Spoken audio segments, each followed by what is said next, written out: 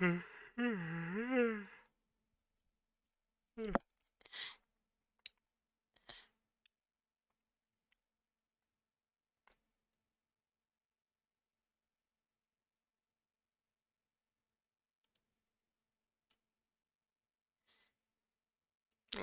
see. Where's my chat? There it is.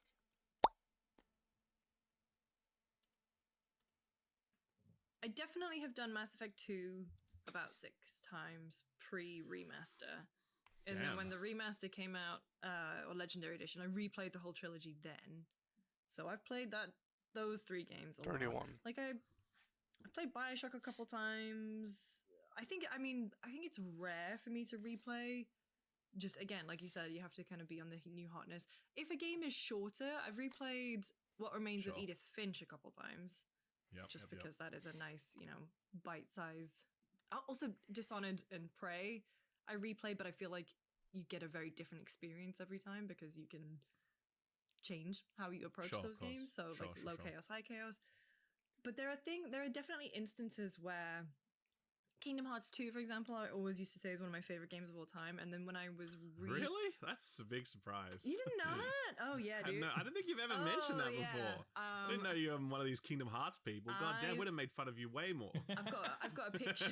I've got a picture of me in these really baggy jeans, short sleeve t-shirt over a long sleeve t-shirt. My hair is in 2 braids, and I'm playing PS2 just sat on the ground. And I remember that day very vividly because I was playing Kingdom Hearts 2, and my stepmom came in, and she just went, "I need to shut the door.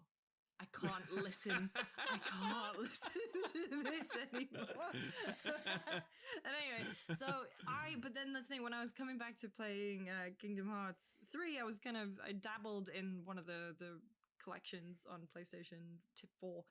And I was like, ooh, maybe this wasn't very good.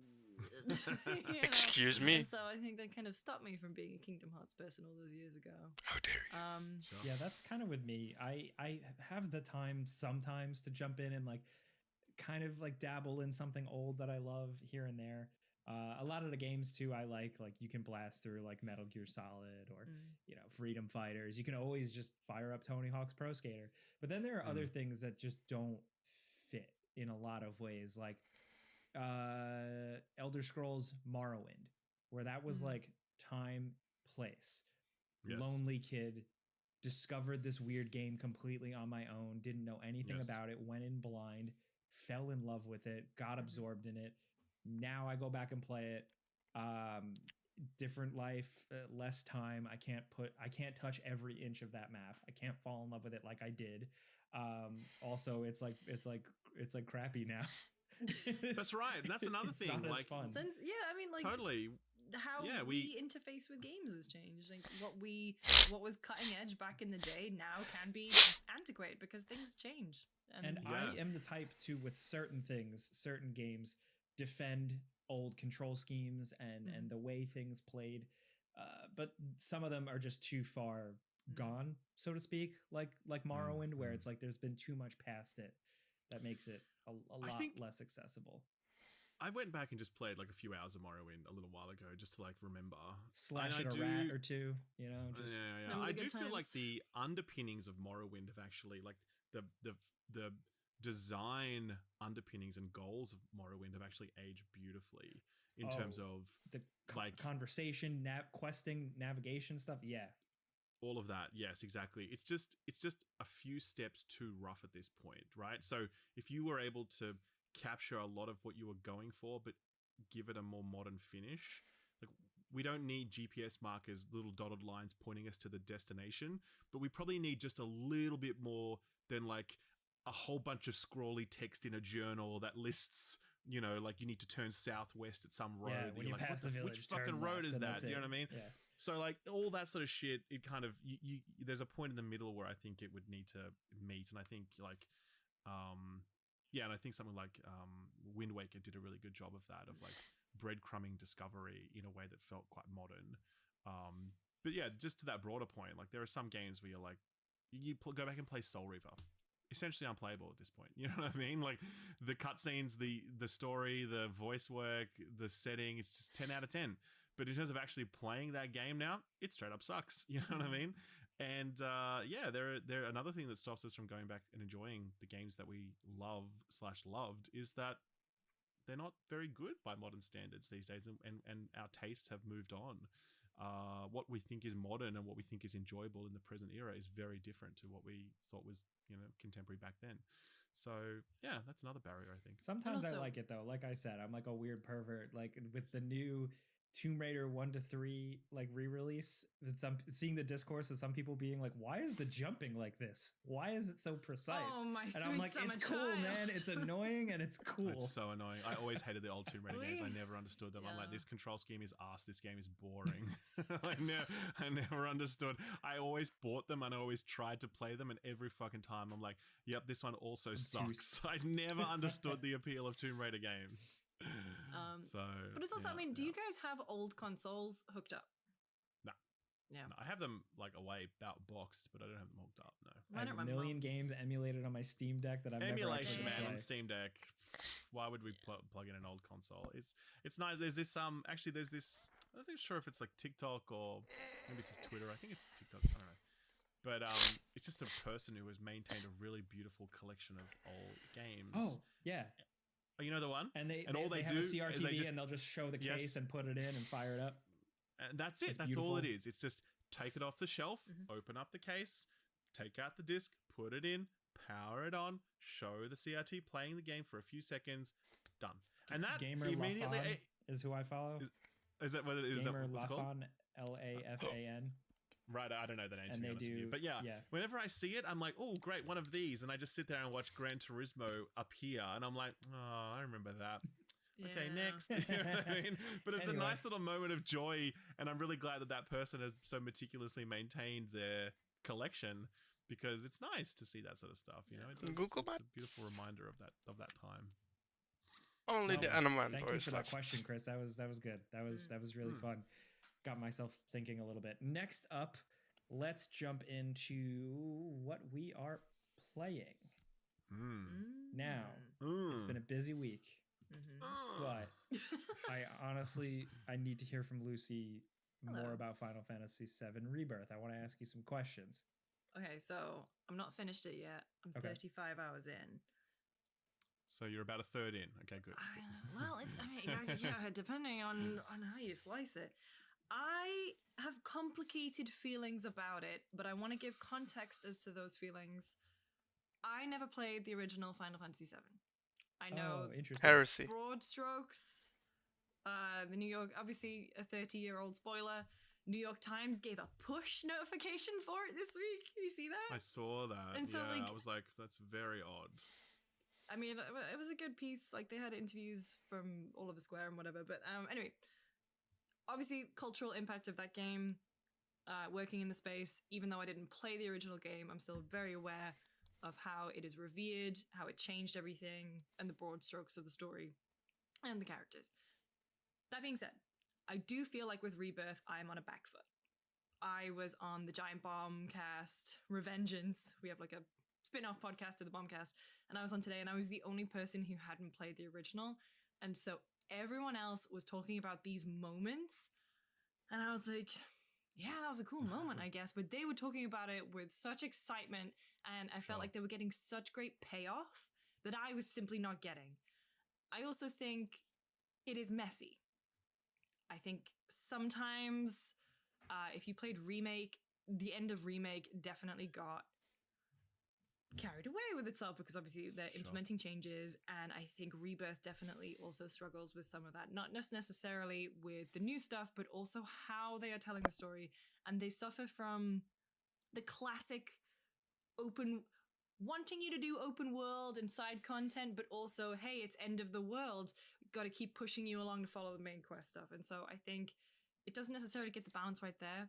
There's also so many mini games, and I really enjoy the mini games, but in terms of flow of the game, they're very weird, because there are just so many of them, and you can get really carried away with just going off and doing a minigame stuff, and it kind of takes you away from the story a little bit. And then sometimes the story, you get to the gold saucer and they're like, you have to do this minigame, this, blah, blah, blah, blah, sends you to do all that stuff. And so pacing, it's not as tight. And I think Remake was a really tight, very focused game. And I think this one, it's obviously bigger. There is more in there.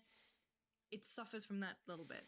However, characterization, fantastic. It's actually making me care so much more about these characters. Like I said, don't know how it plays out in the original game, but there are side quests, and when you do them, like you kind of get paired off with a particular member of your team, and then your little relationship goes up, and you can see the visual representation of it.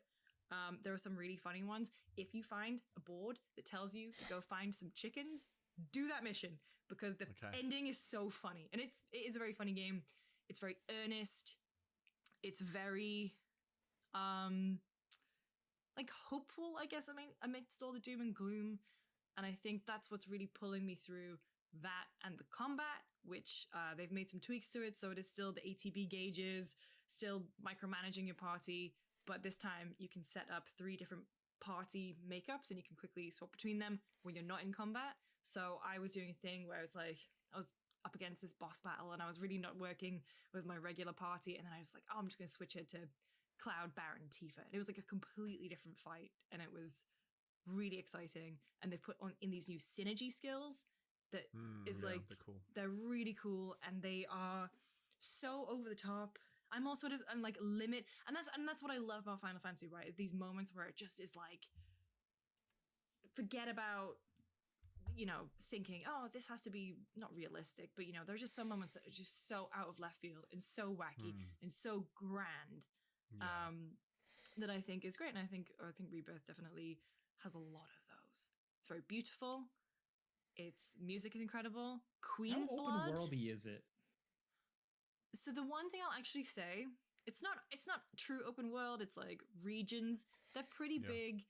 And it is quite funny because you don't really have to engage with that stuff if you don't want to. The first one that I got to, I think the best comparison I can make is like getting to the hinterlands in Dragon Age Inquisition, where you get there and you're like, this is a huge area, there is so much to do. Whereas in Dragon Age, it was kind of a chore, but it feels very similar in terms of like, oh, I'm out there and here's this area, and I feel like I have to do every single thing in this area. You really don't in Rebirth. There are things that you should do. So, you know, Chadley, that little weirdo with the socks and the suspenders from Remake, he's back, baby. Yeah, I met him. And he is basically trying to find out, gather more information about the planet, about things like summons, and he will set up little combat scenarios for you, and he also will develop new material with you. So it's very worth. So when you're in the open world, you uncover things. So you follow like live streams, or you get like you find summon areas, and they have like little mini games, little activities to do. That all feeds into Chadley, and then it's like a completion rate of how much you've done in the area. You don't have to unlock the towers, but if you do, it'll tell you if there's something around. So it's not just like you get on the map and everything's there for you. The towers will be there, and it's up to you if you want to go unlock it and stuff. So the side stuff, in terms of open world, that's the trap. Because it is, yes, it's repetitive. Yes, you're doing the same thing over and over again, but it's satisfying, and it feeds into, and also if you do the live stream stuff, it gives you lore about that part of the world. And so you're like, I do want to know more about like Junon or Nibelheim or wherever. Yeah, I'm going to do this. I'm going to find out more. And as someone who hasn't played the original game, I'm like, yeah, I do want to learn more. And I think this is a fun way to incentivize me to do it. I will say the best bit of side content is fucking Queen's Blood. Queen's Blood rules. Card game in that game, and it's so sick. Now this is a new thing I recall. I don't remember. Yes, there was something else in the old. It's entirely game. new. Yeah, it's got a lot of that triple triad energy, which is like it's good enough that you want to keep playing it, and you want to find everybody else who plays it and beat them so you can get their cards and build like the perfect deck. I'm only a little bit in, but already I'm like, this is everything. I'm just gonna max this out. This is my plan now. This is my playthrough. Yeah. That's very good. So overall, I'm really enjoying it. There are some definite like issues, like the audio mixing, Ralph. I don't know if you've had this. The audio mixing is bad. As in, like hearing some dialogue sometimes. Yeah, but it's throughout the whole game. It's like it's like a Nolan film. You're like, yes. What? Oh my god, yeah. I feel really bad. John Luke on our team, they had to capture the video footage for the review, and they had to do it without subtitles. And they were like, sometimes I just couldn't hear what they were saying. Sure. And yeah, I think sometimes storytelling does get a little bit messy. Pacing wise, is not very tight. I am not at the ending yet. A lot of mixed opinions about the ending. A lot of people really did not like it.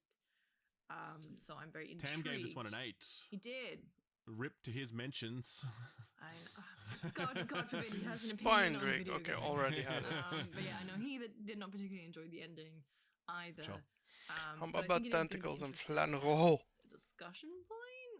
I'm excited to get there, and I wonder if my opinion on it, because I'm not so tied to the original, will be different to those who are in love with the original and who grew up with it. Sure. Yeah, that's stunning. really interesting because I feel like that I haven't really seen too many opinions or insight from people yet who don't have ties to the original. It's like everybody who jumped in as a reviewer is someone who has been with it. Yeah, so. Yeah, I feel like I'm very much in the minority there. And, you know, that's a good thing and a bad thing. I feel like I'm not getting, I'm not getting the nice little tingly moments of recognition, or, you know, there's definitely some bits from remake or like musical notes that are giving me like a great bit of payoff. But I think it's a really good game. I'm really liking it. I also like tried to get through it to see if I could finish it in time for this, and then I was like, you know what, it's not worth. No. Like, and also because you guys wouldn't have been at the same point either, so I would rather we had the bigger discussion when you finished it in a couple weeks. Yep. Who should we get for that one? Let's get someone in. Let's try and rope in Gene. He's a big Final Fantasy. Yeah. Gene had finished nerd. it in 40, or Tam, because Tam did the review. Tam as well, yeah. I know Chaim gave it a 9 for IGN. IGN. Yeah, lots of Final Fantasy nerds out there. Yeah, I'm look, first I'm impressions, right? First impressions, very first impressions, and I'm really early. Like I've literally just finished chapter 1, and I'm like, I've just hit the first open world, and I'm doing the exploration stuff. I just met Old Mate with the towers. I've just got my first chocobo kind of thing. But like, and I'm probably going to get myself in a huge amount of trouble for saying this because I don't really want to revisit Final Fantasy 16 discourse, but we're going there. I feel like this game has more personality in its fucking opening chapter than Final Fantasy 16 had the whole way through. Like, I really feel that. Like, it's so much, the characters pop off so much stronger. The music is so much more present, and it just, the way it's so loud. Like, the music is so loud over when you're just exploring and when you're doing anything, because the game wants you to hear what's going on with this music and pay attention to it, and it wants to pull at those strings. Like the mini game stuff, the zany side characters that you meet, the interactions between party members, whatever else. It's just there's so much to it. And yeah, of course, obviously Final Fantasy 16 is going for a totally different tone. Absolutely. It's more serious, it's more Game of Thrones, whatever else. For sure, absolutely. But I feel like you can't throw the baby out with the bathwater. And I feel like 16 did a lot of that. Like, it could have had that really serious tone, but still had some of that levity that I think makes Final Fantasy feel like Final Fantasy game. You know what I mean? And right now, 16 is just doing that so well. And like, I'm laughing and cheering as I'm playing through little moments. And you mean 7? Characters is so fun. And it just feels so good, man. I really am loving it. I just, there's like, I'm really enjoying it a lot, you know, and obviously I can't judge how it goes because I'm only like a couple of hours in for like a 60 or 70 hour thing. But so far it just feels really wonderful, and it's just like constant smiles from ear to ear as I'm finding new parts of it. So you love to see it. A happy Ralph. Isn't that nice? Very happy Ralph. Very, very happy so far, for sure. Now, in terms of you being happy, you played Skull and Bones. No, don't talk about Skull and Bones. No, we were doing so well. Yeah, I didn't watch your whole video, but I got the gist that like you appreciated some aspects of it. Yes. Yeah, so Skull and Bones, because obviously you played it as well, Jake. Yeah. And Lucy, you haven't played it yet. No, I that just laugh was so good. It was almost just like, don't be ridiculous. I'm not gonna play Skull and Bones. I feel bad. So many people worked so long and so many years on that game. So many people worked on it. Like, but I'm just, you know what? Yes. I don't have it in me, guys. But okay, like here's the thing, and I was very clear about this in my review, and I think a lot of reviews have echoed this as well. I sense you were in a similar place, Jake, right? I've definitely seen a narrative out there trying to suggest that this game sucks. It's like a shit game, and it's like a catastrophe, and it's just, and I'm like, that's not true. Like, it's not that bad as a video game. It's not, because I think you play some stuff and you're like, this is offensively bad. It is broken. Half of this shit doesn't work. Half of it is so badly designed. It's like, what were you thinking when you made this? It's annoying and frustrating, and you just don't want to. So you need to pick it up, right? This is not that. It's really not. This is just really average. It's just a very average video game. It's kind of boring, and yeah, it's repetitive, but it's like, it's arcadey and it's simple and it's effortless to play. You know what I mean? And everything that it wants to do works. You know, like, you can go around and be a pirate, and you can collect resources off your pirate ship by chopping down trees. It's stupid, but it works. And if you just want to log on and have a bit of relaxed fun, like, it's like one of those dad games we spoke about. Like, you know, like, it's a different type of dad game. But like, there's your type of gamer who only has a couple of hours a week to play, and they want to log on and they just want to fuck around and do something low stakes and silly. Blast some pirate ships. Yeah. Blast some pirate ships, and, you know, upgrade your pirate ship and do that. And this game lets you do it. It really does. And had this game come out at $30, had it not been stuffed full of microtransactions, had it not been labeled quadruple A by Yves Gilmore, the reception to this, I think, would have been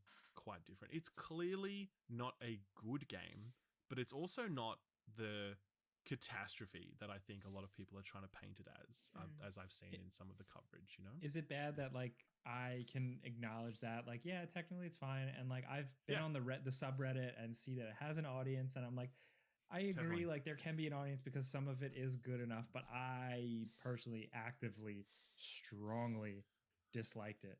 Like, just deeply unhappy playing it. And why though? Why did you strongly dislike it? So for me, the biggest thing is the instant turn off of being like, hey, all right, come here. Hey, click on that. All right, that's how you craft something. Okay, come over here. Click on that. That's how you craft that to get that. With no real sense of anything, with any doing, any any value to any of it, and then like couple that with like no world building, caring about anything, which is fine. Not every game needs that, but like the game will give you characters talking for a while about what the fuck ever, and like I don't care. So annoying. And I'm like, just give me a big gun on my ship, because that's what this is all leading to anyway. So that stuff just really, it was like an instant, like, I'm like, it's this. It just feels so cynical in a lot of ways. And it's a shame, because I think all that stuff gets in the way of the highlight, which you did shed light on, the arcadey, I guess is the word, of the pirate ship combat. I think like the effects of the weapons and like all the different types of weapons are very cool and very satisfying, and it's all super fast. I know a lot of people are comparing it to like AC4 Black Flag, but AC Black Flag is like kind of slow compared to this. I still prefer that better, but I don't think this is like an incorrect way to do some sort of ship combat. I just wish there was more. Like it's hard not to compare it to other pirate games, but there's no level of swashbuckling. And swashbuckling doesn't necessarily mean I have to jump on other ships or free roam with a gun and a sword, but it has to have something else other than a ship and then clicking on men, you know? Like I'm walking around, I'm on foot, but it's that part felt meaningless, or like kind of like a little more afterthought to me. I definitely agree. I mean, the amount of stuff that would have been left on the cutting room floor for this one, it would be staggering to see it all. Like, because this has been in development for 11 years. It was a spin-off. It was always intended to be naval combat focused, because this studio worked on the naval combat for Assassin's Creed Black Flag and whatever, and kind of it gets combined and plugged into the the Assassin's Creed game, and so that was the focus of it. But surely at some point they would have had a more interesting and ambitious campaign than this. Surely they would have had some characterization in NPCs, storyline, something that makes it pop off more than this. It's been stripped back to its most essential elements. Like, what actually works here? Well, the ship combat works, and the sailing around works, and the being able to upgrade something works. Okay, just ship that. Just put that out, and hopefully we recoup our money, So I hear you. I hear you in the sense that in the absence of that world building, it can definitely it just feels so dry. It's so lacking in personality and charm. What do you think about its lifespan, though? Because the one thing I do feel in the back of my head, I remember being excited for Sea of Thieves, jumping in the Sea of Thieves and finding it a little light, a little lacking. Yep. I wonder if Skull and Bones can get really fleshed out. Yeah, here's my I haven't said this, but here's my very. You never know, by the way. We don't know with these games, right? We're just making our own guesses, okay? I was very sure that Anthem was going nowhere, and I'm like, nah, this is not going to work. This is not going to happen, right? I'm pretty sure the Suicide Squad's going nowhere either. Like, I can't see how that game survives. And right now, even, for example, it's at less than 1,000 current players on Steam. Like, it's tanking super high. Flan Hoho and Humbaba. With this, though, I actually think this has a future, for two reasons. Number one, I think it just hits this niche that's smart, that no one else is quite hitting, because it's not World of Warships and it's not Sea of Thieves. It's arcadey pirate thing where there's going to be some people who just want relaxed piratey fun with some friends or on their own, and it's very pick up and play and relaxing and chilled, and there's enough within its core offering that I can see it existing as they build it out more and more with more things to do. Okay. Number two, Ubisoft are secretly very good at sustaining their games for the long term. Not all of them, mind you, but secretly they are. And if we forget about For Honor lasted for so many years, people didn't even realize. Is it still going? Yeah. It's still going, right? It's still going. Like, Hyperscape was the one that... Hyperscape was the one that just dropped off, quickly, for sure. But yeah, no, For Honor, The Crew...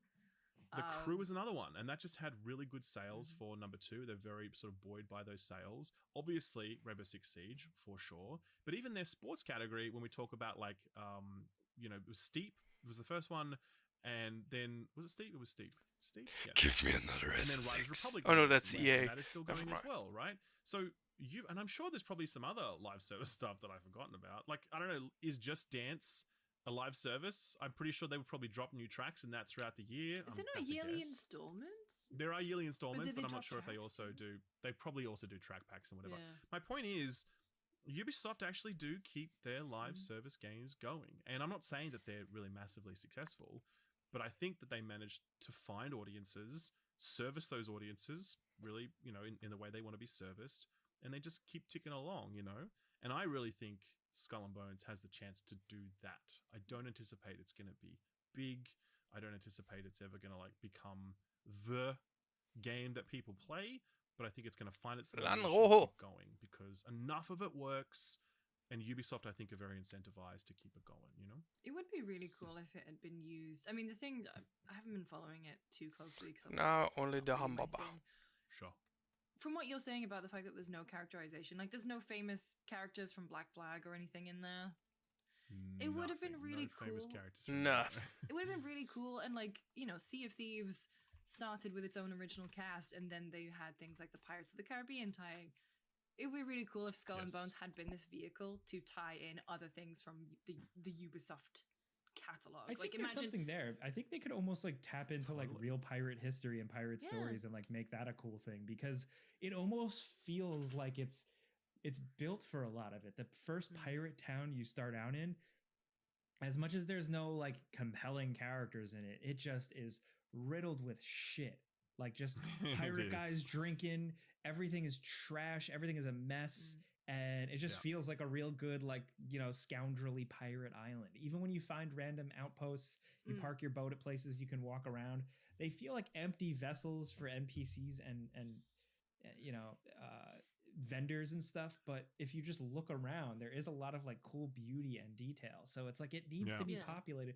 Do the Assassin's Creed thing and have like, hello, I'm Benjamin Franklin, and like have him not Benjamin Franklin, but like the pirate equivalent of that, like Blackbeard. Leonardo da Vinci, the pirate. That's the thing. You could do. I mean, like, it's not real life. Why not have Captain Sam Fisher? Like, that's a whole season. Oh, right? Kill me now. Oh Kill me now. Captain Sam Fisher. Michael Ironside with a pirate accent. No, but Ubisoft has so many Lambert. eyes on a new franchise like this. I got some birds. Why not use your catalog? Because otherwise, this game is devoid do of a life, and you crossover. haven't bothered to put That a would be story hilarious. in. Just borrow the other characters you've got. Do a crossover with Avatar, and then one with Star Wars. Oh, yeah. Oh no! Oh yes. Harrison Ford comes and does Captain Han Solo. Have you heard about He is a captain. the He's tale a of the captain. ghost ship, the Division 2? Humbaba. That's right. Bum. I mean, oh man. it is technically a quadruple A game. Yeah, Fuck that's off. right. What does that What? mean? Yes. As- What does it Right. even mean? I mean, can I just say though? Like, I think I probably made a big deal of it Yeah. about it already, but that makes me so fucking mad. Like, I'm so mad that dude stood up and said that. Like, what fucking bullshit So for to label context, this? Just for Yes. context, the head of Ubisoft, Yves Guillemot, in an interview described Skull and Bones as not a triple A game, but a quadruple A game. Was it on the It's interview? Or was just- it that it was earnings call. Earnings call. Thank you. It was to his shareholders. And by the way, you can't straight up lie to shareholders. You can lie to us and whatever, but if you lie to your shareholders, they can sue you. Like, that's how that works, you know?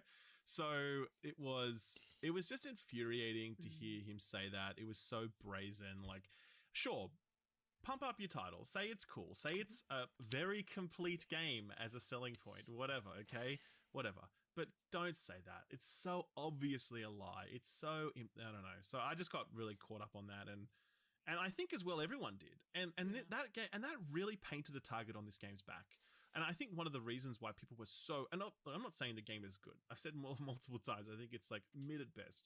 But I think people really had it out for this game and really wanted to put it in its place, so to speak, because of what Gilmore said about it. It's like, you think this is quadruple A? Allow me to show you in detail why it is not to my massive audience of, you know, all these streamers who have all these followers and all this sort of shit. You know what I mean? Such a stupid thing to say about a title that was clearly not quadruple A and was clearly up against it in terms of like reception and hostility. Yeah, You know what I mean? it was a bad quote. I kind of interpreted it as, I was like, I think I know what he means by saying quadruple A. He means that because of how much money they spent on it. Yeah. 10 years worth of just dumping cost. That I was But like, what a yeah, okay, failure of, like- quadruple A in terms of price tag. What a failure of Ubisoft's project management and portfolio. Like, just for it to have got to that point and for them to have done this thing, it just Well, what the a deal, right? massive With it because being it was a Singapore. subsidized? But that everyone Yeah. says this, but I've never once seen the article that definitively proves that Ubisoft had to release this game because of the Singaporean government deal. Yeah, I don't think deals I've lock in that hard. Like That's that. what I'm saying. It doesn't make sense to me that a government would say, "Oh, we will give you this money to hire our people, but whatever else, but you must release the game." Like, why would the government Unless they would deal get fined? stipulate that? I don't know. I don't know. I'm not a doesn't make business. sense to I'm me. not a So business guy. I've never believed that, but maybe it's true. I just haven't seen it proved. Because I just can't think of Um, why you would keep something in development for 10 plus years. Like, Yeah, I just think project mismanagement. That's Yeah. Ubisoft's whole MO for the last little while. They've just mismanaged so many projects, and so many of them have fallen flat. And you know, and I don't know, like, they really have to get their shit together because they're not going to survive much longer if they keep like fucking things up like this. You know what I mean? They obviously lost an absolute packet on this game. There's no question about that. I don't know how Avatar has done. Who knows? I mean, I don't imagine Avatar sold a boatload. I know Prince of Persia hasn't sold, or the rumor is Prince of Persia's not sold a lot, which is a shame. they 'cause said Prince of no. Persia's They excellent. announced it. Well, no. It was in a report. I think it was 300,000. Sure, that was which like is not a lot. Not a lot, but that was a couple months ago. A month ago. Yeah, and look, What year is that it? is not a game that's meant to sell 6 million units, right? But look, and I think as well they also had, and I think we were talking about with Annie and Rabbids, for example, not doing particularly well. That one they announced officially that was disappointing for them. So Yeah, I mean, This year they've yeah, got Star Ubisoft, Wars. which hopefully goes well. And also they're working on the like, Division 3, which is going to be multiple years out from now, but that'll almost certainly sell well because the Division still has a lot of pull. It really does. Oh, I mean, Yeah, I'm looking Assassin's forward to Creed. that. You got what, like Assassin's Creed, massive. Red, Jade. Yep, all of them. Assassin's Creed, all Hex. the colors. Dude, Hex is the one I'm Yeah, looking sure. forward to. Hell yeah. Sure, Give me that witch hunt. Totally. And like a Far Cry. I mean, you've got to reboot Far Cry at this point. You can't put out Far Cry 7 and make it the same as the others. You've got to reboot it, right? There's rumors of 2 Far Cry. There's like one multiplayer game, and then there's one that's 7. Right. Okay. So. Gotta go back to basics. Just be a Hawaiian shirt guy with a gun on an island, tropical island. Yeah. Dennis Just make them smaller. You're describing Dennis Nedry right there. Make them smaller. Smaller, smaller than Dennis Nedry? Oh, Yeah, no, sure. sorry, I mean Far Cry. Hey, I will have no Wayne Knights. Okay, I slander. can't No, do do that. not weight shame Wayne Knight. Okay. I would never. I want to get him on the pod. So, anyway, Absolutely. The other thing from this week that we've been playing is Pacific Drive. This is that sci-fi first-person car game. It's finally out. It's on PC and PS5, and I absolutely enjoyed it. I think you have to be a specific type of gamer for it because it demands a lot of you. But I think it is just a really creative and different thing. And I'm going to always kind of go to bat for that. I'm like, this game takes a minute to describe what it actually is. It's unlike anything else on the market. And I will always present that to people who are like, I'm bored of games. Why are all games the same? Why are all games remakes? They're not.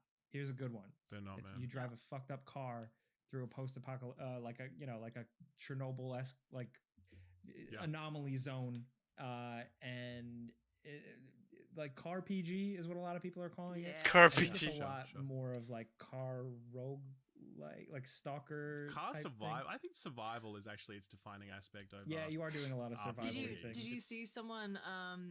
It was a Steam review, and they just spelled Stalker like they did it as they write the name of the game Stalker, but it was STACAR, which was very good. Stock car. Oh right, I I see. like that. I like that a lot. Stock car. Yeah, it's good, and that's spot on actually as a description because obviously it draws a lot of inspiration from Roadside Picnic, which obviously Stalker was based on that and whatever else. But yeah, I mean, how did you go with the difficulty side of it, Jake? Like, did you find it dialed in? Because it's a pretty unforgiving game, and just for context, for anyone who hasn't played it, it is a car game where you go out on missions and you need to collect supplies to keep your car running because your car just gets really fucked up all the time. You have to repair it all the time, but also you collect those things to upgrade materials, right? To upgrade your car, new components, whatever else.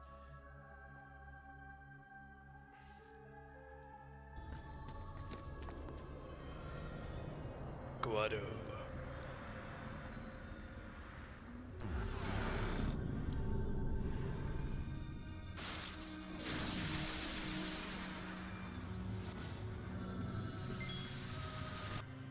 Excellent. Black elemental, so that I can cross out here as well.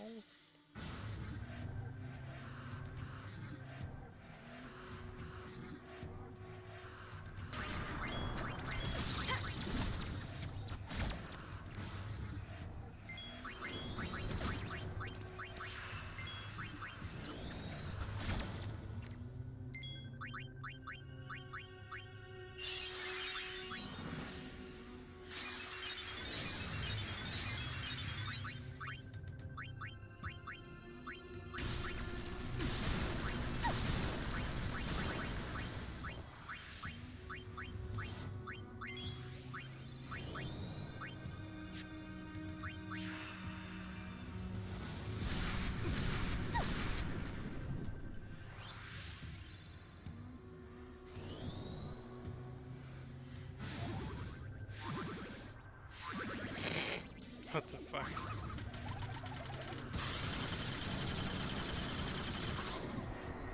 Okay.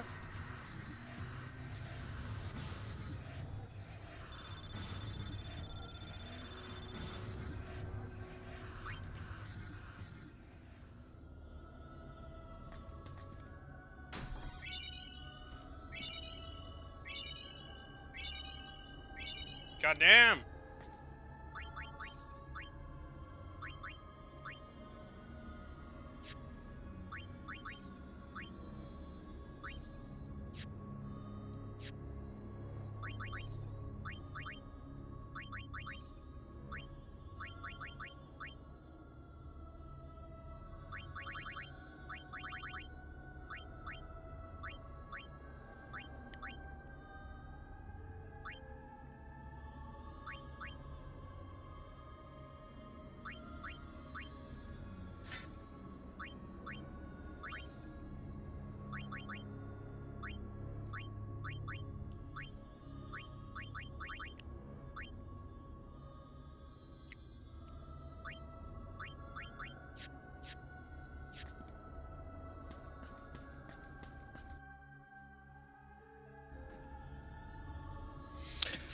Okie doke.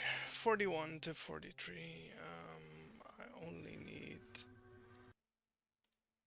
But yeah, sometimes salamander the zone is and very hostile and you will just die. And then when you do that, you pretty much lose everything that's on your car. Like you just have to get it all over again. And it's, yeah, the later parts of the game as well, very unforgiving in terms of how hostile the zone is and how many things can wreck your day. How did you go with that side of it, Jake? You look grumpy. I think that the beginning of the game kind of set me up for it, so that by the time it got even harder than it already initially was, I had been kind of trained in the game's bullshit Sure. and the tricks it can pull. But also, I had worked hard enough to get a bunch of cool equipment and how to deal with every task that made me pretty satisfied. It is definitely a game that is like designed to, so it's like hard, difficult. It's hard to describe because it's almost more just like constant annoyance and frustration more than just raw challenge. And I think the game tries to push your buttons intentionally, because you could be driving down a road and then it's like, uh-oh, radiation cloud, your car doors are rotting off, and you go, okay, that's fine, I have this tool that's gonna help me out with that. But then it's gonna be like, uh-oh, also your tire blew out. And then you're like, okay, no problem. While you're in the middle of the gas cloud, by the way. While you're in the middle of gas cloud, and you're like, okay, cool, whatever. And then it's like, uh-oh, here comes an alien spaceship thing to like knock your car off the road. You're like, great. And then there's more surprises and weird things throughout the game. But like, part of the fun with all that, like the game just like trying to ruin your life constantly, is the discovery and kind of figuring out all these weird anomalies, and how you kind of have to get effed by them to understand what they are, because a lot of these things are so vague. It's like, oh, it's a floating rock, I need bronze, or a weird little wisp of wind, and you're like, what is that? I'm not going near that. But you kind of have to go up and look at it to figure out what it is and how to prepare to deal with it. And some things there's not really a good solution other than just, I don't know, grit your teeth and drive through it. But yeah, you also need to drive your car into them as well, because if you just walk into like the left right, for example, it doesn't do anything. No. So you're like, all right, well, that didn't do anything. I guess I'll drive my car into this and figure out that, oh, this just messes with all my directions, and I keep going left and right, and my blinkers, my windscreen wipers get turned on, my horn starts beeping, whatever. So yeah, you do need to experience this stuff. I like, when I wrote it up in my review, I'm like, you kind of need to touch the fire to see how it burns. And that is like, it allows you to, and that is an experience that some games ask you to do, because we already know, like in a platformer, if we're jumping over a pit and we see fire beneath us, we're like, well, we know that's fire and I'm not meant to jump in that, whatever. Most things in video games present as very obvious hazards that we should avoid. But with this one, they're not obvious. And in fact, when you get used to them, when you discover them, they actually can bring you some benefit as well. So, for example, there's like electrical clouds, which you want to avoid generally speaking, but they can also charge your battery. Yeah. And if you need battery power, you will start driving into those things on purpose to recharge your battery, and you'll like lose some car health, but that's that. So there's other things like that function that way that are really helpful in some ways and hurtful in others. It's like scientific achievements. Like you feel like you're figuring things out, and like you're like, it's like you're a DeLorean, like time machine, like you're slapping all these weird scientific parts on it as you're figuring it out, and it's really satisfying. It is, and it's also really nicely written. That's the other thing I would say. You get, I mean, most of these games that are survival games, this is also has like roguelike elements, roguelite I should say. These games don't usually have much room left for story because a lot of work goes into the game design. A lot of work goes into making a functional game, and also structurally, those sorts of games don't lend themselves to like more linear narratives because you need to make lots of room for the player to do different things at different times, and it's just hard to nail a story in a survival game. But this nails a story in a survival game because it's mission based, and so they can kind of dole it out at their leisure. And when they do it, it's fantastically written with a lot of soul, and the voice acting is top tier. Awesome. Really love So the voice good. acting. It always just felt like such a great payoff to go through that stuff. So I was really pushed forward by the desire to like figure out what's going on in this world and figuring out what's going on with these characters that are kind of leading me through it. What also it's a helped really for me, great game. yeah, it is. I didn't mean to cut you off. Go ahead. No. I was just that's all. The one thing I didn't touch on in the before you buy video, I'm working on like another video because I want to dive into this stuff. Only the Nectus is left. the tone, atmosphere, visual design. It's got elements of like an abstract kind of Half-Life feel. A lot of it reminds me of Inside. And then there's also the the car hello? itself. Can't you hear me? Something to it, like how you Hi, get used Johnny. to it, and it's its own thing. Hello? But Hello, also hello? aesthetically, atmospherically rather, I should say. I am talking.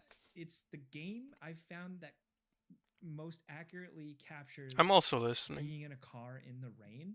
We've experienced like story games with, like you're in cars and you're in the rain, but there's something about the sound design, the darkness, the visual, the sound of the wipers that they just so accurately capture what it's like to be sitting in a car at night in the rain.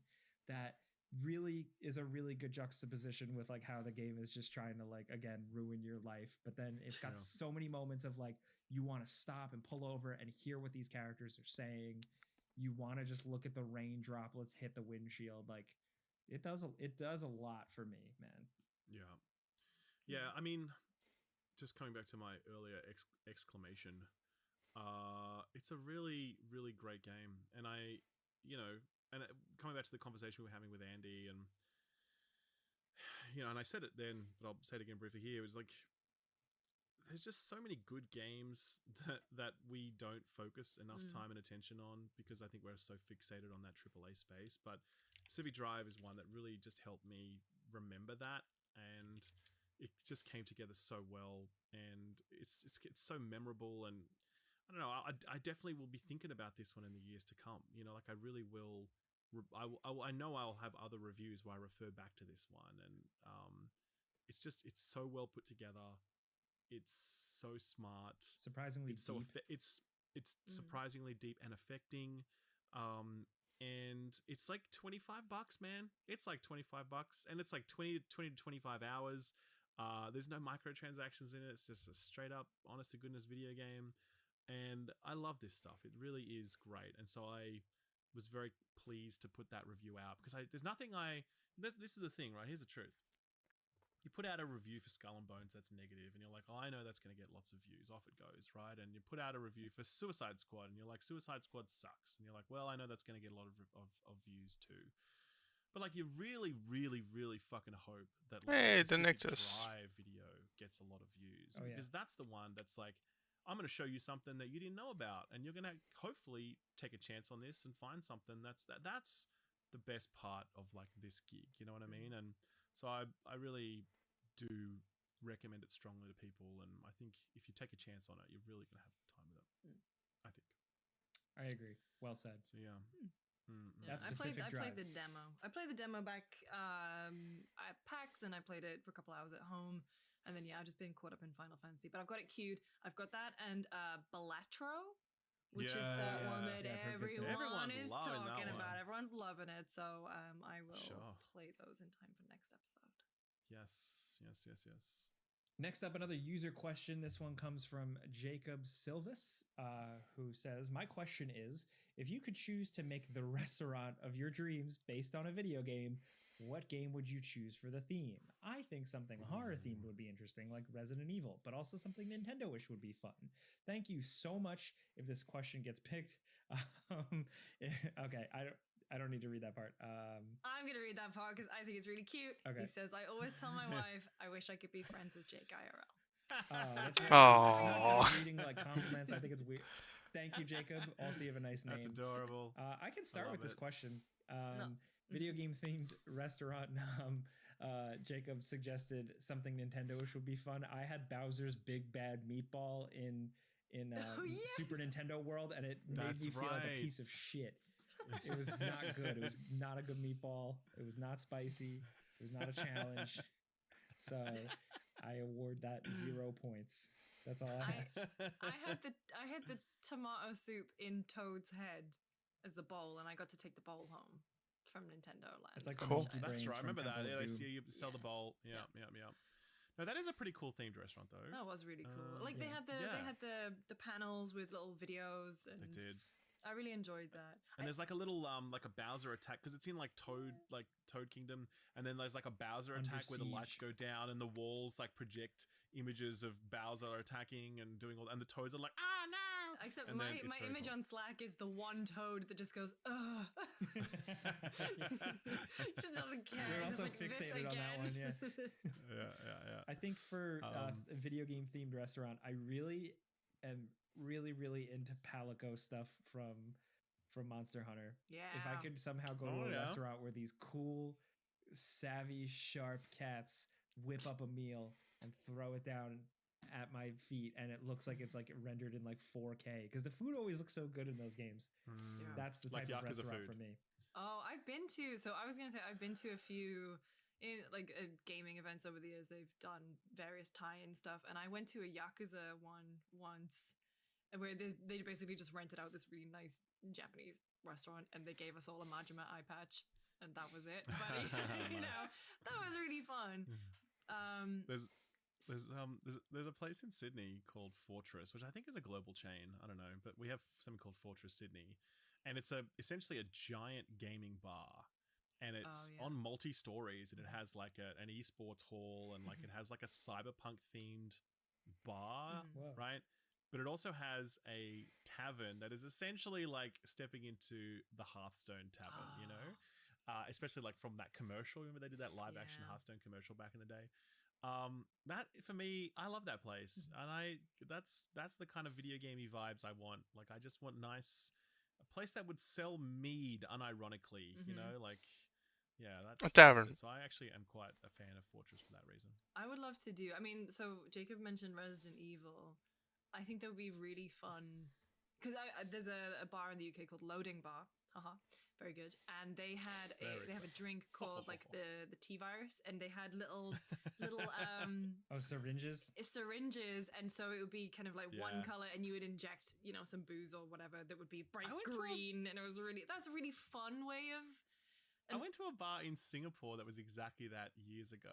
Like but it was not a video game theme. The whole thing was just like medical themed, and all the waitresses or whatever were dressed as like nurses, and they would serve you shots in little beakers, little whatever you call them, the long test thin tubes. ones. Oh yeah. Have you heard test of tubes? the... Yes, all that sort of shit. Well, there's the Heart Attack Grill in Vegas. Oh which yeah, is I heard about that but place. messed up. Yeah. Sure. You could also do. Oh, what was I gonna say? Oh, so Japan, obviously they have the Kirby Cafe.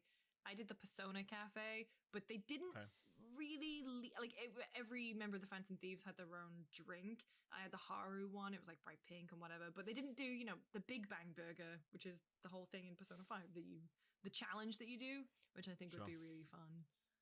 Or like they didn't even do. I don't even think they did curry or coffee, which is the thing that you make at LeBlanc. So. It's a good question, though. That's a really good question. It's a good question. I'm I like hungry. I'm also really hungry. I am quite hungry. Well, we still got to talk. Let's go over to show and tell so we can eat. This is the section where we all bring different random things to the table to talk about. Lucy, let's start with you. Hello. Yeah, Lucy. What do you got for us, Lucy? So, Come on. that's it. Like, games-wise, I know I mentioned it in the chat with Andy, but I was at DICE last week, so I got to hang out with a bunch of industry folks, developers, publishers, fellow folks in the media, go to the awards. Weird vibes, sad vibes. Lovely to see everyone though, and it was nice just to be around, like at an event. That was the one thing I did. The other thing I did. So, new season of Love is Blind is back, baby. And I have a group of friends here in the US, and we started to do it during COVID, where every week we would get together and we'd watch Love Island over Zoom together. And they were already doing it, and then I got invited, and part of me was like, are they just doing it because they need a British translator? But no, they're like my best friends. And so we started doing it with Love is Blind. Seasons of Love is Blind, not great. They call it an experiment. This is the wall, right? Where the person talks to the other person and they don't see them. Get engaged to someone without ever seeing their face. Yeah, it's hot.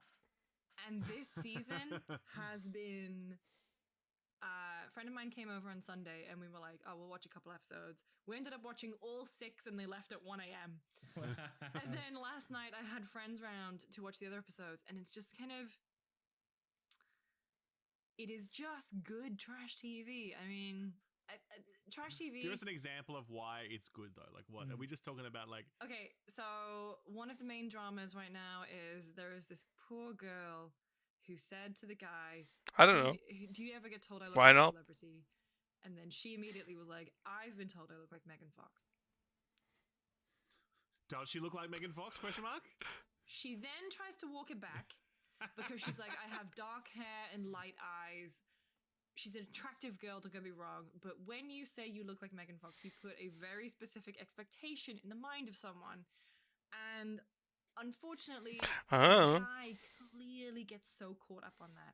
He is also dating in the pods this stunning woman who says she has a child, and you can see him. And that's very fair. Like, you don't maybe don't want to be involved with someone who has a child. And he says, but you can see him be like, oh, Megan Fox versus woman who I don't know anything what she looks like but has a child. So he goes with a girl who said she looked like Megan Fox. Their first meeting is one of the most awkward things I could have ever seen. Now this actually makes more sense because she says she looks like Megan Fox, but he's never seen her, and she's taken her on a punt. And he gets and then engaged he's like, to her. And so he feels like he's been catfished because it's like, you do not look like Megan Fox. Well, he doesn't. Well, the thing is that he's doing a testimonial just before he goes to get engaged, and he says the thing about the thing about Jessica. I mean Chelsea, because the girl's name is Chelsea and the other girl is Jessica. Oh my god! And it's just like, wait, I'm seeing this picture of this woman now. Does not look like Megan Fox. An attractive girl, but yeah. And so anyway, it's just like full of moments like that. Like there was a bit in the episode that we watched last night where one guy got hit up outside of the pods by the girl that he rejected, left his new fiancée at home, but shared his location with her, and was at a bar chatting to this other girl until 5 a.m. And then the fiancée is going, well, you know, I was asleep. I didn't check your location. And he was like, yeah, I was just at this bar talking to her. And then she was like, well, I did wake up and I did check your location and you weren't even in that part of town. You were in this part of town where that girl lives. And it was like, oh, great drama. Oh my God. And it's like, it doesn't involve me at all. And I think sometimes when things are really stressful, I need something to I just need brain rot TV. Yeah, you need that. And I'm really... the other day I watched Secretary and I watched Ex Machina and I was like, I can't focus on anything. And then I started watching Love is Blind and I was like, brain switch off. I used to watch Bachelor for that exact reason, but I got over it. I've never seen a single episode of The Bachelor, but yeah. It's exactly what you expected. Yeah. New season of Love is Blind. There's no surprises. Lucy's review, perfect. Ralph, what do you bring this week? All right, we're gonna change tack here, big time. Okay, big time. Okay. Did you guys see Akila? The AI video thing? Oh yeah. Yes, I did. Yeah. What do you guys think of that? Oh boy, how long do you have?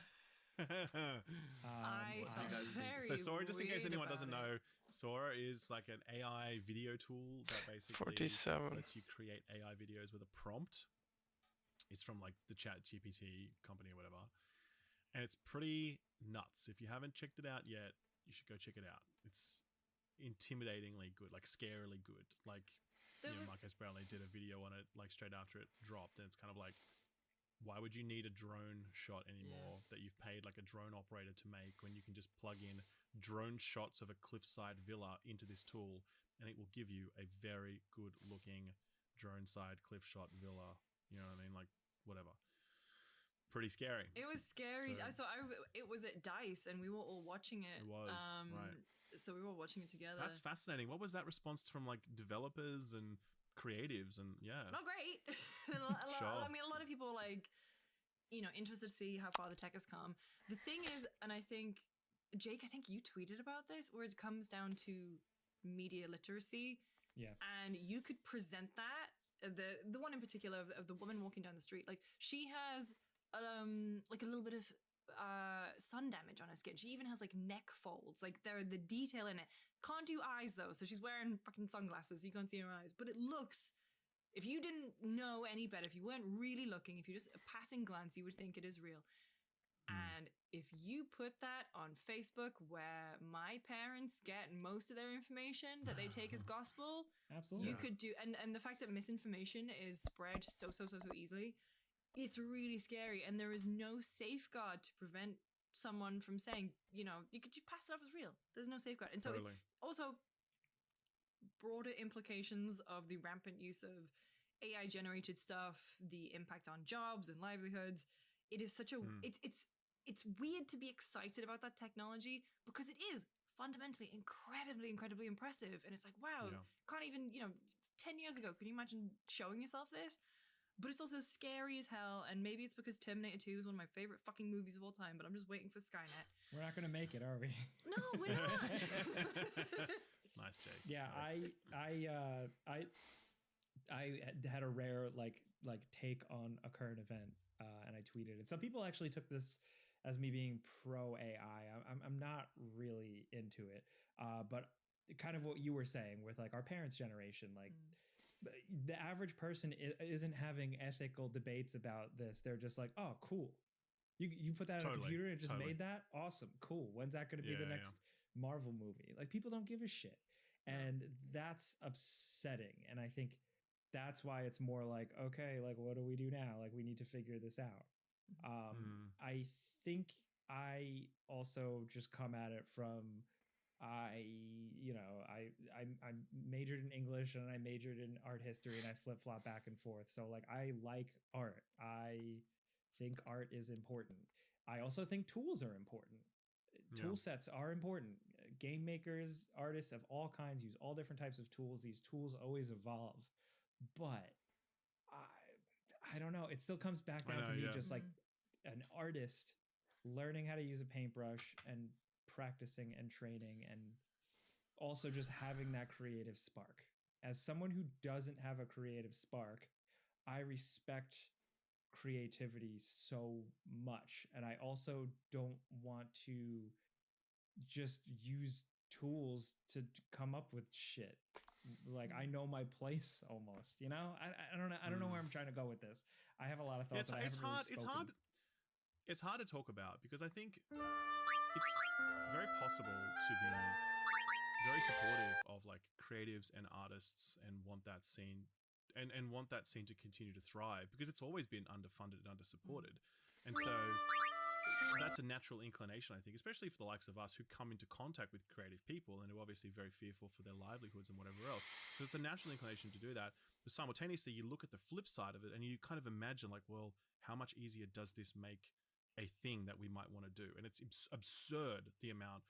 Because, for example, like if we wanted to describe, like if we were reviewing a video game like Pacific Drive, for example, and we wanted to describe a scene and let it play out in video form of what it would be like to be like in roadside, because I was doing like a bit of roadside picnic and I had to use stills in that, which I sourced and I paid for them properly and all that sort of stuff, and that's what appears in my video of like shots giving you an image of what this book of roadside picnic is like. And sure, I could have used the Stalker movie as well, which is an adaptation of that, but I didn't. Whatever.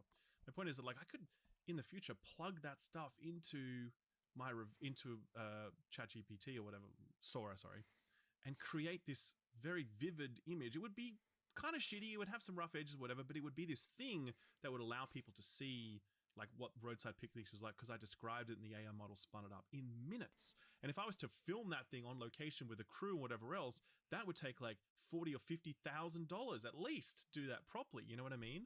And like that sort of stuff, it's kind of like, well, at that point, you're like, well, this is a lot to take in. And it's like, how much does this change workflows? I heard just today, Tyler Perry, the filmmaker, studio producer, whatever else, was planning like an $800 million studio investment, like in his studio. $800 million, has canceled that after seeing Sora and what it's capable of doing, right? And that's crazy straight off the bat. Like Hollywood Reporter was reporting that. But it's impossible to not realign your thinking about what's possible in this space when you see that technology and what it can do. You know what I mean? And it's like, you can't put the genie back in the bottle either. You know, you can't. And so I am definitely very fearful of what this means for creatives and also there's obviously the propaganda aspect, fake news and all that stuff. And I really firmly believe this stuff needs to be regulated, because you can't just have a tool like this out in the wild without any kind of regulation, because that's super dangerous for a variety of reasons. But then, you know, in terms of its impact on creative outlets and creative people, definitely very worried about what that means for them. But at the same time as well, like the technology is just so crazy. It's like, it's wild. You know what I mean? So I don't know. I think we're in for a lot of like disruption in this space for the next few years, you know, and figuring out how to do all this responsibly, you know, to keep creatives employed and engaged, and like for there to be a future for that, while also figuring out how to like use these tools to create things that we couldn't create before. You know what I'm saying? Yeah, I want AI to like fix my roads and shit and like, you know, cure cancer. Come on, man.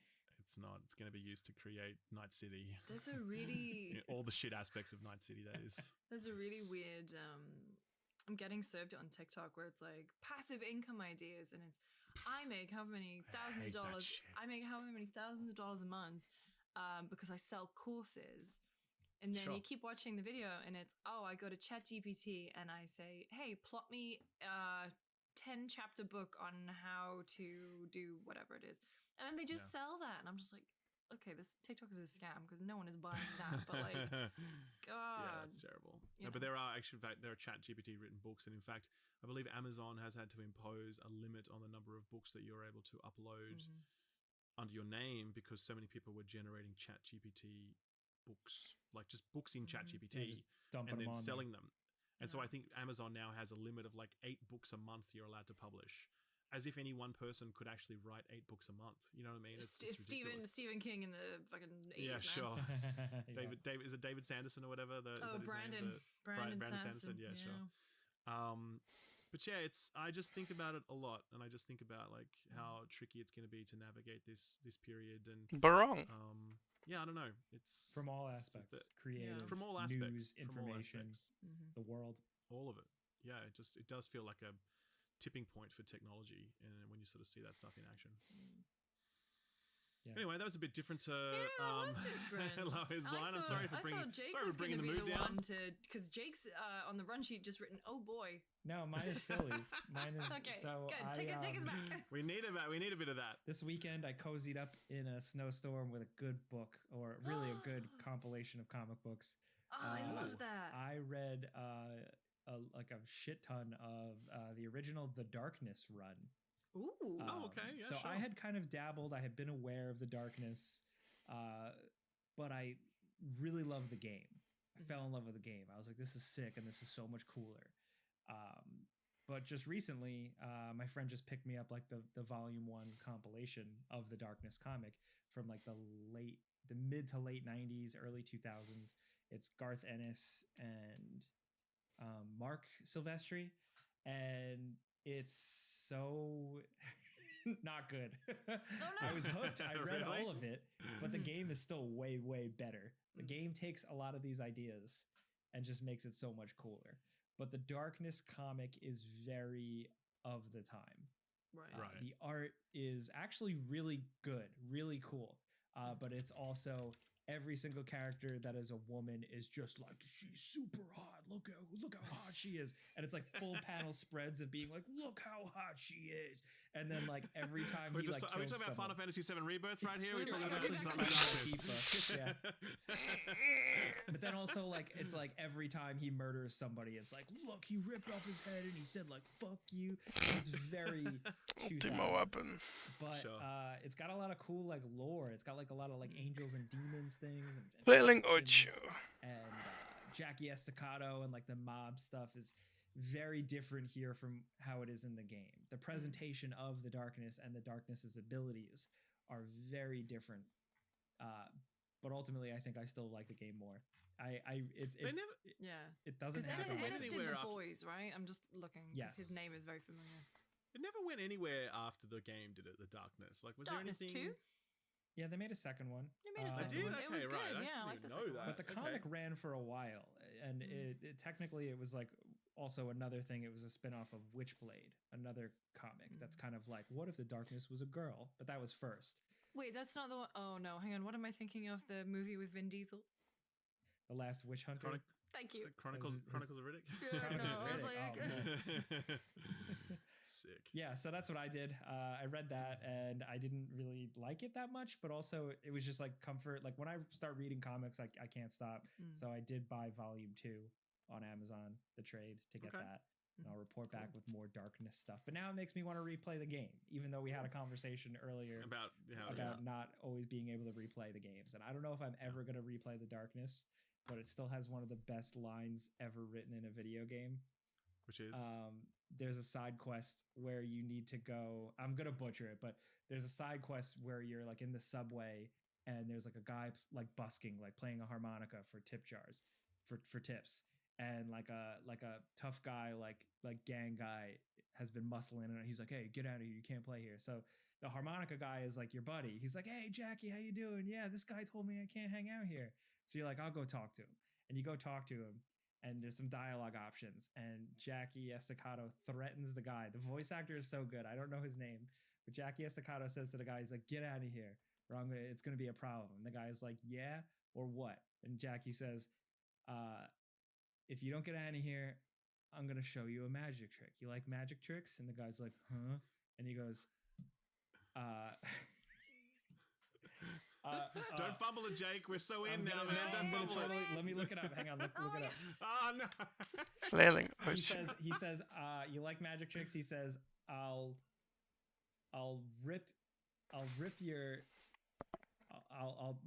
face off, and I'll pull a rabbit out your fucking ass.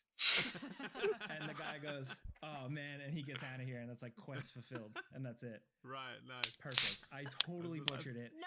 I tweeted out the Great. clip of it like years ago. You can find it. Sure. Yeah. It's so good. Please. Right. I think that's a good place to end it. A line Yeah. like that sounds a lot like tie your shoes and go to bed, but I'm not going to say that yet. I'm going to say thank you all for listening and watching, and thank you for liking the video version, and all the nice comments on the YouTube video version is very appreciated, but also the people who review on all the podcast platforms. It's great. We appreciate that. Not just iTunes, but the women and children too. No, the other weirder podcast platforms. I do see people review on those as well, and those go a long way too. So thank you if you use Pocket Cast, Podbean, any of those. Thank you. Stitcher. Yeah, Spotify. we're here every other week. We got some cool things cooking in the next couple do. of weeks and months. So do. keep your eyes peeled. But Yeah. I'm Jake Baldino. That's Lucy James. That's Ralph, aka Skilla. See you guys next time. Tie your shoes and go to bed, all right?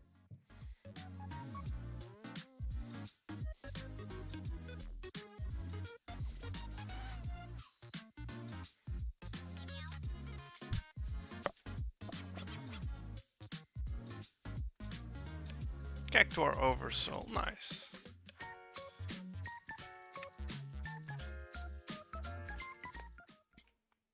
This video is brought to you by friend of the channel Squarespace. Stick around to learn more about them, as well as a special offer they're making available through my channel. Lucy, I like your new lighting. Thank you. People listening on the RSS can't see it, but it's Yeah. very gamer-esque. I know. It's unmistakably, it's got That's the blue and Twitch purple. And the, Oh. yep, it is. What was the inspiration for this, Lucy? Tell us. Okay, no. Do you want the boring answer? We want the most detailed, long, boring answer you can muster. So this is a podcast, okay? Yeah. Every minute is content. Please Let's go. So the boring answer is my apartment has a lot of windows, and that is incredible. I love having so much natural light. However, it is a nightmare for someone who does video content. Like anyone who watches the video version, any user who watches the video version of this podcast will see my lighting change multiple times based on when the sun goes down. Every single episode. We recorded the Final Fantasy block just now. I was scrubbing through to make sure everything recorded. The beginning, I could have been in a different room. Could have been what the fuck? Anyway, so even with all this setup, I was just like, I'm gonna move stuff around.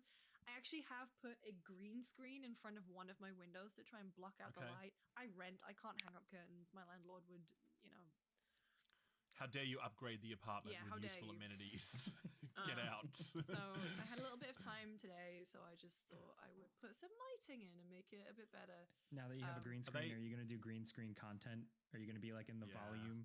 Like... I want to put myself into like different things. Have you seen Andy Cortez over at Kind of Funny puts himself in like different characters? Oh, it's so good. Yeah. He just like green screens his face. Yeah, maybe that's what I'll do. But no, so thank you for commenting on my lighting. Does it have the thing where you can just change the colors from your phone or whatever? Can you just like change them right now? Oh, I'm afraid I'm not that much of a gamer. That is a bummer. I know. I do have a little remote, but I can only do my key light.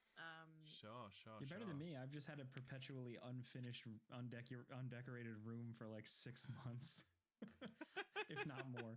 I'm almost there. What else do you have left to do in your room? Stuff on the walls. Yeah. My walls are barren, but I've got a big the framing process is long and annoying.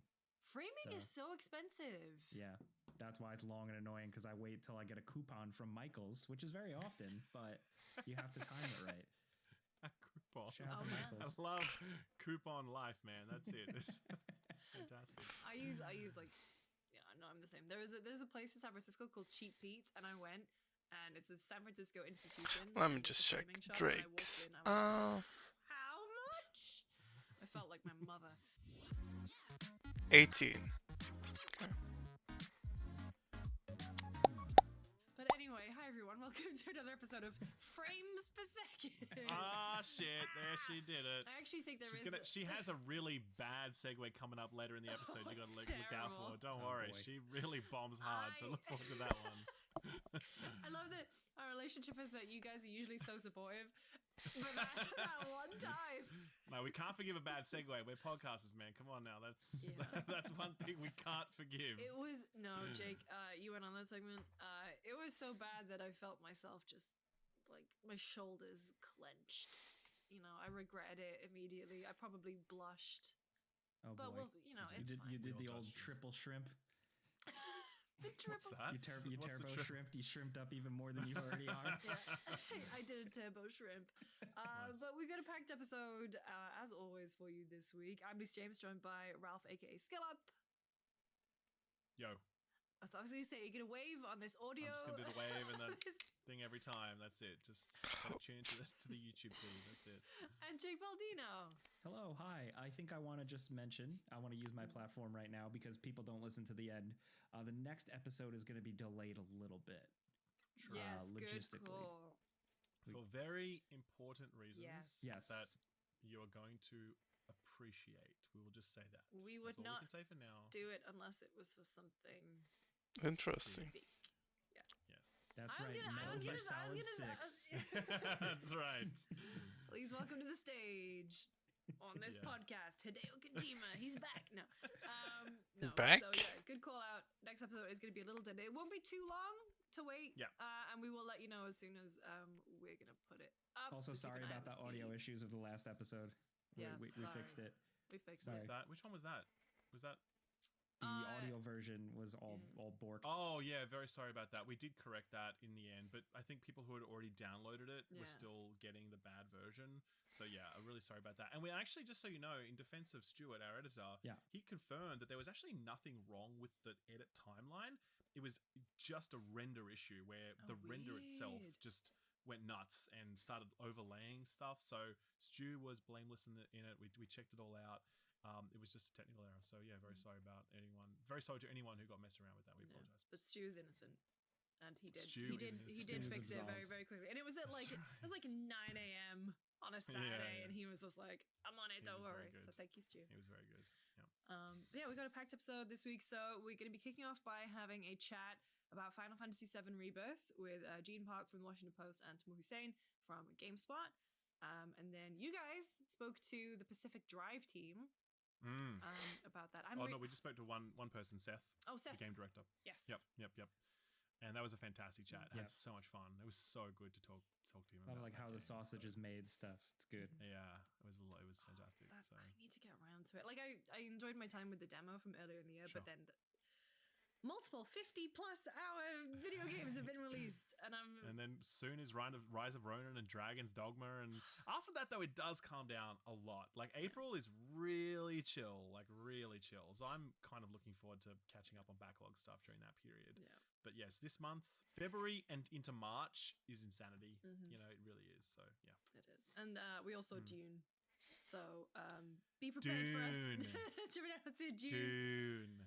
June. We're going to talk about June a lot at the back end of this podcast. Even though we're not a movie podcast, we are going to become a movie podcast. Just this once?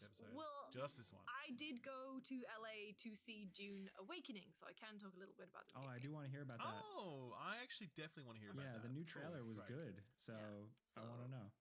Marketing can fool me. So, but let's kick off then by having a big in-depth chat about Final Fantasy VII Rebirth. Don't worry, we don't spoil the ending. We don't spoil. It's non-spoiler. You're no all good. spoils. So here you go.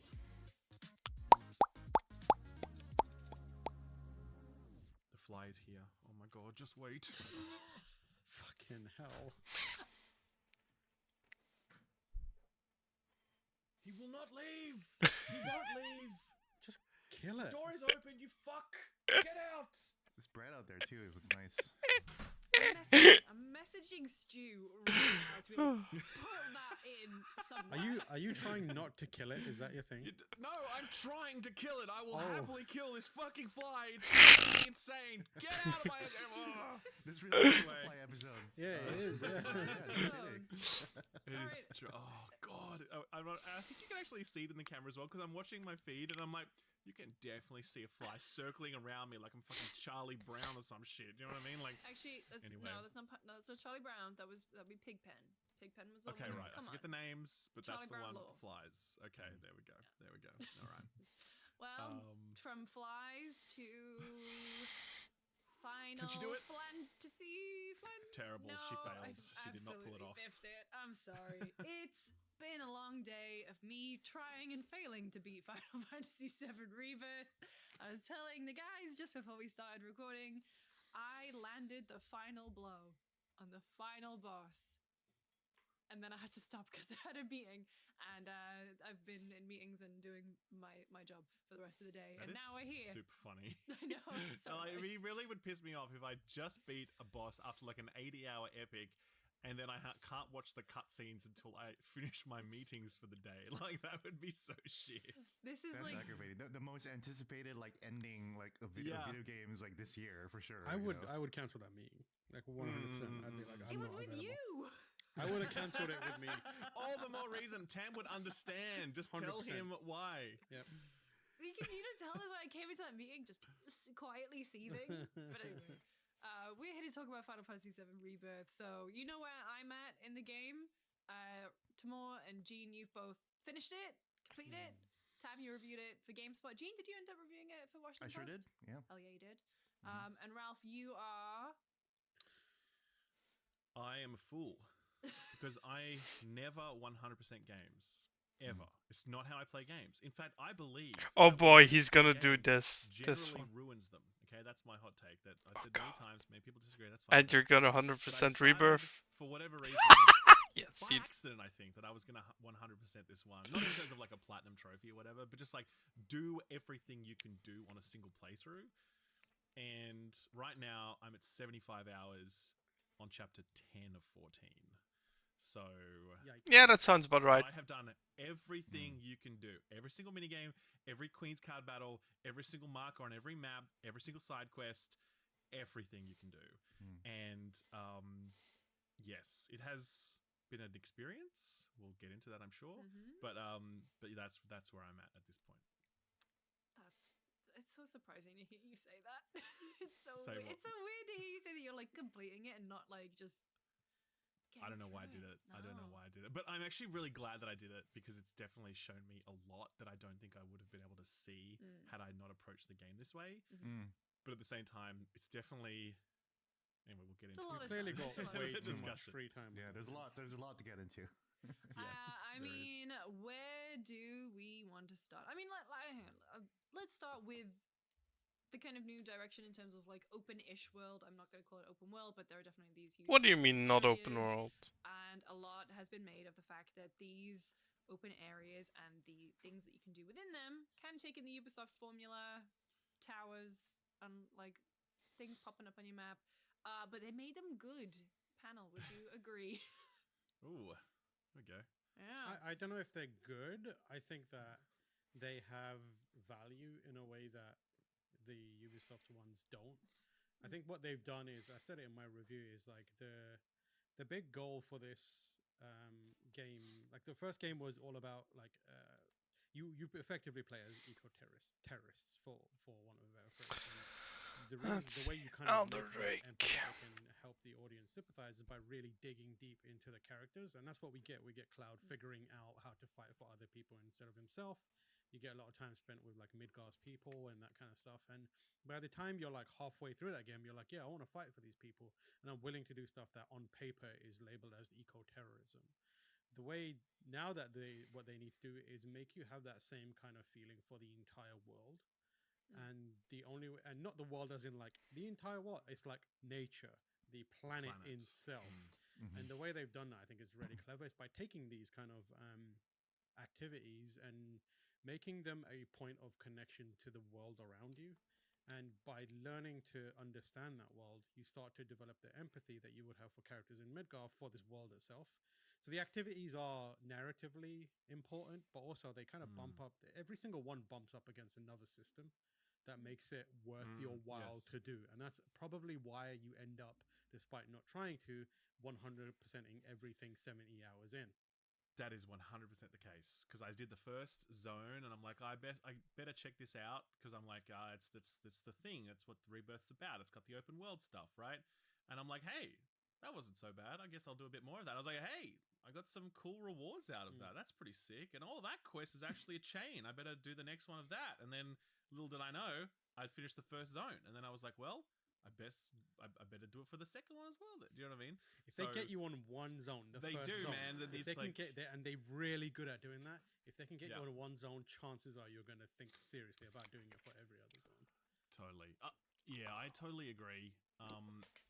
I think it's so interesting because you're right. Nothing that they do within the open world structure is particularly innovative. In fact, it's straight up derivative. I mean, it's actually, you say it's Ubisoft. I actually think it's Ghost of Tsushima, which is Ubisoft, right? Yeah. But I think it's a step further than that in terms of refinement and the way that, I mean, it has obvious touch points. Like you've got an owl that shows up that flies in front of you and leads you to a donation Ghost of of the Tsushima chocobo. right 100% Ghost.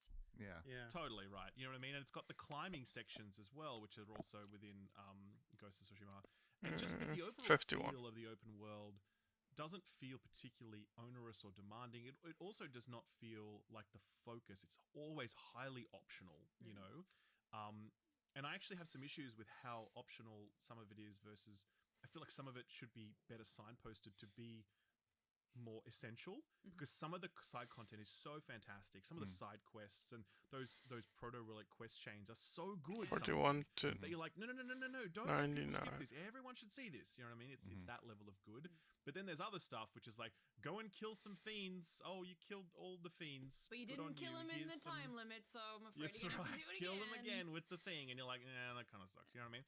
So, but overall, though, the combination of a very seamless and frictionless open world structure combined with a very smartly constructed economy of rewards, combined with a brilliant narrative payoff for many of these quests, have made this whole experience very pleasant to play through. 51. I'm not someone that does the open world grind thing. I'll dabble. I'll be like, whatever, cool. And then I tap out. But I said I'm like 75 hours in, and I've done like 5 full zones now. Okay. Do you need an intervention? I'm now at a point where I'm like, I've had enough of that. Okay. But it's taken me a long time to get to the point where I feel that way. And I usually get to that point way faster in every other game. And I know that when I get to that final zone, I will 100% it for completeness sake, whatever. But I would have, at any zone that I got to now, I would have picked out the top 3 to 4 activities within each zone and done them again because I know that they would be worth my time. And I think that in aggregate is a really great accomplishment for Final Fantasy to have landed there. Because I remember Final Fantasy 15 open world, man. Like, fuck off. You know what I mean? That was some shit, right? That was terrible. So for them to have moved this far and accomplished this much with this entry, I think is so good. Gene, we talked a couple weeks ago at DICE. You'd already finished the game. You kind of mainlined it. Have you gone back to it? How much of the side stuff have you done? Because we're going to talk a lot about the plot and the characters and everything. I just wanted to get this kind of, not out of the way, but there's a lot of side stuff too. Yeah, so I can't relate to any of your guys' narrative in terms of pacing and going through this because I sped through the game. Did you really? I did mostly 100% the grasslands, which is the first opening area, just because I was like, okay, I understand that this is going to be the gameplay loop. So let me start to understand what kind of quests are there. So that's why when I started doing like the fiend intels that you talked about, where you have to beat a certain enemy, stagger them the right way, and beat them in a certain amount of times, I was like, you know what? I'm just not going to waste my time with those. If they're on the way, then I'll do them, but I'm not going to go out of my way to do them, right? I did the proto-relic quest in the grasslands, and I was like, oh, that was kind of fun and interesting, and the characters that Jumbo Cactuar, were cute and everything. And then I thought, okay, maybe I can just ignore those too. And then I went to the second area and I did the proto-relic quest there, and I was like, this is fantastic. I was like, okay, this turns out the proto-relic quests are actually basically like the parallel stories that happen in each of these regions. So you definitely should be doing the proto-relic quests. They're very rewarding. I have completed those now completely. That whole quest chain is actually pretty hard to finish. Yeah. So it's definitely end game content. That one with the gambits and gears, that one, man, I tried to do that properly, like actually properly myself, and I was like, sometimes like the last one, I was so close, it drove me nuts, and I actually spent probably 45 minutes on that one. That's fucking good. Fuck it, gears and totally solved the problem. So I did the AI thing. Immediately blew it up, and it was just over. And I was like, God damn you, Chadley. By the way, we need to have a proper conversation about Chadley, because... What is it, the chat module? Chat GPT, Final Fantasy VII Rebirth is the story of Chadley and the way he bosses around a group of adventurers through the world. That is actually what the setup of this game is. If they don't pay that off by, in the final part, in a critical moment, Chadley just going... For the last 2 games, I've been collecting data on every summon, every enemy, every in-universe thing. I am on your side, and I'm the most powerful being that exists. There is no... If they don't do that, it's a waste of a remake trilogy. Exactly. You don't fight and dethrone God. You just grow God, and he's like part of your party. That should be it. Like, people are like waiting for someone to defeat Sephiroth, and like, we built young Sheldon God in Final Fantasy universe. That's right. The thing about Chadley is that he's the game structure. He's the entire game structure. He is the foundation of all these quests and the way the open world is structured. So it's really fascinating. I like him as a character, and I like his new my character that he created for himself too. Basically, I like when he turns her down. That's the only time I like hearing from Chadley. When Mai's talking and then he turns her down, I'm like, that's pretty funny. That was really funny. Like, the rest of it, I'm like, I could probably do a little bit less Chadley. You know what I mean? Yeah. But definitely by the time after I finished the proto-relics in June and I decided once I got to Costa del Sol, I was like, I'm just gonna the speed run the rest of this game. I spent enough times. I understand the structure, so let me just finish the game. And part of it was because I felt like I was under deadline and I wanted to finish it before I ran off to DICE in Vegas, which I did. But also, I just really wanted to find out what the hell happens in the ending. I've just been dying to know what they do after the ending of Remake, and I was like, okay, well, what do you guys got planned? And so I just really wanted to, like, it was a curiosity that really drove me, propelled me forward. There's been a lot of chat about, and especially in reviews and stuff, where people didn't. We're not going to spoil the ending here. I don't even know what it is. Neither do I. of people are kind of saying, yeah, love this game, but the ending is kind of weird. And for some people, it's soured the experience. I'm not going to lie, for me, chapter 11 onwards has soured the experience because the pacing there goes off a cliff, I think. But interesting. I don't have the context of playing the original Final Fantasy VII. Oh, that's right. I am kind of coming at it from, I know the broad strokes of the ending, I know the broad strokes of the events. How did, obviously Ralph, not for you, but Jean, Ian, Tam, how did the ending sit with you? Poorly. Very, very poorly. I think that wonderfully for me, but I love to hear from Tam. I've been waiting to hear from Tam for this. I even asked him when I saw Tam and Dice. I was like, "Did you finish it?" And he was like, "No." I was like, "God damn it!" So like, we're not going to detail what happens, right? Yep. No. Okay, cool. So I think I don't think so. Yeah. Well, we both haven't finished it. Yeah, so. Yeah. I think I think the ending is fine. I think the delivery of the ending is so poor that it makes the ending worse than it is.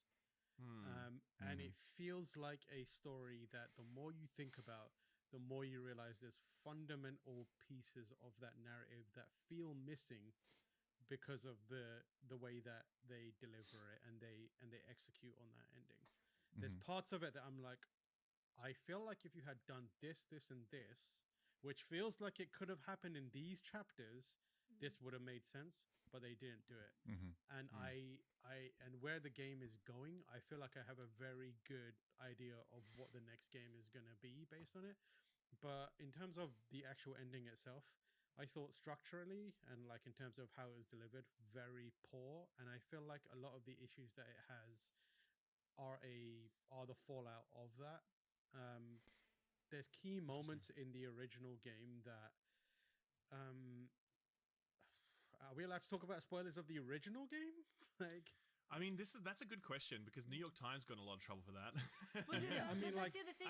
The thing that has absolutely been killing me is that Square Enix has marketed this game as standalone and welcoming for newcomers, and I think couldn't be anything further from the truth. Yeah. There are some bits, it's even just marketing lies. Even in the recap of Final Fantasy VII, like there are such key things that they miss, even from remake. I was playing it and characters were popping up, and I was going, "Who the hell's that?"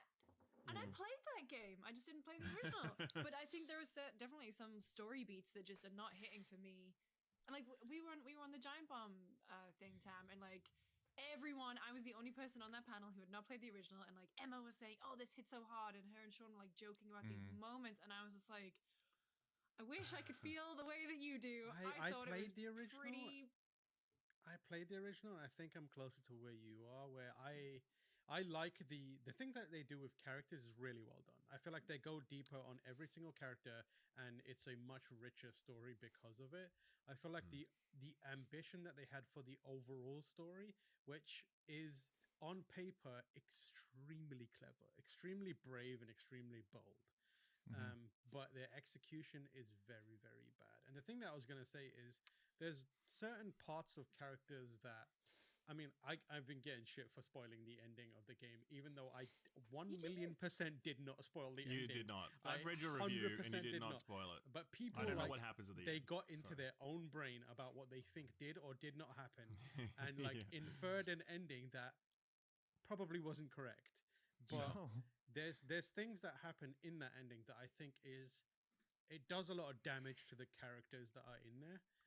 I described it as like one or two of the characters have very important moments towards the part of the story that is the ending of this game, and the new format and the new conceit for the story, because of the way it's done, it undermines those characters in a very significant way. Having said that, it's because there's not a finality to the story in the same way there was in the original, right? Like they need this to keep going for one more game.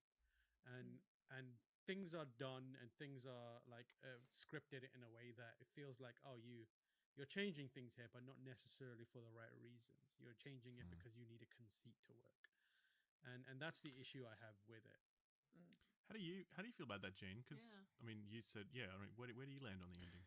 Well, the Tam brings up an excellent point in what he just said last, in that it feels like it was made up for a conceit to make it work, and you hear that in interviews where they're like, this story mechanic was put in place because we can make it more exciting for players. So that's why when there's a 4-year gap in between the games, there can be all this debate and discussion.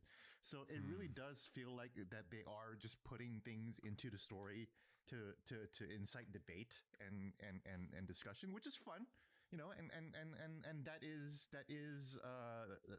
to the prerogative of the storyteller if they just want to spice things up and make things more exciting. In terms of how I felt about the ending, I have complicated feelings about the ending because I did play the original Final Fantasy VII, but I did not understand what the fuck happened at all because I only played it in Japanese. And I really wanted to play Final Fantasy VII like immediately. Similarly to a couple weeks ago, where I was like, I really wanted to get to the ending, right?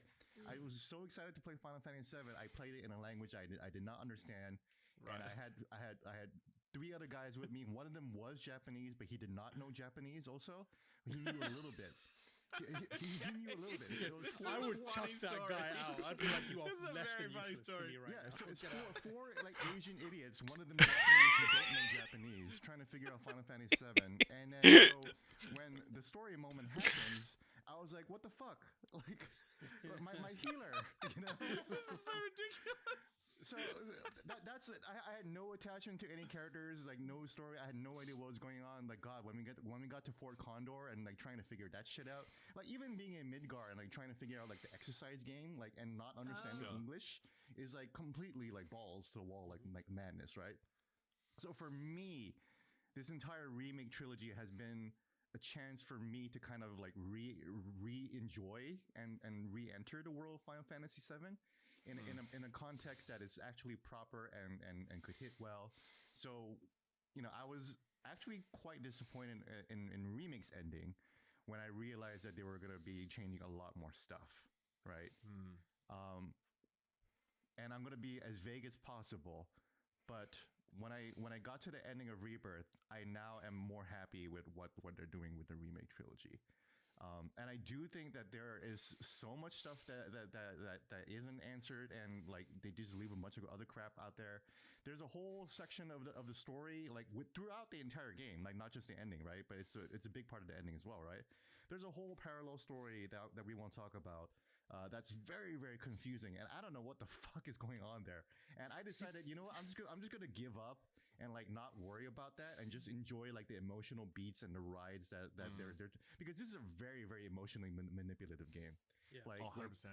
Like certain characters will just be in danger and then they're not. It's very similar to what they did to a certain character and the remake, and put that character in complete lethal danger. And then they were just fine, like. Oh, right, with Barrett. So this is a very, very emotionally manipulative story, where they're just like pulling you in all kinds of directions, and they really want you to do certain things. That's the right thing. That's the right way to approach it. Like, don't think about, because I do understand what's happening with that parallel story, and it sucks. And understanding it is making it worse. Where it's like, I do see what you were doing, and you screwed it up really badly. You made this way worse. And like, I can tell you with, I think 90% certainty how the next game is going to be. Like format, I can tell you exactly how it's going to play out. I also feel like I also have a pretty good sense. Yeah, and I'm just like, most big bully cap. Like play this game and be like, huh? What's going on? Why did this happen? I need Why did King that Takuba and Why Sahagin is Chief. this person important even? But it's like, and it's purely because all the pieces were there, but I am pretty certain some pieces got ripped out. And the stuff that remains is a kind of like hodgepodge things tied together. It's very much like a mosaic of memories, right? Yeah. Which is I think what they're trying to evoke too in the themes of this game, right? Gosh, I forgot what I was going to say. It always has to be that way though, because if you look at it structurally, right? You look at the first game, highly linear. I mean, it's just off you go. With this one though, you've got an open world, and you can take it at your own pace. And they don't want that world to be just, materia rewards and XP gains. They want it to have narrative payoffs. And it's like, well, if you're going to do that, then you need to tell meaningful stories, and you need to bring part of your main story into that open world and allow players to experience it discreetly, you know? So I can understand how you get some of that fragmentation. But I also agree when the parallel story that you're talking about, I'm along for the ride on chapter 10, and I'm just like, come on, man, I've been waiting for a payoff in this for a long time, and you can't. I kind of get the vibe that that payoff doesn't come. So maybe it does, but it's not the right payoff. I don't know. Maybe it does, and we're just missing it. I don't know. Who knows? But it's really. But I was really struck by what Tam said in the Giant Bomb cast, and it's interesting because he doesn't like the ending. But what Tam said during the Giant Bomb cast is the reason why I was able to like the ending, which is that he describes how Final Fantasy is very similar to anime storytelling, right? Where you just really have to get swept up in emotions, and that's where I decided throughout the story I was like, you know what, maybe we're not meant to understand this right now, and maybe like it's clear that they're trying to leave a bunch of stupid shit left open for us to debate for part 3, and then maybe they'll answer it in part 3 in a satisfying way, maybe not, right? But I was just like, you know what, I'm just gonna let go and like stop trying to figure this out, because Tam is right. The more I did try to figure it out, the more I thought it was kind of stupid. I was like, maybe I'll just submit to the noise and everything. And then one more point I'll make, and this is something that happened in Remake too, is that, you know, this Remake trilogy has an interesting relationship with subtlety, in that the character work is so subtle and so beautifully subtle. You know, like you can hear it in the voice work, the changes in the tone of voice, the cinematography, the facial animation.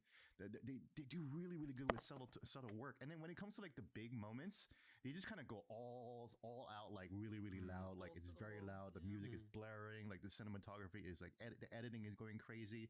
So one example of this happening was in Remake when the Sector 7 plate falls, right? So I played OG FF7, and OG FF7, the Sector 7 plate fall has no music, and it's just very quiet. And like you even see like a news report, and then like you see the reporter look up and then get crushed in the fucking TV screen as you see the family get crushed. Beautifully evocative. Like the cinematography is amazing. And then the one in Remake, there's literally like a J-rock guitar like playing the entire time, like and then you see President Shinra's face, where as in the original one you didn't. It's a hug and then chief. of course and then Kate comes into fray, and then we get the Snow White Mike moment of who the fuck is that cat, you know.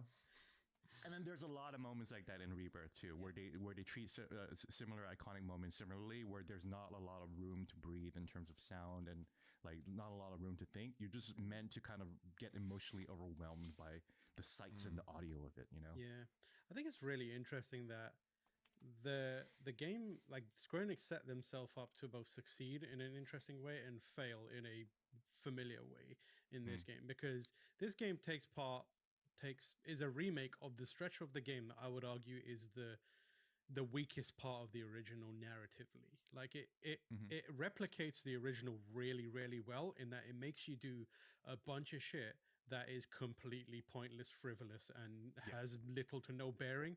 And when I talk to other people about it, I'm like, it's a remnant of an era where gameplay came first, and then story was forced into like bending around it.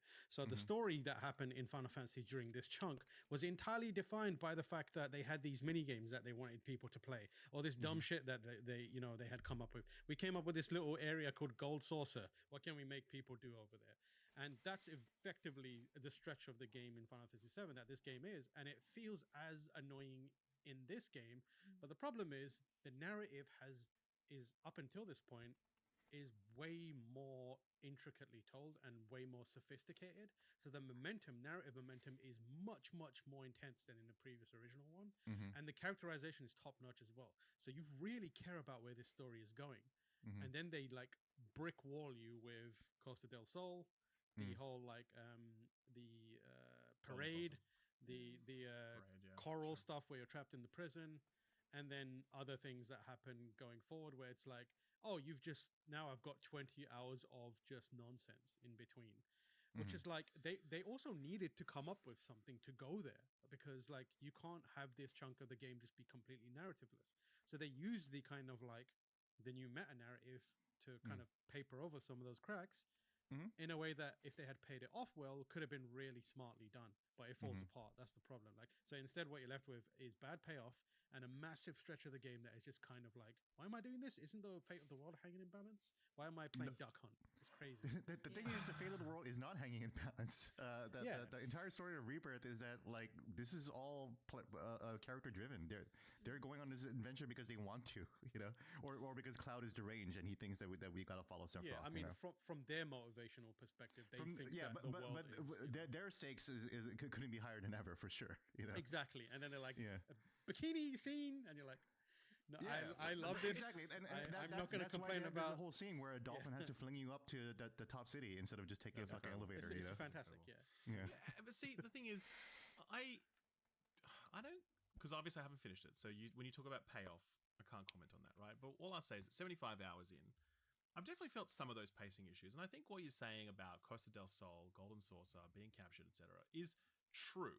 And I definitely see how anyone could arrive at the conclusion that that is too much of a complete stop on the broader plot, and it's frustrating and you just want to push through or whatever. I can see that. I can definitely see that. Mm-hmm. At the same time, because everything else is working for me so well, I kind of forgive it that. You know what I mean? Mm-hmm. I'm like, sure, Mm-hmm. this is going on a little bit too long.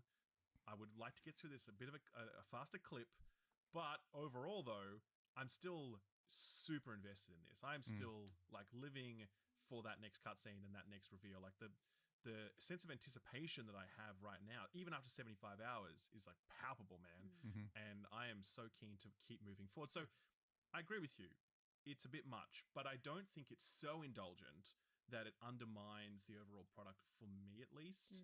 It's technically weaker, of course, in a sort of impossible objective sense, but I think it's still really carrying itself because of how well everything else works. Yeah, I think it's more frustrating. King Jacob. You want that payoff to be better and quicker. Yeah, absolutely. I totally agree with you. Sorry, Lucy, No, I was gonna say I wish I was there with you. I genuinely feel like I'm on such a back foot because I don't have this relationship to the original game. The characters are not hitting as hard for me. I actually find Aerith really annoying this time around, and I loved her, and I loved her in Remake. And then unfortunately, my Gold Saucer date, because I accidentally did one more side quest for Aerith, I got her as my date, and I was like, yeah, me too. Oh my god! Right. Guys, my Gold Saucer date for imagine the Gold Saucer date for a zero side quest run. Oh what God! was it? Just Who was it? Was it just Cloud by himself? I can spoil it. I can spoil it here. You and Cloud's right hand. So I guess spoilers for the worst Gold Saucer date. It turns out that you actually end up with the goon squad of boys. Yeah. So Sid, Vincent, Kate Sith, and Red just show up at your hotel room Are you door. joking? I would prefer I'm sorry, but that sounds fucking sick. It's a pretty good That outcome. sounds incredible. What the It's hell? actually really, really hilarious. It's very funny. I would do love think that. a lot about Aerith in this game because I also really loved her in the previous game, and I like in this game I felt a little more annoyed by her. Like the performance is great, and like there's something about her though that I find a little bit. Well, they're like, pushing her on you. Yeah, they're pushing her on you. She has this like smug knowingness about her where she knows more than everyone else does, and like it really manifests in her personality.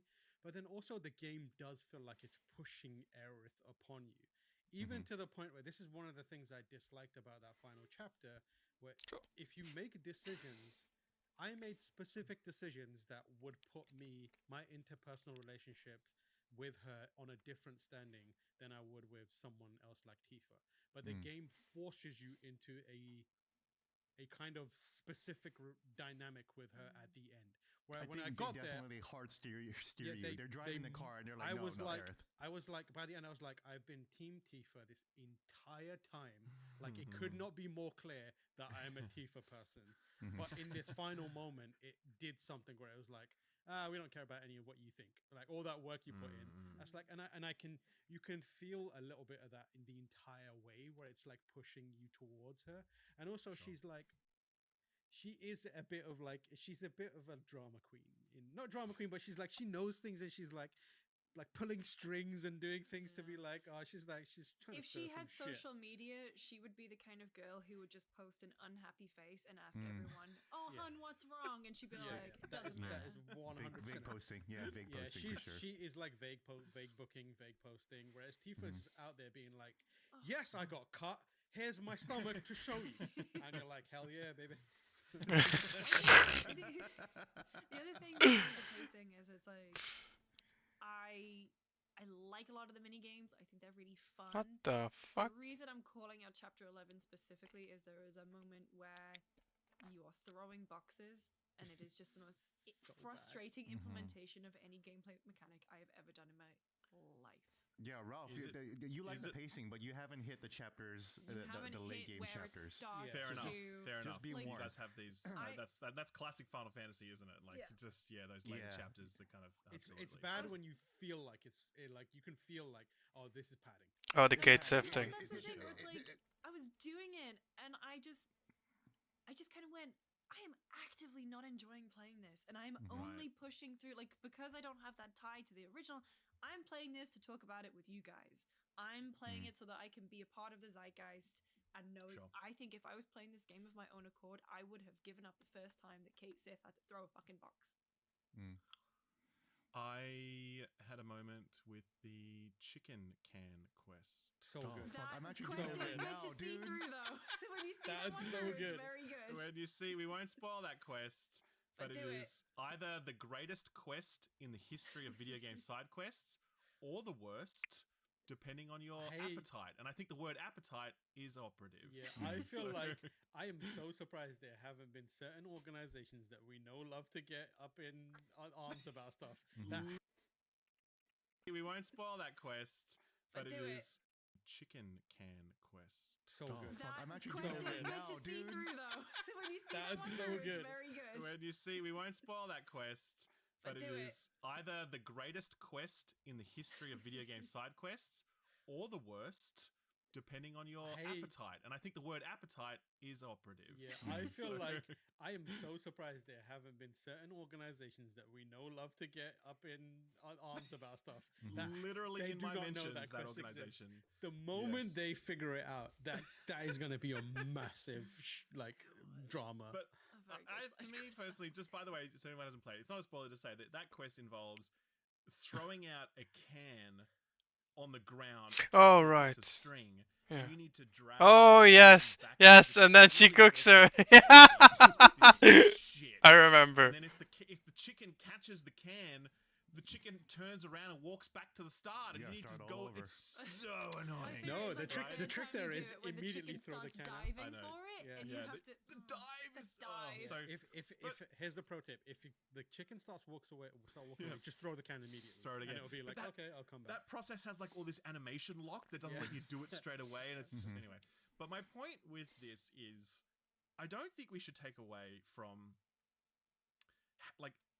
I think we really need to give credit to just how many mini games there are in this game. So many. And how good so many of them are. Oh, yeah. And the imagination that's been brought to bear across so many facets. Do I have to fight him? Imagine what it took to construct some of these mini games. Like, again, think of Fort Condor. Think of the Gears and Gambits. And, like, think of just basic quests that involve entirely new mechanics used just once and then never again, right?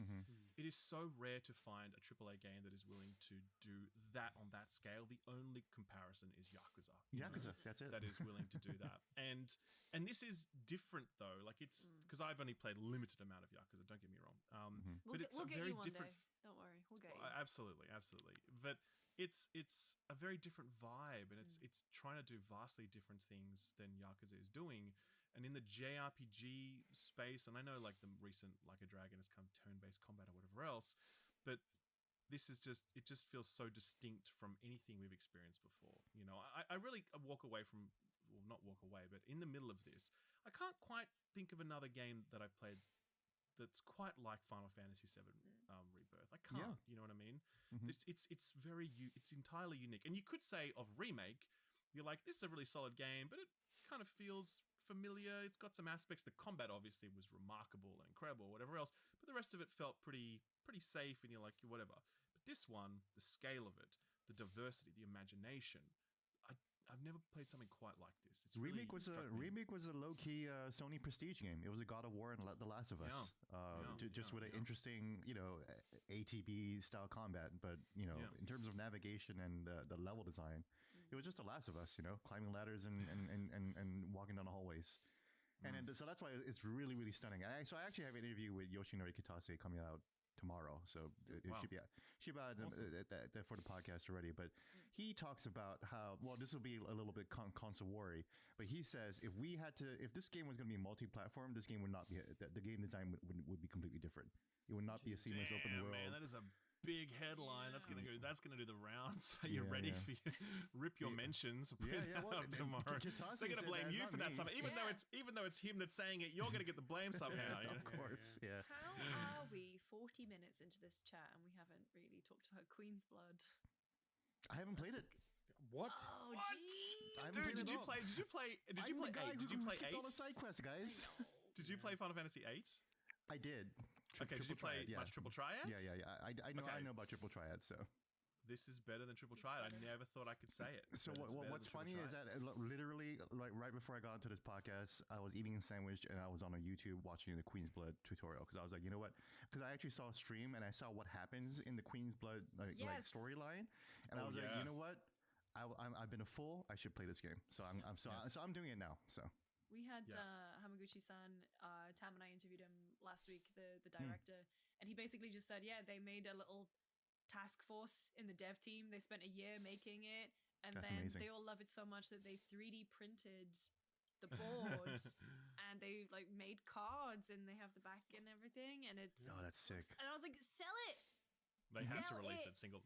They have to release that standalone. They'd be crazy if they didn't. Like, if Gwent can go out and this has legs enough, I think it's going to need some serious balance issues, like balance changes, because there's some seriously OP cards in there and some pretty like very basic strategies that work every time. But if you can level that stuff out, it's a really great game. And I think I'm actually excited to get it to play it now.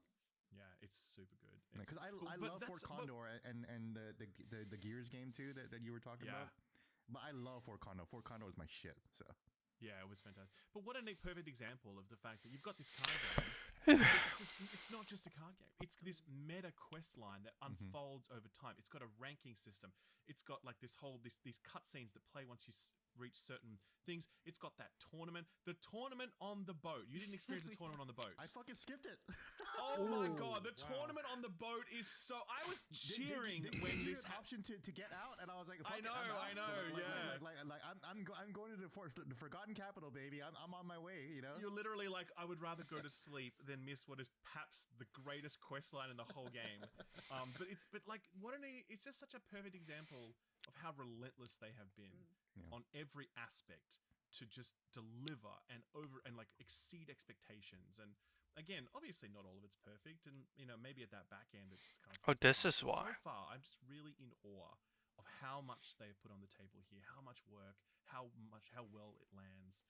It's just quite staggering at times. It really is. Yeah, it's undeniably a great game, like a good game, I would say at the very least. I think like my main issues with it are mainly that story element of it, and I think the pacing is not great at all. Like I can my issue that I put in my review is like, I love distractions. I don't love it when distractions aren't optional. And that's what it is. It's like there's this extended period of the game where it's like, this is the game. The distraction is the game. Sure. And that's a problem as you start to reach the end of the game, which is where Lucy is now, where in any other game, if it didn't have that middle chunk of forcing you to do a bunch of random side shit, it probably wouldn't have been much of an issue, like finishing it up now. But the problem is the impact of all the chapters before it, where you've been chasing, red herrings and just like slowly making your way across this world and getting the most incremental narrative like steps forward. That is now coming to like its like fruition in these final moments where you desperately want the payoff. You want to know what is going on, and you're like, fuck, I've got to throw these boxes, and now I've got to. Even when you get to the Forgotten Capital, there's some stuff in there that I was like, you have not done this mechanic ever. Like why are you doing this? Like why are you doing this? Like the this one is with a format. Aerith? Yeah, the split where it's like, you've never done this before. You haven't done this in Remake or most of Rebirth, as far as I know. why did you do this now? And it's clearly because they were like, we can get some extra hours out of this. It's Yeah, just right, like, okay. fuck, man. Mm-hmm. Yeah, but like, I'm the only reason I'm like, I'm not even upset about it. I gave it 8 out of 10. I said it was a great game. But like Yeah. the reason I'm like more passionate about how much I'm disappointed by that is because I care about this franchise. I care about this game, and I'm like super excited about where it's going and what it could be overall. Did you just? And I'm not mad. I'm disappointed. Final I Fantasy am not VII. mad at Final Fantasy VII. I'm just disappointed. That is the, On that note, can I open up the discourse that I know is going to make everyone mad? Mhm. And can we talk about this game versus Final Fantasy 16? Oh yeah, let's do it, baby. Let's do it. Yeah. You want that heat, Ralph? I am ready for that heat. What's the hypothesis? Then? What's the? Well, I mean, I'm interested in your views because I know Gene, you loved 16, right? I love 16, but I didn't love 16, right? Okay, I think 16 was good despite. Sure.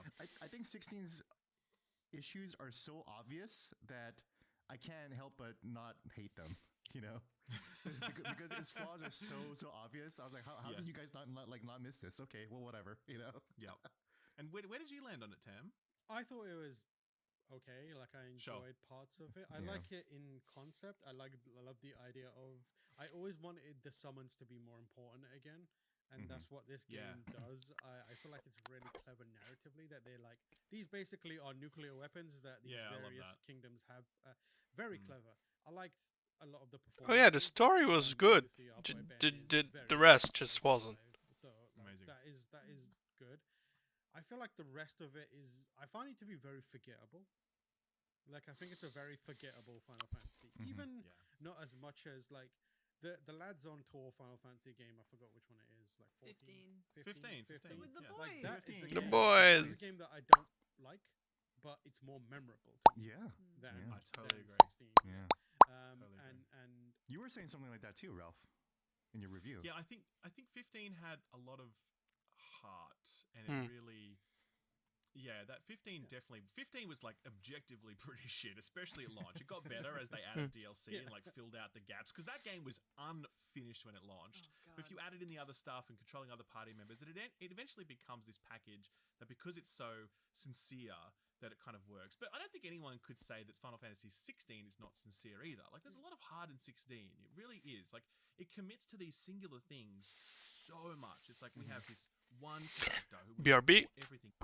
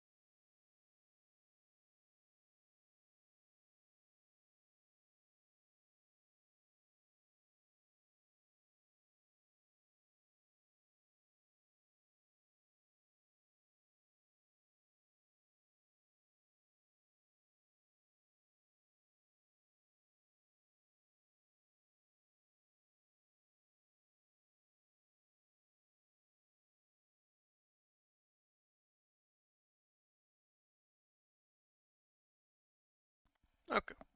Back. into, and he does this incredible performance, and it's everything, you know.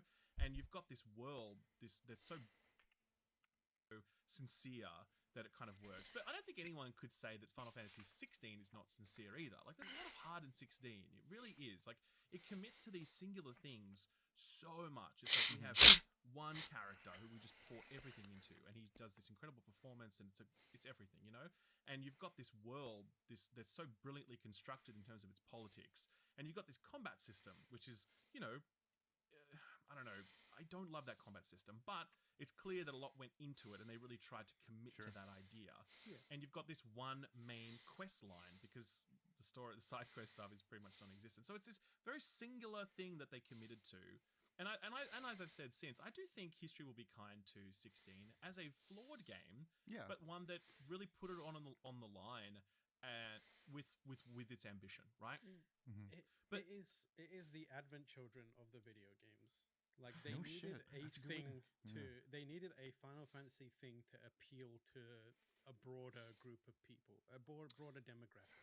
That's what Advent Children, or like Spirits Within, was, right? Like, it was a movie that, at the height of Final Fantasy success, they were like, let's take the next step and make this the mainstream thing that everyone loves.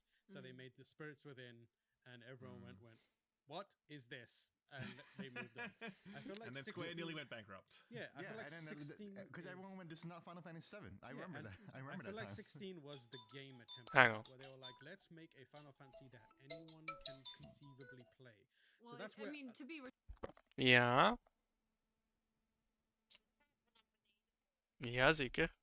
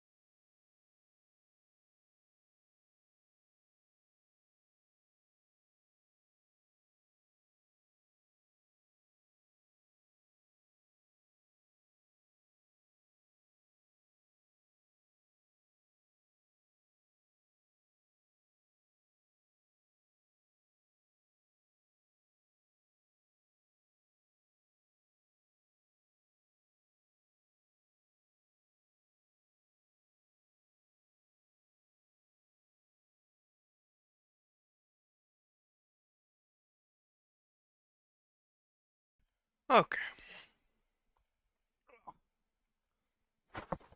Productive. It is the what's the Witcher Game of Thrones thing that we can throw at this. yeah. Like they would not necessarily shy. I feel about like that. it's more evident in mechanics, if you know what I mean, because it's quite alarming how much of what is fundamentally Final Fantasy is jettisoned to make 16 what it is. Like there's no real progression system. There's nothing like the materia system, the junction systems, sphere grids. That is like an essential part of Final Fantasy. That's gone. There's not really much weapon swapping, if any. There's you have no like, weapon Yeah, swapping. exactly. No, That's it's just a like linear progression. I mean, imperative. There's no Is it party. an RPG? Yeah, exactly. And like We all the remember thing- that question, discourse. Luce. and even the core mechanics, which is they're like, let's make this an action game. They basically designed it to be like streamlined and as smooth and frictionless as possible in terms of how you engage with it. It's almost, I would describe it as a one button mode version of like a Bayonetta style game, where it's like you can just palm the controller and chances are you'll win and be fine. And like that works for them, but I think for people like us who are like more into like the nitty gritty stuff, it's like after an hour you're like, don't really care about this. Yeah, And yeah, that I know what made you it mean. forgettable. So all it really had was the characters and the story, and unfortunately, like it like that's no story, nothing, not even a great story with great characters can carry an experience for like 50 hours. That's like too much to ask for of a game. Yeah. I mean, and I want to be clear because I think people get really annoyed when you make this comparison, right? And they're like, People why get can't we so just annoyed. And it's like, why can't we just enjoy both? It's like you can enjoy both, but you can also talk about both. That's allowed. It's all right to compare media. You know, it's Especially fine. if they're both We're gonna called be Final okay. Fantasy and they're Totally. both, and they're released within like 10 months of each other. You know, Exactly. and they're both exclusively on the one console. You know, The other thing Come is, on now. the other thing is like the format and the design core and the framework of Final Fantasy 16 and Final Fantasy 7 Rebirth is extremely similar. Like it's, if you look at it, like the open world style, the zones, the kind of like side quests, they've formatted very similarly, I think. But the level of depth in Rebirth is just on another level. Like it is so much better. Yeah. And like Look at the they like town of really Calm. filled it out. the town of Calm itself, the very first town in Rebirth, is vastly more complicated than anything in Final Fantasy 16, including your own base. You know. Yes. The only thing I hate about every single one of those towns is everyone's dialogue triggers when you're right next to them, and when you leave and come back, and they will do the exact same thing again. I had to turn off the running conversation thing in the corner because I was like, this is just too much on the screen at once. Shut up. The other thing that I've seen more people talk about it now, and I keep bringing it up, is like Final Fantasy does this thing where it does like these really sad, tragic scenes, and then it will go into a battle, and everyone's like, "I'll show you what I can do," and you're like, "Oh, for fuck's sake!" You're like, "You were crying a minute ago. What are you doing?" yeah. It's very Sonic the Hedgehog, you know. Cloud is like, like, look out, hello. And Aaron is like, I'm coming. You know? Like, oh my god. But for me personally, I think Rebirth has just felt like such a revelatory experience almost, because I was so down on 16, and I know a lot of people loved it. That's fine. Don't want to take away from your enjoyment, but I saw just so many gaps in 16 where I'm like, I wish it had this, because I really want that. That would be nice. And then Rebirth just has all of those things, and they're all fantastic. Like even just the combat system in this game. It's so good. Like I just even 75 hours in, I'm excited when the combat music rolls and I'm like ready to fight a new foe that I've never fought. What's its weaknesses? What's going to be the best way to bring it down? Like, and the sheer number of like the party members, when I get bored of one party member, I can switch to another one. There's a whole new style of fighting waiting for me. That's so fun. It's like a fighting game. It's like a fighting game's worth of characters in an RPG, you know, which is amazing. Absolutely, you know? And the synergy stuff is so smart. The synergy stuff is amazing. Oh my god. Yeah, I 16's combat, I think on the surface it's good, but when you really dig into it, it's just a lot of cooldown dumping, and you just cycle through your cooldowns, right? And that's boring as fuck. Really easy. I was really challenged by Rebirth's combat early on when I started doing the combat simulator stuff. I was like, this is hard, man. How am I dying? I'm like 10 hours in. What's going on? You know? Assess every single fight. I just throw assess in straight away because I'm like, okay, I got it. I like how it forces you to think. I described it in my review as it's not like an action game, it's a puzzle game now. And that's why I feel like the best example of that is they now have, and they've never done this before, as far as I know. They allow you to cast elemental spells without using MP, and like once I saw that, I was like, oh. The synergy that moves. is fundamental. Like you need to use exploitation, and then the synergy moves using them to like basically speed up how quickly your ATB bar works. It's like, oh, those two things have turned this game into what is effectively a high-speed puzzle game, and it's so brilliant. Puzzle game is a really good way to put it. The way I thought about it is like, holy shit, this is just like Final Fantasy 13 again, which is Final Fantasy 13 was very puzzle-like too. It's like you do this, you do this, you do this, and then you have your little not gambits. What do they call the paradigms? You know, paradigms, so you're tailoring the paradigms to fit certain like elements. So just kind of like a puzzle game, and so it makes sense that Naoki Hamaguchi was a huge part of the design team of Final Fantasy 13, and it's like a lot of that transferred over. I feel like a lot of that combat knowledge transferred over to. Where are the fucking conjurers?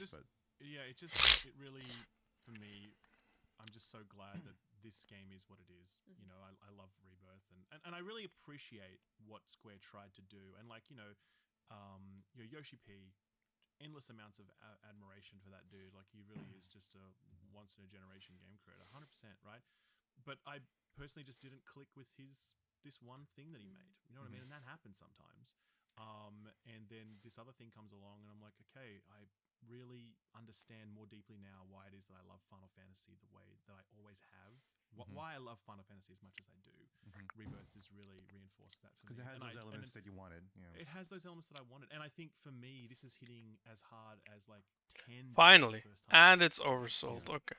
And before that, 8. But not as hard as 8, because 8 was my like first, and that was like incredible for me. But definitely that step up with 10, where I'm like the production values and what this means, and just everything. And I know not everyone loves 10, sure, whatever, but that's mine. That's the one. Ah ha ha ha ha. Same way, and just so in love with it. So. In my review, I actually called this the best Square Enix game since Final Fantasy X.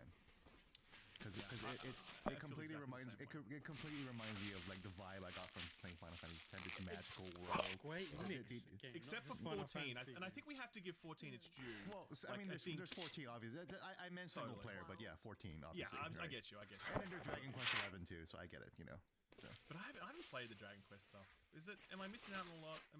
I haven't finished Dragon Quest 11 yet, so there's that. But it's great. Okay. But yeah, it's a very different type of game. One thing I'll say about 16 and 7 Rebirth is, for me, the biggest difference and the biggest reason why I vastly prefer 7 Rebirth is the world design, the map design. 16, when you really break it down, it was also similar to Final Fantasy 7 Remake. There's a lot of hallways. Maybe there'll be a big like Ocarina of Time style like hub world map or whatever, and then it'll just spool out into different hallways that lead into like other hallways and other towns and other types of spokes, right? Whereas in 7 Rebirth, this is like one. I couldn't believe it when you can park the buggy in the gold saucer and then drive it out of the fucking gold saucer, and then you drive the buggy from the gold saucer area, the Corel Valley, into Gongaga across the river, and I was like this is exactly what I wanted from a Final Fantasy game for ages, and they've never been besides Final Fantasy 14 and then 15, but 15 was very empty, right? They've never been able to create a seamless open world. They tried that with Calm, in the Calm lands in Final Fantasy 10. That was the only section of the game where you can roam around, right? Same thing in Final Fantasy 13. They had the Grand Pulse area. That was the only area. That's the best part of the fucking game, right? Yeah. And then so now, what if they just made a Final Fantasy game that was just the best part of those games, and it's just like the whole game?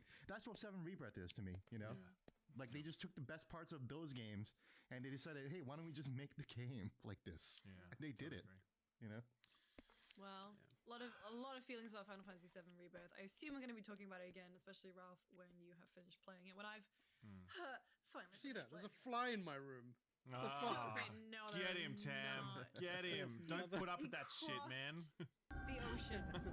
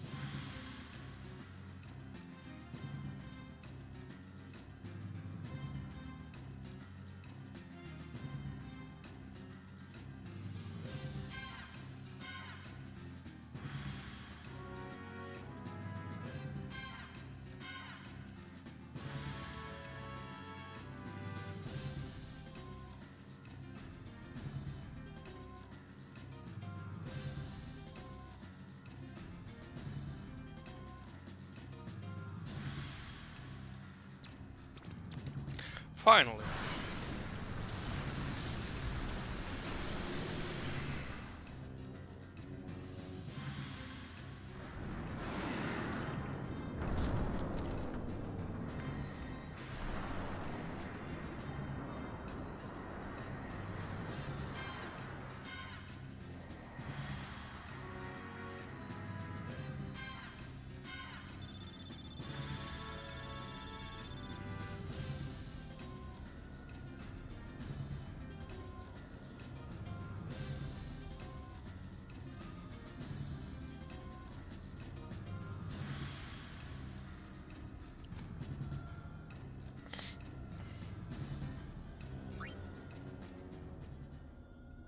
He's not here.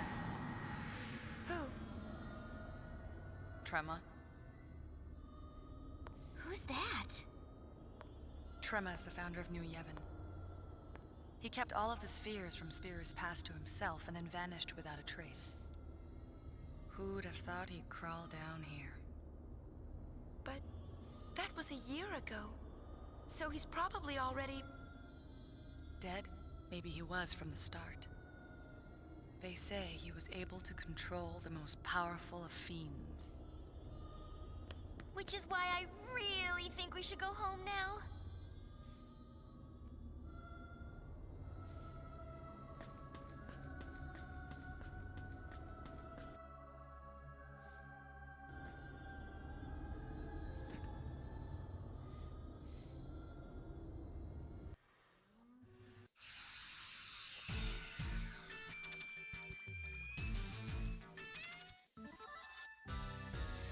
Tyndalos, Dark Elemental, and Clara Dragon.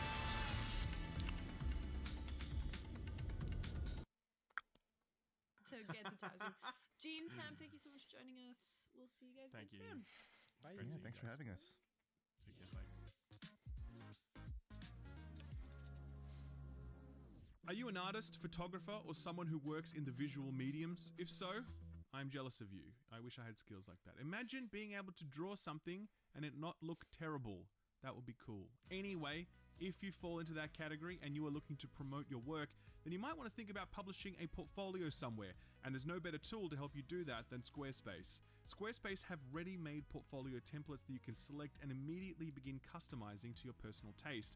When you're happy with the design, you can begin uploading your work, and it's going to look super professional because that's Squarespace's speciality, professional looking websites. It's not just about looks though. Squarespace can help you promote your work through email campaigns, through SEO tools, and through social media integration, so your work can be discovered and shared. You don't need any knowledge or experience to get started with this stuff. Squarespace have put in all the work to make the entire process so easy and so seamless, even for absolute beginners. As I mentioned earlier, Squarespace are a long-running partner of this channel, 3 years running now actually. I really appreciate that support. Squarespace are helping me turn my passion into a career, and that's what they do for a lot of people, because if you want to turn your passion into a career, then a website is a really good place to start. To get started, visit squarespace.com, and if you really want to get serious, visit squarespace.com/skillup to get 10% off your purchase of a website or a domain name. Thanks Squarespace for sponsoring the video, and thank you for watching it.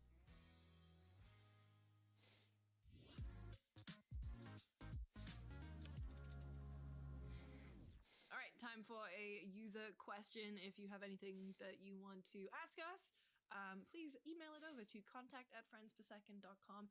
Someone emailed, I just want to say, hang on. I replied to the email, but just in case they don't get it, someone named Kyle messaged and they said, you don't have to read this on air. Just want to say a quick thank you to Lucy for mentioning the show Titanic in New York. Oh yeah, And if I remember when you said it. yeah. And he said, my husband and I went to New York to celebrate our anniversary with some friends, and they decided to go see the show, and everyone loved it.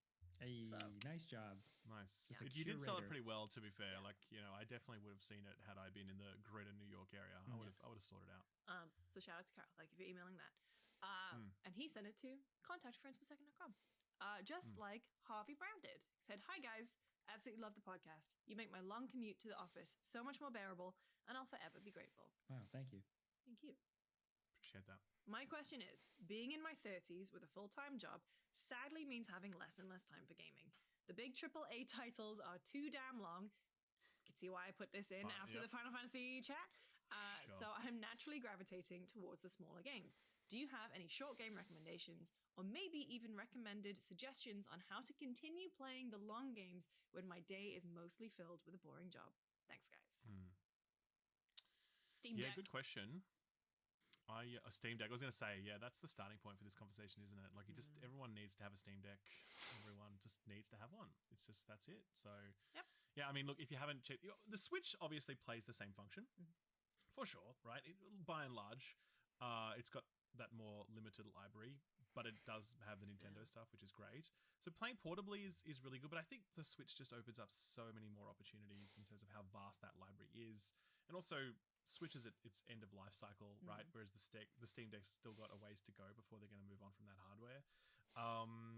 So I would say definitely think about that. Well, that's the thing. Like we're assuming that they take the bus or public transport. If you are driving, don't play the Steam Deck while you drive. Steam Deck while you're driving. But if you are watching some stuff on TV and you have the messed up millennial brain that we all have, where you can multiple screen at once, ruining your attention span even more, Steam Deck is great. Also, I think if you had like a lunch break or whatever, yeah. I used to play games on my lunch break.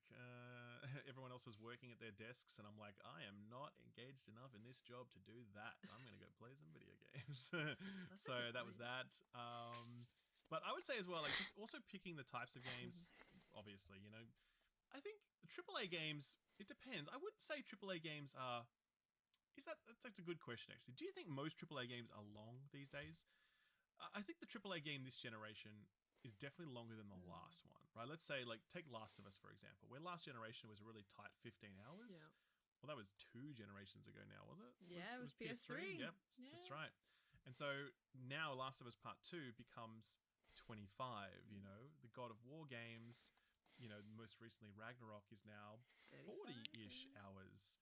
Your average, like, Spider-Man, I think, is a bit tighter. You're looking at around, like, 25 to 30 for that one, but even that's still 30-ish hours. Your Resident Evil stuff is probably a good example of it keeping to a tight 10 to 15 hours, and that doesn't feel too long.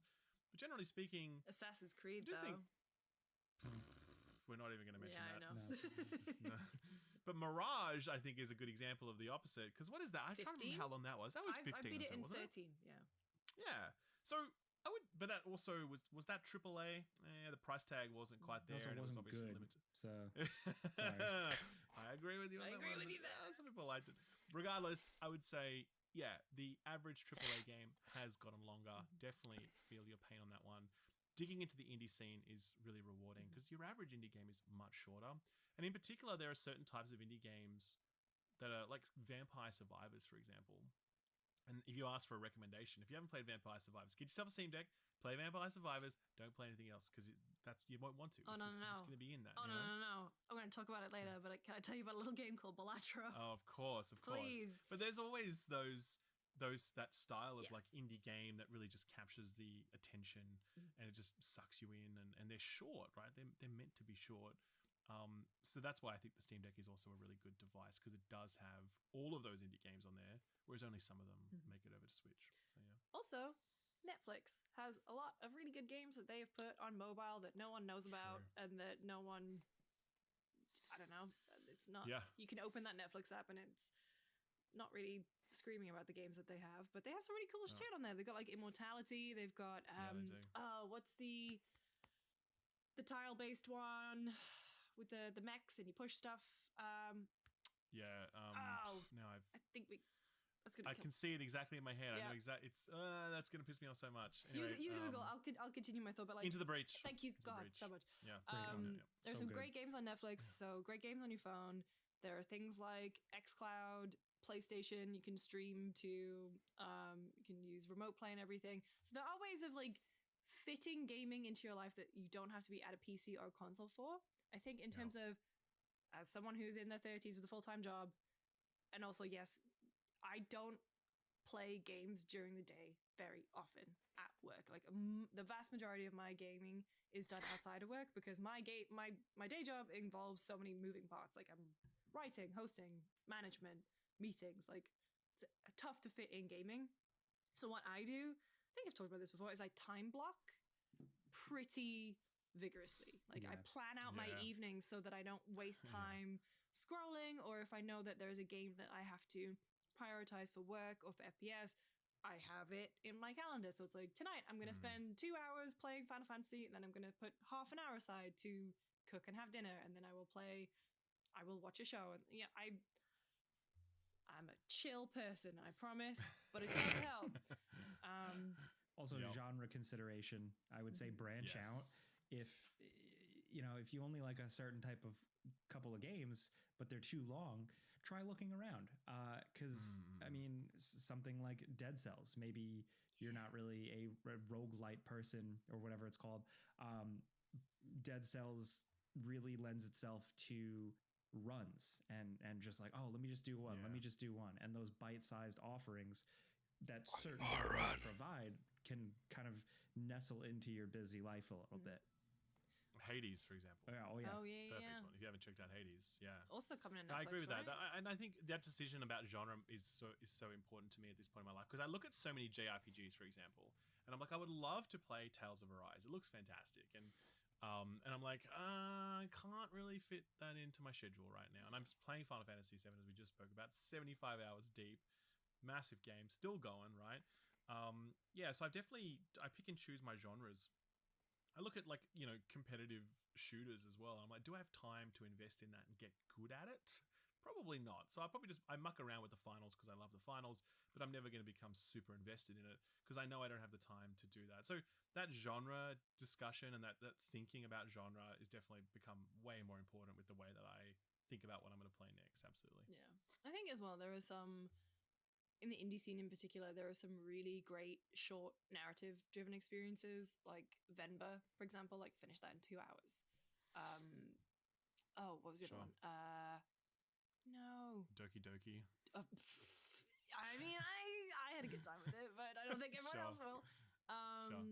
Stuff like Venba was really great. I'm trying to think of Lucy games like Mr. Frog lives on a farm or some shit. I have a game called Frog Detective, actually, that I want to play. I've seen that one, actually. Chance of Sinar, the language one, like a puzzle game. There was another one. Cocoon. In that same sort of ballpark. I mean, Dredge is like 15 hours. Yeah. There's no shortage of, and that website, by the way, Humanity. How Long to Beat It, is really good. Oh, Humanity is really That website, How Long to Beat It, is really good because it does give you a broad sense of how long it would take to play through something. And so a lot of my prioritization about what I'm playing is derived from like, well, how much time do I actually have to play this game, given everything else I've got going on in my life and whatever. So I'd say that's also useful as well. Yeah. Thank you for your question. Next up, we have got an interview with Seth from the Pacific Drive team. Do you guys want to tee it up? Yes, Seth Rosen from Ironwood Studios. He's the game director of Pacific Drive, a game that we've talked about, we really enjoy. So we wanted to pick his brain on it a little bit. So we thank him for joining us, and we're going to run that now.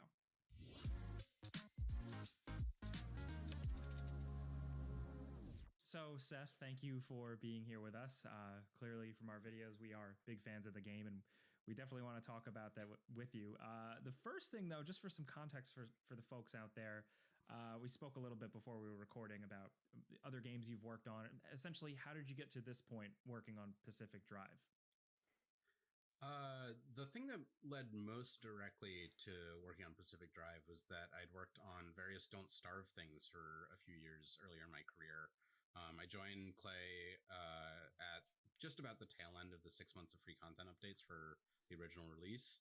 And the first thing that I did was working on the Screecher total conversion horror mod that we did. And then I was one of 2 designers on the Reign of Giants expansion. And then I was the project lead for the first year or so of development. Nice. Together, kind of seeing it through initial release and bringing it to parity with Dark Elemental.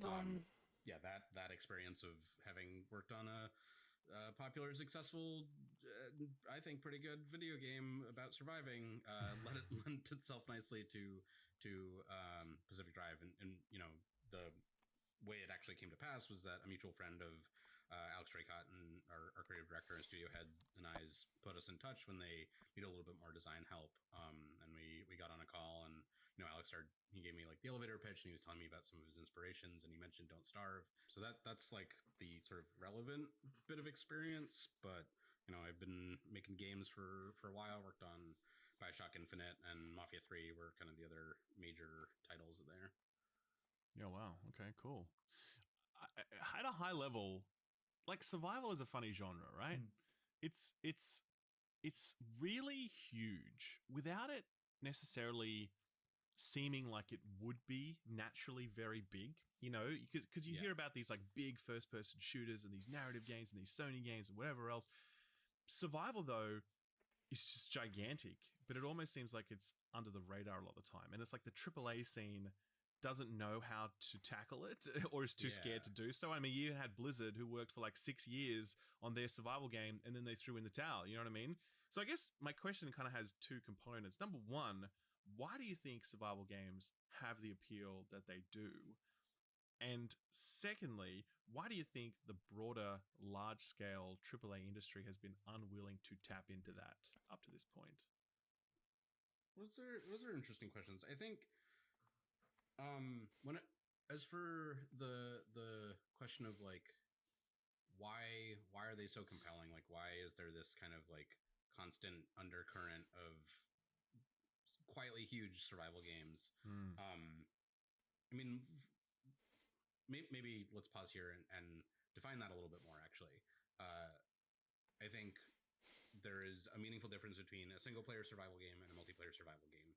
I think there is a meaningful difference also between survival games that are focused on kind of like monument building and base building, and survival games that are about sort of like uncovering and understanding a world.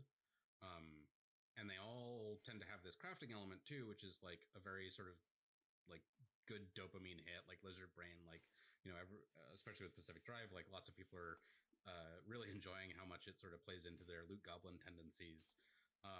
Definitely. So there's just like a satisfying thing about collecting big piles of things. But then going back to what I was just saying, like for the multiplayer thing, like that's like a really good sort of low grade activity that you can be occupying yourself with while just kind of hanging out with your friends. Like they're really good sort of socializing experiences in that respect.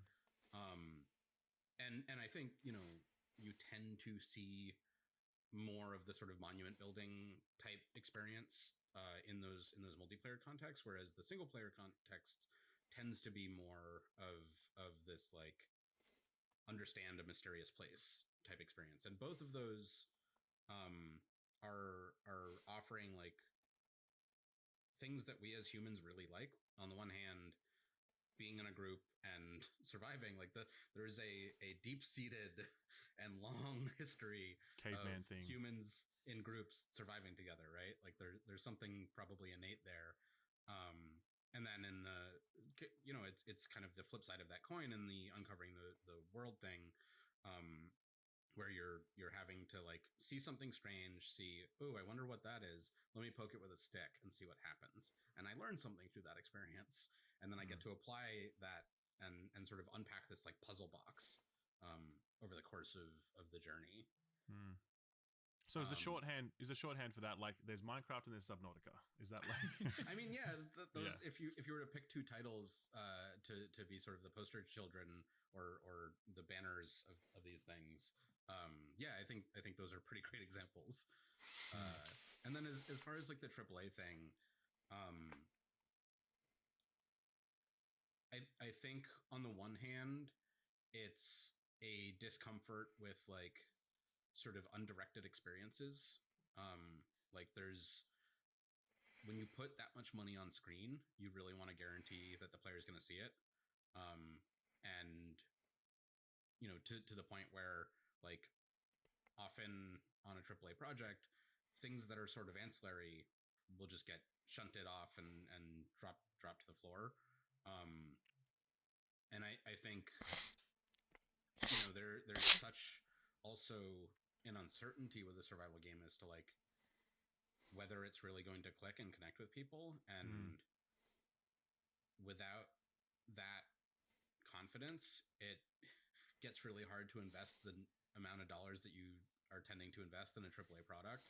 So it's like this pretty risky thing compared to a kind of tried and true formula where they can AAA looter shooter. exactly because they're always so successful.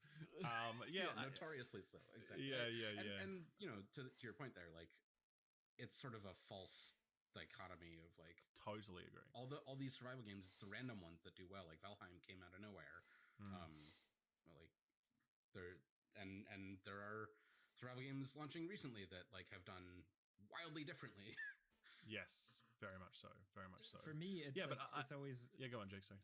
I was gonna say for me, it's always like survival game, but like the spin, like what's the spin on it? Is that gonna attract you or not? And for me, it's not very frequently, but for me, it was definitely. Megaton Bar is also oversold. oversold. The structure around the car and almost the impermanence of things, like the impermanence of the world, meaning you're not wasting time building giant dumb square houses to like put all your shit in.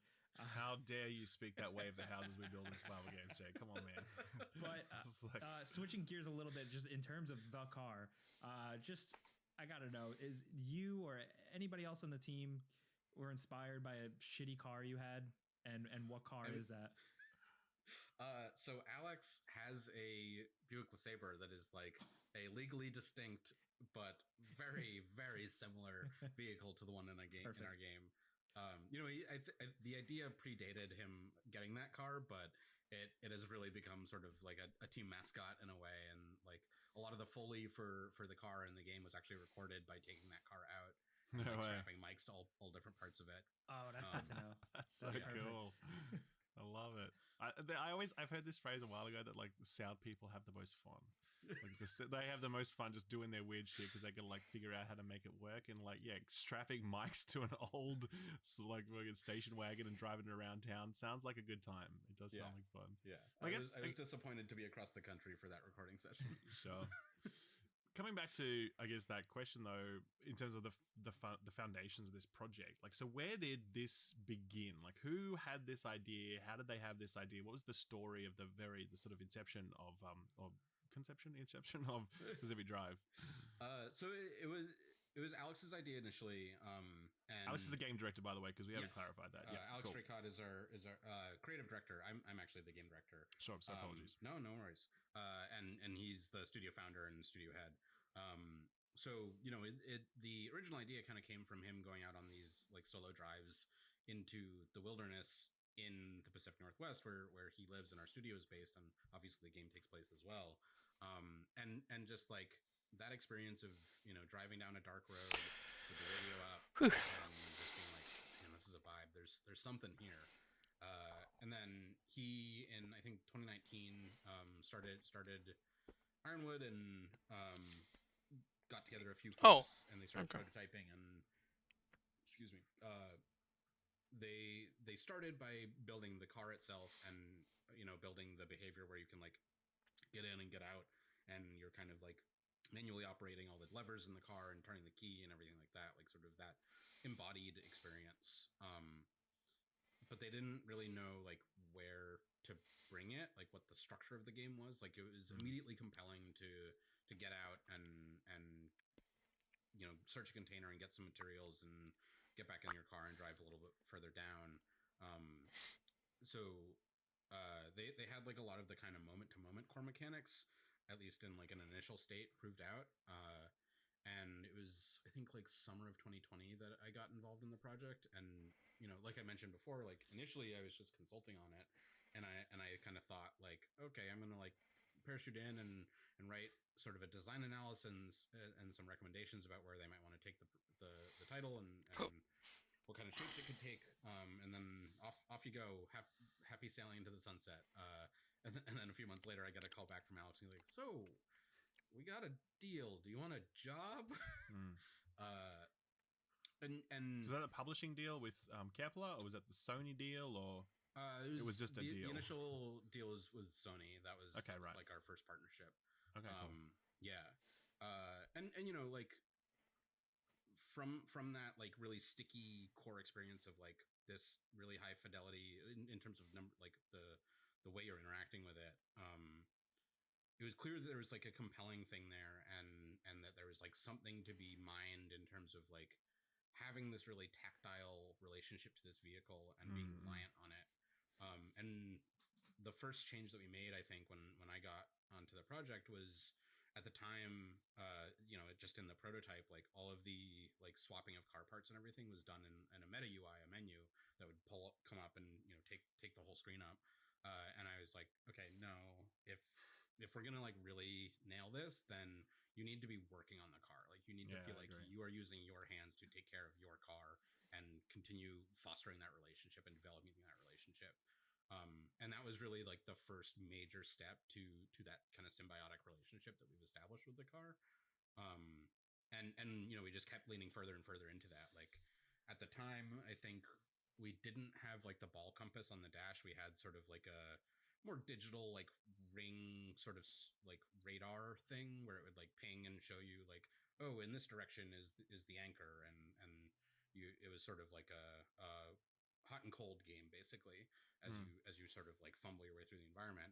And then we ended up going for kind of like more in the vein of Far Cry 2, like this fully diegetic map that you have to look away from the road in order to look at, and just like not just the physicality of it, but also the fact that we were putting all of this key information about the world and your car state and kind of ultimately how your run is going into the car itself, like further kind of increasing that reliance on the car. Not just it's an exoskeleton, it's your armor way, but also Jesus, important information that you need lives inside the car, so you genuinely cannot go that far.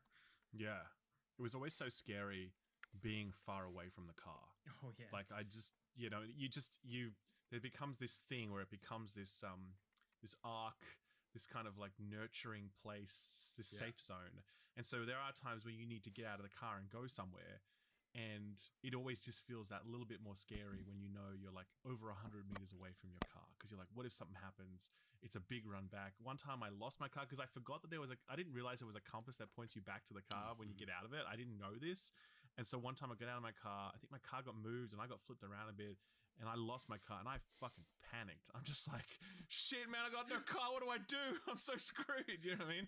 Just running there frantically, whatever. There's nothing scarier than like you're far away from your car and then you hear a horn honking and you're like, oh god, that wait, horn. that's my car. Oh no. Yeah. There's no other honks in this zone. Why are we honking? It's been so gratifying to see that, honestly, because after working on this game for so many years, like genuinely lost total sight of like just how menacing the mere presence of an anomaly can be. Sure. Especially early on, like I have such intimate knowledge of exactly how they behave and how they fit into like the overall progression of the game and everything like that I don't think of them as anomalies. Like they're gameplay objects. They have like archetypes and blah blah blah. And my design brain just like can't shut that off. So it's been really cool to see people kind of come into contact with these things and be like, oh right, when you don't know anything about how these things work, they actually almost don't need to do anything just because their like mere existence is threatening and intimidating. Yeah, definitely. And they do things, to be clear. Yeah, they definitely do. Fucking pickpockets, man. Fuck off. Like seriously, driving around and I have all my repair. I learned the hard way because you can like put storage racks on your side, and I was like, I'll put all the stuff I collect in my trunk, and I'll put all my critical repair components in the side racks. And I'm driving along, and one of the pickpockets yoinks it. I didn't even realize that he took it. And then I'm like driving, my car is screwed. I'm like, no worries, I got my stuff. I'll hop out. I walk around to the side of the car, and I'm like, fucking pickpockets. It was gone. I was so mad. So in terms of the arduous nature, the brutality of it sometimes, was that something that kind of grew out of all these gameplay concepts over time, or was that like a mission goal from the beginning to like really challenge the player? In this quest, the local explorer... It was pretty baked in. I mean, that was something where I was really drawing on my experience of Don't Starve, of just like, I think something you guys had even talked about in your videos is like sort of how uncaring the world is about your existence and your presence. And I think that's like a kind of key thing about these sort of like puzzle box survival type experiences that I was explaining earlier, of like there is an ecology outside of you, and you factor into it and you can manipulate it into ways in certain ways, but ultimately like it isn't something that is like out to get you necessarily, but it will get you if you're not careful.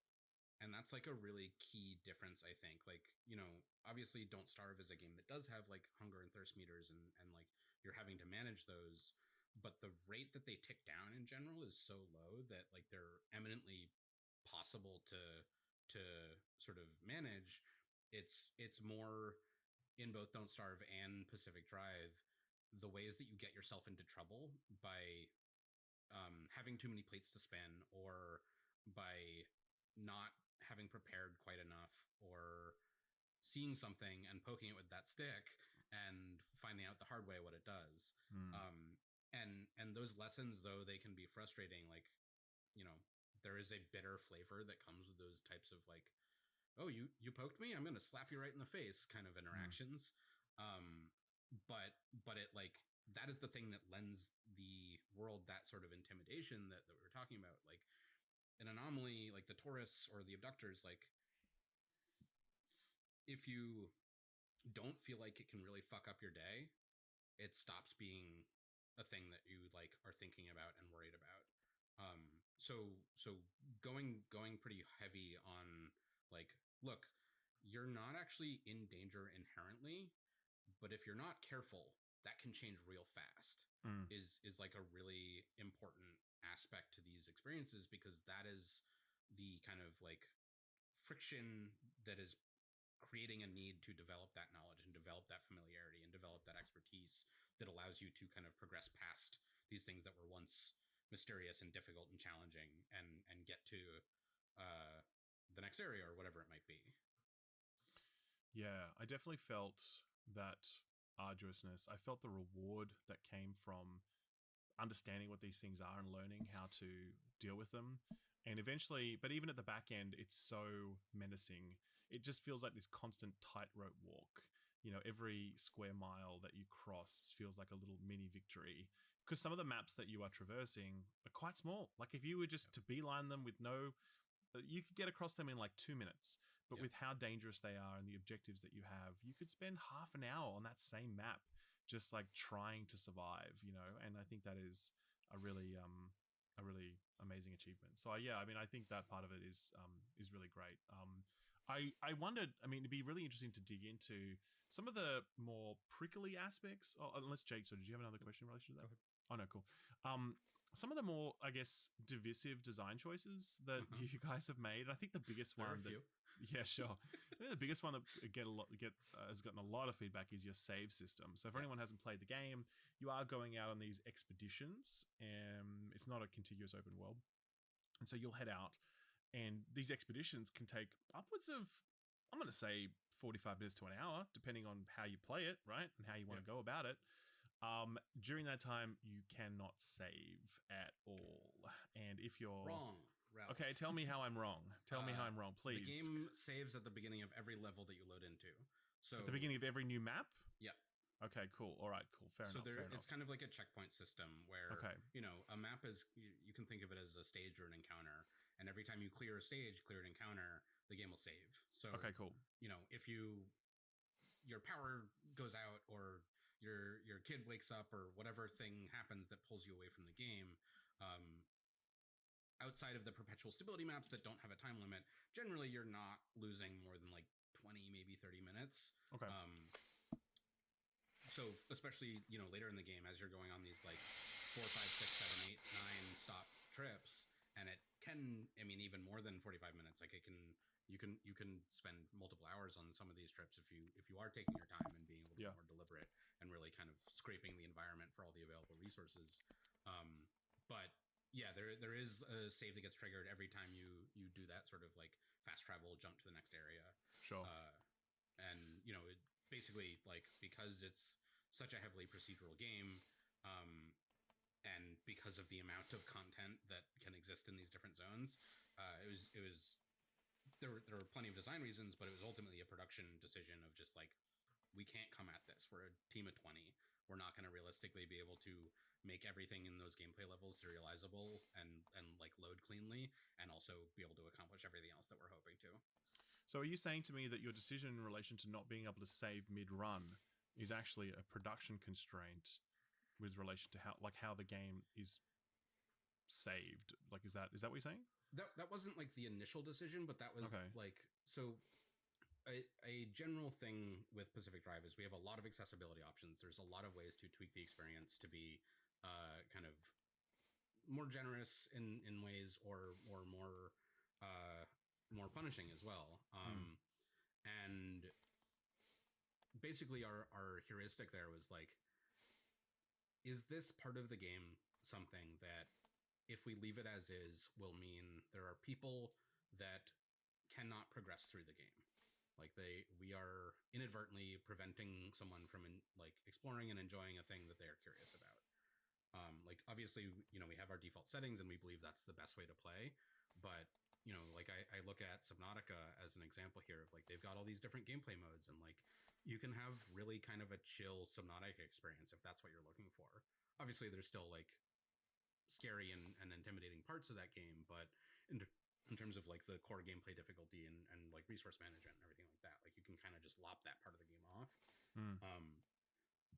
So we wanted to sort of follow in that model, and if it was something that was like quick and simple to implement, we would implement it.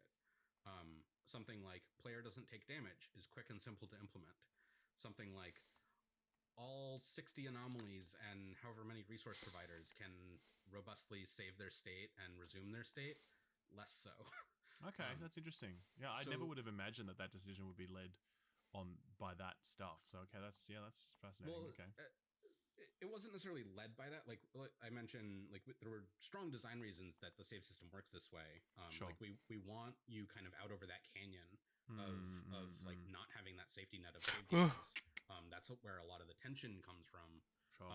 But I bring in the production and sort of schedule considerations as like, okay, yeah, like a bit of feedback we've gotten from our comms on this stuff is like, well, you have all these other things that like sort of ruin the game or like are counter to these stated design reasons, and that's true, but those things were like so much easier to actually bite off and implement.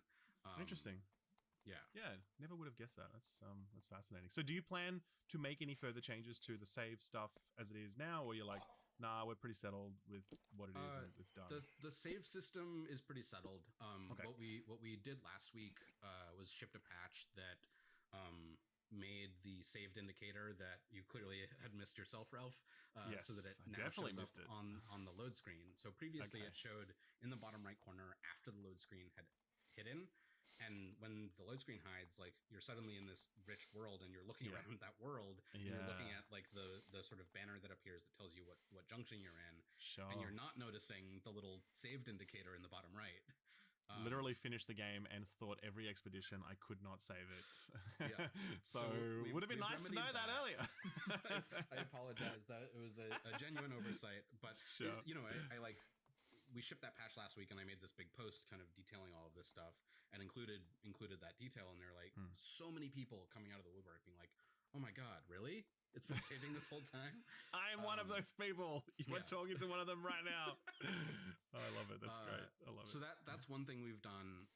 And then hopefully this week, but possibly next week, we're also like adding a new option in the pause menu that will allow you to abandon save quit option, which like if you need to stand up from the middle of a session and you really don't want to lose what you've collected, but you also don't want to like lose your progress from that map, you can select that option and say like, okay, only for when I select this option do I keep my items. Like I'm going to keep the main gameplay mechanics for when I'm actually playing the game, but if I do need to stand up in the middle of a session and cut it short and I really don't want to like redo anything that I did, you can kind of like use this sort of early out, like return to the garage, keep what you got.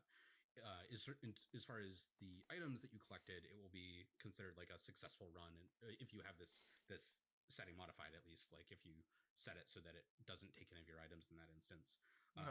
But what you won't get is the kind of discovery mechanic of a successful run. So like you have that kind of territory control thing of like you pick your destination, you drive there, you escape from it through the gateway, and that kind of reveals the adjacent junctions from that point.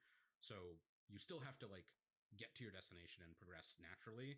I'm hoping that this will give players that are getting frustrated by that stuff the tools that they need to like end their sessions in a way that doesn't leave an overly bitter taste in their mouth. And we're also adding like a pop-up when you start the game that says like, hey, just so you know, this is how it works and there's settings and blah blah. So mostly like a sort of like informational solve here, and providing some ways to more easily kind of tweak the settings hang on. that allow you to change what the penalty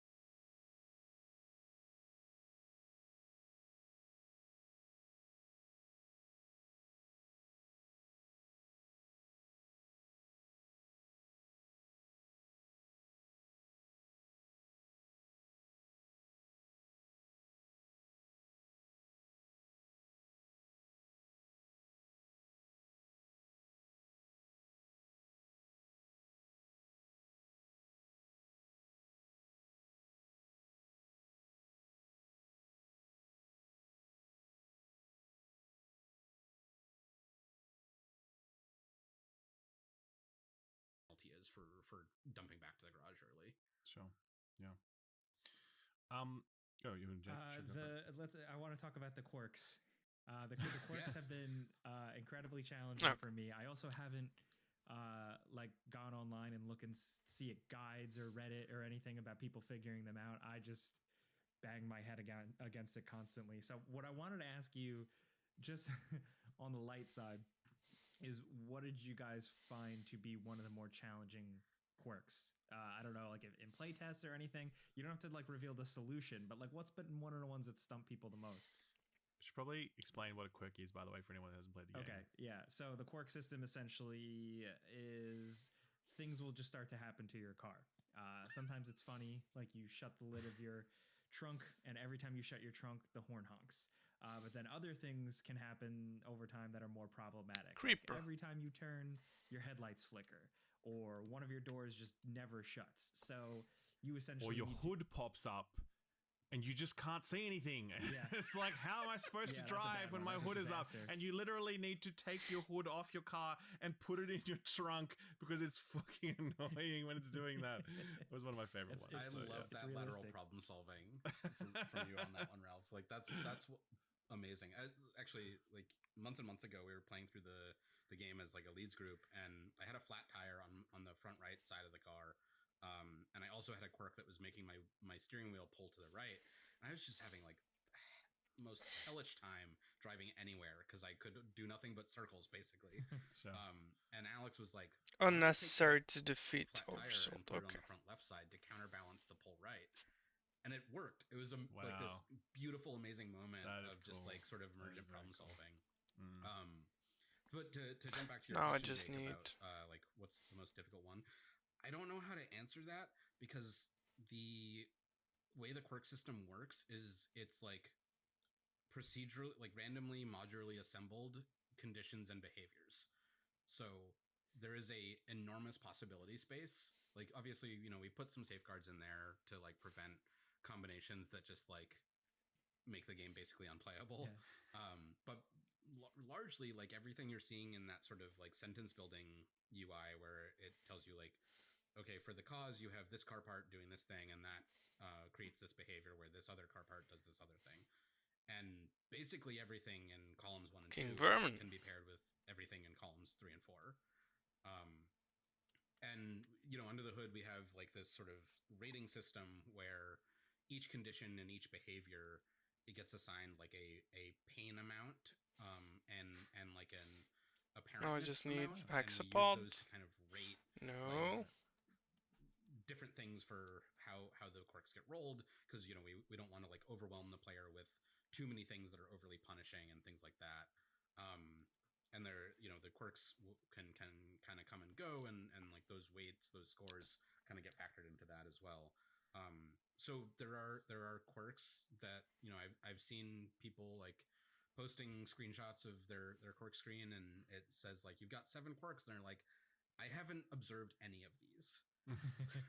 Yeah, I found myself in exactly that situation. Yeah, they might be things that just because of how you play the game, or because of any number of Come things on, hexapod. You just might never see. An example here is a behavior that only happens when your fuel is empty. Right. You're not going to see that very often, because I would have seen it a few times. I'll tell you that. I definitely would have seen it a few times. Yeah. So some of these things are really kind of buried deep, and might only rear their head in a really inopportune moment when you're already in a tricky situation, like not having any fuel, Ralph. Yes. I think, so I genuinely don't totally know how to answer that. There are definitely combinations that are wildly difficult to spot because of how kind of ancillary they are to some of the core gameplay. But at the same time, that also means it's not impacting your experience all that much. And I personally really and I think it's a huge aspect to the system that it has this really broad range of you can get something that makes it really difficult to play, and you will figure it out really quickly because of how like interfering it is. And you can have something that you live with a while because it's funny or not that interfering, or you can actually have things that are beneficial, like you honk your horn and it makes your car jolt forward, which if you just keep leaning on that horn is basically a free speed boost.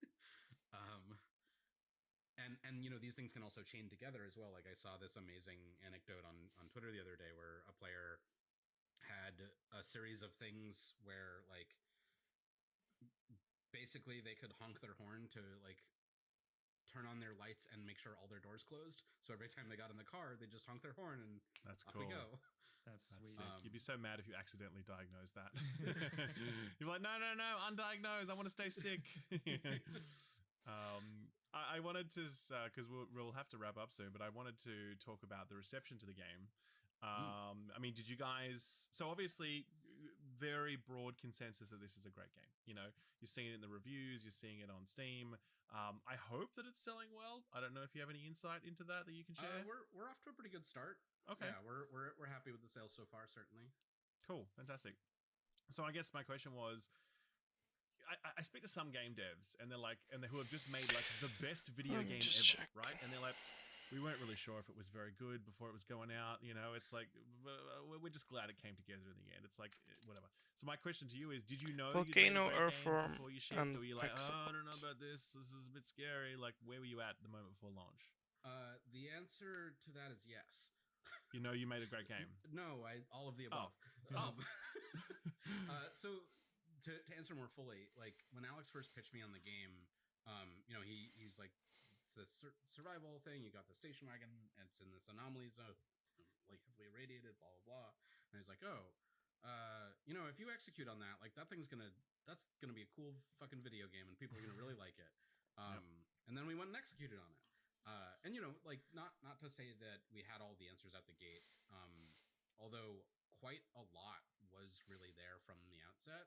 I think the most significant change that we went, the two major changes that we went through during development that I think like really kind of locked it into place and like made it all click together. One was all of the tools that you use for like gathering resources and stuff used to be these sort of like transaction, like animation based, like you hold it down for 2 seconds and then it does the thing. And then at like last summer, last summer, we updated it to use the sort of like immersive sim damage model that was being used already for all the damage to the car, and just turning everything into like this sort of more sandbox type experience where you can use the tools in different ways and to solve problems. And if you're in a pinch and you don't have a scrapper, you can use fuck's sake. a couple materials out of something. Not necessarily the best use of that tool's durability, but you can do it. And just like getting it, what it ended up doing was putting players into much more of that sort of like emergent gameplay, creative problem solving headspace that I think is where the game really thrives. And then the other thing was like early on in development, the runs was kind of like you get 3 pre-charted paths and there wasn't like a sort of overworld map. You just got like, here's a node graph and you can pick between like a route that goes this way, or that way.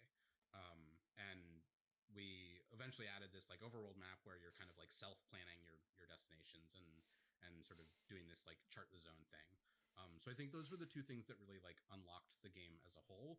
But I do feel like we were quite confident that we had something pretty special and pretty compelling. Like the process, it was really when we turned it into this like manual, like you're working on your car with your hands thing, that it was like, okay, yep, this thing has legs, and like the setting is compelling, the lighting is beautiful, the vibes are immaculate. Like this is going to connect with people in a bunch of ways. The thing that I was like most nervous about going into release was just like the balance of it all, like how many items you're finding in the different containers. And like it's funny, having worked on Don't Starve, like my general stance is that materials and items and resources in survival games, it's smoke and mirrors, it's distraction. The only thing that actually matters is time management. Like all of the resource collection is just converting time into these things. And the tension and stakes and intrigue comes from the fact that you're spinning all these plates. Like, in fact, it is generally very frustrating to be playing a survival game where you just cannot find the thing you need. It's much more interesting if you can find it, but you need multiple things simultaneously.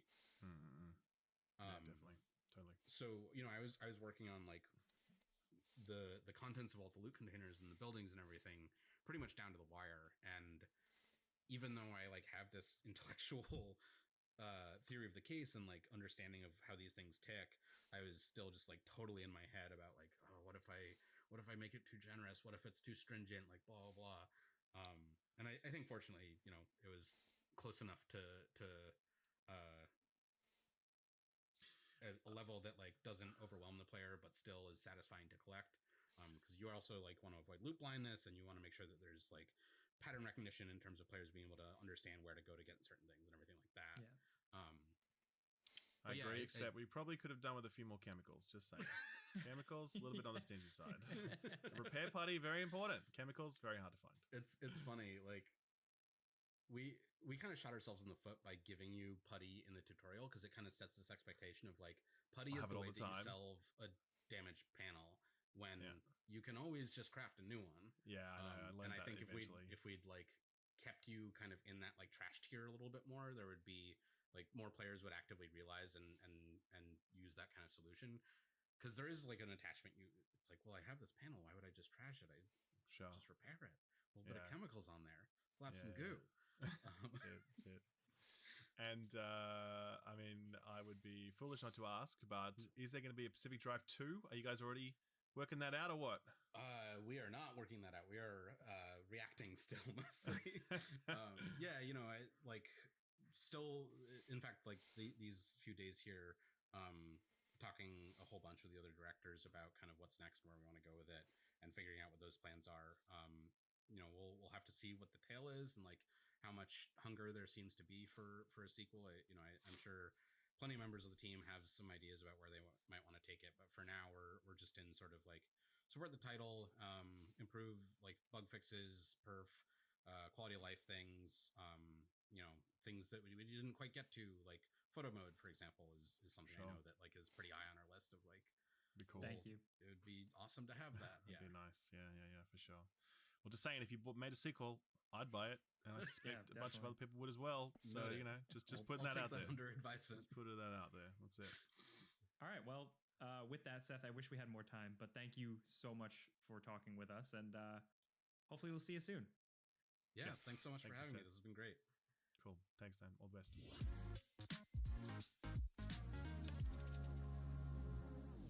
I need to get around to Pacific Drive. You do. You need to be ready for it. I recommend playing it after you've played something really chilled and relaxed, because if you go from like a big, long, stressful game into Pacific Drive, you're going to be like, I am not in the headspace for this right now. Yeah, it's a sweaty game. Big time. Right. It is. That's like me reading House of Leaves and then reading Smut, because I need something very involved and then something like boring. Yeah, exactly right. Not boring, but like something I don't have to have my brain switched on for. Anyway. Time for another user question. This one is from Morgan Mohala. In the evolution of gaming, value propositions have historically been tied to multiplayer capabilities, like the N64 having 4 controllers, online experiences, like Halo 2 multiplayer, enhanced graphics like PS1 through 2, 3, 4, 5, expansive game lengths, like Assassin's Creed Origins, and cultural significance like Fortnite and Roblox. However, with graphics reaching a pinnacle, I am so full of cold, I'm so sorry, and the saturation of remakes and sequels, the current landscape demands reevaluation. Can the panel discuss, I love it, it makes it sound like we're debating something on a TV show. We're experts, man. We're experts. Can the panel discuss some things they feel adds value to a game, and some things they feel detracts from the value of a game, with the players in mind? That's a big question. Interesting. So what detracts from the value of a game? It being shit. Yeah. That's number one. It being broken. If the game is shit, you can't play YouTuber. If the game is shit, then it's got less value than a good game. Okay. But speaking quite seriously though, I would say first of all, like in-game monetization for me definitely takes down the value of a game. Yeah, predatory in-app purchases. But even not just predatory, but even just like even a store, even a shop in general. Like even if it's a fair shop, if you are looking to charge people money, then ongoing, then it makes sense that you would charge them less upfront. You know what I mean? I think that in terms of that upfront price tag, I'm like, you should probably shave a bit off the top of that if you are looking to charge people perpetually for this thing. And right? get your foot in the door by charging them less upfront, and then. I mean, yeah, I think that's just a fair trade-off, right? Because obviously some portions of the game are going to be unavailable to people at the beginning by virtue of your monetization model, but you're still charging a full price for that. So I'm not on board with that idea. I don't agree that every game should be free to play, but I do think that if you are looking to charge ongoing for a product, that you should not be charging full price for it upfront as well. That just seems like a bit of a like piss take double dip. You know what I mean? So that's one thing that really reduces value for me. I definitely do not equate. I mean, the thing is, there is some weird connection between game length and value. Even though, like, it's different for everyone, obviously. Yeah. If a game is 2 hours long, but it hits you in the feels and it does something to you that you are never going to forget, is that game worth $70? In one sense, yes. In another sense, no. We go to the movies and we spent buy IMAX tickets for June 2. I don't know how much you guys spent on that. I think I paid $60 a ticket or something. That's Australian dollars. I don't know. I don't really remember. It was like. It's expensive. It's only a banana, Michael. What does it cost? Right, but okay, with popcorn, you go there and there's popcorn, yeah. Okay, and there's the trip out to the movie is going to be in the vicinity of let's say $60 if you get a drink and popcorn and whatever, right? Parking if you drive your car, all that sort of shit. But then you see June 2 and you're just like, holy fuck, that was crazy. And you never think, oh man, that was $60. Was that worth it? I'm like, you just don't do that value equation. But with video games, you're like, that game, Skull and Bones, is $70 US. That's a ripoff. You know what I mean? Even though that's giving you 15 hours of campaign, and we have just a totally weird, different, skewed version of how we talk about value when it comes to video games. I'm not going to say whether it's right or wrong. I'm just saying it is what it is. There is a relationship between playtime and value. For me, though, it's less important because I'm, at this point in my life, far more interested in what a game accomplishes in the limited time that I'm able to play it, rather than how long can this game keep me playing. Final Fantasy VII Rebirth is not a better game because it's 75 hours long at least. It's maybe a little bit worse for that, versus other games that you play that are just perfect for 30 hours long. That's incredible, I would say to me that to jump off of that, it's when it comes down to quantity over quality. To me, that is a detractor. I feel like I don't like playing through games where I have to sift through a lot of stuff that's just put there to justify a price tag or to keep me playing longer. And I feel like sometimes it can just get in the way of good storytelling, even because to kind of kick from that, when games do try games as a service model, please God, no, monetization or expansion things, and Suicide Squad is the easy first example, but there's others. I think Diablo Immortal kind of did it. It's when you can see the lore and the story just stumbling over trying to explain what is essentially a business holy model. Shit. That to me is a weird turnoff, not just because I'm like, ew, I'm being sold, but also because it detracts from what otherwise could have been some interesting storytelling. And that's still what I come to the video games for most of the time. I like games that are idle and I can just, keep clicking and have fun. But I really come to these things for compelling adventures and stuff. And when it feels compromised in some sort of way, whether it's to jam it with stuff or to jam it with stuff for me to buy, that for me usually devalues things. Yeah, for sure. Absolutely. I have a complicated relationship with the term value. I've definitely said this on the podcast.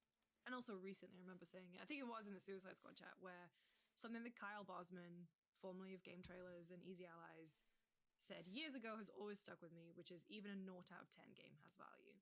And I think value is such a weird thing because I can be playing a game and maybe Suicide Squad, perfect example, where at some points I thought that the gameplay was really clicking for me and I was actively having fun and I was engaged with the combat, but everything about other aspects of how the games as a service model have been implemented were just turning me off it, and made me want to, like, I wasn't getting value out of that. I wasn't engaging with the system that had, like, this entire elaborate system that had been put in this Just game, need Hexapod. and I was getting zero value. So it was like this weird balance. And so I think something that, when I'm thinking about games critically, when I'm thinking about games that I've connected with emotionally, that I've loved, it's something that has created a memorable experience for me.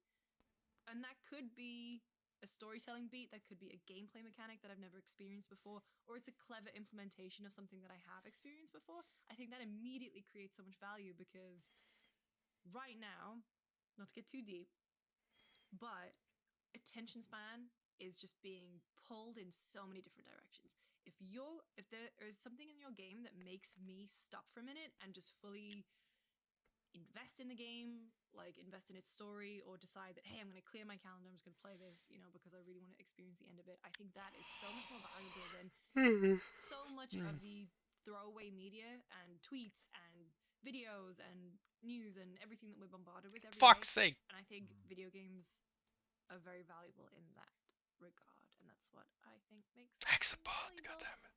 I agree. Well said. For sure. Thank you. I felt like I was That was rambling. nice. Thank you. Thank you for another great user question. Like I said up above, contact at friendspersecond.com. Chuck them our way. No, I'm going. Boys, what else have we been playing?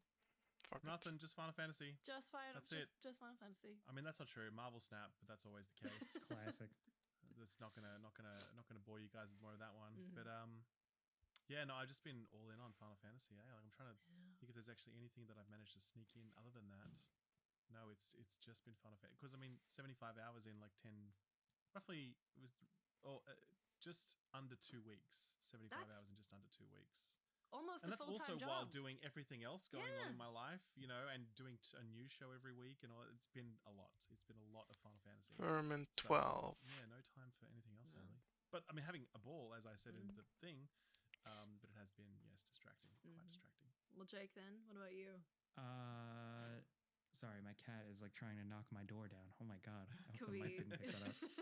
No, we should do that. That'd be cool. Yeah, Two. She's a monster. For me, a 4. little bit of Red Dead Redemption 2 on PC, because I have a new monitor, so I wanted to test that out.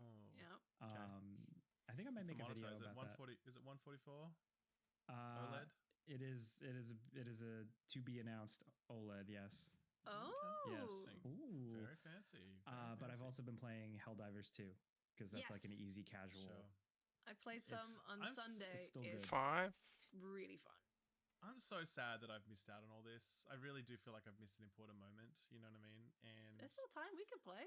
I know there is still time, for sure. Absolutely. And I want to do that. But I also think, well, I've got some stuff coming up this month, which you'll learn about soon.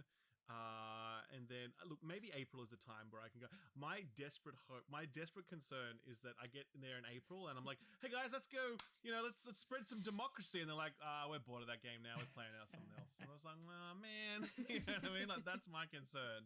So I'm hoping that it has legs enough to last until April and beyond, because that's probably when I'll have time for it. So Jake, how in deep are you? 6. No, pretty casually, but like I hopped. So I went hard for the first 2 weeks, and then I kind of bounced off, and now I just hop in casually, and it's still just Earthworm. It's kind of like a good mindless one where I just want to zap some stuff while also chatting with a friend, just like mowing down bugs, just really reveling in the whole Starship Troopers atmosphere, which I don't know if I talked about that too much on this show, but the fact that they managed to keep that tone consistent is really great, because the game starts with an incredible intro sequence, like we saw in the trailer, where it's like a faux advertisement for the military. It's so of that feeling, and I was like, is this it? Like, and now it's just going to be a third-person shooter multiplayer. I'm at 7. Still manages to keep that tone from like what the characters say to 9, things 10. that play in your ship in That's between done. missions. 2 more. It's just kind of always got that wacky, zany, what's the word? Like parody. It's like parody thing. tongue in cheek, and like even so there's the store. Everything in the store has a fake review written. Oh, the reviews are so The funny. reviews are so funny. I bought two. I bought one for my kid, and it's like a fucking battle armor. Nice. I was like, my wife said it was either the armor or her. I've got this great shiny new armor. It's like stupid stuff like that. I think the coolest things that I hear about Helldivers now are the stories of new stuff being rolled out. Yes. Yeah. Without any announcement. It's just like all of a sudden someone sees on the battlefield like a mech suit. And it's just there. Yeah. And that's how they're playtesting new content. And I'm like, that is so incredibly sick. What a cool way to drop new content into your game. It was just a total surprise. Because I'm like, how is it not being data mined? Like either. Like that's what's curious to me, because it seems like a genuine surprise. But maybe it is being data mined, but I'm just not close enough to the Reddit to see all that stuff happening. But it's there and it's being play tested, and it's so awesome to see that is how they're demoing new shit. You know, I think about if I was playing Destiny and all of a sudden I'm on a mission and this entirely new gun just appears out of a chest or whatever, and I'm like, what the fuck is this? You know what I mean? Or like some other NPC rocks up during that mission that has never appeared in that mission before, doing some cool sick shit or whatever. Or like, I don't know, that stuff is so interesting to me, and I love that story of like a live service that's just come on dropping new things on you all now they won't spawn, for fuck's sake. Cool. And Destiny, to be fair, Destiny has done some of that in the past. I don't want to sell it short. There's surfboards in you could be the Silver Surfer now in the sure. game. Cool.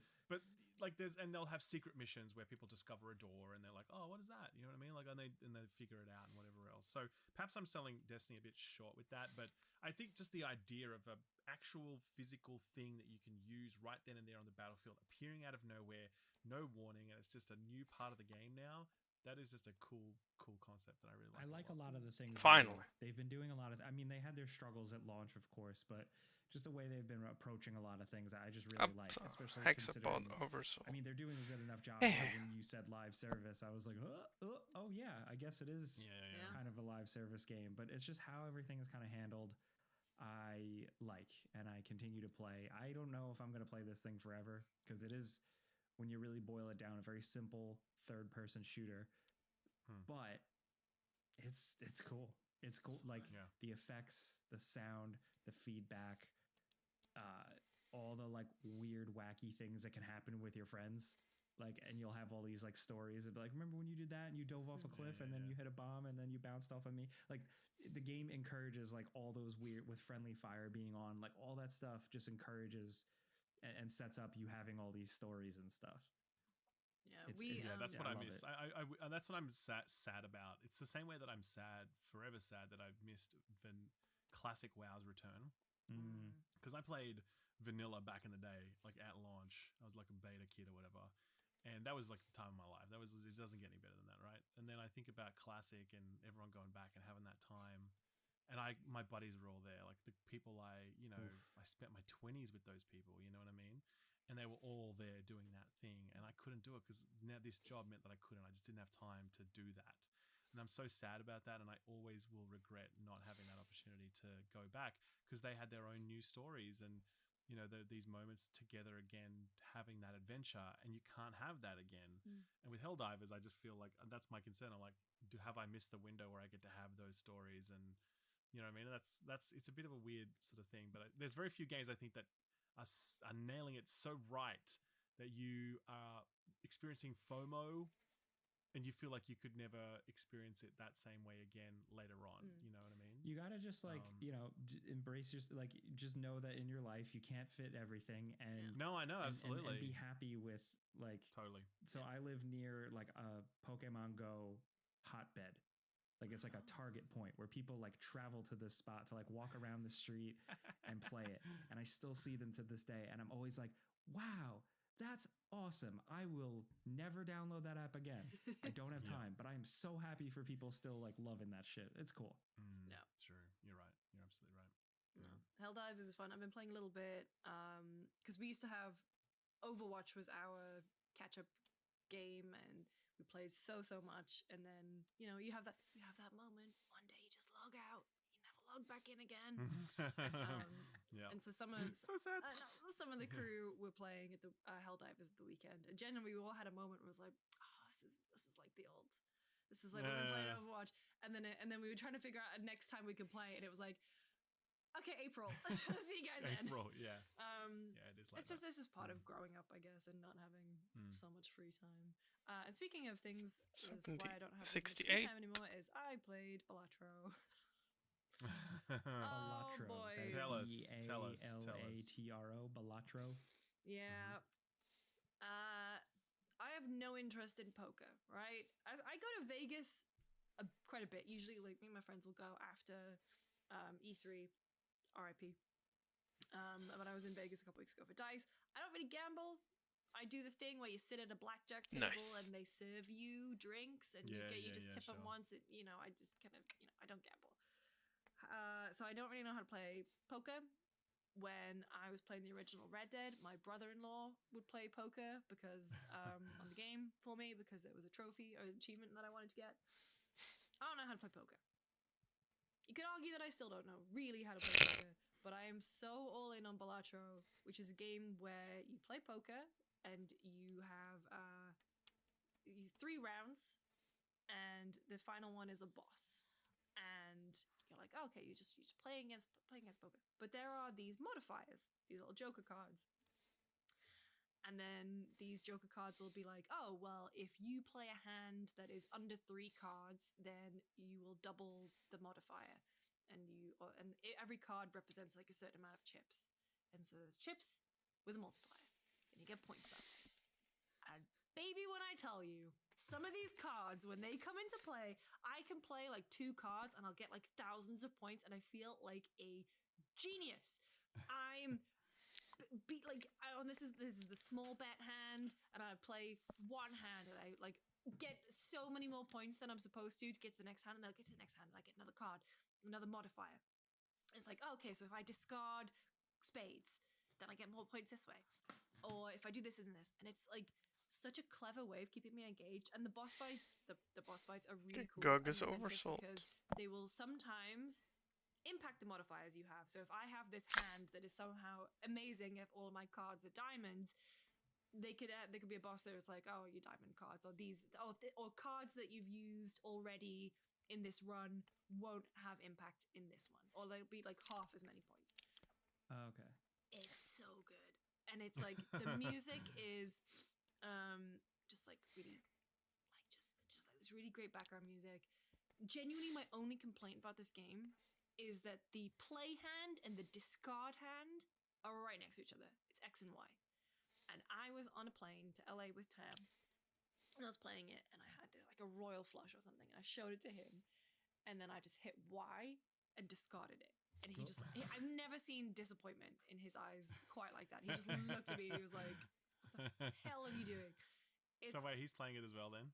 Everyone is playing it. Like, everyone's playing it. That's true. Everyone is playing it right now. Everyone's playing it. We were on this press trip, and we were with Jordan Midler from VGC. I was talking to him, and we got him a code. And he messaged me today. He was basically like, I can't stop playing. And I said to him, I feel like I've given you the gateway drug, and that when you're dead, I'll feel guilt about this for the rest of my life. More like when he has a crippling gambling addiction. Oh yeah, because they got taken off Steam. Because they got taken offline. Yeah, if anyone missed that story, they actually got delisted for like having gambling. Yeah. I forget the terminology, but the implication was simulated gambling. Delisted in certain territories because it kind of like encouraged gambling, or was too gambling-esque. And it's like, it's not at all gambling-esque. It just uses playing cards. It's no more gambling than solitaire is gambling, you know? Exactly. This is from an indie studio? BRB.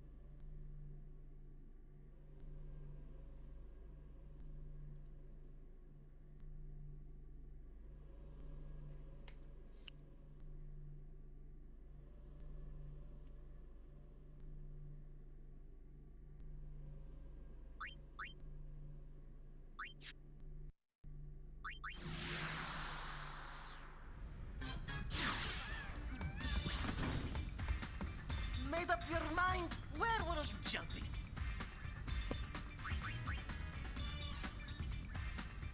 You really going in? Yeah, the time for invasion has come. Spear Hunter team go in. Huh? Your friendly name?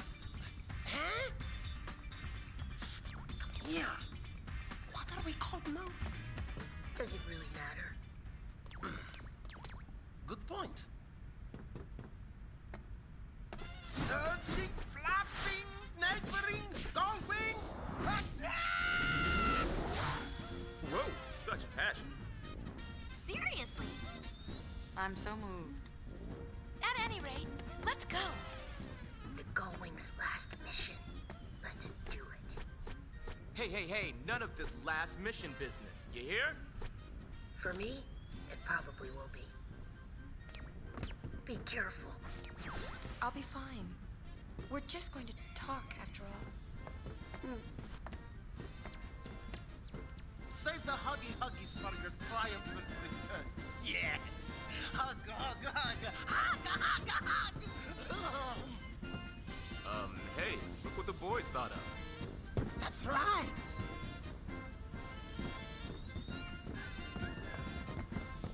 Go, go, go! Go Wings!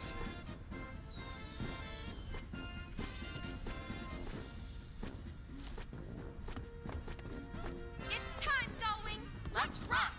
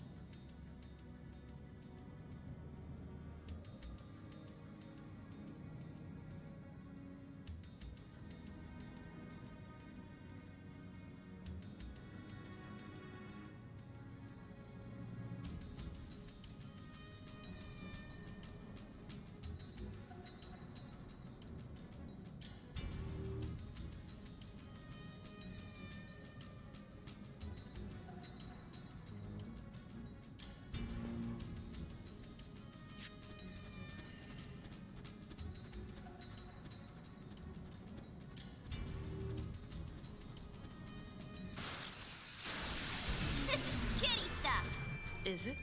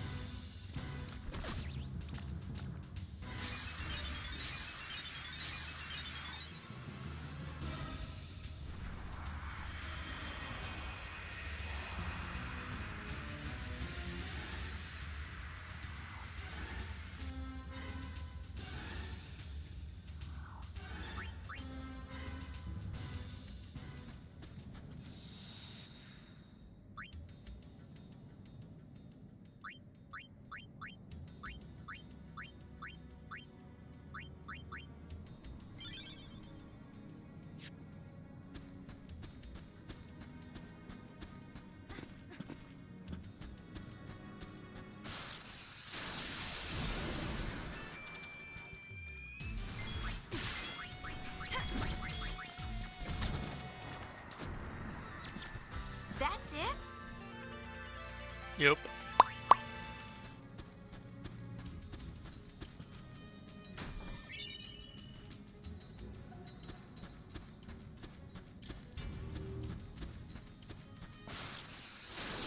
Well, well.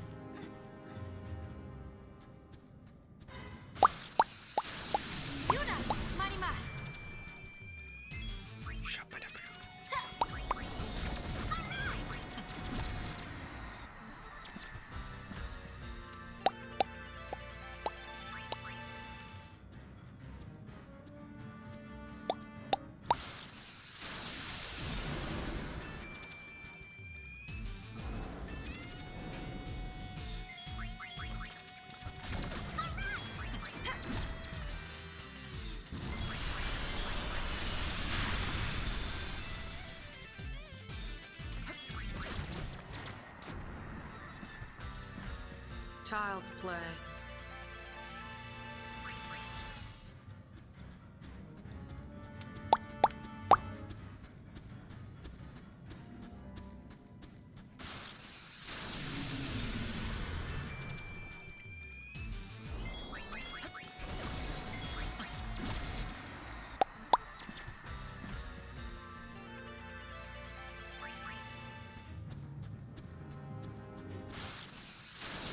Bring it, punk.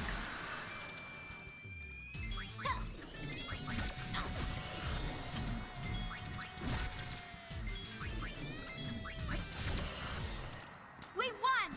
An empty win.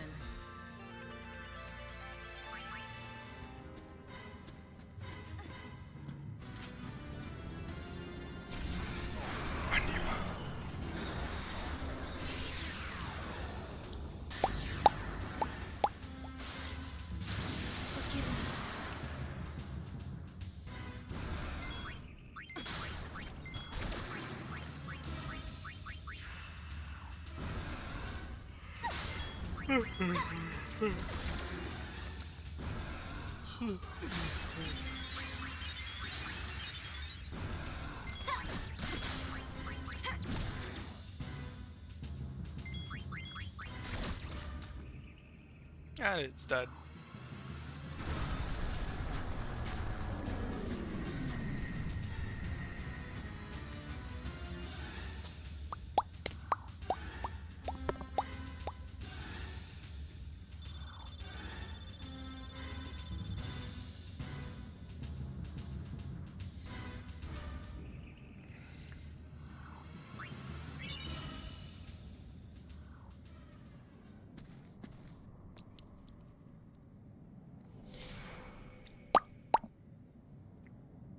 Bahamut. Yuna, I'm sorry. We weren't strong enough to stop him. We wanted to at least warn someone, but instead, we were dragged into the darkness. We're no better than fiends. It's all right. Forgive us.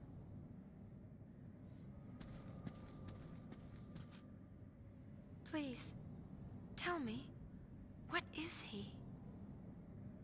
Shuyin? Just a shadow. It may look like him, but the real Shuyin died long ago. Even after 1,000 years, his hate and misery linger on. His feelings grew so strong they began to act on their own. Eventually, they became a shadow, a shade that wants only to vanish, but cannot. Just a shadow. I can handle a shadow. Are you sure? Yes, leave it to me.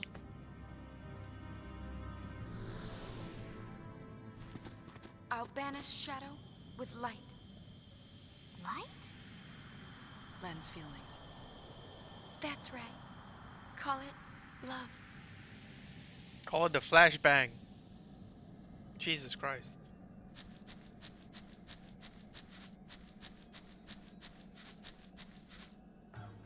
Hey! You certainly took your sweet time. Why are you here?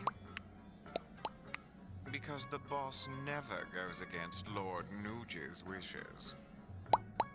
You found him? As we was heading in, we found the sphere addressed to the boss. He said, don't follow me. Turn back now and wait for my return. Actually doing what you're told? How novel. What can I say? One look at Nuji Wuji's dashing visage on that spear and I was, charmed. How could I say no to such a cutesy wootsy face?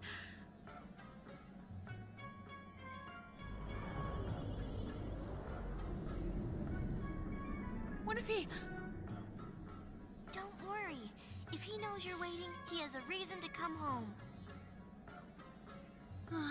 And wait I shall. We'll tell him that you're waiting like a good girl. This You game, do that, man. love. What And the don't fuck? forget to stress, good girl. What the fuck, man? This game is just...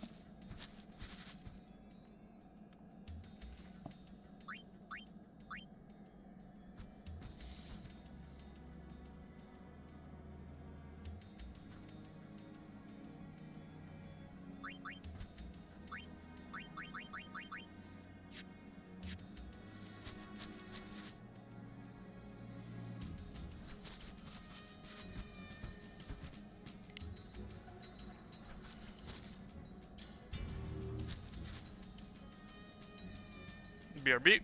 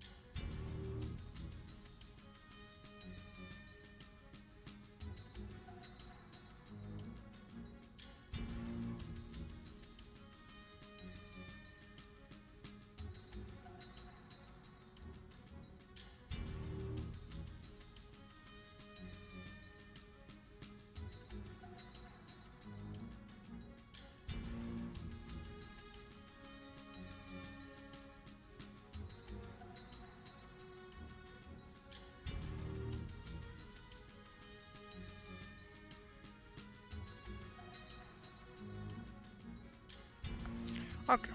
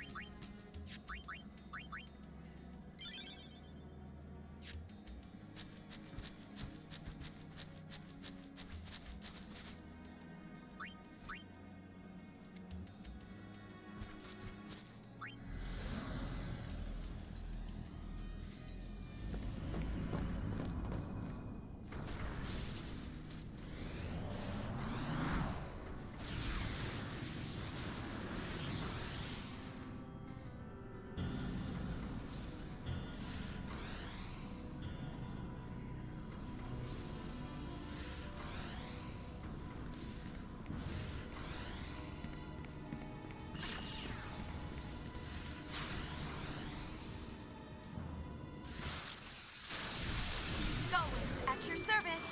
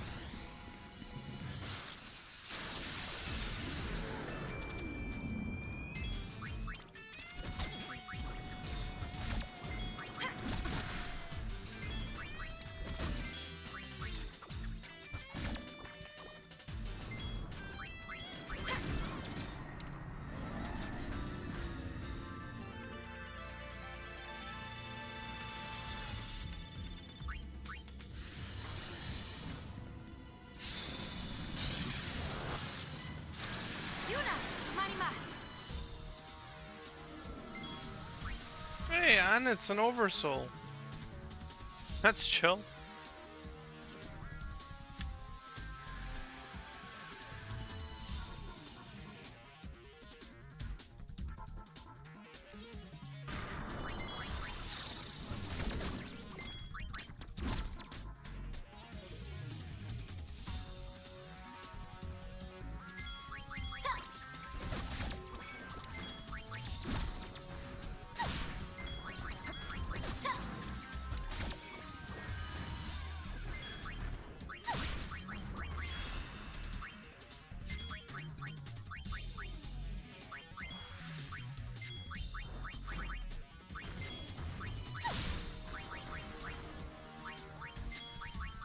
Shimete Yaru.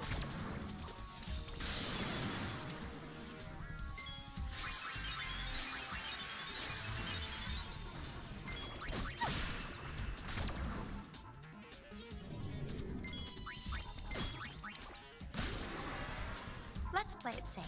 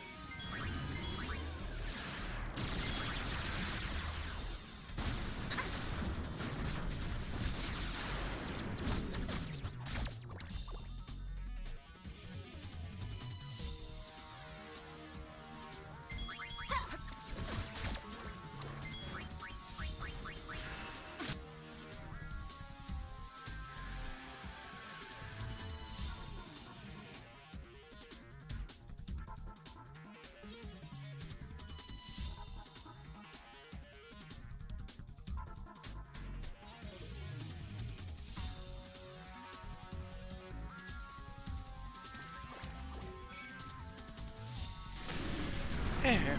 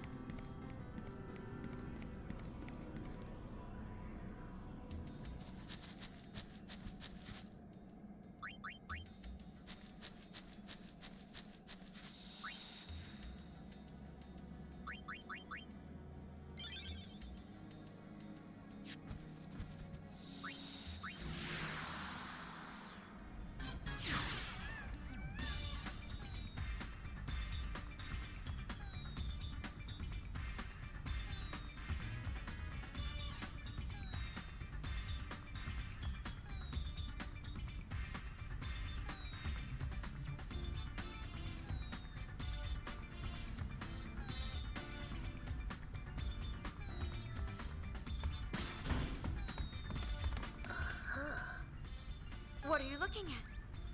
Farplane data. The more I study it, the more fascinating it gets. There's limitless energy swirling around in there. Limitless energy? The life force that flows through our planet, I think. With a little work, we could probably extract the energy into usable form. Sweet! Of course, that'd take generations. That's no fun! Well, still, it is something worth shooting for. Think how much Spear would change if we ever got it to work.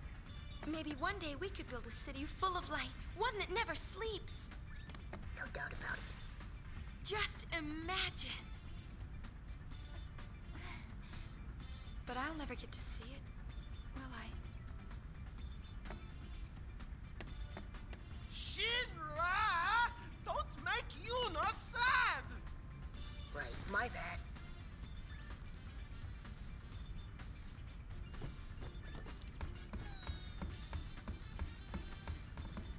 Next stop, Far. Choose your...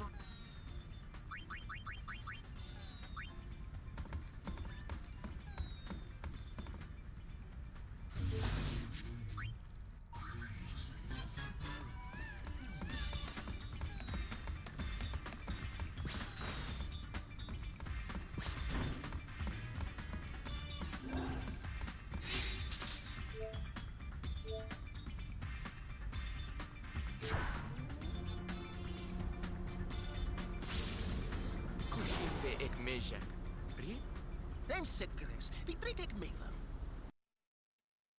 Dit fruguk frit penek dregek. Unyuna vundrit shedan. Shubad dat je voor deze fatekus nou niedek. Rubava karkusa lira kinmik. Lichsu, is kanwek. Fried. Nach du kinmik fuit pahela. Nadjanjri Yuna?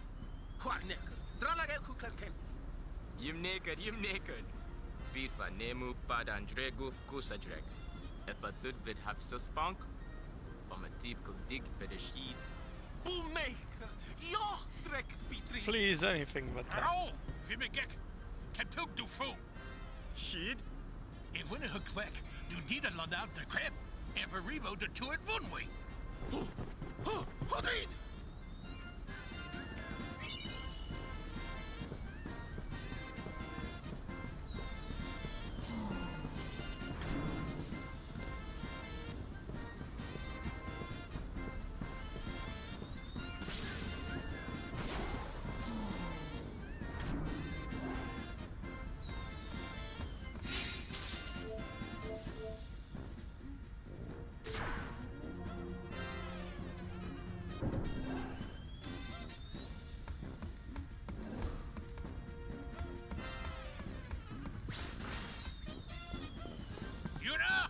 Front and center.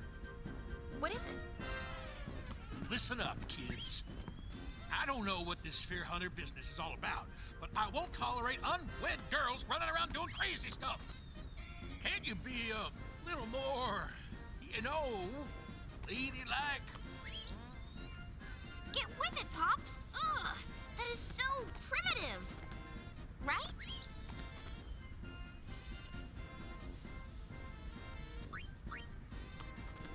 But... So I'm an old fart, that it? Can't keep up with the youngins, huh? You said it, Pops. Why don't you sit back and leave the mother times to us? You're the one I'm worried about most, you mohawked moron. So? No? Actually, Pop's on the mark for once. Stop picking on your brother. Hey, what is that? I was born in Bethel. I grew up in Besaid. And I suppose this ship is my home now. Well, no, not just here. When I think of all the places we saw on our journey, now, each and every one of them feels like home to me.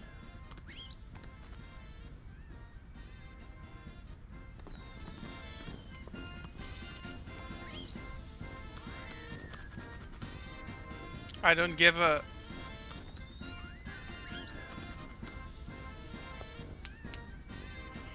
Dude, anymore. Come on, do whatever you want.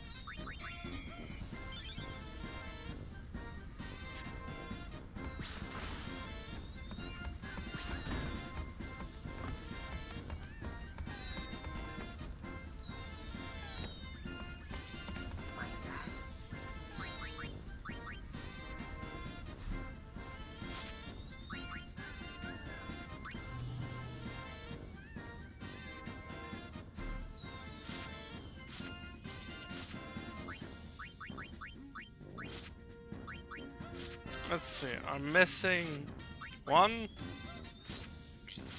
2, 3, 4, 5, 6, 7, 8, 9, 10, 11, 12, 13 monsters. Which I still need this oversoul. So that's 1, 2, 3, 4, 5, 6, 7, 8, 9, 10, 11, 12.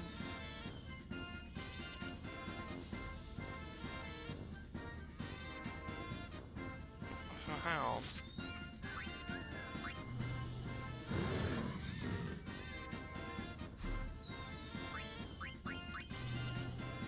Okay, precept guard I already have. Okay. Just check. Yeah.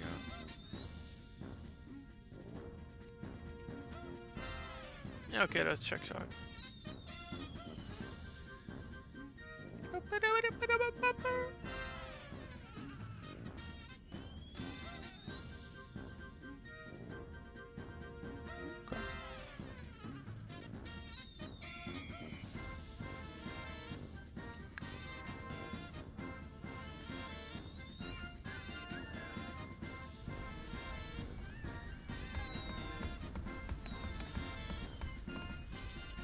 No, wrong one.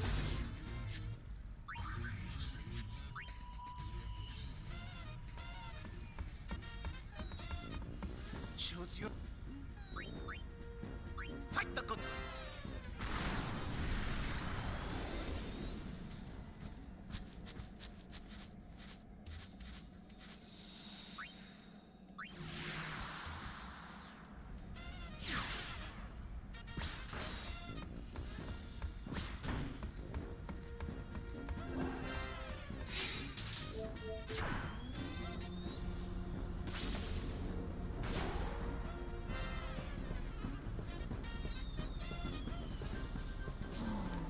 Bingo.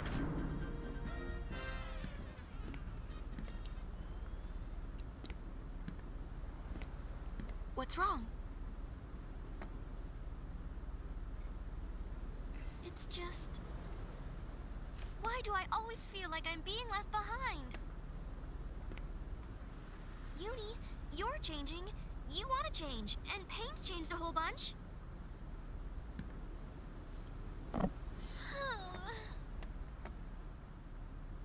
But, Riku, I have you to thank for that. If you hadn't invited me along, I might never have left Besaid. And the way I was before, I could never have lived like this.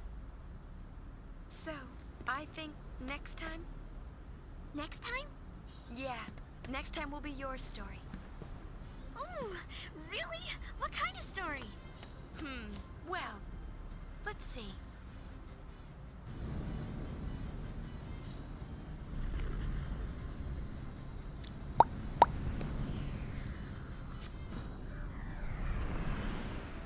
How's that for a beginning? Do I get a hunky boy in my story? Need one? Yep. I wonder what brother would say. He's not invited. I'll come up with something, I guess. You will, Riku. If anyone can do it, you can.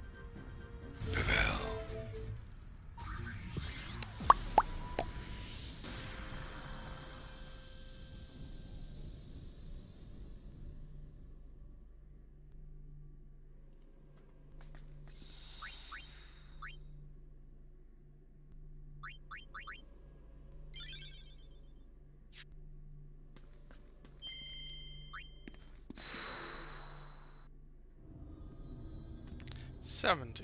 Okay.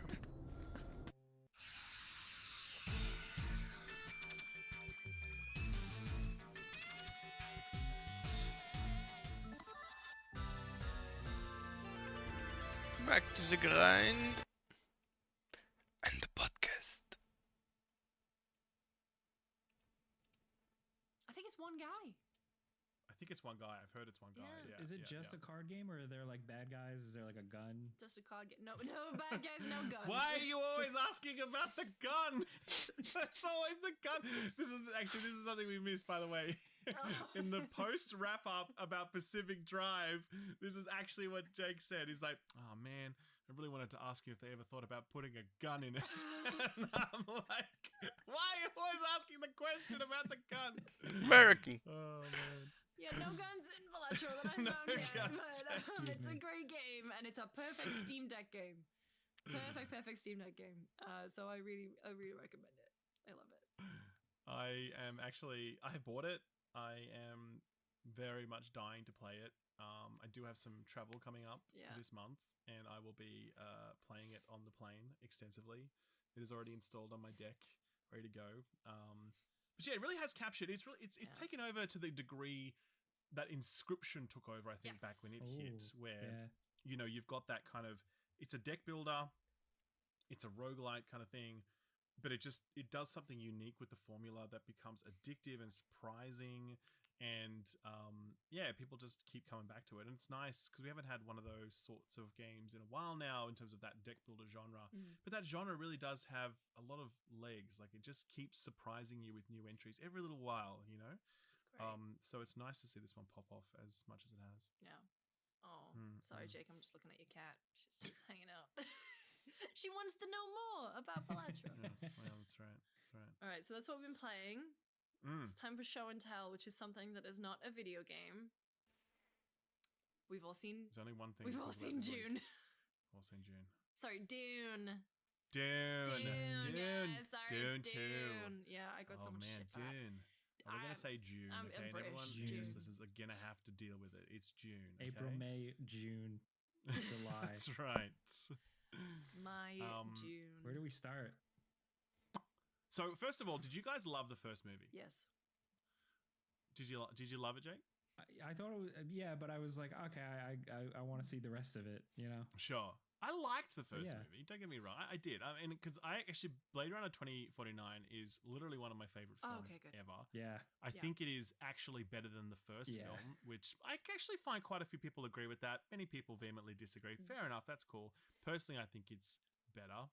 And so, and also June, I saw it after it was the zeitgeist moved on. It was really hyped up, and I was like, okay, cool. But then I went in there. I'm like, all right, I can. And I've read the books as well. And so I was like, all right, I enjoyed it, but didn't love it. Yeah, it's a very hard story to tell in two parts. And the first half of the book is a lot of people sitting around talking about water. Oh, yeah. Which is actually incredible, by the way. And I love that. But it's very hard to make that into a film, especially Denis Villeneuve, who's like, I'm not such a fan of dialogue. It's like, well, okay, no wonder the first film, yeah, he made obviously some choices. But when I walked out of 2, which was last night, by the way, I saw it in IMAX, I feel like I hadn't felt that way since I walked out of like Return of the King back in the day.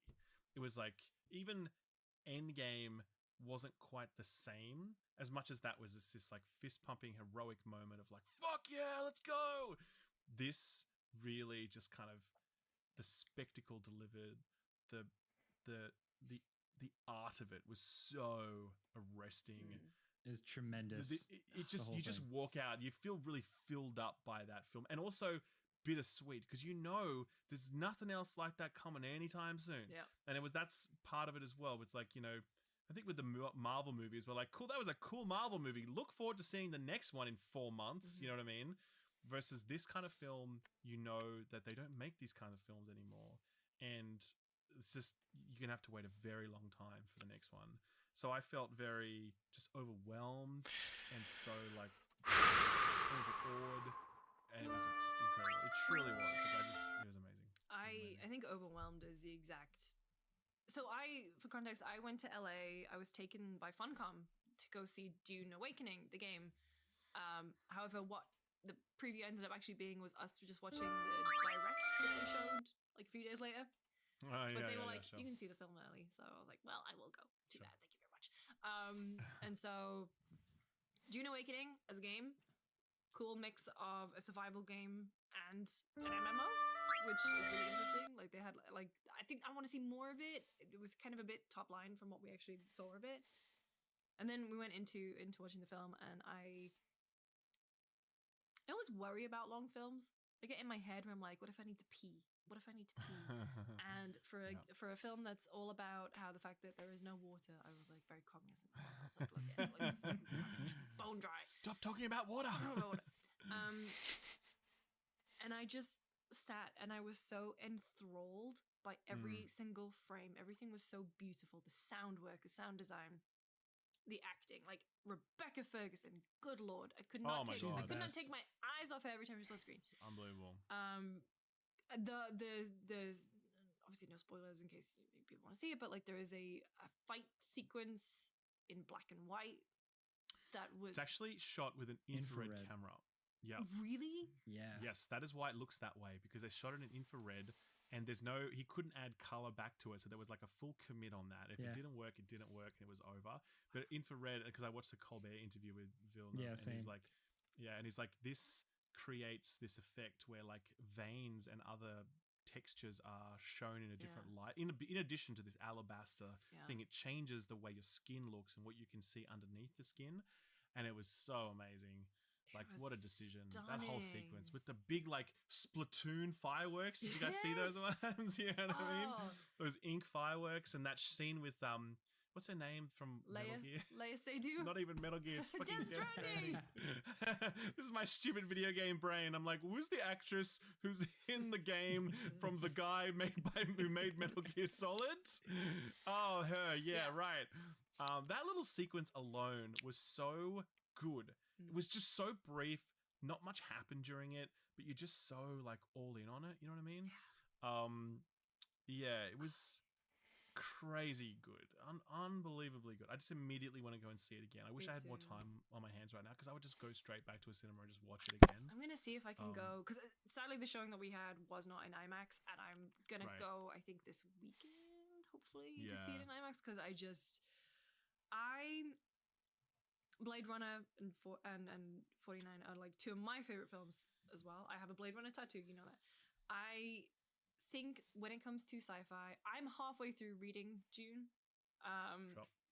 The thing about sci-fi that really gets me is like a sense of place and a sense of grounding, and I think that Denis Villeneuve, I believe, Villeneuve manages to do that so well. Obviously, he and his team, and I think with Dune Part 2, with the smaller conflicts and then obviously like galactic scale conflicts as well, but everything felt personal. Like, you know how Marvel movies can feel very disconnected, and I hate that that's the comparison that we're making, but also like you kind of have to, where every single conflict is end of the world, everything is so big, so over the top, so grandiose. Whereas this one, because they spent so much time focusing on the characters themselves and their motivations, and then you just throw the Bene Gesserit into the mix and their whole fucked up deal, it just felt, when everything started coming together, I was just so, I could not take my eyes off it. I was just so desperate to know what was going to happen. And like every single, like there was no duff frame in that film, and I can't believe it. It was 3 hours. I reckon I could have gone 6. Me like, too. For real, I reckon I could have just stayed there for 6 hours and just kept going. Because I could do a cinema thing of just put them both together. I could do it all in one. Yeah. It didn't feel like there was any fluff or like, you didn't really need that scene or whatever. He left a lot out, obviously, because you have to. But I think the great skill of what he's done with this is that there's so much nuance within the world of like Dune in the book. The whole thing is a deeply political book with so much subtlety in language and like the political construction of the world. He can't speak to all of that in a movie, especially not the kind of movie he wants to make. But in the way that he's done this, you get the feeling that all of that exists underneath the surface of everything you see, you know? You don't doubt the political construction of the empires and the houses and the tribe, all of it, and the architecture, all of it speaks to something bigger and older, and everything has meaning. And so while he can't deal in these big elaborate dialogue sequences full of, you know, political intrigue and subtlety, there's a lot of subtlety in the visual design that communicates that world's subtlety, you know? And I think that is a really brilliant place to arrive at for how to sell a ruckus and that broader universe, you know? So how do you feel about Timothée Chalamet's Paul Atreides? I think there were a couple of really cool parts where I was like, oh, this guy is badass. But it was uphill for me, and I do feel like towards the end, without spoiling anything, some of his like ascension, I wasn't completely sold on it because he still comes off to me like little boy yelling. Right. But I think even still, it's like the construction of the movie where it's like, even if I wasn't completely 1,000,000% sold on his performance, it was the music, the visuals, the swelling of it all. It helps push that feeling over the finish line for me. And I think that's like from beginning to end. Like there's just so much cool shit. Like I was going to make a "they fly now" joke because it's like the first scene is like, they fly now. They fly now. Yeah. Sorry. Yeah, I think Chalamet's performance, I agree. It's sort of, I think the great success of his performance is that it really sells his transition from boyhood to man. Because there are moments, because I watched the first film the night before I went and saw it, and he's very clearly a boy in the beginning of that saga. And by the end, he is very clearly a man, and it's a physical transformation. It comes across in his performance and what have you. I think he does sell it overall. I do. And I'm trying to think, well, who else would you have cast in that role? And I don't know. I mean, I'm sure someone could think of He would sell the agelessness. Absolutely, he can play the boy and the man. Absolutely. Well, that's the thing. There's that phenomenon of actors because they get work done. There's that tweet where it's I would not be able to believe Ben Affleck in a period drama because he looks like he knows what a cell phone is. Yeah, and because that's people it. have work done, and like I did see something the other day where it's like, his teeth, he hasn't had veneers, so he looks appropriate. Like to the fact that he doesn't live in this world where people go to Turkey and get the turkey teeth, And so there's the thing about like he sells it. I also agree that I think in in Dune Part 1, I was not on board with him. I think he was kind of like on the weaker side. The cast was all fantastic, and if I had to say who was on the weaker side of things, maybe not selling it as much, I would have said Chalamet there. But I think in this one, there's one scene in particular where I was like, oh damn, I get it. Yeah, dude, he's got me. I'm believing all this, but yeah, I don't know who else it could have been. I don't want to like Lord of the Rings it where it's like, well, what if Sean Connery was Gandalf and Stuart Townsend was Aragorn? I don't know. I think other people could have. There are certain people you like. There's no way anyone else could have played certain roles, right? Yeah. Or you feel like it would have been a bad call not to. I think you probably could have had a different actor play this person, play Paul Atreides. It would have probably been okay as well, depending on who you cast. But I do think Timothée Chalamet did a good job overall, and like, but I think because so many other like Austin Butler, for example. Oh, he was great. It's kind of like he just manages to steal the show for a variety of reasons, even though the glass he hasn't skin. got that many lines. it's a visual thing. It's his presence, and it's even the way. But I think it's sort of like Batista. I think manages to do. Batista and he have a similar kind of role as these sort of offsiders who don't have a lot of lines and they work for the Baron and whatever else. Batista doesn't really do a lot with it. I don't know. He's just like really angry, and that's about it. Which is in keeping with the character in the book. Don't get me wrong. There's reasons for that, for sure. I think Austin Butler and that character that he's playing and the way that he plays it and the way that he's shot with this white thing and this bald head, it all comes together to create this incredibly like the presence of him every second is just, man, that is a, you wouldn't want anyone I wouldn't want anyone casting that role. He just crushes so hard, so perfectly. You feel like anyone else would be a downgrade, I like Zendaya a lot as Chani. I thought she did really good. Oh. Have you guys read the book? Have you guys read the books, by the way? Halfway through. You have, okay. So I'm like reading the first book. I had kind of read it in high school, but I like lost, and I watched the David Lynch one a lot. Sure. So I think it's Zendaya, but also like the making the Fremen more layered, a little bit more real, or at least presenting that there's more depth to them. I really like. Yeah. Well, her character in the movie is very different to the character in the book. Okay. So quite different, and in fact, it's an improvement that I won't spoil because I'll let you guys whatever. I think it's an improvement in terms of the construction of the story, and it becomes especially important when it comes to Messiah, which is June 3. He's making June 3, and it is Messiah, and Messiah is Messiah is bonkers. Yeah, holy shit! They're making Messiah. It's gonna make this. Say again? Calm down. Everything I'm hearing little dribs and Messiah is bonkers. But I think. Holy fuck. I think obviously Messiah is the most important part of the story in terms of like its thematic and its resolution, because it almost directly attacks what many people might think to be the central thesis or conceit of Dune, and it's gonna make that trilogy such an interesting one because it's so rare that that a trilogy in its final arc might look to deconstruct everything that it has actually accomplished in its first two acts, and so I think people are going to be really very interested to see how that lands. We'll see it in like 4 years again. Damn. Yeah, take their time. Seriously. Other thing I've been watching that I really want you guys to watch just because it's so good and it's like prestige TV with a huge budget that's actually Succession. Incredible. Shogun. Oh. So it's on Hulu. Heard lots of things about it. Yeah. I don't know what Hulu is in Australia. I have to find out where we have that. It's like Disney Plus. Do you have that? Okay. Probably Yeah, Disney sure, Plus. I think sense. that's what it's on in the UK. It's phenomenal. I've seen the first 2 episodes. based on the book from when was the book from? 70s? 60 James Clavell, I think, is the author. I read the first one. Oh, that's what it's based on. Yeah. No way. Right. Okay. Cool. Yeah, I know those books. My grandma used to read them. Like, I had heaps of those books sitting around in my house. Now I know that. Okay. Cool. Yeah. Right.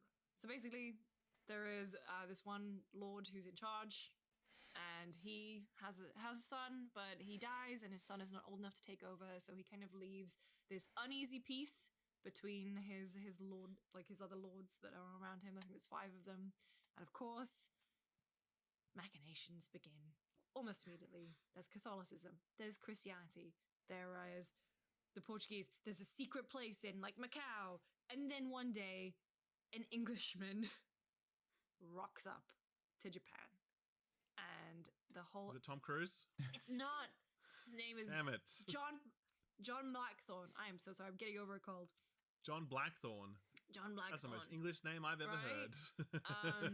And it's basically about the fact like he's getting used by these people of power to get one over on the other lords.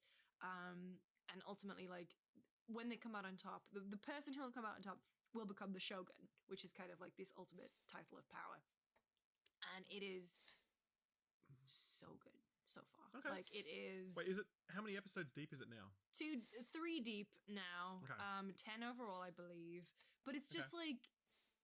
I'm so fed up of TV and movies that just think the audience is stupid.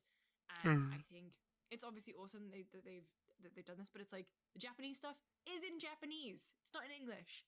I think they have Japanese actors speaking Japanese and it's subtitled. And it is so weird to applaud something for doing that these days, but it feels like sometimes we get the dumbest watered down version where everything is in English. And actually, to be fair, the Portuguese and Spanish speaking, that is all in English.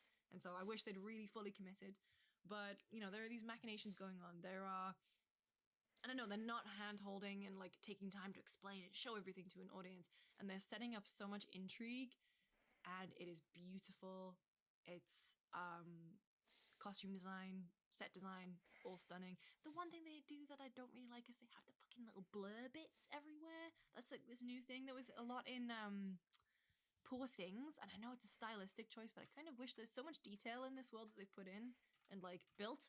I kind of wish that a lot of it wasn't blurred out, like, or like a little Gaussian blur. I don't know. That's a word I've only ever seen in Premiere. Yeah, you actually say that. I use that word every day at work, and I don't. Gaussian, Gaussian. It looks like it should be Gaussian. It's a word I've only ever seen in Premiere Pro when I'm putting stuff. Anyway, it's great, and I miss this like prestige TV, Game of Thrones at the very beginning. Just good Westworld, HBO stuff, like good HBO shit before. Westworld. Yeah, like. The Wire, Sopranos. Yeah, where they really just go. Where they really just go all in on something.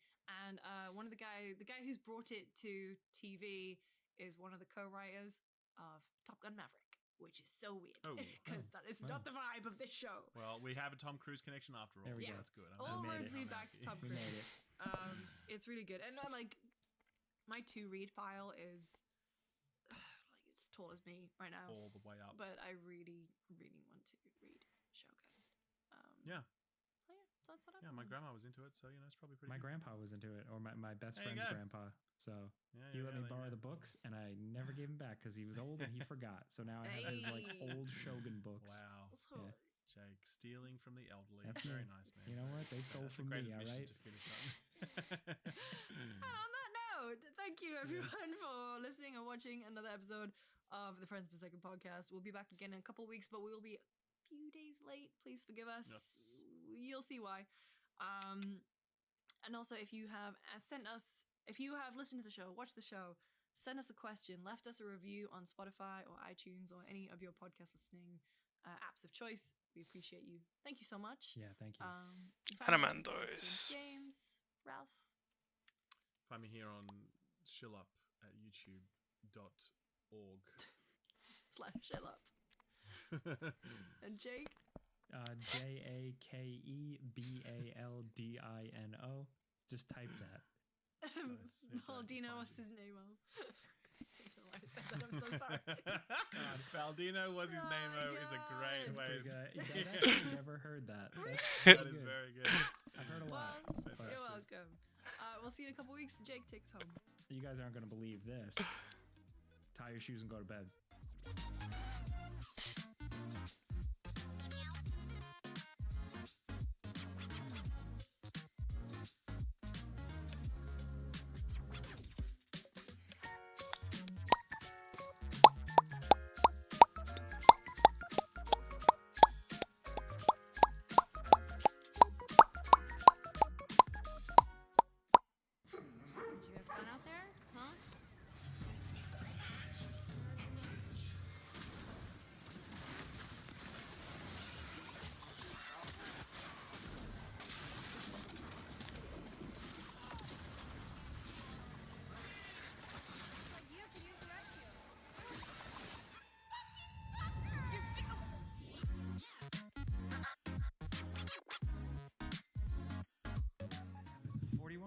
Yeah. 31. Or is it 42?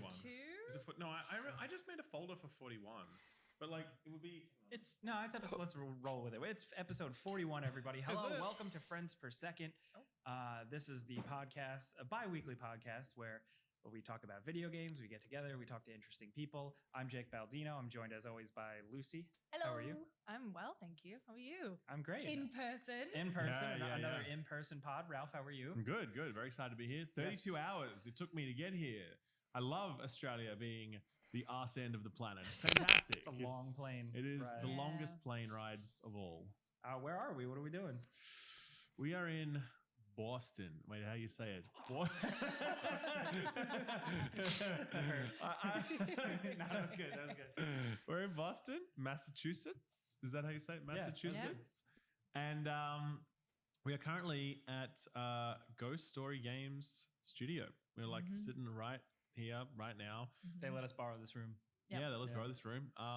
We are here to play Judas for 5 hours and then to speak one-on-one with the game's lead, Ken Levine, for an hour and a half. That is what is happening. It's crazy. We got the invitation to do this a while ago, and there were obviously lots of back and forth discussions to like set all this up. Yep. But yeah, finally came to agreement on all of it. And we paid our own way. We did. We dragged ourselves here, and we got to see a version of the game, not a full preview event where it's like they fly out press to like check out a game. This is still very much a work in progress thing. So we're not making like huge judgment calls on certain. We can't just be like, it's much bad. is going to change. And I guess that's something that we really want to drill down on and be really clear about. This is not a preview. Like previews are a point in time when the game is kind of pretty close to finish. Curated experience. Very curated, and they welcome people in. They're like, yeah, give us the pros and cons, talk to your audience about what you like and don't like, whatever else. This is a preview in the sense that the game is still, it's not at the point where you can really assess it. You know what I mean? The purpose of this discussion is not to provide like critical feedback on the game. It's really to talk about like, well, what is this game? You know, like what is it aiming at? What's it built on, etc. And then that allows us to have those sorts of conversations because this game is very surprising, if you know what I mean. Like it's, we were not anticipating, like you think this is BioShock in space when you start playing and you're like, it's BioShock in space. It's definitely not BioShock in space. It's got a whole bunch of other shit in there that is not what you'd expect at all. And I guess this conversation is really just about what are those things, and then having a chat with Ken about like, well, why did you make those decisions? What are you aiming at here? So that we really want to pitch that what the purpose of this discussion is as separate from a typical preview. Yeah, also it is significant because up until this point, none of us knew what the game is. Yeah. So that's kind of what we want to focus on is like figuring out what it is. Like they you know, us speaking to them, it's like the first time we really have this info. Anyone really has this info. So that's the thing. Going back in, we knew we were coming here. I was looking at the trailers that have been released and the very, very short PlayStation blog post. Yes. Doesn't really tell you much. And so, they didn't give us a presentation. Typically when you come to events like this, they'll have this presentation. It's like, you will see this, this, and this. Nothing. Like they said, hi, here's what you're going to be playing. And we played it. See ya. Yeah, and we played like a full 5 hours, by the way. We played from the very beginning of the game. Jake didn't move, by the way. Jake didn't get up for 5 straight hours. Ralph and I you guys keep getting up. I'm like, what are you guys doing? I had to pee. No. You just sat and you were like, yep. I was like, no, we got games to play. He was like on a winning, like at a blackjack table on a winning streak. He's like, I'm not getting up, man. I'll break my streak.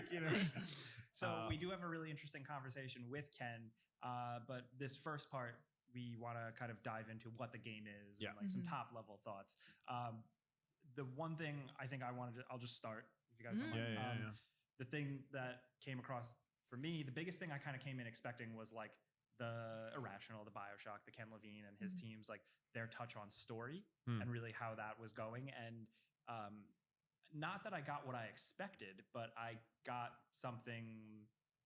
I got what I was looking for. Yeah. Where, like they're being creative, they're trying different things with storytelling, and that's very apparent from how characters appear on screen and deliver their dialogue as you walk around. To the main character herself, how she's presented. There's a lot going on story wise, and like that's. I touch on that first because like that's always like my favorite thing about a game. Yeah. I think definitely you can see the kind of, when you are Jack in Bioshock, you are this nameless, quiet man. And then Booker, obviously being voiced by Troy Baker, there's a lot more to him. But even at the end of the game, when you start to see his face more, it feels weird to see Booker's face because you don't really associate him. And so even immediately, you see Judas's face a lot in reflections. Yeah. And they're really doing this really cool thing to sort of ground you with that character and get familiar with her. But to your point about kind of the Bioshock of it all, a big Bioshock fan, it felt like I kind of knew part of the language of the world already in terms of things that I could interact with. Even the way that you get, so if you've seen the trailer, that you'll have a kind of power in one hand, a weapon in the other hand, and immediately I'm given firepower. And immediately I see two enemies standing in a pool of oil. Yes. And I just... That's how we do that. Absolutely. Chain reaction.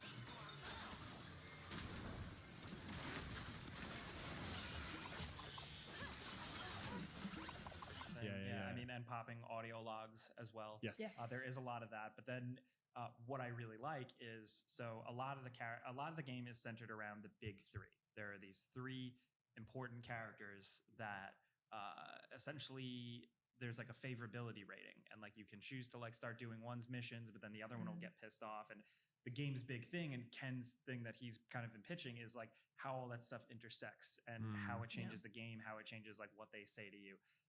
So you're dealing with these characters pretty constantly. Their presence is very frequent, and it kind of does a thing that like we've seen in other games where a character will like blip and teleport right into the environment, and they're sitting on a table and they're talking Johnny to you.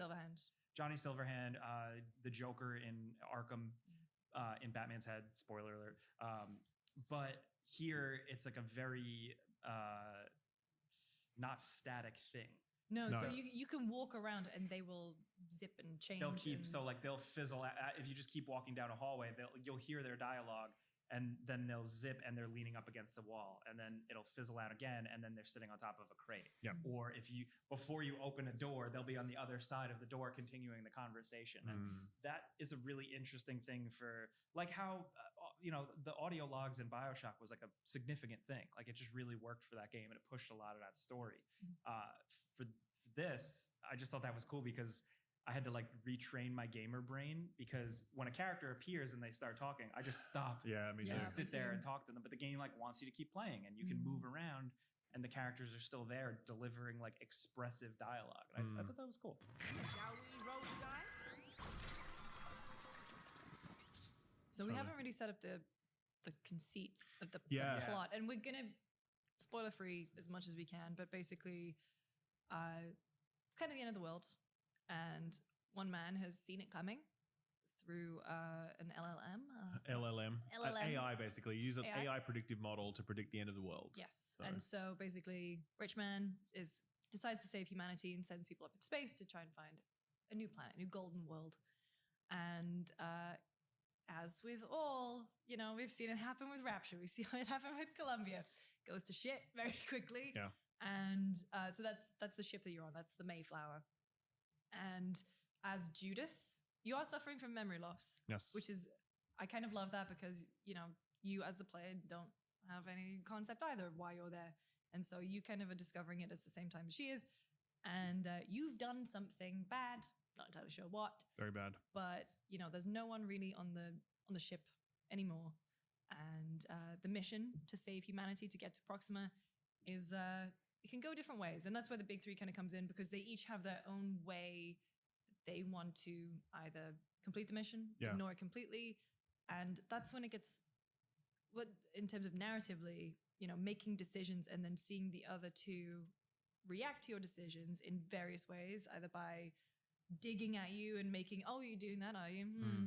Like just the base level, to actively sabotaging you, or the ones that you've kind of aligned with will help you out. And so the thing is that we played for 5 hours, and I feel like I've barely seen where that's going to go. Yeah. It was towards definitely the latter couple of hours of my playtime when I started to see more of it happen and more of things having an impact. But yeah, I'm really intrigued to see just how many repercussions that's going to have.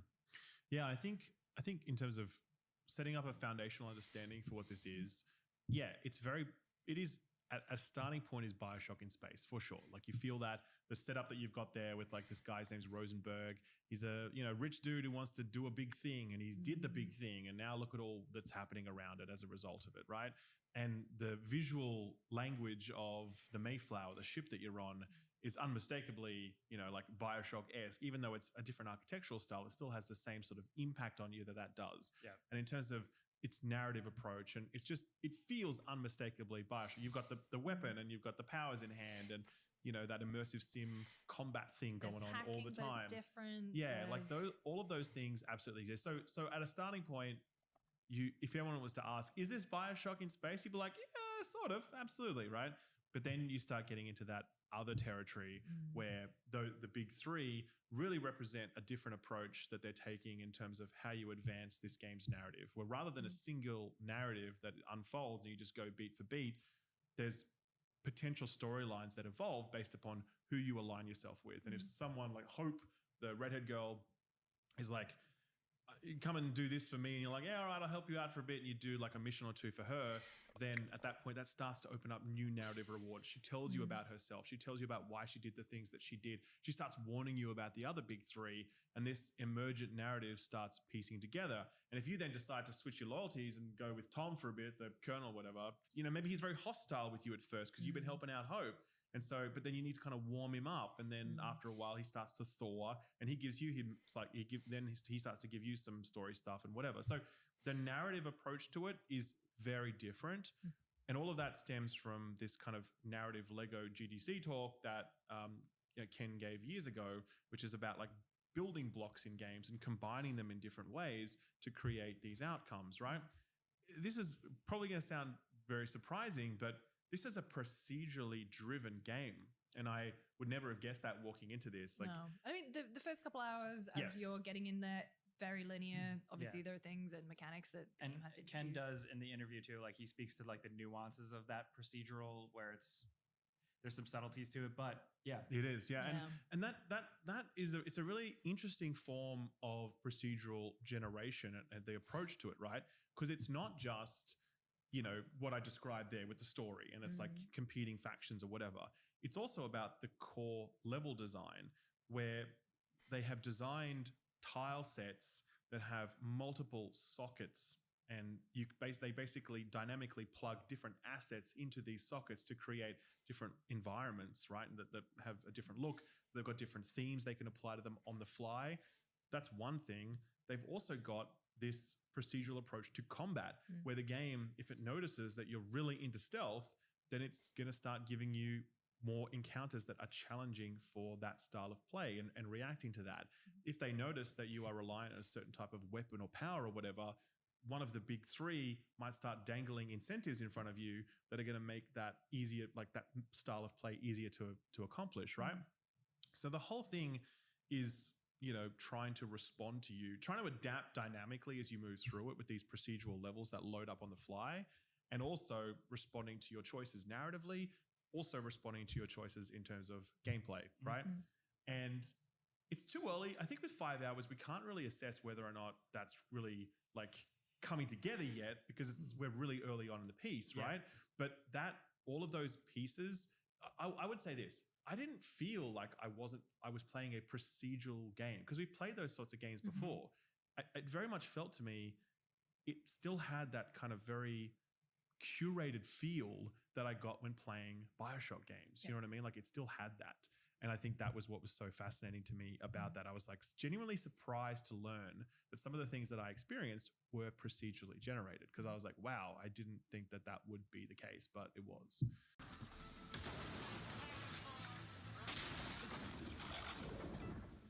We haven't talked about the biggest surprise, is that it's actually a roguelite. Yes. Yeah. Which is What? very, very, very stunning, to be perfectly honest. The first time I encountered that, I was like, I died. I need it. And then it's like, you've just lost all your stuff. And I'm like, wait, what? What do you fucking mean I lost all my stuff? And yeah, you basically, when you die, you get booted to this space, which we won't talk We're about. not We going to won't spoil spoil. because it's a really cool concept It's for a how it's framed. Very interesting idea. But you do get booted, and it has its own kind of story arc that unfolds. And so, you know, when you Interesting. die, it's not like it's punishing in the sense that, yeah, you lose all your stuff and you're like, fucking hell, that's annoying.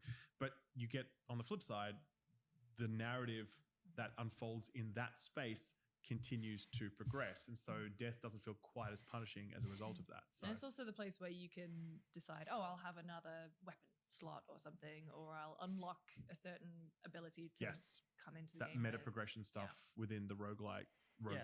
It almost felt like a very, very light. Like in terms of like, I made significant progression and, you know, died once. It's all about like balancing and tuning things. And it's another thing where it's hard to talk about because it is early, but I still felt like I was overall progressing through a linear action adventure story based game with like missions to go do in different places. And then occasionally I would be reminded like, oh yeah, there are these persistent like under the hood elements and like, okay, cool. So like when you do die, it is kind of like, oh, all right, yeah, it's been a minute. So let me, now I can make my character a little, you know, have more health or have another weapon holster or whatever. Yeah, I mean, I definitely, it's been a very surprising like day, you know, playing through that game, because I really did go into it thinking, cool, Bioshock in space, I'm down for that, right? And then you understand, and then you encounter that rogue light structure, and you're like, shit, I didn't expect to encounter that at all. And then you learn about how much of what you're experiencing is actually procedurally generated, and you're like, what the fuck, you know? So I've never played a game quite like this one. I don't think there anything, you know, like this is a AAA procedurally generated, narrative driven first person shooter with roguelike elements. That is ultimately that's a lot of words altogether. And it's a really ambitious mix of genre and also mixing in some new stuff that we kind of have never really experienced before. So I found it really fascinating to figure all that out. And I think that's one thing. It's still going to take people time to really kind of wrap their heads around that, you know, like we're going to talk about it here now and then whatever. But when you start playing this game for yourself, whenever it comes out, it's still probably going to take you a bit of time to figure out what exactly this thing is. And because there's no easy reference point that you can point to, be like, it's like that game. Yeah, there's definitely bits and pieces you can pick from other games, but there's nothing quite like what this is throwing together. And I still don't know. Like, I don't know how I like ultimately feel, but where I am just really like vibing with is how characters speak, emote. Like if you were into, I'd say like if you were into how Elizabeth looked, animated, spoke, it just felt kind of different. That's kind of like on overdrive here with all the characters. And then the presentation, the music, a lot of like really interesting cutscenes and just like how they play with everything. Like that stuff so far is already like working for me. Totally.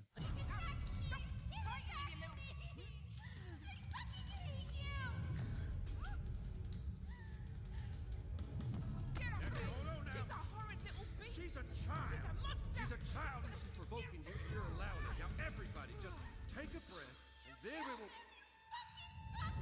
I also think as well, I mean, you know, Rapture and Columbia were as much a character in their games. And the Mayflower as well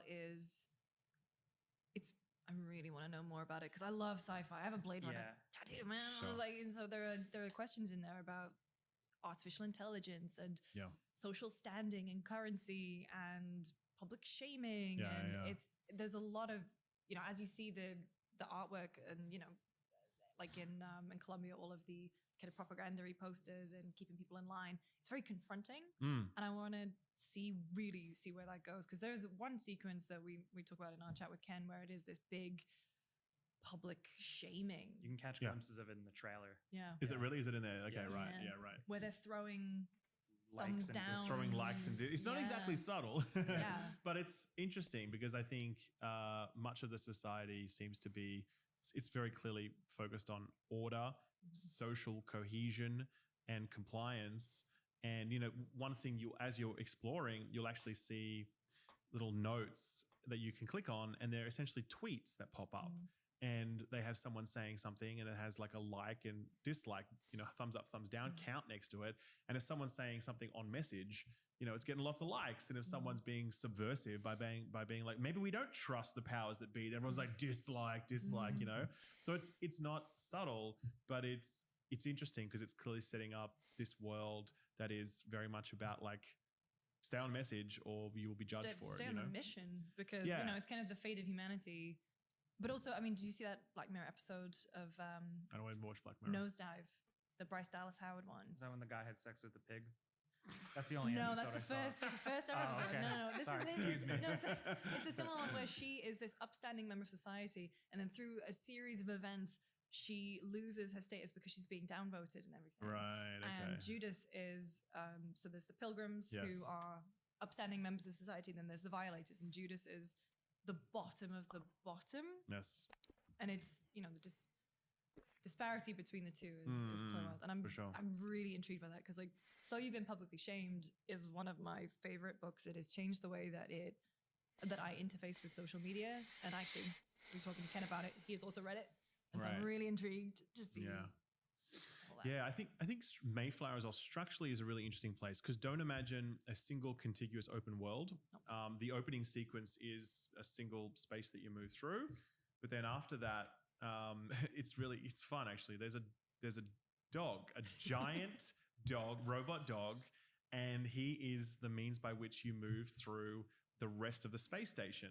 He's like a bathysphere from BioShock, if you want to use that analogy, but he's a dog. Yes, he is a dog. You literally climb into his head. It's like a big glass dome thing. Yeah. And then you, at that point, a little overworld mini map pops up that you can kind of direct him around. It's like stylized too, pixel art. And you need to like maintain his fuel levels as you're moving, like collect fuel pickups. This as you sounds go across pretty this mini fucking map, amazing. And that you can then choose where you want to go to next. Oh, that's the dog. Interesting. This seems fucking amazing. And then you load in. It's pretty quick, and then all of a sudden you take a step forward. The lights come on in this new space, and it's in front of you, and you're now in the commons or the birthing district or something. Oh, the intimacy district. Intimacy district. Everything is controlled. Yes. And so there's the farming district, like the milk stuff. Yeah, the milk district. Yeah, I saw that one as well. Yeah.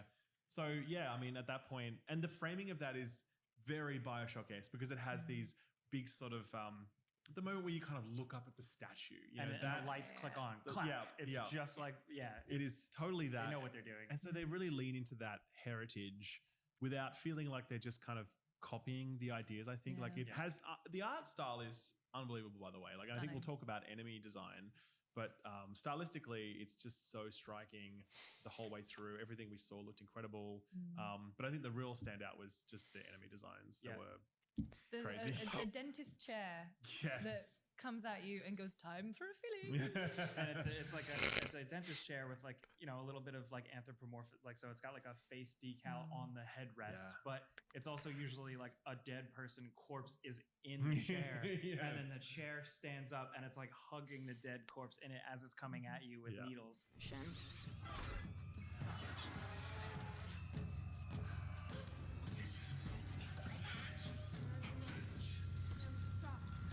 Holy fuck! Cool. Really creative stuff. Yeah. It's engaging with them all, the enemies. It's because it's early.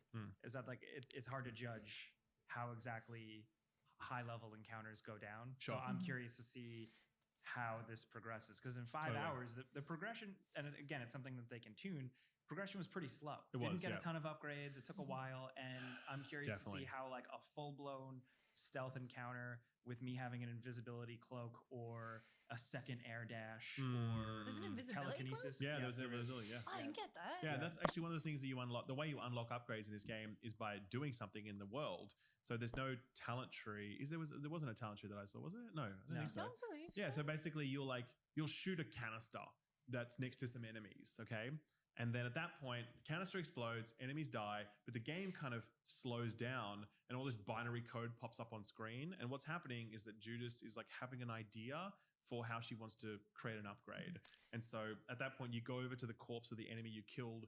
You do this brainstorm thing to hold down a button, and you can see she sort of thinks through, like, what if I added this to my gun to do that? And that then gives you like some sort of mini side questy thing, challenge, I should say, where it's like kill 3 enemies with canisters. And you're like, okay, cool. At that point, you unlock a new upgrade for your gun or a new ability. And that is how I got Cloak. I forget exactly what I did to trigger it. But yeah, I did something, and that was how I unlocked it, which is great because it's so surprising to go through this world and find upgrades that way. Where usually it's like, oh, here's the menu, and I know the next 50 things I'm going to click on over the next whatever. Whatever. And it's just to have them as a random surprise. You don't know they exist. You don't know that they're coming. It's a really nice way to go about it, I think. Ultimately, though, it does like you unlock the ability to then go and craft that weapon. Yes. So there are crafting components, and I didn't have too much of a connection to those components. So finally, it's another balancing thing. And stuff, and I was like, oh. Yeah, I think I think that's to do with the roguelike thing. And I think coming back to what you said, we were 5 hours in and we'd unlocked so little, made so little progress. I get the feel, and Ken says that this game is much larger than the previous games they'd worked on, right? And those games usually clock in at what, 15-ish hours? I definitely can see how this is a lot longer than that because we did 5 hours. And I mean, I've seen in the trailers the number of weapons that are unlocked and the number of abilities that are unlocked and hacking thing. And that's another thing we should talk about, the hacking. Yeah. We had unlocked only a fraction of that after 5 hours, so I can definitely see how this stretches out much, much longer. And also in terms of like some things we didn't get to see yet, but we know that they're going to implement like puzzles and stuff. Like it is going to have places where it's like, oh, you need to flip this switch, but then what does that turn on? And how do you get through these lasers? Like stuff like that.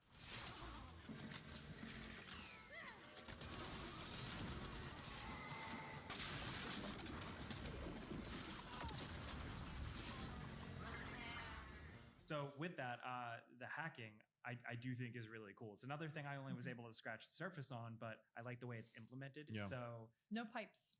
no pipes. No pipes.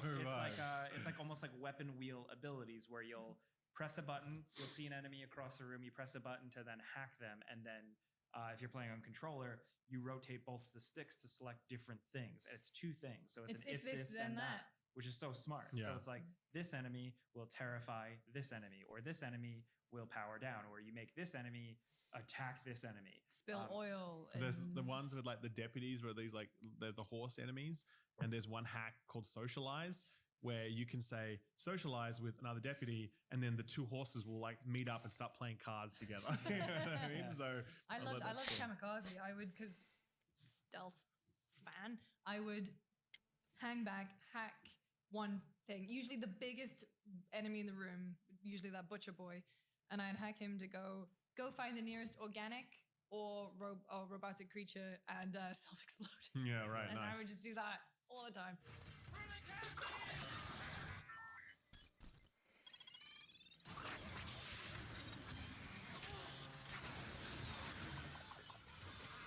Yeah, but by defeating those enemies is how you would get those hacks, or you could craft them. There's things called eggs. So no circus of values. No. Damn it. I know. It's a shame. I miss his voice so much. So good. Yeah. I got the circus of value. All of these components of the world, and then it's you have to kind of decide what you want to. That is something. Resource management, pretty tense, pretty tight. Yeah. Yeah, I was really overthinking every single one. Conserving my powers, conserving my ammo as much as I could, and survival horror. That's it. Don't think of this as an action game. I mean, it is, sure, but like it's got a lot of. I think a lot of its focus is about the tension that comes from managing your resources over time. For example, there's no heal, like no ability to heal. There's no health packs. God, okay, that messed me up. The only way to heal is on each level that you load into. There's one healing station. That's it, right? And it's one use. And it's single use only. So the tension here God comes damn. from how well can you manage your health, how well can you manage your ammo, the decision to convert your resources. Do you use those to craft a valuable upgrade, or do you use them to craft more ammo, right? So this is, it's not just a run and gun action game where you're just shooting everything you see. Most of the time, you're going to want to stealth, you're going to want to hack, you're going to want to use your powers to be more economical with your resources. And I just found that really interesting to engage with, because it's, I don't know, much more interesting than just shooting everything, you know? Yeah.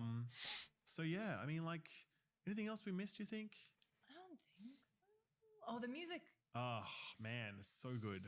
So good. Yeah. So, you know, if Bioshock Infinite had, you know, memorable music moments, Yep. this one definitely did. yeah. There was one in particular that I just had a really big smile on my face. Yes, definitely. Yeah, it has musical numbers, but also the combat music is this really kind of hi-hat led, Yeah. you know, like It's Whiplash. It's like it's Whiplash very drums. Whiplash. It's cool. It's cool. fantastic. Yeah. Every time combat kicked in, I loved it. And then after, when combat's finished, and you can just hear the music really clearly, Yeah. hear the hi-hat coming down, and you're just like, yeah, man. Yeah. The game has just tremendous style, you know, It's visually. definitely its own thing. Oh, Yeah. absolutely. There's nothing quite like it in terms of its composition, I would say.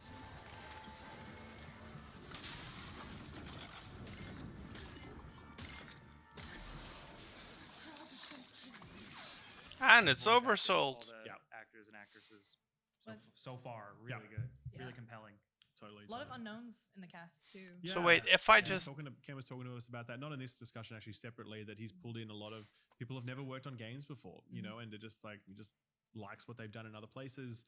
So I can just really, for me, I mean, I guess like questions that remain is, does it all come together? Yeah. And in terms of the narrative Lego thing and like your decisions and like the different characters reacting to you, and you know, what does that look like 10 hours later, Definitely. 15 hours later? That's the stuff that we don't know yet. Yeah, and that's also not even the stuff that, had we played 10 or 15 hours, we can't really comment on yet, because the game is still very much being built. You know what I mean? Yeah. That's where it's at in terms of its life cycle. But I'm just really interested in the ambition behind it. Like, I genuinely am interested to see, can you pull this off? A AAA first-person shooter, procedurally generated, responsive narrative, like roguelite elements. Can you put all of that into one blender and make a smoothie that tastes good?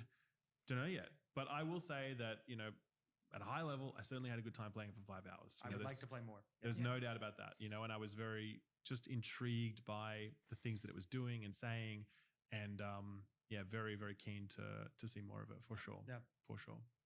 Well, I think with that, maybe we roll it over to our interview, our discussion with Ken Levine himself, leading up the game, leading up this team at Ghost Story.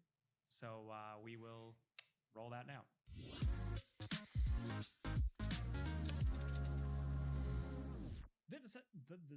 Wow. Vivisection. No, we're rolling with this. We're keeping it in. What is it? What does it, Jake? Tell us. This episode of the podcast is brought to you by Raycon, the handy dandy, easy to use earbuds that go with us pretty much everywhere. They have good quality sound at about half the price versus other premium wireless audio brands. I've been using these things for years now at this point. Do you guys like throw a pair of these in your bag or what?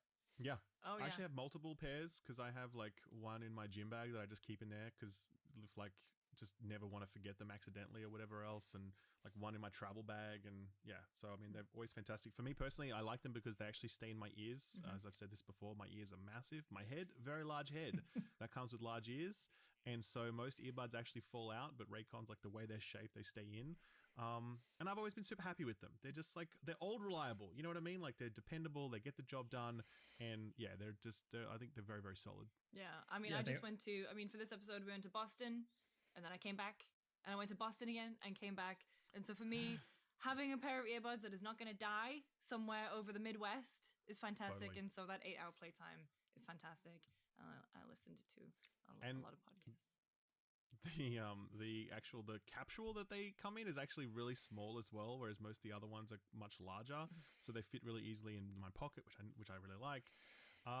So yeah, I've always been happy with them. Yeah, the big thing is that they just check all the well. boxes, man. They like different sound profiles, pairs up with Bluetooth, nice and easy. It's got awareness mode, noise isolation mode. Like that stuff is really useful. It like you can pause, take calls on it. Basically everything you would need a pair of smart earbuds to do, they do it. For sure. Yeah. So go to buyraycon.com/friends. Hey, anything either. 20% off your Raycon order plus free shipping. That is 20% off.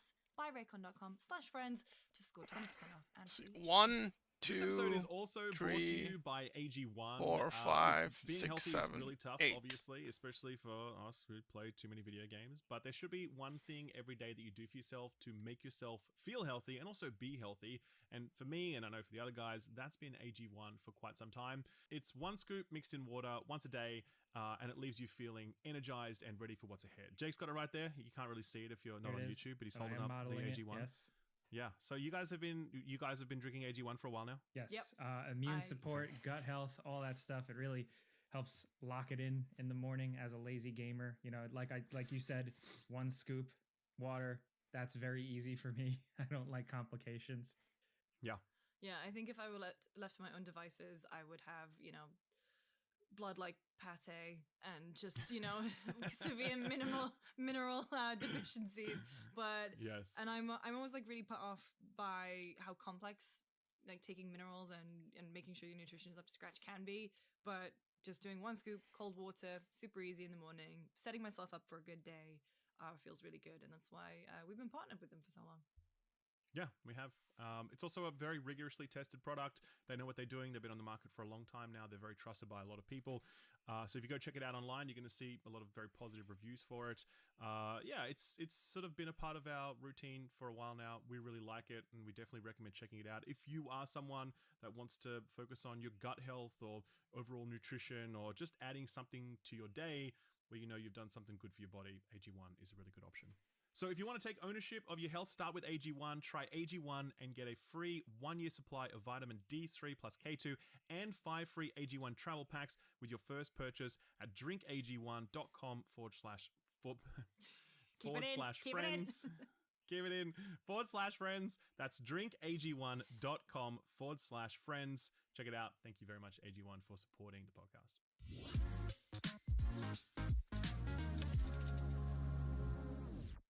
Mr. Ken Levine, how's it going? It's going great. Good to be with you guys. I've been a fan of the show for a while now, so it's very exciting. It's always weird when we hear people like developers watch our show. Yeah.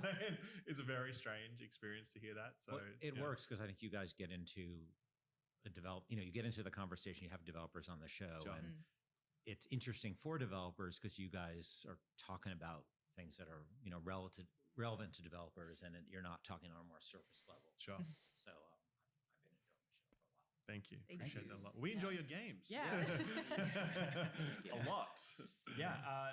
So we're kicking it off with Judas. I mean, you're kicking it off. The game was revealed at the Game Awards, but this is the first time you're really talking about it. Yep. So how does it feel? It's been a long journey. You've been just like you and your team have just been in rooms working on this. How is it? It feels really good. Sorry. Yeah. Already moved back. The 10 years is a long time to not talk about things, and because and for the team, especially for me, it's not that bad because I've kind of, to be honest, I've kind of enjoyed not being public for the last 10 years. It is my favorite part of development is not the press stuff. It's being in the studio and making the game. I'm not one of the developer who likes traveling the world and hobnobbing with celebrities and things like that because I really just like working on the game. And so it hasn't been that bad, but I think it is hard when people ask you, so what have you been up to every Thanksgiving? You're like, well, can't say. Can't say. And so it has been a little challenging for the team also, especially. It's tough, and I really appreciate their patience because we didn't want to go out and just be like, oh, we're making this game and talk about it in a high level or show CGI trailers or just do a lot of sort of hype about it because I've sort of been down that road before, and I kind of felt that it's not really what the audience wants. And so, we tried to do a very different approach, but that meant the game being pretty far along very far along before we, were able to have conversations like this. So could we dig into that journey? So, 10 years, Infinite shipped, DLC is shipped. where did Judas kind of come from? Have you been working on it that whole time? Did you take any time off after Infinite? You know, how did you go from one huge, very intensive project to another? I think I've got like a psychological problem that I think if I ever stop, it's all gonna go away. And I love making games so much. I think my biggest terror is that I won't, because it's my hobby and it's my my passion, and it's where I find a lot of meaning in my life. My meaning is basically coming from my wife and my dog and my work. And so I think I do have this sort of irrational terror that if I stop for a second, it's all going to stop. As content creators, we can sympathize. Don't worry. You have to worse, upload. You guys can't like miss a week because then your audience like, where are they? This is going to turn into a therapy session. So, and that's a bit irrational, but so no, I really didn't take a break, and I probably should have. I've never really taken it. I'm in almost 30 years now. I started in the year it's gonna be 30 years, and I've been I started Looking Glass, and I think that my poor wife, like I've started doing things like every year we go to Florida for 2 weeks now and rent a house there, but I work half the time, and she's extremely patient with me with it. So I've gotten better. I probably didn't take a vacation really for the first 10 or 15 years really of my or a serious vacation. It's really not a mental vacation from it. But on the other hand, I'm not complaining because I don't have I get to I'm not Sunday night. I'm not like, oh, it's Monday, I got to go work. I used to have those jobs. We were talking about this yesterday. The day job, and I'm eternally grateful the fact that I have a job I'm passionate about. But the downside is it's hard for me to stop. So I didn't really take a break. I was already thinking about what was next during BioShock Infinite, and part of that was sort of like what we didn't get to accomplish on BioShock Infinite, and so I started thinking about this, not just what the next game would be, because that actually comes second for me. Usually I start with design elements, which is weird because I'm sort of known as a story guy. But even with BioShock, I started with the notion of like this concept of a predator and a protector and a protected class. And I've told this story before. I was watching some nature show, and I saw. Well, I won't get too into BioShock now, but usually I start with the design elements. System Shock 2 is like, oh, what if we sort of merged, RPG and first-person shooter together? And this game came out a lot of the frustrations I had with how narrative games were being built, how we were building narrative games, how I was building narrative games, and trying to think like, how can I achieve some of the objectives that I had in my head? But that meant a lot of R&D and a lot of thinking, a lot of work. So then, because obviously this has taken 10 years to get to this point, right? So why has it taken that long? Is it the case of that R&D and that early thinking took a long time before you could enter the sort of pre-production phase, and you've been taking it slow? Like, what's that 10-year journey for Judas? Well, one thing we had a relatively small group, because I knew there was going to be a long period of as you said, R&D, and we had to build basically an engine on top of the Unreal Engine, which is this sort of this narrative Lego thing, which is was necessary for making the game. So before we had Judas or the Mayflower or any of the other things that you guys got to experience, we had this system. And I gave a talk about it at GDC about 10 years ago because I thought the idea was interesting enough that maybe other people could also kind of run with it, because I do care about game development. I'm primarily a single player gamer, so I really like single player games, and I knew there was a lot of threats to single player games because the rise of service games and things like that, which are all I'm different strokes for different folks. So that's there's a lot of reasons those games exist, a lot of reasons they're successful. They're just not the kind of games I tend to play that much. So I tend to make things that are kind of games that I want to play. And so, and I'm very eclectic in my in the kind of games I play. So my games tend to combine, like even System Shock 2 is pulling from survival horror. It's pulling from RPGs. It's pulling from System Shock 1, obviously. BioShock is pulling from a lot of different sources. I tend to make games that I get inspired by other people's work, and I sort of try to bring an eclectic. I don't even try to bring. I just end up bringing a lot of eclectic elements into our games. But it's always in the service of like telling this particular telling this particular story, this particular game. So I knew it was going to be a long time. So we had a relatively small team. We started with this concept of how we would build in this very modular way. But that took a lot of research and development time and a lot of kissing a lot of frogs before we found the princes. But in general, the concepts, and you guys would be a better judge of this than I am because you're encountering it new. I'm so close to it. The approach mostly has been successful in terms of achieving the outcomes we wanted and facilitating the kind of game development we wanted to do. And I guess in connection with that, like 10 years, so Take-Two was your publisher. Yeah.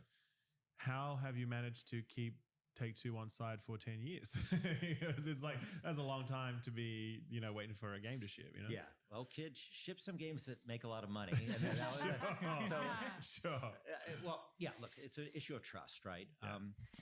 I have a very good relationship with, we're this weird little tiny squirt of a label at Take-Two. Like, they have a lot of big labels and we're a one product label, Ghost Story, our own publisher. But because Take-Two has this label structure. And so Rockstar's a publisher, 2K, Private Division, Zynga, and we're sort of this tiny little, bump on it. And I think that they know, my bosses know that new IP is really important. And they also know new IP is really risky. I think, I was very transparent with them about this is going to take a longer period of time. I think I probably didn't know exactly how long it would take. And if you had told me 10 years ago that, I'd be here 10 years from now, I probably would have started to cry. But it was necessary to get there because it just was a very complicated, sort of technology task. But then you try a bunch of things, and once we had the basic technology function, we tried a bunch of things, applying game design to that, and some of it wasn't great at first, and or most of it isn't great at first. In fact, we sort of have this internal philosophy, which is like fail forward. You have to kiss the frogs, you have to fail, and the question is, do you learn from the failures? Do you not learn from the failures? So for the longest time, we've been, bringing friends and family to look at the game, even when it was the very early stages, and for a lot of long nights of the soul, we're like, oh, we're crazy here. But, generally, as a team, I think the team has been really good about, if you guys, one of the hardest things you can do is like put your baby in front of somebody and have them tear it apart. And we tend to do a lot of things we put people in who test in very safe situations where we tell them you can't offend us. Sometimes we even do things like, where we have outside people who are, we're only seeing them behind the one-way mirror kind of thing. Because you want that honest, brutal feedback. Yeah. And I think the team is very good at learning from that honest, brutal feedback and not getting defensive about it. And generally, every time we take that feedback and act on it, we've seen improvements in the next line of testing. So we've had a pretty good line in terms of people's reaction to the game, but we've been doing this for a while because there's a lot of, theory is great, but in practice, we have a saying here, and one of our pillars of the company is we're player facing, meaning the audience, we're not going to be there to explain the game to the audience. I used to joke about this with Doug Church when we were working on Thief. We used to say, we'll include a README file of why the game is fun. Because you're not going to be there. And that's really hard, I think, especially for young developers, even older developers, more seasoned developers, to understand that we're not going to be there when the game, we're not going to be there to explain it. That's why when you guys played it yesterday, I just stayed all the way. Yeah, right? like no presentation or anything. It was like, here you go. Here it is. And the game has to speak for the game, or the game will speak for itself. And you can't argue with your audience. That's another thing I think young developers struggle with. They want to get into arguments with their audience. At the end of the day, the audience is going to buy the game or not. And so you have to be comfortable with hearing their feedback. And look, I think we all know that sometimes that feedback can get really unproductive and really nasty, but you're not going to change the world. So I just try to find, even in the meanest things sometimes, I try to find, can I learn something from this? And you have to build the confidence of, it's knowing I don't have to do anything they say. The audience is generally not going to tell you what to do. They're going to tell you what they don't like. Yes. And if you get consistent feedback of what people don't like, you better take that seriously. As content creators with comment sections, again, we sympathize big time. So yeah, it hurts, right? But it's helpful. Yeah, it hurts at the beginning, I think, and you get used to it, and then you do learn that process of like, how do you internalize this and like wall off those emotions and be like, well, actually, I need to listen to X, Y, and Z. And yeah, I totally agree. Yeah. I would say, speaking of comments and stuff, some of the reactions to Judas when it dropped, it was like, oh, this is BioShock in space. So what we were looking to get from you is why is it like being perceived, or why do you think it could be like BioShock in space, but also why it isn't, more importantly? Well, to some degree, why it isn't is, I think, more you guys can tell me that from your experience with it. But I think that obviously I've got a particular, like Wes Anderson or like Scorsese, I've got a particular eye, right? And I've got a particular taste. So a lot of my games have a lot of similarities. Like I one of the reasons I think BioShock holds up so well visually, from what what people tell me, is because it's not hyper realistic looking. So I tend to lean into exaggeration. One of the reasons for that is emotions project really well. Because we don't tend to do. I'm not. Neil Druckmann does something a very certain way, which has a lot of cutscenes, and he's able to use that, and he's able to transfer that skill set to making the TV show. But I don't tend to do lots of cutscenes and things like that. So not a lot of close-ups on your characters' faces. So the characters have to project at a great distance. To me, the world is a lot of storytelling. So we don't control the camera in the world. We're not doing pre-play stuff. So the world has to. There's a lot of subtle work we do to make sure people see what we want them to see, even though we're not taking control of their head and pointing them in the right direction. So I tend to lean into exaggeration. I tend to, I'm very sensitive to color. I tend to, I grew up, we were just talking about Spider-Man before. One of the great things about the era, am I allowed to get nerdy about superhero stuff? Absolutely. This is it. With, like the Jack Kirby, Steve Ditko era is because the printing technology was so rudimentary. They had about 15 colors, and the colors would just like draw a number of, this is the color. They tend to deal in these very iconic looking characters with big, bold blocks of color. So you look at Elizabeth in BioShock Infinite, she's usually a two color, she's, blue and white or gold, so she has very simple color combinations because it reads. So there's a lot of things about what I like. I tend to lean into exaggeration the same way Wes Anderson leans into formalism and symmetry and things like that, because it helps him. It's a lens he views the world, and it's a lens he views storytelling. That said, I think probably from the conversation, it is an extremely different game from the games we made before, because of the very specific problems I have with the previous games in terms of their linearity, the lack of player real agency, and the world's ability to. Like, you got to know Elizabeth really well in BioShock Infinite, but she didn't really know anything about you. She knew something about Booker, but she didn't know anything about the gamer, because the gamer really couldn't do much to change her perception. I think we were talking about this yesterday. I think one of the biggest impetuses for making this game, we had a moment in BioShock Infinite where I was like, and this was late in development, I was like, hey, it'd be really great if what if, because Elizabeth has a lot of emotional reactions to Booker's violence and things like that, but it doesn't go anywhere. She runs away for a period of time because she's so horrified by kind of what a monster he can be. But there's no point where she leaves, right? Where you do enough where she leaves. But I had this impulse in a meeting, like very late in the development. It's like, well, what if she could say, "Fuck you, Booker"? Oh, can I curse? Oh, yeah, absolutely. Fuck you, Booker, you're a monster. I'm leaving. And then where would the game go from there? And because the way the game was built, which is essentially a linear experience that didn't have any real substantial. Oh, it can happen in Judas? Kind of player choice. Interesting. There was no way to react to the player in that way. And I found that frustrating, and I found it to be a limitation.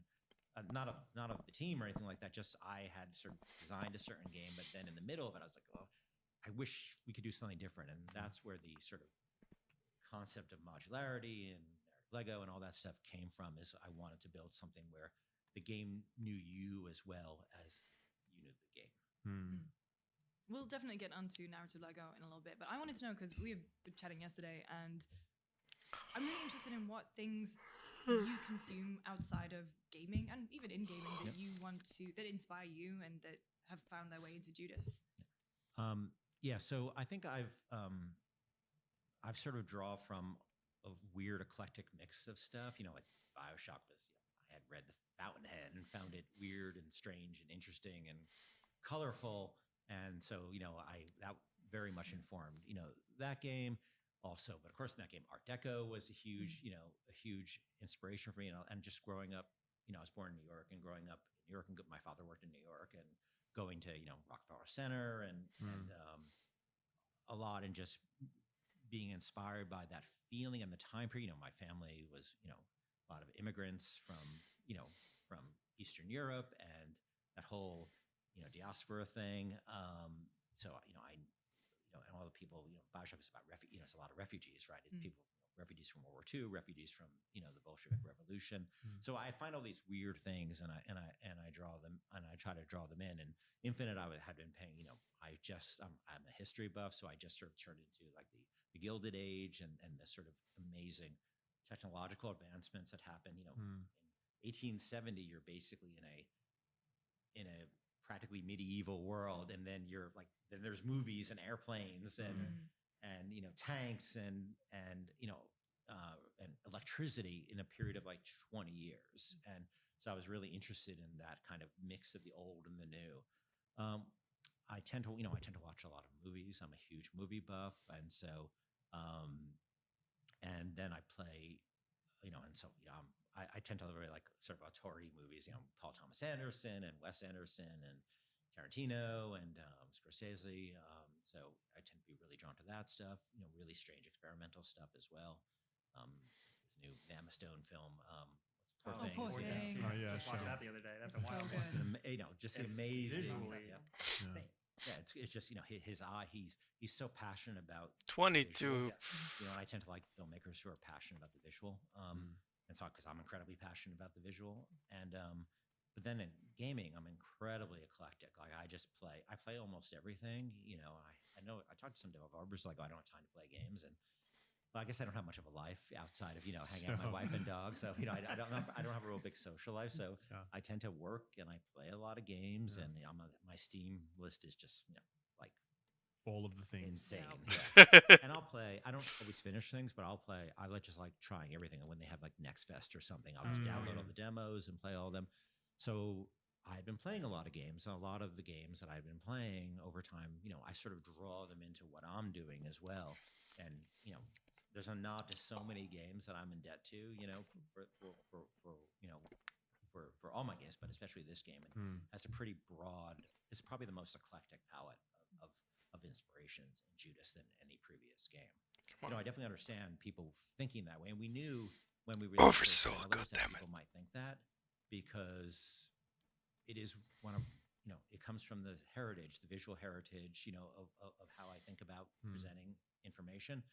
But we didn't want to sort of then say no, but it's also all these other things, because we wanted that really to come from people playing the game and allow, because me explaining it all or me promising it all, I didn't really want to be in that place. I'd rather just show it to you, to people like you, and just say, here it is, warts and all. You tell me what you think.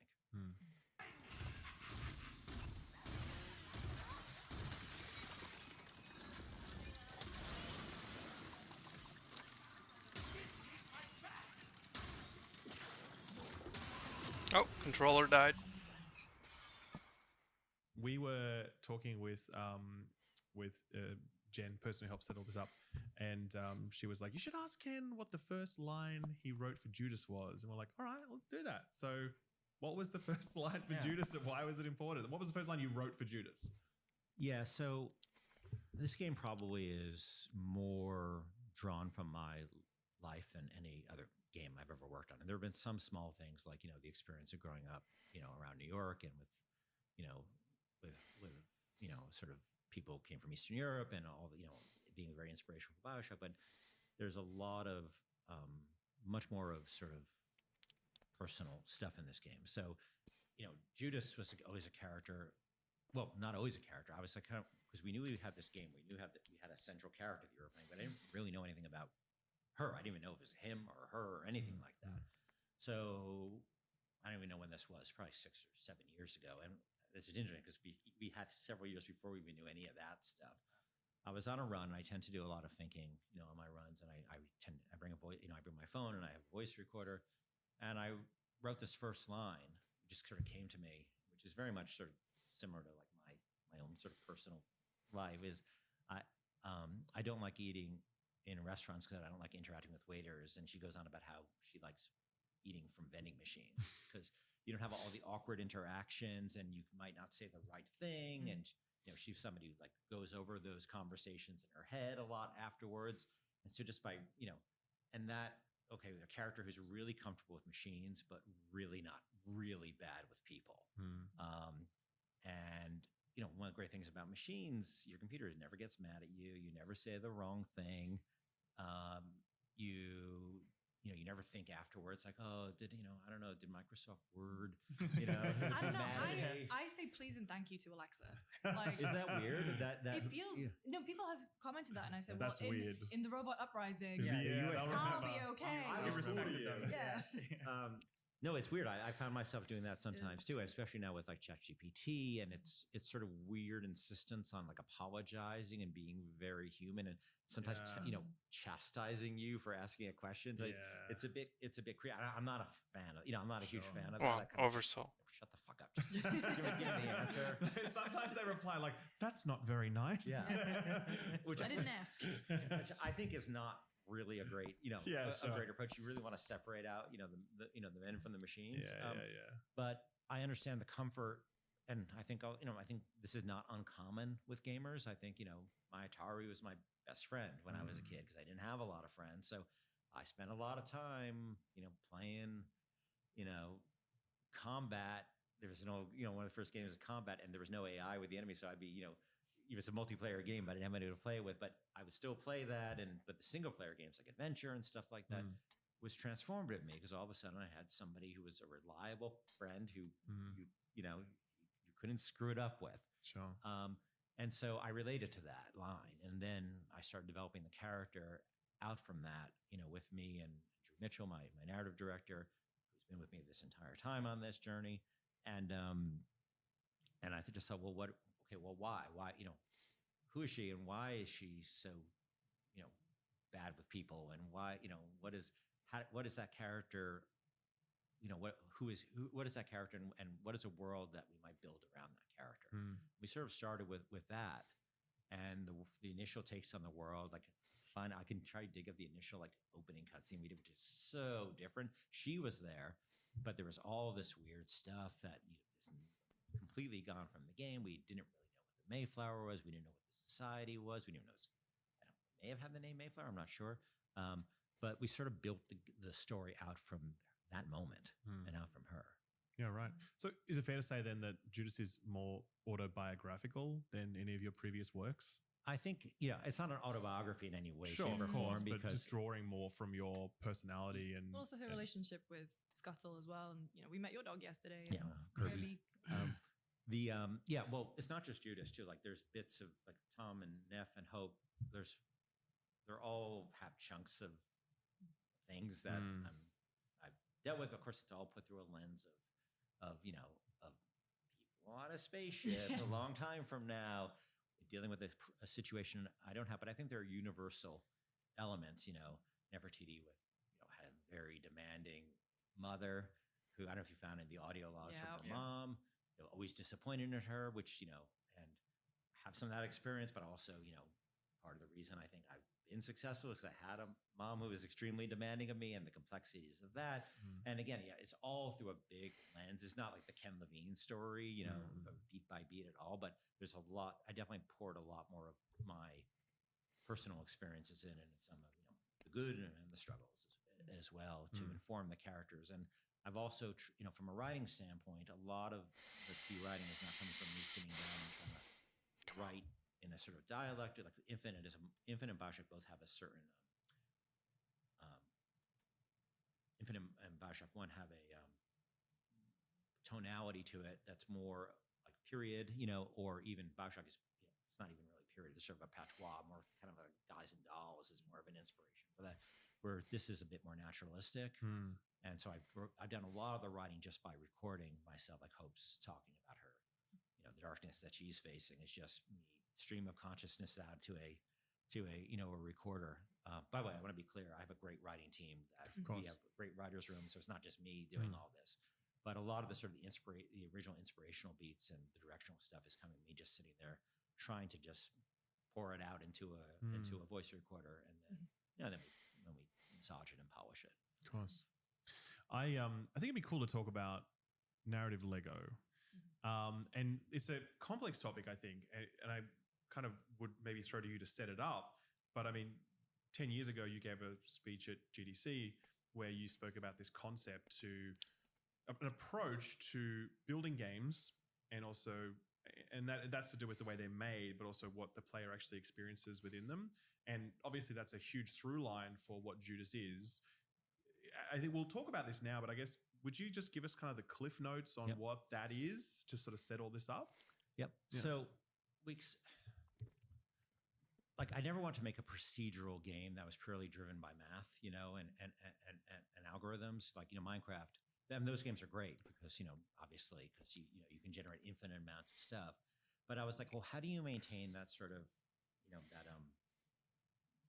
the hand of the artist more while allowing for the world, a way for the world to heal itself. That was like when I talked about BioShock Infinite. If you did something radically different, the world was so rigidly built, there was no way for it to react to you. So I'm like, well, how do you make a world that still feels, because our audience is going to expect, they're not going to want to step down from us in terms of visual presentation. They're not going to want to step down from us in terms of narrative. They're not going to, when I play Minecraft, I'm not expecting a robust narrative experience, right? I'm expecting a very different thing. But from us, people want the things they've had from us before. They want the characters, the world building, and all that stuff.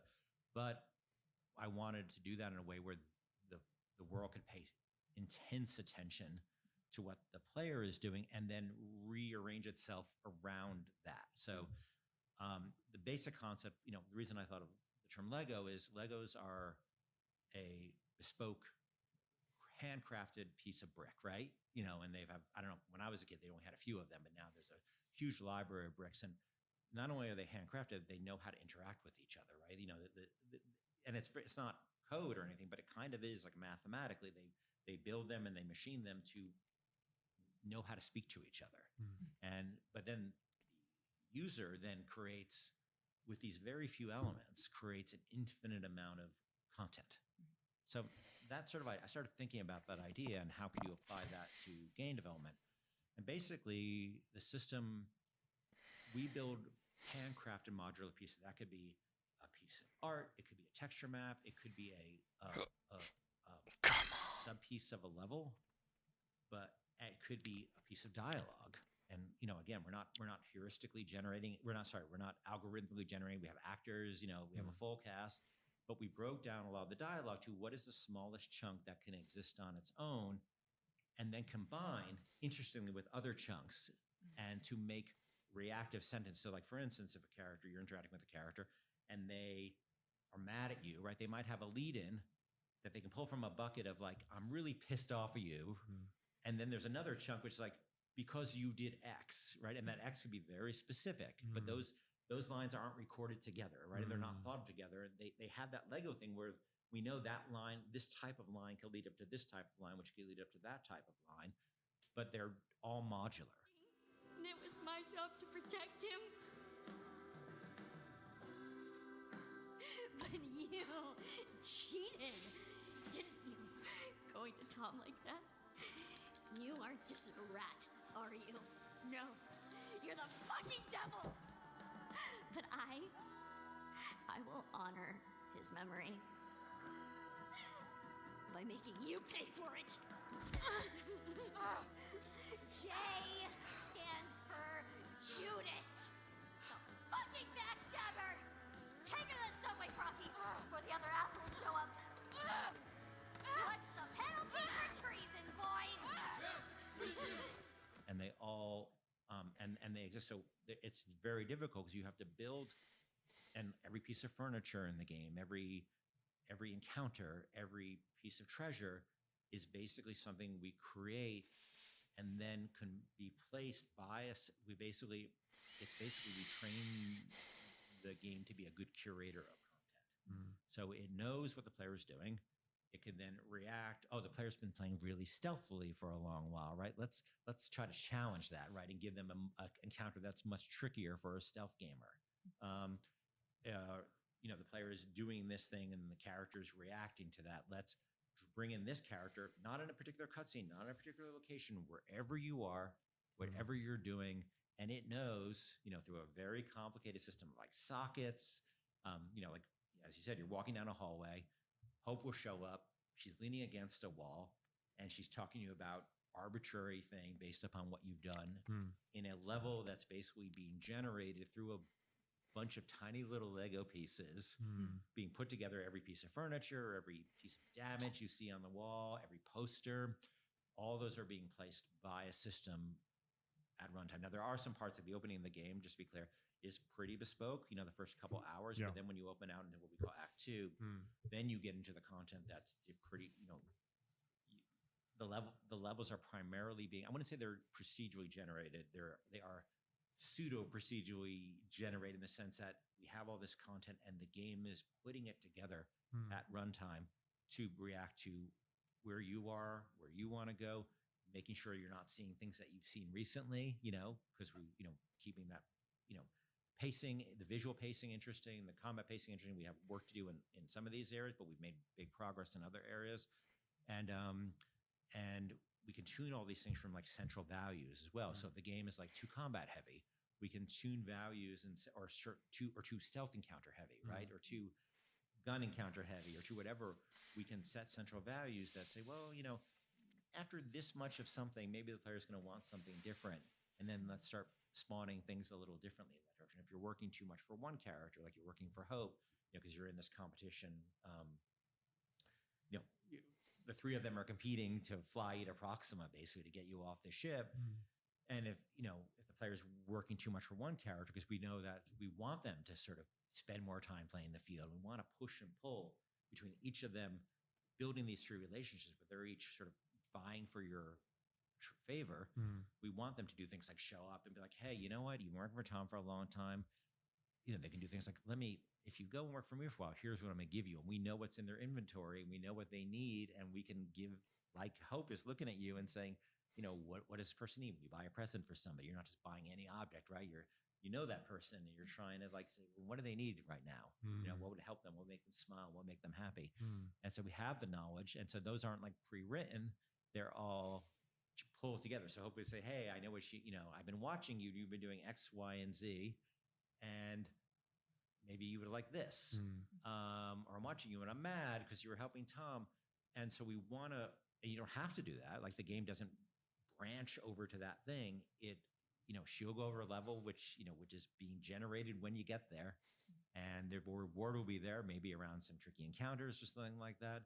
But we have the ability for them to, to dynamically vie for your attention. They also do it through story. I think you guys encountered something we call mudslinging, where you get too trusting with one of the characters, and the other character will show up and say, let me tell you about them. Go with me on this journey, and you're going to learn what you're dealing with. Yeah. Now, I heard Nefertiti and Hope trying to turn your head back there. They can't offer you what I can. Community, fellowship, a chance to lead. A chance to succumb to Proximan microorganisms and to choke on Proximan dust. Your mission has failed, Tom. The flesh was not meant to survive on Proxima. Now, there's still room for you in the mission, Neffy, I swear. Don't you ever call me that again. What, do you expect him to call you your Royal Highness? You just traded one delusion for another. You watch your mouth, you little... You fucking Pinocchios with your dreams of becoming real boys and girls. I wish you could see yourselves. Don't you speak to her like that. Or what, Dad? Now, you listen to me. Hit the bricks, Tommy. Child, I am telling Hit you. the fucking bricks. Assholes. So the Lego system, the narrative Lego system, allows us to do all that stuff and to change the world and have that moment. If we were to go rebuild Bioshock Infinite in this, you could say, Elizabeth could say, screw you. And, and then you'd have to figure out what to do. I think you could, it'd be fun kind of go back to one of my older games and like rebuild this theory, go to Rapture and be like, oh, well, Andrew Ryan wants me to work for him. And it's not, this is not a product announcement. No intention of doing that. But it makes me think about, like the limitations of what we worked with before. But yeah, the cost was a lot of time and a lot of blood and a lot of sweat and a lot of tears. Yeah. I was going to ask, so kind of seen elements of everything you described, if you think about combat changing in Resident Evil 4, the Nemesis system, even XCOM procedurally generating. You've put all of this into one game. Has it worked out the way that you planned it? Have you had to make some concessions to make it all work? It's not really concessions. Like the system, if anyone goes back and watches the narrative Lego thing, like Frank the Orc doesn't exist in this game. Yeah. Well, Frank exists. Yeah, you met Frank. We met Frank. I guess I got a thing for Franks, but no, in the sense that I think the system has worked out, at least from what I intended. Again, the audience is going to be the determining factor in this, but a lot of things worked very quickly. Like one of the first things we did was the speech concatenation system, which is the thing that puts different chunks of speech together to make larger things. And we tested, and can people tell? And to some degree, I know your audience is more sophisticated than most, but I sort of don't want to, I don't even, to some degree, I don't even want people to know how the system works because, then they'll exploit it. We tested that pretty early, and that worked pretty well, pretty quickly, and that hasn't radically changed much. Things like, the modular system for decorating the world, that was mostly, it worked functionally, but we had a lot of art direction challenges of how do you make this look as good as our previous games. Yeah. And that was a much trickier problem. And there is a tendency on a team and to fall back into old ways of handcrafting things because it's faster and easier. There's a huge upfront cost in a systemic thing, in any systemic game. You mentioned Shadow Mortar, by the way, which is one of my absolute favorites and another inspirational element for this game. I actually didn't play it before we had the concept for narrative Lego, but then going back to it, in fact, my executive producer worked on it, and I'm just such a huge fan of that game, and it's kind of a shame nobody's really followed up on that approach. They made an incredible system. There are reasons why no one's been able to follow up on that approach. They abandoned it. As in, like, the Nemesis system is trademarked by Warner Brothers. Yeah. But just look at the conceptual notion of like all the orcs being built combinatorially, and because they're built in a sort of Lego methodology. Absolutely. And lines of speech and their hats and they all. So you couldn't have done that if all those guys were bespoke, because you can literally generate millions of different orcs that feel different from each other and millions of different encounters. So I think that is one of my favorite games of all time, and XCOM, of course. Both the original and Jake Solomon's version of it. And Civilization, those are also modular Lego style games where they have a bunch of handcrafted chunks. In Civilization, it's tiles of rivers and stuff like that. In XCOM, it's again tiles, and they generate levels on the fly, and they generate events on the fly. You could go I talked to Jake about this. I'm like, dude, you could go. Maybe we should get together one day and do something where you have the same narrative support that we have in Judas, but doing a strategy game. Because it would work. I think that you have much more narrative support where your squad mates are talking about what's going on, and they're active and there's real narrative, but you're still building basically a Lego. I mean, that game is built very much out of like a Lego concept. All the individual tiles are handcrafted, and then the game knows how to heuristically bring in, so a road tile sits next to a road tile, right? Doesn't randomly go into something else. So it's rules based, and like our system is rules based. I'm interested in. Because I watched the narrative Lego talk years ago, watched it again recently. It strikes me that what you're describing here is different and more ambitious than what you initially pitched with that narrative Legos pitch, unless I missed aspects of it. Because my understanding of narrative Lego back in the day, it's very focused around narrative and as in people's motivations, their passions, and what gets surfaced. And the different factional pools and what rewards become available when you cross certain thresholds, when others diminish, et cetera, right?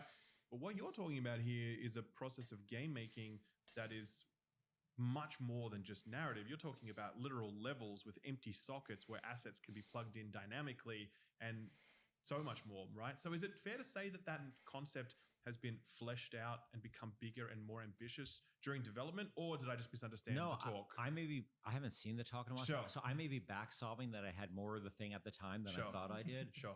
But I think it was necessary to have, if you want the world to be that reactive and still have the same kind of presentation that that people are used to from us, we had to do all the additional work. I know that very early on in development, we were pushing on the environmental modularity and the speech concatenation system. All that stuff was like one of the first stuff we did. So it must have come very soon afterwards. Right. I may be misremembering. Like there may have been more. I can't remember exactly when those ideas came out, but I know we started on them very early. We were still in the office in another part of Boston. Yeah. And when we were starting on that stuff, and then we moved here. But yeah, it's been around for a long time. But maybe once we started sitting down and talking about the problem, or those things came up. I don't know. I guess I thought maybe I had more of that in that talk, but interesting. Yeah. And I mean, I'm sure like procedural generation is that kind of thing where some people really like it and they're drawn to it, and some people are like, oh no, procedural generation, like they just sort of don't like that. They really only are drawn to things that are explicitly handcrafted. What would you say to someone that maybe has some hesitancy hearing about the fact that Judas has these procedural elements? How have you been designing to address those sorts of concerns that players might have along the way? I think if the audience knows, like if the audience can feel that and they can feel this feels like it's coming out of a random number generator, we failed, right? So again, we have to deliver what people expect of us. We want to give the player what they've had from us, but more, not less. And that's what 10 years, part of the reason 10 years is originally I think I was going to make sort of a more AA kind of thing, more experimental. But as we sort of started falling in love with the characters in the world, I kind of felt like, well, I really want to go on this journey with Hope and Tom and these characters. And to some degree, to get that kind of emotional engagement, maybe there are people who can do it. I think there are people who can do it better than I can. Like if you play movie games where they get real emotional engagement with very simple pixel art. Yeah, absolutely. I think you can do that, but that's sort of I tend to be more cinematic, and we need to build a system where the users just getting a benefit from it and not paying a cost for it, and that's part of the reason it's taken so long. Yeah, interesting.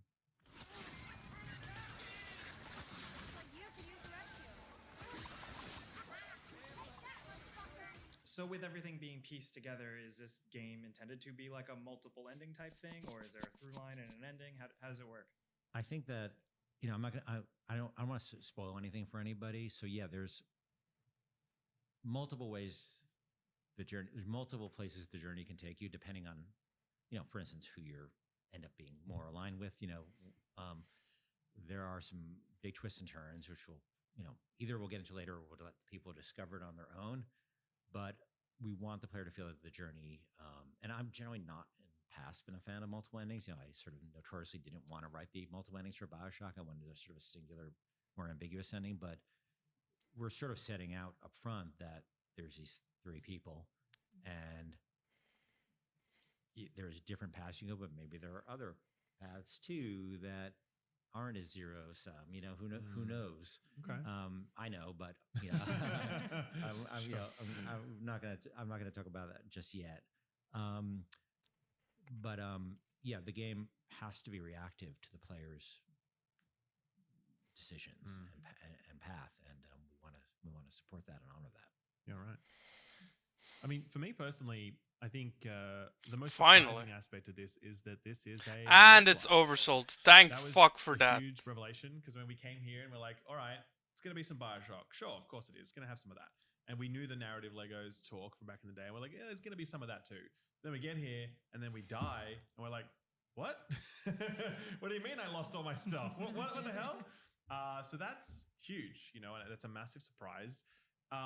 Curious how that came into how that happened. Like, at what point in the development did you be like, hey, that actually is a structure that we're going to go with? Like, when did you commit, and how has that been since that decision? Yeah, to add, is that born more out of the story element, or is that just fun factor you found along the way? Yeah, we were playing, we wanted the player to have the ability to fail and try different things. And we never set out there are elements of the game that you could probably recognize a lot of different inspirations for different games. When you move around the ship, you can probably recognize some inspirations on the surface of the ship that we took from other places. But the loop is something like we never set out to make a roguelite. I don't think of it as a roguelite. We call the game, when we talk about the game, it's a Judas simulator. What is it? What are the tools we can use to tell the story of this woman on the ship in the situation that she's largely the responsible for? You're the prime mover of the story rather than being a Booker or a Jack, showing up.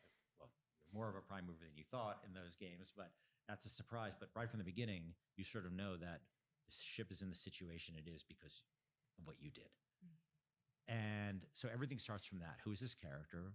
What is their impact on the world?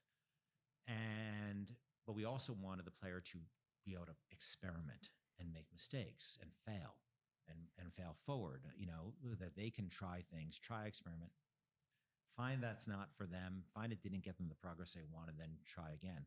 I kind of fell in love with the notion of the loop by playing a ton of Rogue League. I remember Risk of Rain, I think was the first. The original was the first one. The original, the first one? Well, Rogue back in 1980. Oh, you played Rogue, right? But those are brutal, right? You just die, and that's the end of the game. And I remember playing those games. There's a ton of, a lot of games falling from that. But I never I don't set out to make a shooter. I don't set out to make an RPG. I wasn't, Bioshock. It's not, I'm going to take a break. I'm gonna get some food.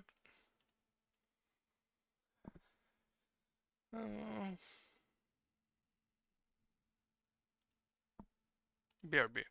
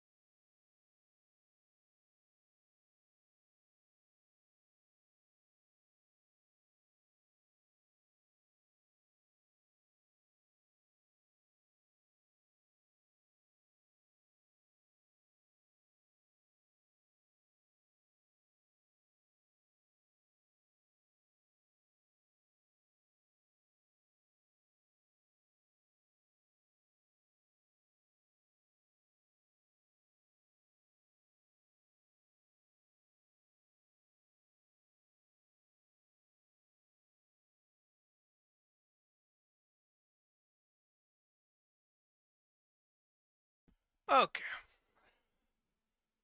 Let me just check.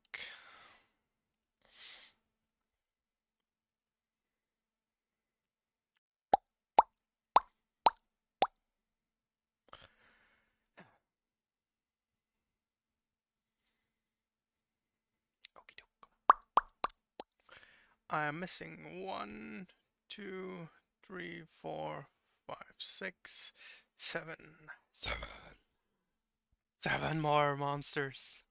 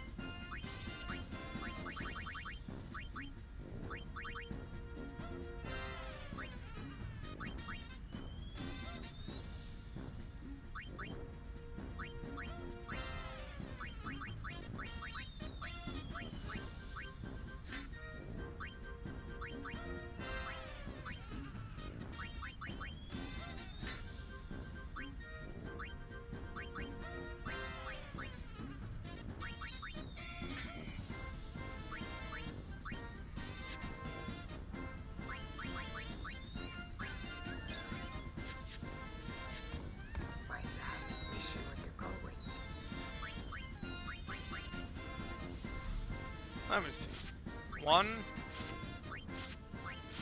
2, 3, 4, 5, 6, 7, 8. Wait, what? What am I missing then?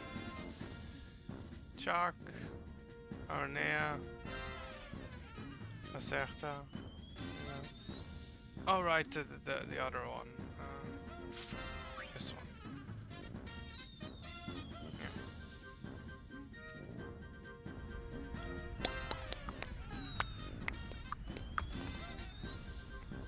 I could go do that real quick.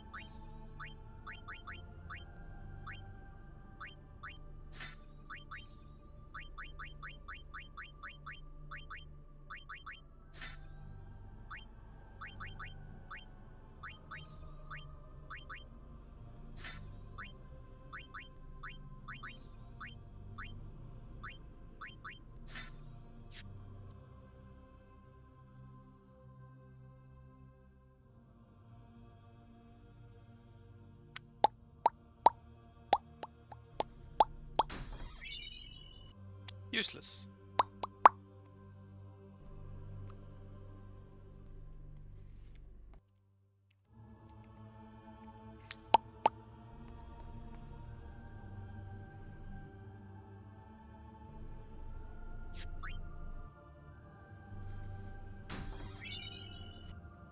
That could be handy.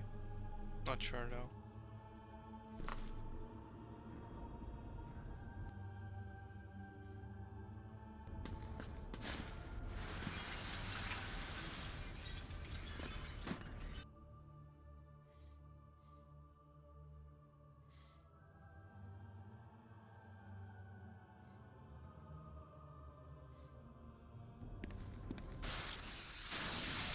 Well, well.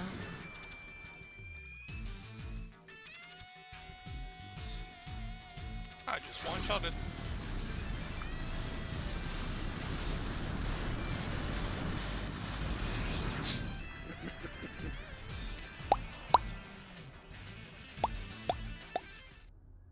Oh yeah.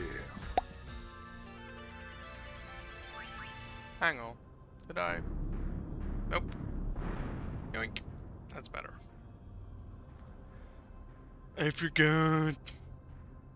My bad. Okay. Again.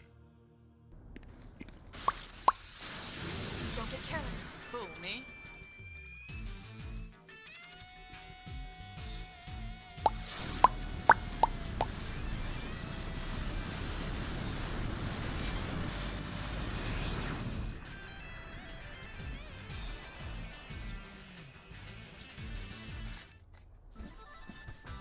Nice work!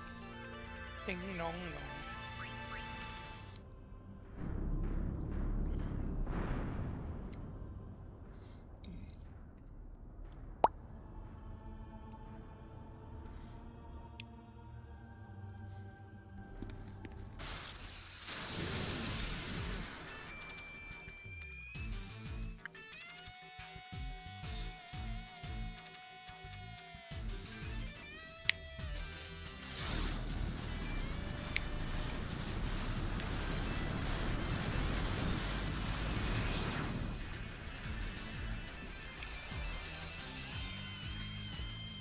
Well.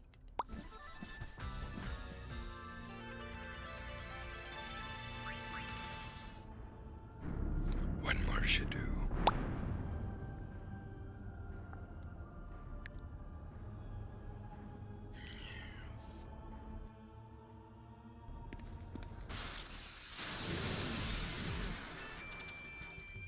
There we go.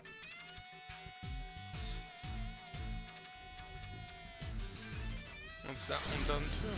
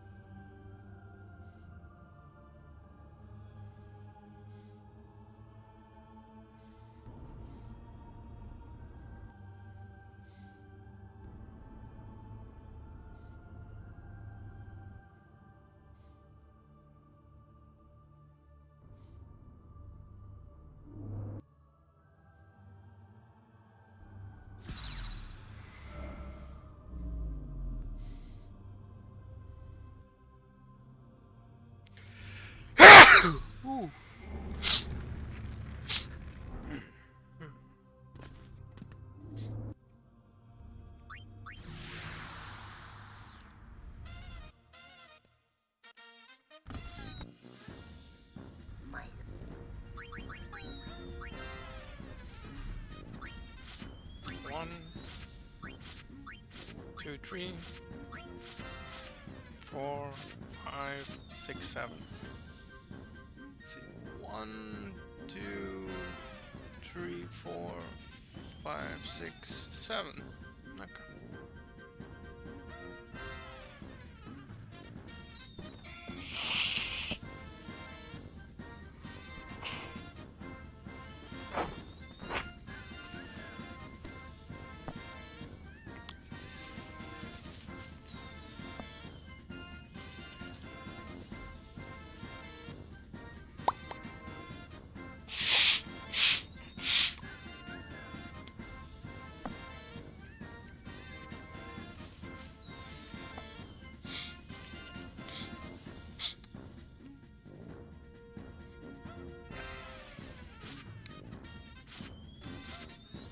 Okay, this one is done. The common one is done.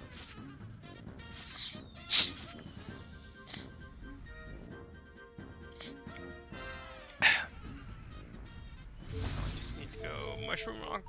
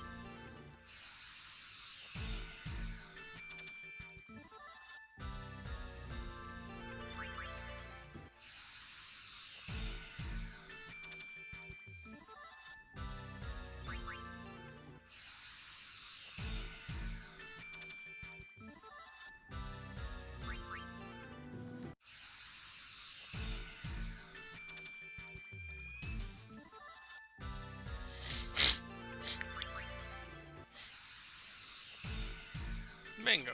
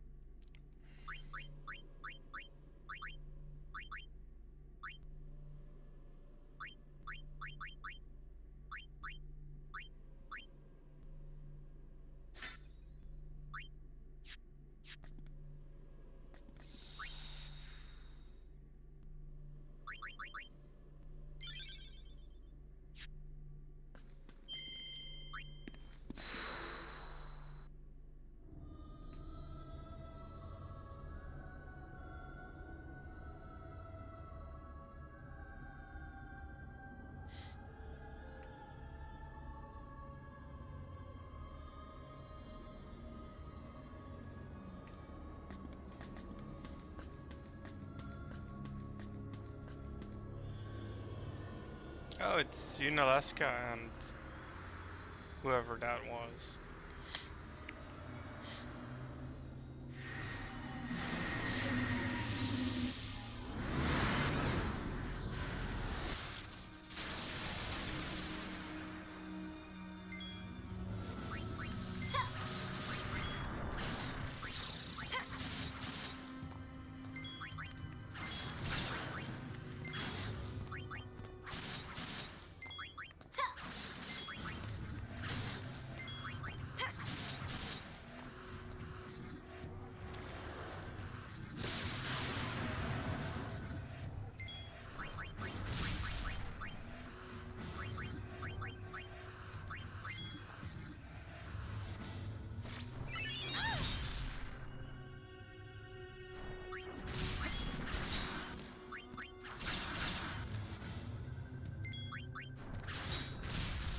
What the fuck?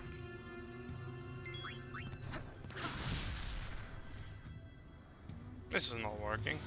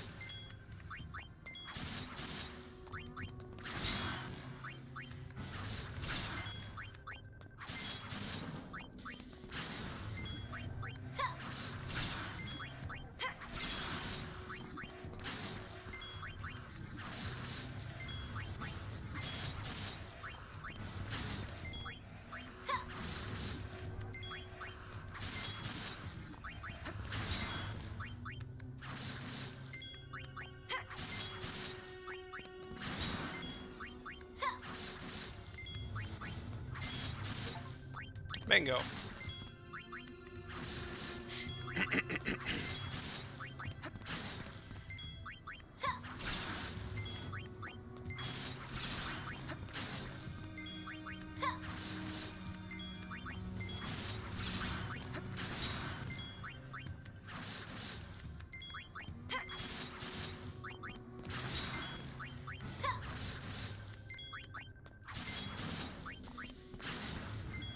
How much HP does he have? Jesus Christ.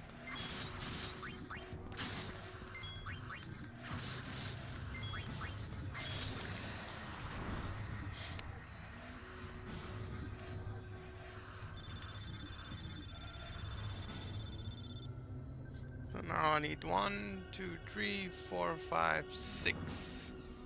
6 more.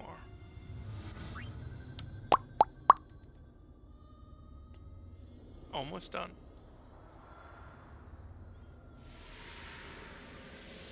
Oh.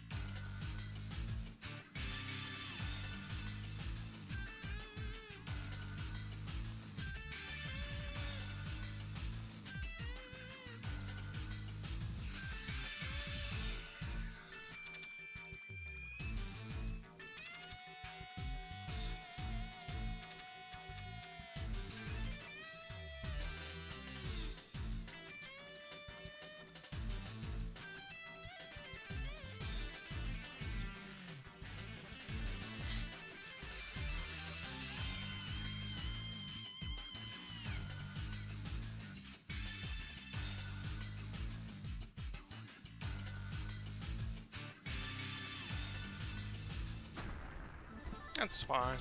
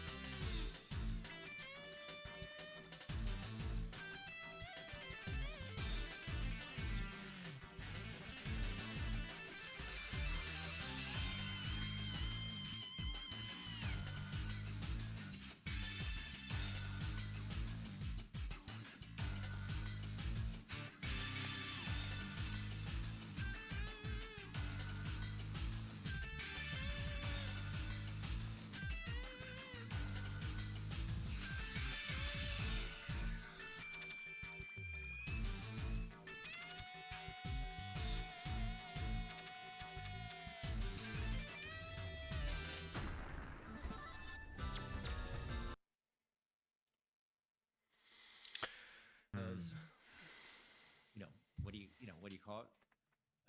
People categorize that, but I don't think of the game as a roguelite. I think of it as a Judas simulator, and that element. And I think I think we want to keep some surprises for the player when you encounter that. It's not just a shift of perspective from the type of game it is, but it's a huge shift in narrative perspective as well. Big time. And you learn this. It's for the first time I think that people are like, wait a minute, what? Yeah. From a narrative perspective, not just from the loop perspective. Definitely. I don't want to spoil that, but you guys, I think you know what I'm talking about. Sure. We got that. Yeah. And everything has to be tied to the story. So once we sort of decided that would be interesting to let the player experiment with failure and come back, because that's what roguelites do, right? You screw up by design, right? And then you start again, but you're more powerful and you're more accomplished and you have agency in how you're more powerful. It's not just a game telling you have this or that. So, I really fell in love with that loop, playing. There's so many games I can point to, Dead Cells and FTL, and it's a great game called Undermine, which I love, a little indie game. If you haven't played it, it's a great little like Zelda kind of roguelike. But I was not ever one to make that. I never want to make I never set out to make a strategy game. For certain components of the game, I never set out to make a RPG. I set out to tell Judas's story. We set out to tell Judas's story. And then certain things just sort of raise their hand and say, hey, I might be helpful here in telling that story. So we're not hardcore about any of those elements because we're not catering to competitive PvP. Obviously we're not competitive PvP, but there's certain things that audience really demands and really expects. And if you're not delivering in that, you're really screwed. We don't really have that problem, except for I think what people want from us is a cool world, a cool setting, a cool story, cool set of tools to experiment with. But then it just sort of, that gameplay element came in. And then I was like, well, and this is probably one of those moments on my run where I'm on my run, I'm sweating, and I'm thinking and sometimes just it hits you in the notion of I don't even want to say the name of the place you go to, that real key change narratively that happens with that was really important to me. And that was tricky to figure out and create a lot of problems, in terms of thinking about the design and challenges, because we had never made that kind of component in a game. Yeah. And you can't just assume you're going to be good at it, right? You have to for sure play with it and test it. And there's a certain type of reward feeling, like especially in our games. I like our games to make that people can get through them. So we're not one of those overly punishing things. We'll have difficulty levels where you can, and where you can be overly punishing. But generally, I think people play our games because they want to be able to experience the experience. Now, in this game, you won't be able to experience the whole thing, because if you end up going, really favoring one of the leaders, one of the big three, there's going to be things you're never going to learn about the other two, and that'll be quite surprising and shock you about what you thought about them. So in terms of replayability, outside of the looping replayability aspect, we think there's a lot of replayability in terms of seeing sides of those characters and what they tell you about the world that you wouldn't have encountered. But I think that, it became a tool, and then it became a huge narrative opportunity for us. So I think that for people who worry about that, I think loop is going to be fairly gentle for that, but it's also, I think, going to be extremely narrative rewarding for people. Like I said yesterday, I was looking forward to dying in a weird way, because Yeah, there what would be would happen? there'd be subtle changes or new things to discover. It has that Hades quality. Yeah. Where, death doesn't necessarily feel it's punishing. Don't get me wrong, and you're definitely like, oh damn it. But at the same time, there is a reward that kicks in at that moment for reasons that we won't spoil. But yeah, I think Greg and those guys who made Hades, that was a huge comfort that when I played that game, that we saw the narrative audience would embrace that loop, and they'd understand the power of it as a narrative tool as well, right? Because those guys are very story oriented as well. Yeah. And so we were working on it, but that sort of it was a bit of a breath of relief that the audience, I saw it could be done, and that from a heavily narrative driven experience, and that the audience would fall in love with it. Are there things within the roguelike / roguelite genre that you think kind of are problems that need to be solved, or were there things in development as you began to apply this that proved very problematic for your game that you needed to solve as you does that question make sense? Yeah. The biggest problem I think is what Lucy just said, is that you have to not be pissed off when you die. You have to feel like, I am going to go get a new experience narratively. I'm going to feel more powerful coming back in. I'm going to have some interesting choices.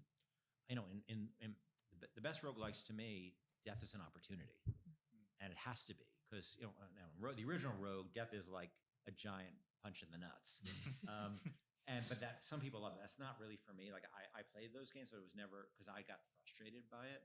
I think that you tuning that curve so it doesn't feel like it's irrelevant, like death has to have meaning, and you want to not die, but you also, when you do die, you have to be like, oh, cool. Now there's some new opportunities for me. I can learn something more about this other place we're talking about, where you go to at that moment, but also, and maybe some things about that place will inform you about the place you're in.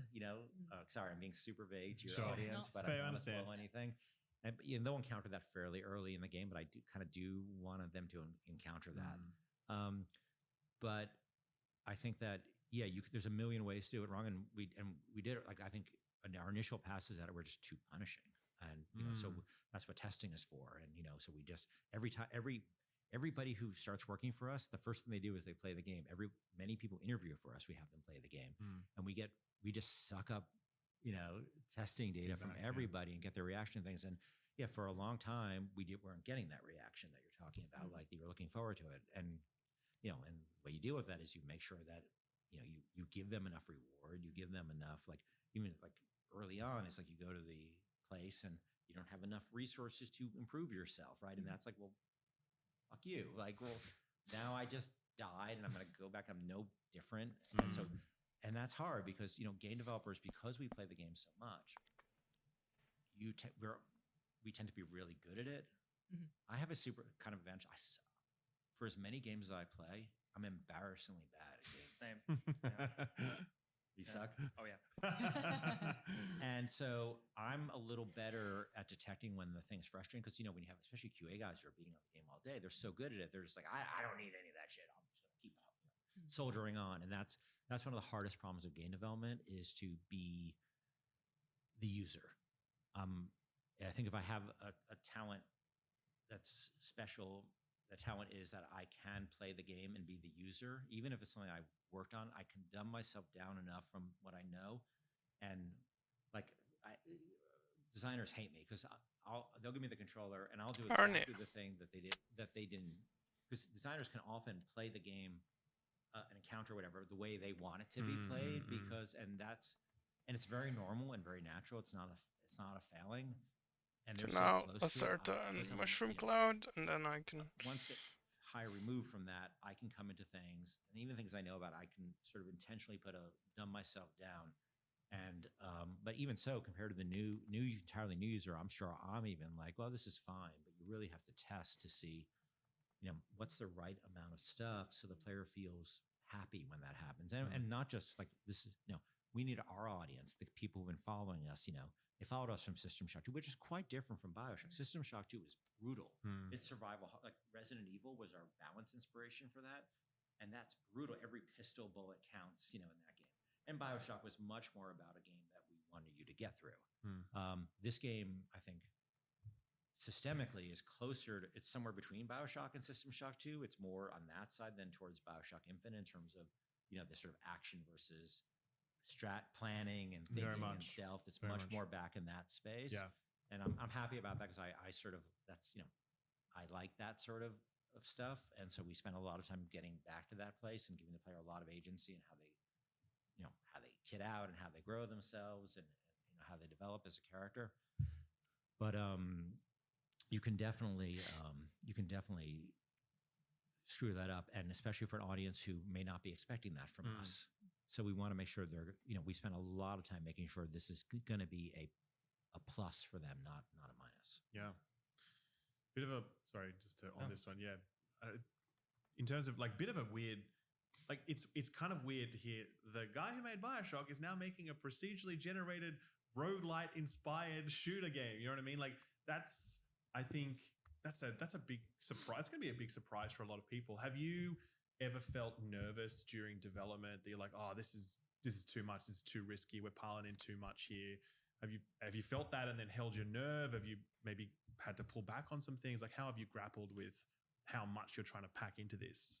I mean, I think, it's funny because the initial reaction, we had this on BioShock Infinite too. I remember we had different headlines when we announced the game. It's like, oh, it's just a BioShock reskin, or, oh, it's nothing like BioShock. They just want to call it BioShock because BioShock made a lot of money. And it's frustrating at first because, there's not, people don't know much about the game. And one of the reasons we didn't want to talk about it out of context is I didn't want to really have that conversation. I wanted, this is a kind of weird way. We're sort of, this is like the equivalent of like our first cover story, having these conversations with you, where we wanted, instead of me telling people it's going to be okay, we wanted people to experience it. And that's dangerous and risky for us because, guys are going to have your own opinions, but I think that the best thing to do is to show people how it works, because we're not trying to fit into a particular Mushroom category. Cloud. Our games have been weird hybrids of a bunch of stuff, but at the end of the day, it's really about what is Jack's journey through Rapture? What is Booker's journey through Columbia? What is, Judas's journey on the Mayflower, and other places. Okay. So I think it's very easy though to get freaked out and scared, and I think that's not unhealthy to be scared.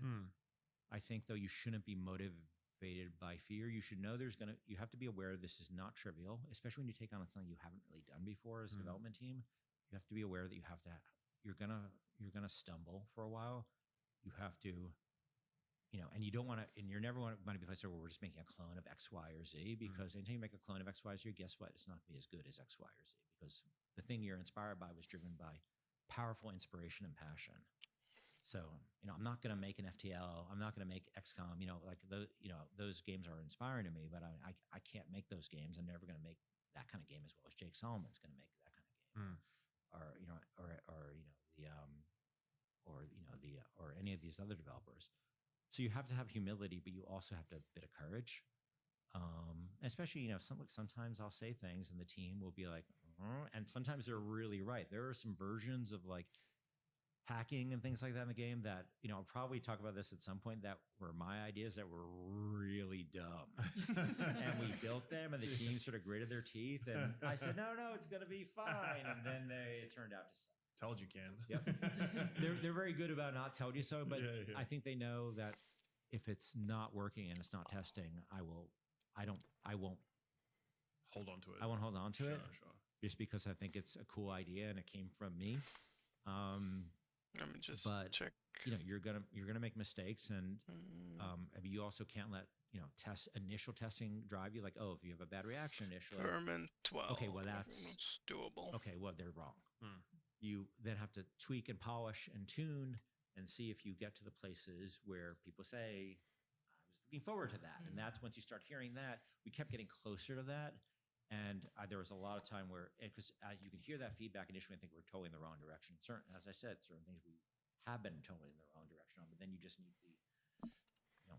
can you Spartan like throw that baby off the cliff? That's a dark metaphor. They did it there. You went there. I'm okay with that. Like, ideas are not the problem. It's execution. It's always execution.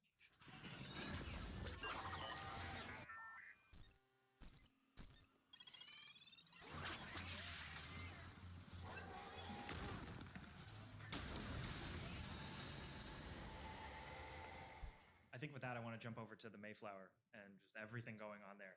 The first thing I really want to know is style, where Rapture, Art Deco, like it's, okay, like you understand that language. With the Mayflower, it's got a lot going on. It's like grimy, it's flashy, and then it's contemporary because like people are wearing tank tops and t-shirts and sneakers. So what are some of the inspirations behind the Mayflower?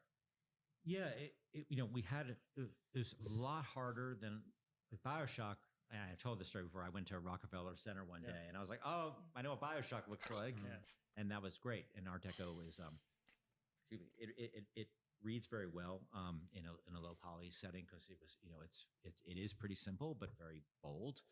And with, infinite neoclassicism was, a big inspiration from the time period and that, but getting like the quality of sunlight, like, took a long time, like just what kind of blue is the sky? Those things take a long time. This game is much more eclectic and, it's basically neo Baroque and neo Victorian, and we have a bunch of different styles, but they're all unified by they draw a lot of inspiration from a bunch of different architectural periods, but they're also embedded with technology everywhere. And when you look out the window, you're seeing a weird planet and asteroids and all this other stuff in the sky. So it is a very strange mix, and it wasn't something like with Bioshock. Once I knew it was Deco, that was a relatively straightforward path.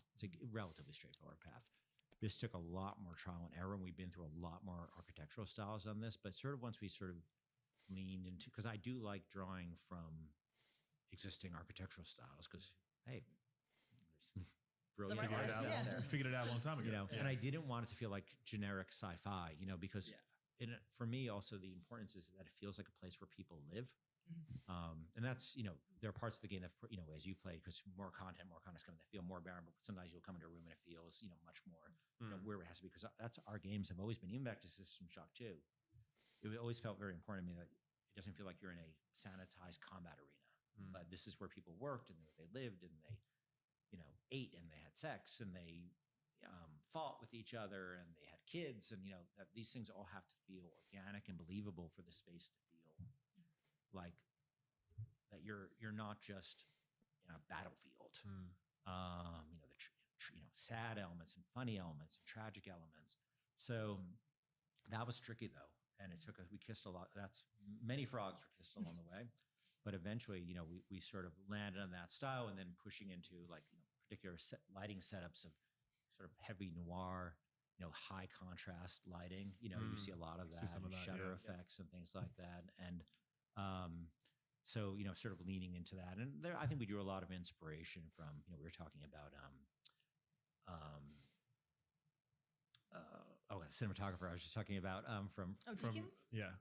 Roger Deakins, like from Blade Runner 2049, his use of color, we drew a lot of that and really trying to tightly control the color space. But, those are things we've done all along, but I think it's much more eclectic than our previous games. Yeah, definitely. It's no less striking, I would say, as well. Like, stepping into that space, it's really overwhelming sometimes just to see how imaginative the art design is, and like full credit to the team for what they've produced. It really is like pretty amazing. So yeah. Interested, and they had to do it in this new way where they're not just handcrafting it; it's all put together, from pieces. Yeah, absolutely. But we didn't want to step down from what we had done before, so that was challenging. For sure. Interested to see, because that's how Mayflower looks. Interested to hear your thoughts on what the Mayflower says. Because clearly we had Rapture and Columbus, whatever. There were spaces doing a lot of environmental storytelling. And they had different motivations in terms of the messages they were trying to impart. What are you trying to say with Mayflower? Like, what are the things that you're sort of feeding into that? Because you probably don't want to say, well, here's the exact message that I'm trying to put out there with Mayflower. But what are the things that are in your head as you design this space? Stuff that you'd like to explore or touch upon, stuff that you'd like to get the audience thinking about. Look, I'm always inspired by, I think when I took a class in high school about dystopias, and that's where I first read, Orwell and Huxley and Brave New World and Animal Farm in 1984. And what I love about those stories is how thought out the worlds are. There's so much detail about the world, and these are just dystopian places, but they're not like some evil dictator came along and decided to ruin everything for everybody. Things happen for a reason, and unintended consequences is something, when we talk, obviously in Infant, there's a lot of conversations about unintended consequences, even in Rapture, people's attachment to ideology, Andrew Ryan's attachment to this sort of, anarcho-capitalist ideology, but then when the tables turn on him, and he's the losing one, maybe he doesn't hold up to those principles. We all have feet of clay. And so, my reaction to sort of ideology is always, that how does it impact the real world? When it hits reality, and Bioshock was an exercise in that. The Fountainhead, she could arrange it so everything worked out because she had characters who were basically superhuman, super handsome, super beautiful, moral, super adherence to the moral. They had no moral failings on that structure. And I don't know anybody like that. I love the book, but I don't know about it. So Bioshock was my well, what if you put like more real people in that situation for the good and the bad? Rapture's an amazing place, but there are problems. This situation, this game, the first thing I thought about is how can I make a dystopia where everybody could understand how it happened? So the basic setup is that there's a guy named Rosenberg, and he has and this is funny because this is before COVID and before the appearance of large language models like ChatGPT appeared on the environment, but was using essentially a predictive large language model that was using data from the past to predict the future, which is generally how these things work. When large language models to some degree are very fancy autocomplete, right? They look at a huge corpus of data and they use the past to predict the future. Same kind of like when you read history, it's sometimes easier. If you read enough history, it's more easy to predict the future because patterns tend to emerge. So I thought there's another reaction to Infinite. I don't think, it was very hard to get on board with Comstock's vision, of Columbia. And that was, I sort of painted myself in a corner there because I didn't really have a good defense for him, because it's kind of a terrible society. And I think I kind of painted myself in a corner. It's too late for me to back out of that corner I painted myself into of making this world be more understandable and more gettable. But this game starts with a kid who grew up. It's funny, originally this wasn't in his backstory because COVID hadn't happened, but his mother had died, and his father was very religious, and he wouldn't get treatment for the mother because of his religious beliefs, and his mother died, and he sort of cursed his father and cursed God and said, I'm going to make sure that, that I'm going to make sure this doesn't happen again. So he originally develops a predictive technology for health outcomes. Basically the most fancy, the little crystal everybody has in their hand, that's a data storage device of your molecular state at every second of your life. So if you have that data and then you work to reduce privacy laws, and we have a huge corpus of data about health outcomes, you can start predicting health outcomes many, many years in the future and radically improve people's health and keep people from dying of things, and become more. It's a bit of a fuck you to God, right? No, all medicine is a bit of a fuck you to God, right? And I don't mean that in a bad way, right? Sure. It's saying we're not going to let the natural thing take its course. We're going to intervene, and he wants to intervene.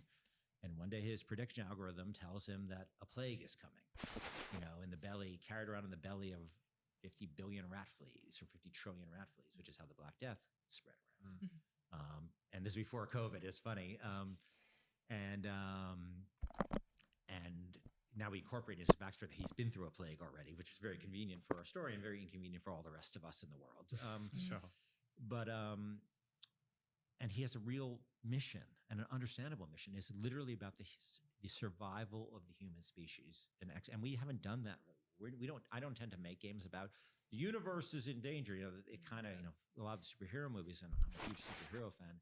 It is a bit like every time that, the universe is in danger. Sometimes the stakes being a bit lower is nice. But this game, I wanted to make a very grounded characters about an existential risk. And so he makes a ship, he sells all his factories and raises all kinds of money and sells all his homes to build the Mayflower, invites a group of people on board the ship for a generational, many-year journey to fly to Proxima Centauri, where they can start a new, continue human civilization. Most people think they're cranks, and we never actually, well, actually, I won't get into that just yet. Sure. And lots of things go wrong. And the mission, as I call it, the capital M mission, getting to Proxima and continuing the survival of the species, is at risk. Certain catastrophes happen, and he starts losing, and they're results of human error. And over time, he starts losing faith in people and building faith in machines. And out of that, because the stakes are so high, he creates he engineers creation of an extremely dark and dystopic society that you see on the Mayflower. But we want the audience to follow through step by step, so it's not just weird madman, comes up with this. And he was motivated by the most compassionate. Okay, 3 thing of more. all time, like wanting the species to continue. But great darkness comes out of that, even the best of intentions. And I mean, that obviously definitely separates him out from Andrew Ryan, from Comstock, because it is a thing that you would connect with. And I love the way that with the big three, their motivations are all so different, but you can see where each of them are coming from. And I think for me, that was when I was, because I was, we had 5 hours of the game. I wanted to kind of push it and see what I could do, but I could definitely feel myself going towards one or the other, and then say something, and I would be kind of conflicted. When writing it, do you have a particular ideology that you have put into one of those two characters that you would go for? Well, mostly, without spoiling. No. I think they all have a bit of experiences I've been through. Tom feels that everything is falling apart around him. I've been on projects where I kind of felt everything is falling apart around me, and I felt I wasn't capable of steering the ship, but somebody's got to, right? And so he's just the guy's like, things have changed. I now found out I'm a machine and not a person. All my memories are implants. I didn't, most of the things in my life that I thought I did, I didn't do. And his reaction is, don't care, keep going, because if he stops, he's going to fall into the abyss. And for Nefertiti, when she found out she was a machine, and this is all because Judas's actions, caught, and so he just continues on. And remember, they were a family. That's an important part of the story. It's about it's part of family breakup story. Tom and Nefertiti are husband and wife, and Hope is basically their adopted daughter, whose family died, or they thought their family died in this catastrophe. I mentioned that befell the ship that caused a lot of this. They thought they were a loving family. They had complicated family dynamics like we all do, but they were together. And then this thing happens. Tom says, we're staying on mission. Hope falls into a pit of existential suicidal despair because, I don't know if you found the audio log where she's talking about her dysmorphic feelings about her body, because she thought she was flesh and blood. And now she feels the electricity and gears moving inside of her. And it's extremely upsetting and distressing. She's not what she thought. She was the ship's, Tom was the sort of security officer of the ship and kept everything in order. He's keeping on with that mission. Hope was the human. She thought she was the most empathetic human like who was ever created. And her relationships with people, she was the ship's matchmaker, the ship's therapist. But she's full of cortisol sensors, and she can smell pheromones in the air. And so the reason she was so empathetic, because she's a that works. Okay. Who was programmed. She also had tons of knowledge about that she shouldn't have. Excuse me, about people. 1 second. And all that empathy and all that human connection she had is all a lie. And she doesn't know what to do. It's too painful for her to live. So what she wants out of Judas is to help her end it, because her body won't. The security of the basically her software won't let her die, and she wants to end it because she can't live with the pain of what she has. Sweetie, your poor hand. It doesn't have to be like this. You have this way about you. It triggers people. I don't know how to help you anymore. Why repeat the cycle when there's an easy way out? And she also regrets her role in this whole thing because she knows what a lie it was.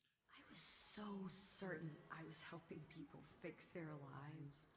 Fucking moron. Everything I thought was true was just... Honestly, now the only thing I'm looking forward to is nothingness. And when you bring me there, when I see it swimming out to me, I'll let it take me. Damn, this game looks fucking creepy. Please do this for me, Judas. Help me end this thing. Okeke, Nefertiti Okeke is this, she thought she was this world famous biologist who had this mother who was driving her to be great. And she cured a certain type of cancer. She thought, well, not for her mother, we'll find out. And she was miserable on the Mayflower because she had to keep humans alive in space. She had to, as a biologist, had to make sure that people could survive on Proxima. And really, they don't know what's on Proxima. They don't know, because when you're, we don't really know anything about any exoplanets. We know we can sense, we think we speculate about water on them. We speculate. Oi!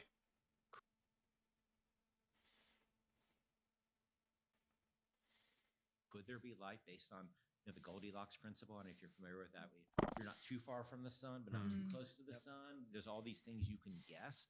They don't really know what they're getting into. So Nefertiti kind of thinks she's set up to fail. And when she finds out she's a machine and that all her bugs can be fixed in code, and she can build a society where, she tells Judas, as you might have mentioned, has some mental health problems of her own and is struggling and has, her weirdness and her anxiety and her inability to interact with people. Nefertiti tells her those are all bugs that can be fixed, and that's a promise she makes to Judas. And she's thrilled with her, she's relieved of all this shame and all this guilt, and she can build a society of machines. And she's can solve the perfection problem, because you can perfect machines in a way that's very hard to perfect people. The question is, what's kept and what's lost in that, in that quest for perfection. So I was, able to explore, Tom, the guy who has to sort of stick with it because he doesn't know what else to do, and Hope, the person who has to come to terms with she's not what she thought she was, and Nefertiti's desire for perfection. These are all things I think we've all had experience with. Maybe not in the exact specifics. I have more of the specifics probably, but I think we try to make them relatable as humans, even though they're not, and that they're all. But they've also done terrible things. Every character in this game has done some pretty terrible things. Even you. I did not want to make a character who's some kind of archetype, perfect heroine. She's pretty messed up, and she acted out of rage, and she created the situation. But you also, if you've seen the Reckoning Room sequence, you kind of understand why she's deeply angry. And that anger creates, she acts on that anger. Curious about, I think one of the most striking aspects of the Mayflower as we were exploring it was the way the society demands conformity and the way that becomes socially shared. There are logs that you discover that are actual kind of tweets that have upvotes and downvotes associated with them, and people who are on message, again, lots of upvotes, and people who dare to dissent, again, lots of downvotes. And there's one sequence which is a sort of public shaming, which we won't spoil the details because I think it's kind of really a fantastic sequence to experience, but it's very much about public shaming in some very specific ways.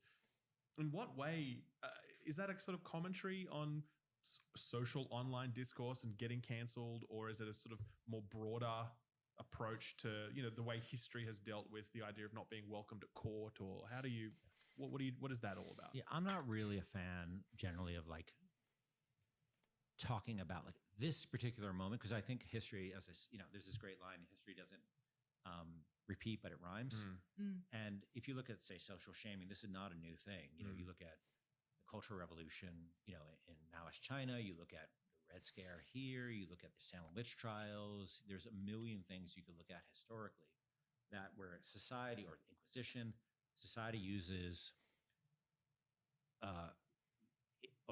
in East Germany, and the Stasi, and kids reporting on their parents, because it's a very powerful tool, right? There's a line that Hope says when she first comes up with this idea for the society is, you don't need prisons if you can turn people into their own wardens.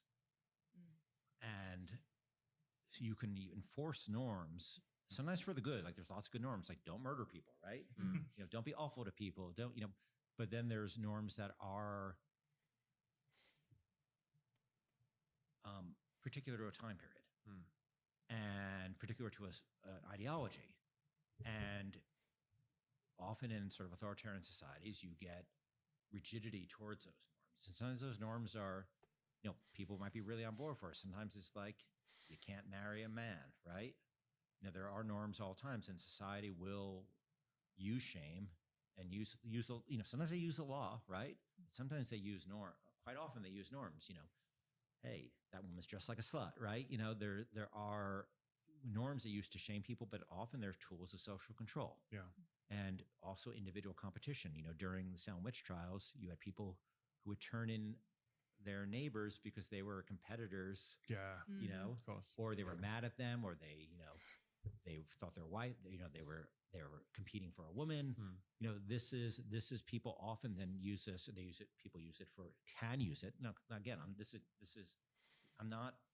not trying to come down on one side or the other, because I'm way more interested in just exploring these questions and having a particular opinion on them, because I don't know everything, but I like exploring these things, especially things that tend to return to society over and over and over again. And we think we learned the lesson, and we think we're in some unique time where now it's the right time to bring out a particular tool.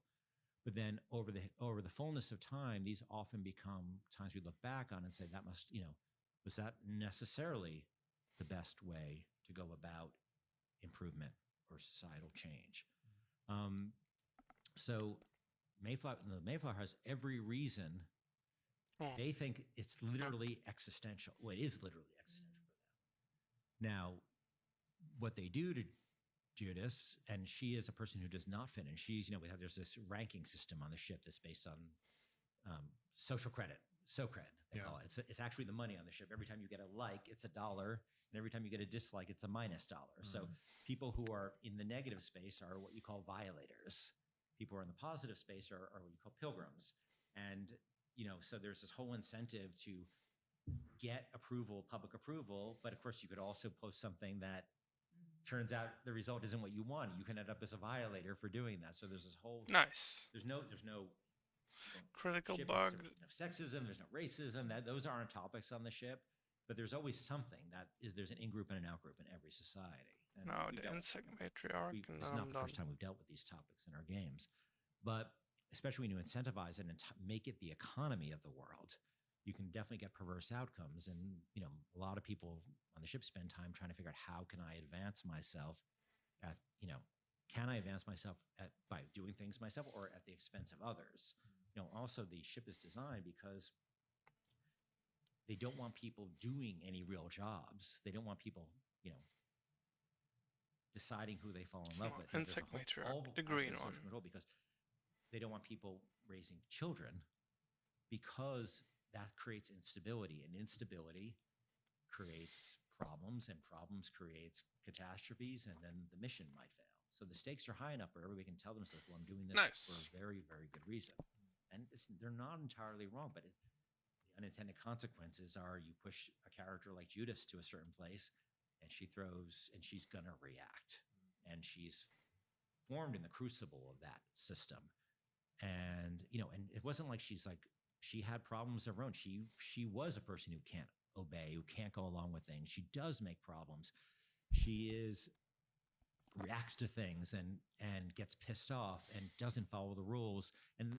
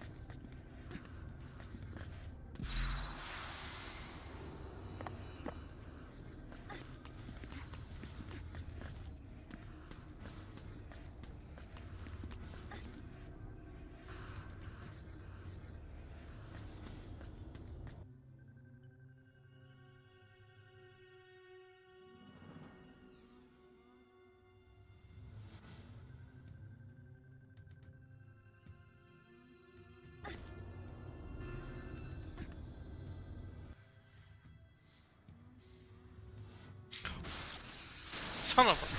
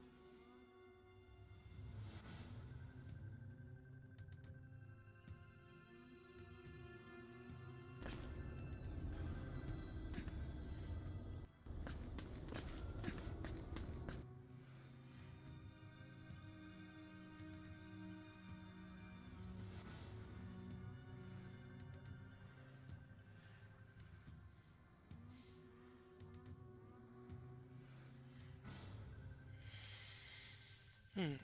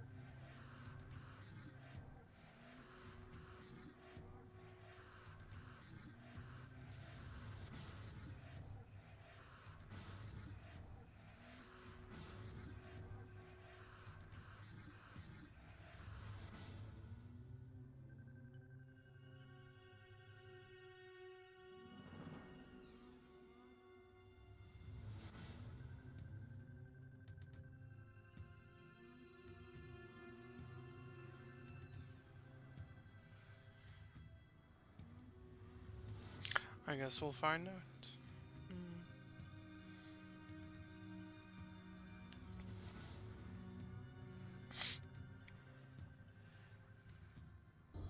93. Yeah.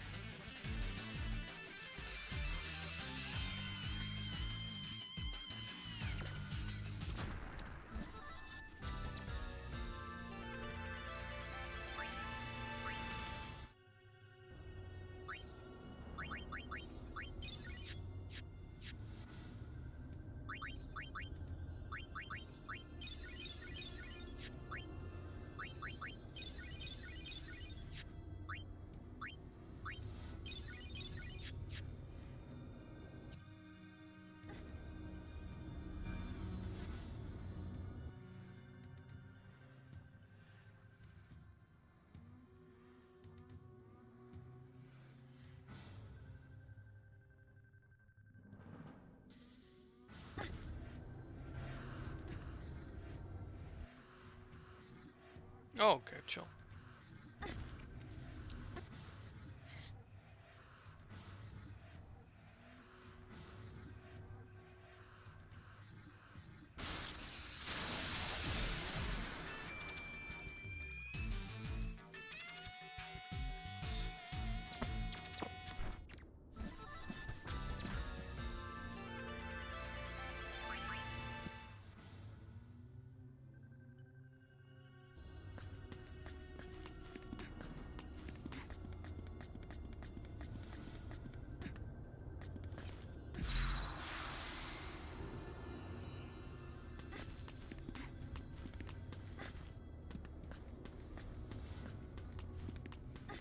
Here we go.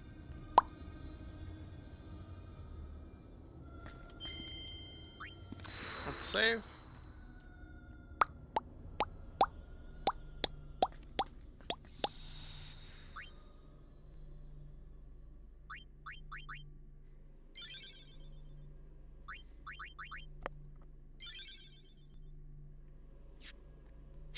Let's go check the...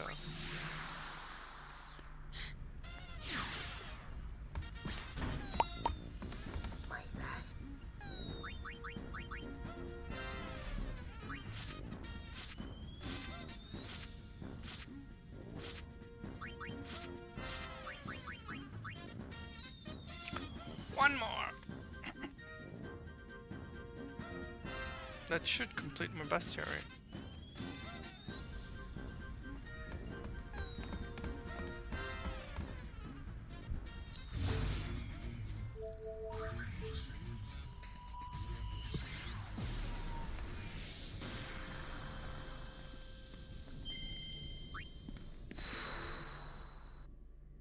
Here we go!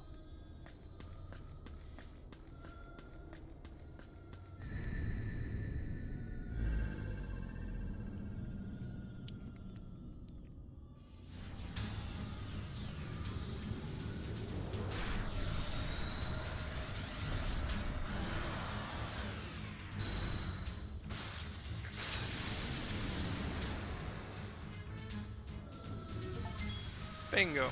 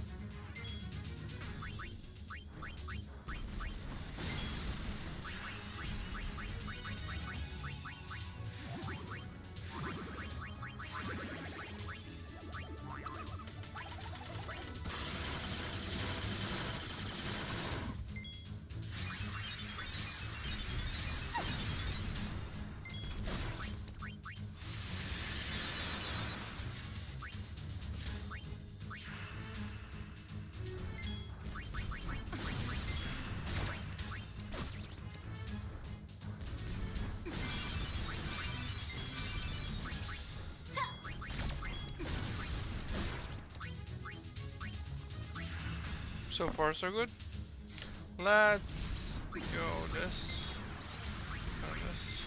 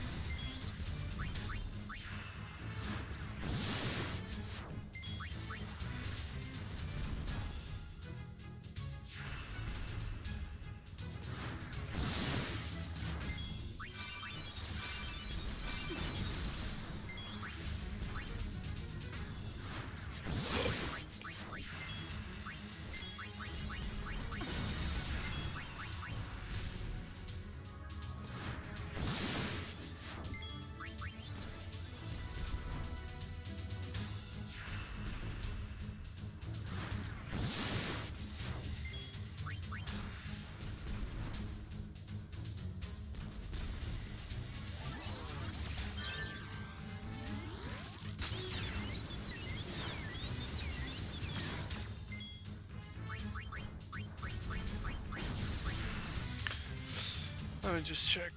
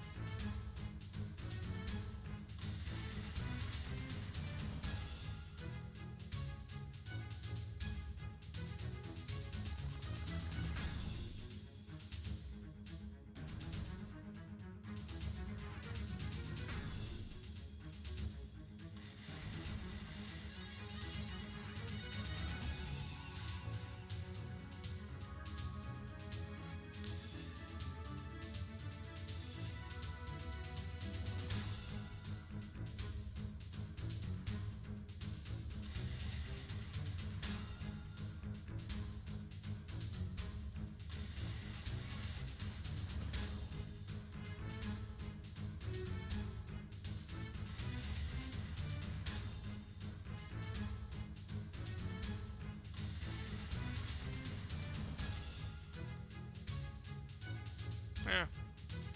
Whatever. This is going fine.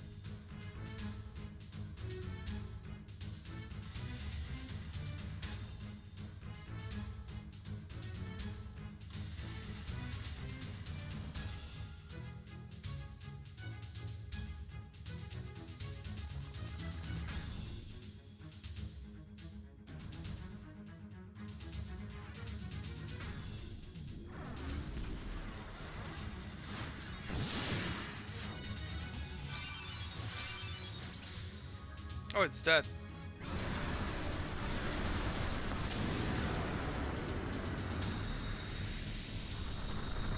Well, shit.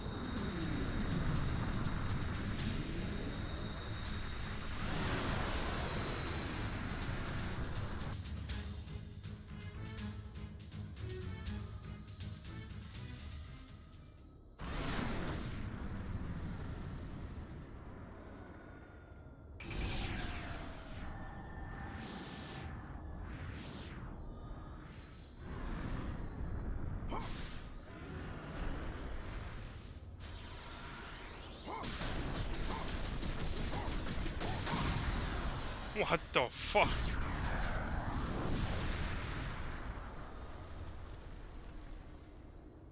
So, you're Trema.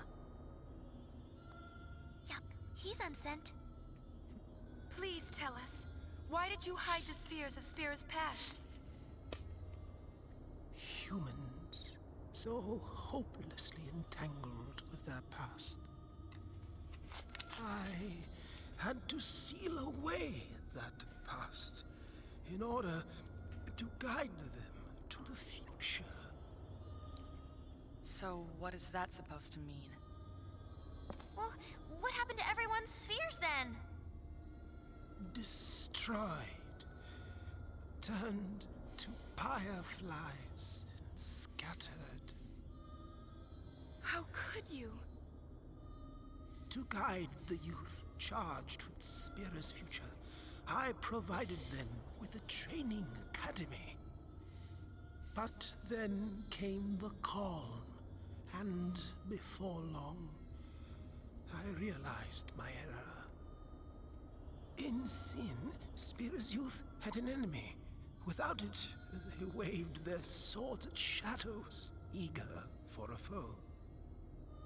Their hearts, you see, were not made of the same tempered steel as their souls.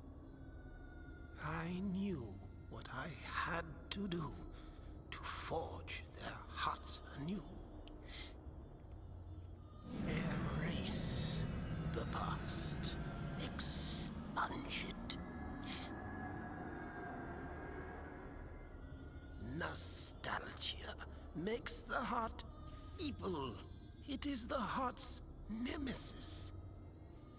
Only one who renounces everything possesses the strength to transcend anything. High Summoner Yuna, you too have forsaken much of your past. Now show me the strength that you have gained!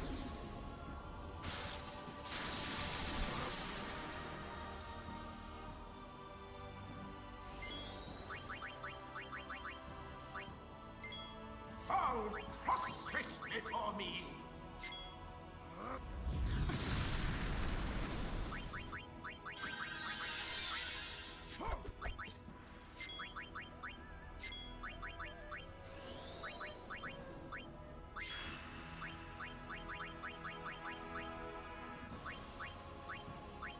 I know nothing of defeat.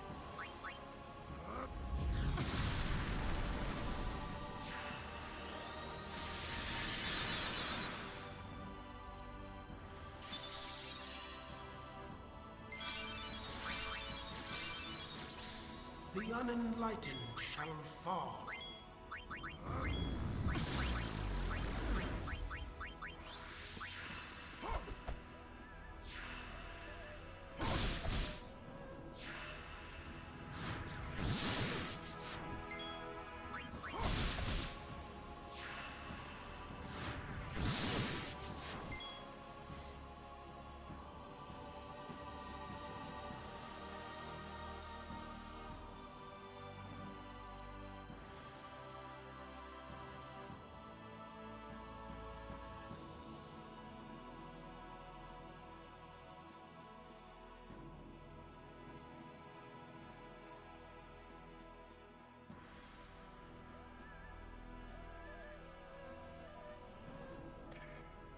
This is gonna take a while.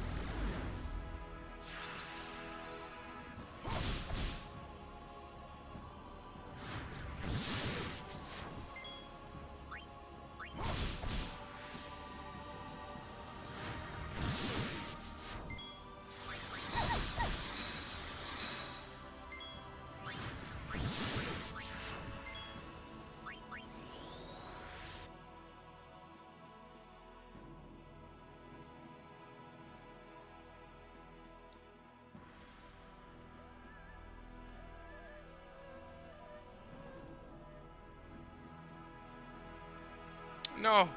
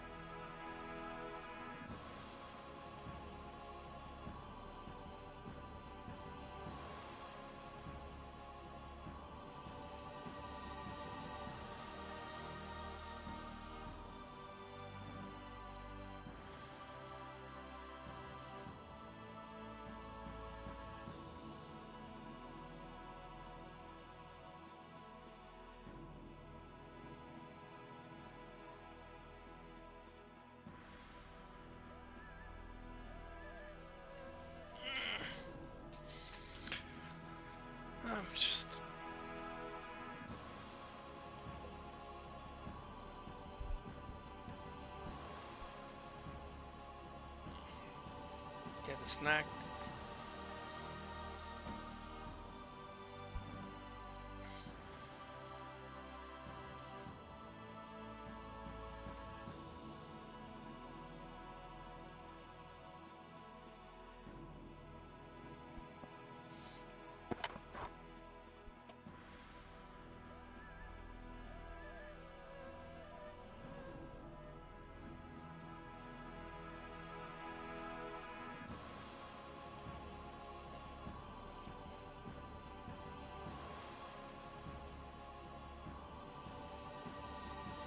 If it works.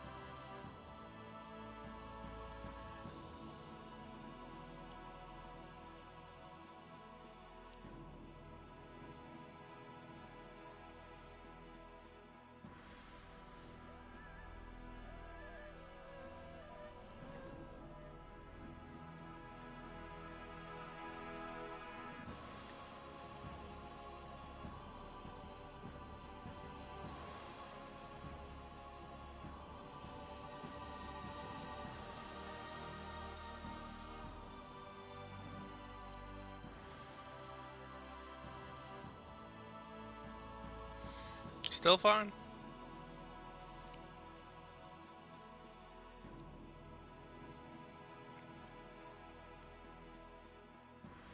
We're still good.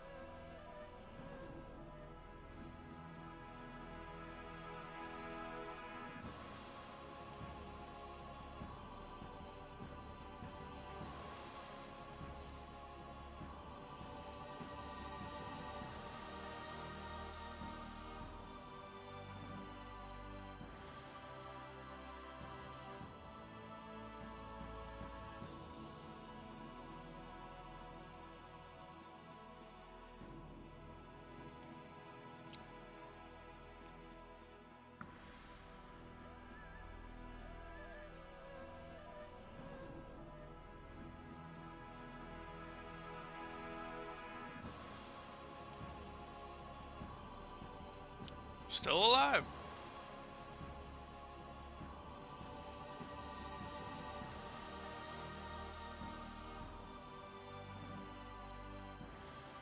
Let me just...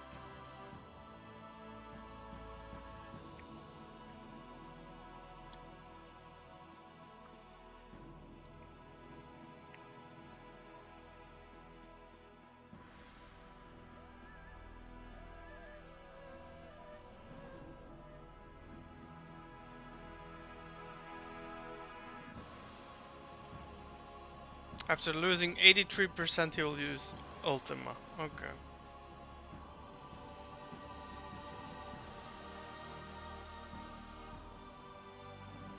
So we're almost there.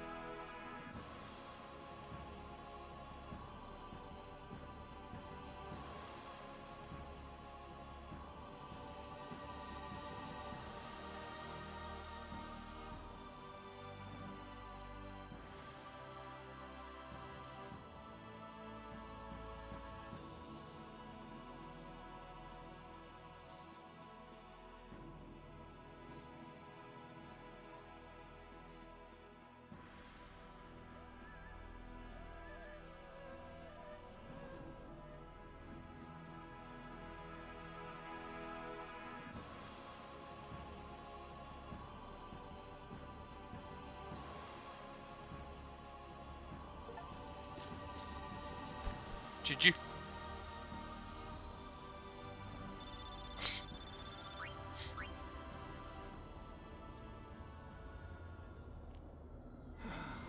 You are the paragon of postlessness. You're wrong. Although I've wished to be stronger, and I've wanted to change, I realize that losing my past would mean losing myself. Tell me, High Summoner Yuna, where is the loss in that?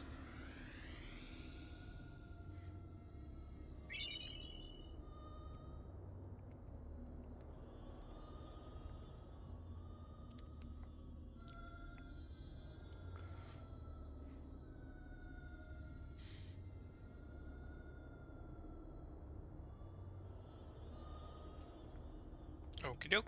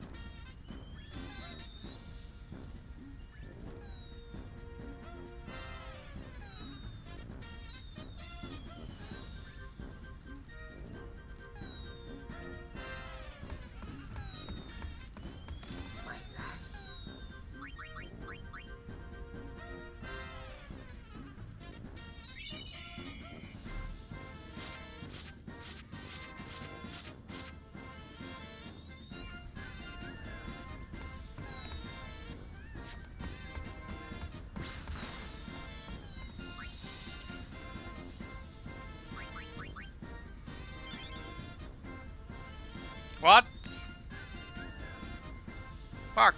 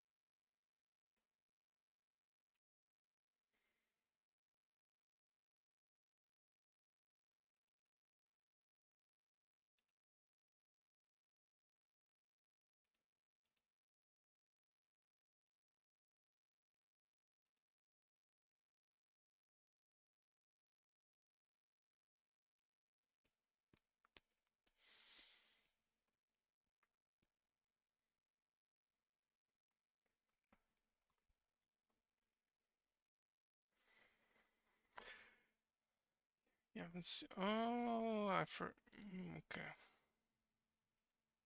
I haven't watched that yet. That could be it.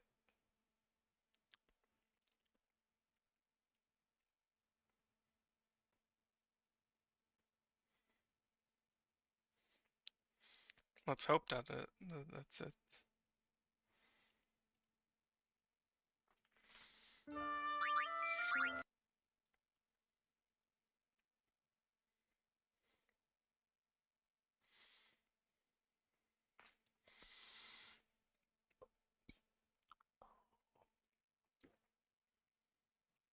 Really did it just... Come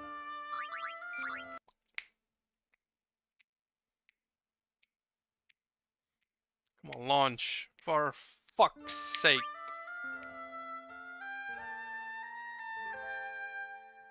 Still need 10 achievements. Jeez. 1, 2, 3, 4, 5, 6, 7, 8, 9. Well, 9.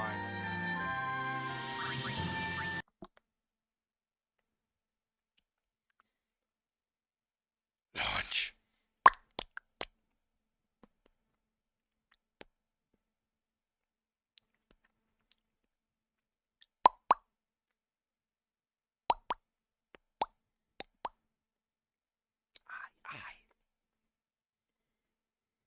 It's gonna be.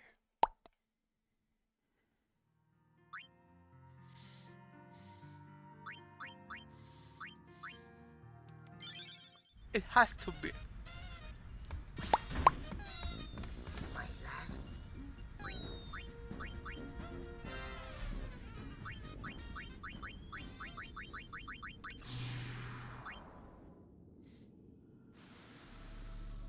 The Crimson Squad is no more. Maester Keenock betrayed us. And my friends, they turned on me as well.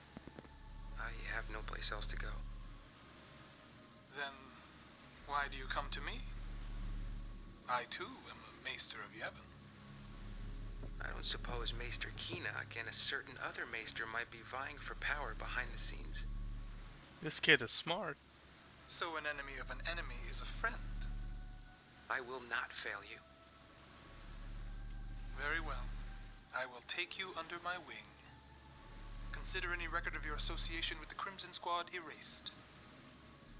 You have my thanks. I will go into hiding until the time is right.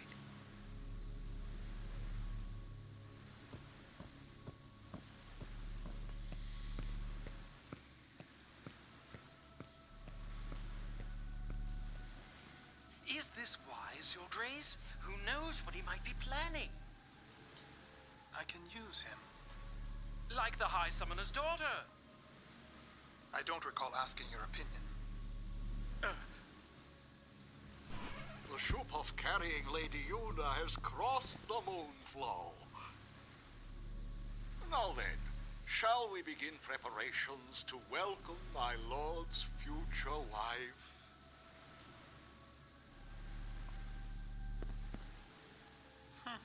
Very well. Okay, now I should be... Let's see. Come on! Yes! 96! That's more like it. Uh-huh, uh-huh, uh-huh.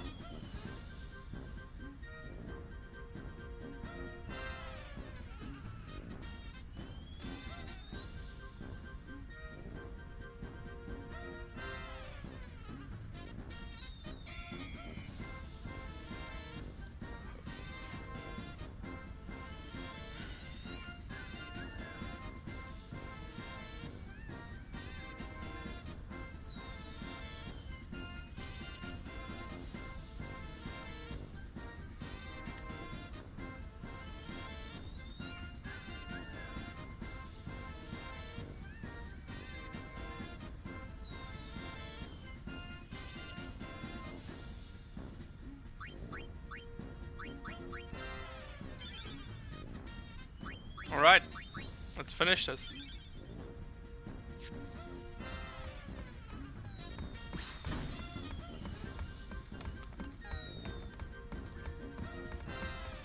Choose your... Fight the good fight.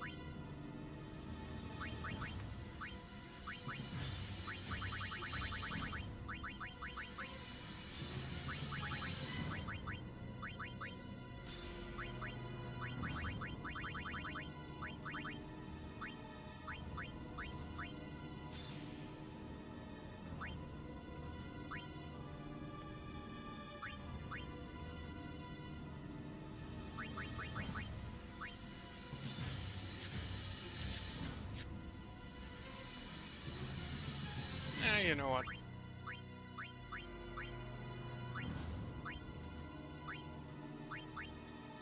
Fuck it.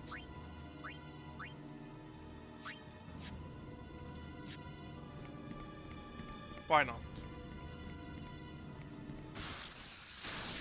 Piece of cake.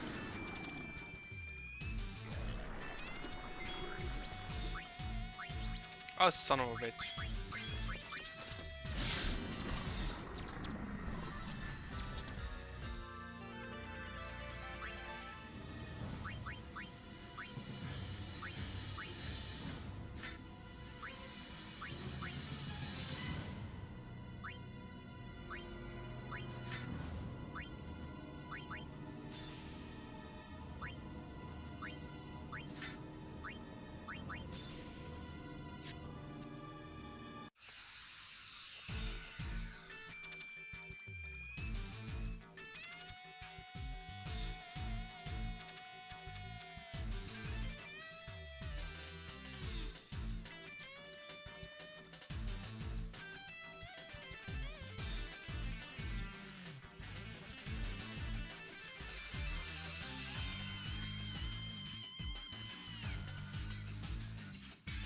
Fuck it.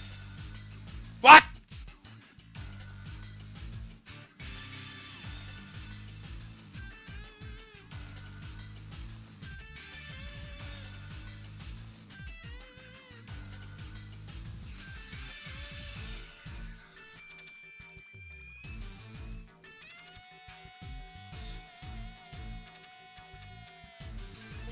That's better.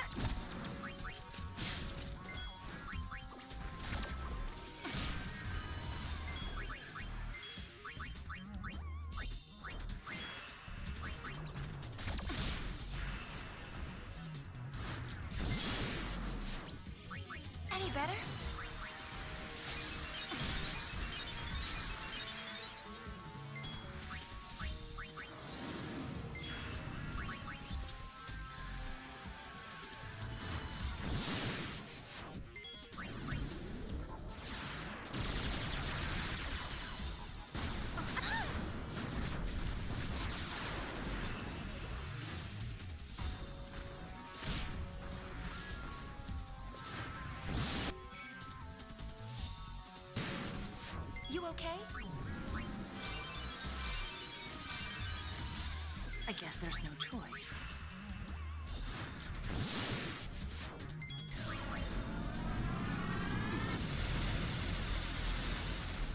My pain is your pain.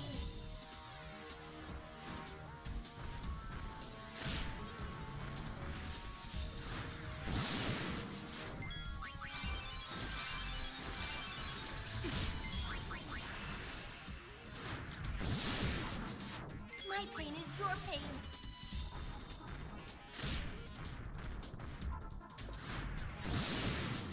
There's enough pain to go around.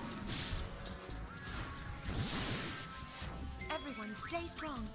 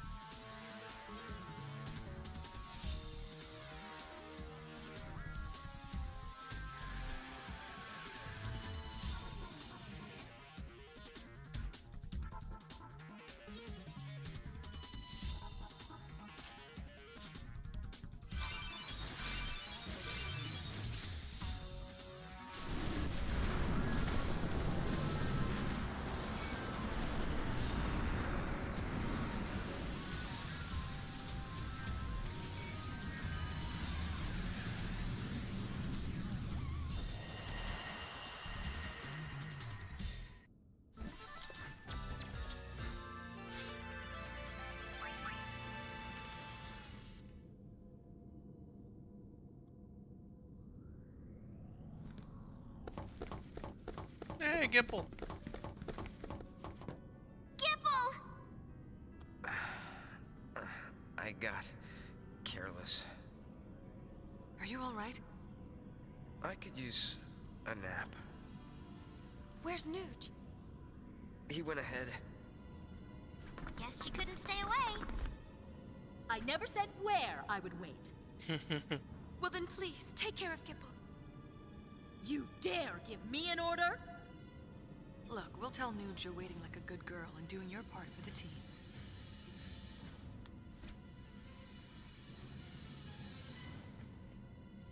All right, I'm in. That was... Hey, Dr. P. A gift from Nuge.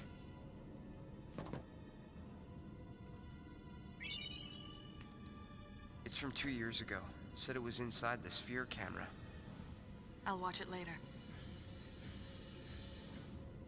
Hey, you should watch it now. Think about it. You know you won't be able to fight your best as long as it's on your mind. Yeah, watch it now. You're right. Excellent. What do you got in mind for fun? Any ideas, Dr. P? Me? A ship that glides through the air. That thing you mentioned before. If it's for real, I want to fly it. You get to be pilot then. And maybe I'll try my hand at navigation. Then I'll be engineer. Nuge? Captain. Ah, that's perfect. You'd let an amateur be captain? Chill out, Noogster. All you gotta do is shut up and look important. You'll fit the part. Like a glove. I'll work you like dogs.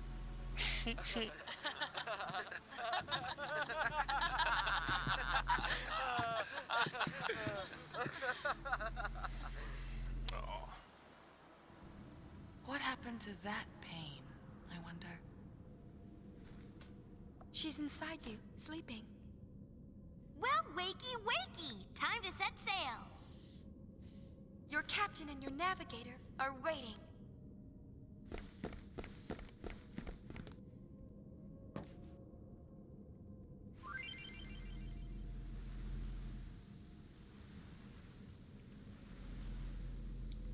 Oh boy.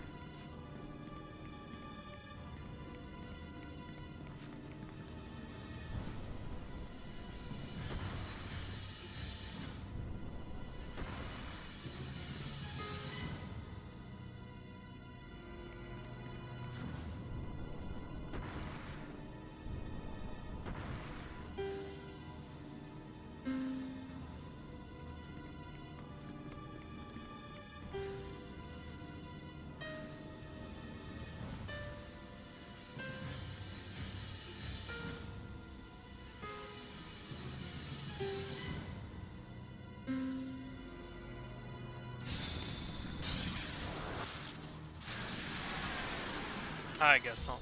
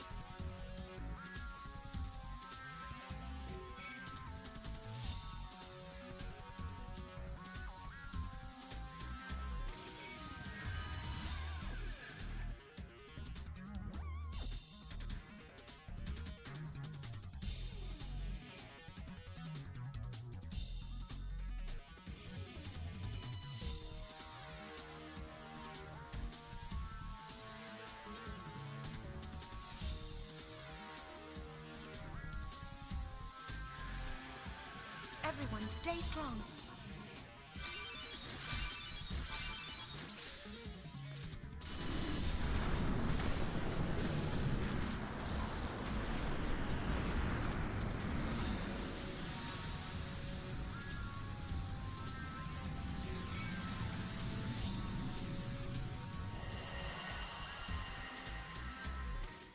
Nice work!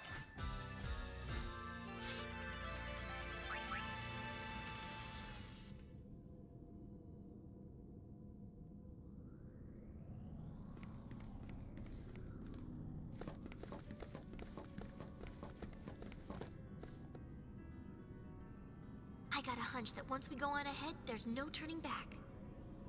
A hunch. Yeah. That's it? A hunch it is, then.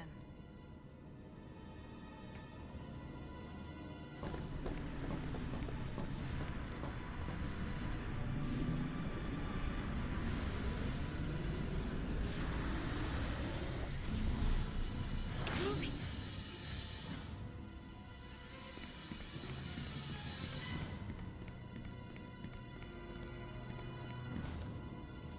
Okay, BRB.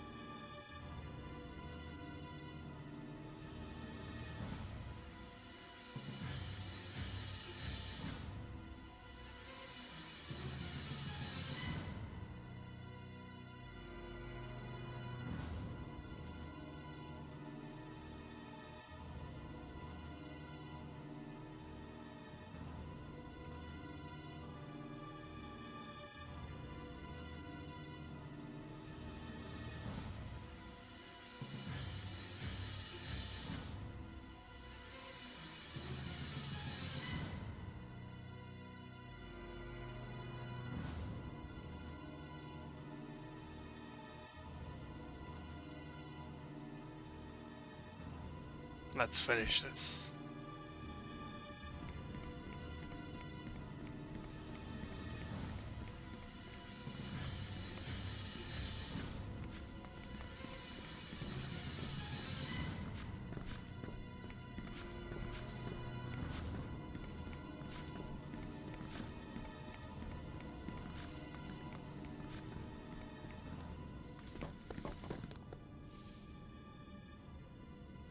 Both Barreleye and Vegnagun belong to him now.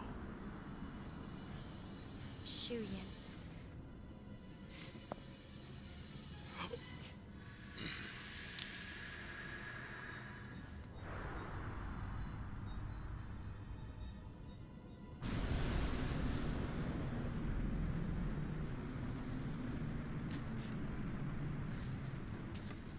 I have a plan.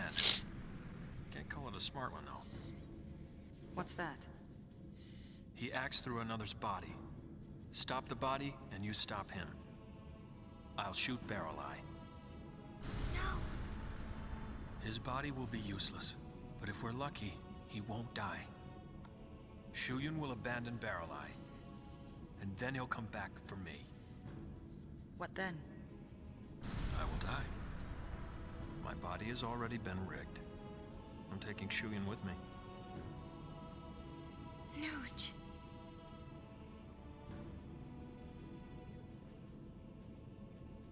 But you're our captain. Exactly. He goes down with the ship.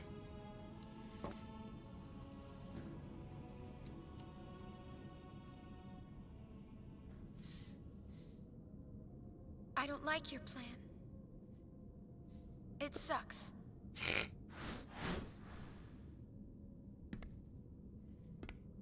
Your plan is awful. Think about it. It's no different than what we did 2 years ago.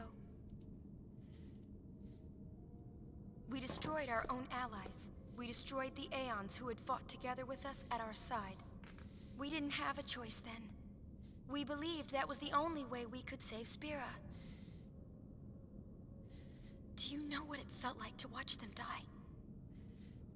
Right before my eyes. It was the only thing we could do. It was the only choice we had. I gave in, I accepted, I believed. I allowed it to be true. I thought I'd be able to go through with it without ever doubting myself. But it hurt so much. Forgive us.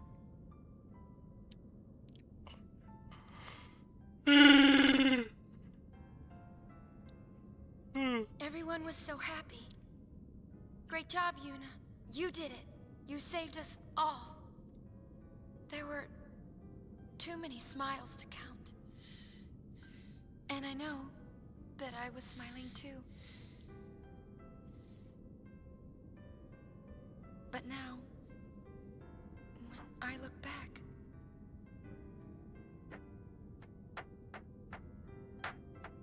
the people who should be here aren't. The ones who should be smiling with me aren't here. We had no choice.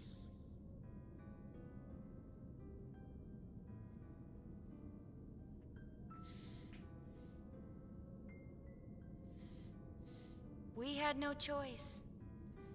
Always we had no choice. Those are our magic words. We repeat them to ourselves again and again, but you know, the magic never worked. The only thing we're left with is regret. Yuna, I'm sorry. Alright. No. I don't want this anymore.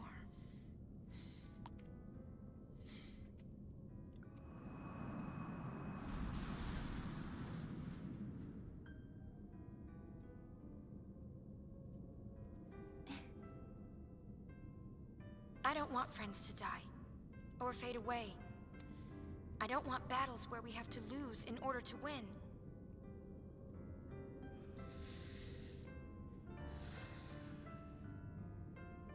Nuge, I know that what you say is what you mean to do. Give me your resolve.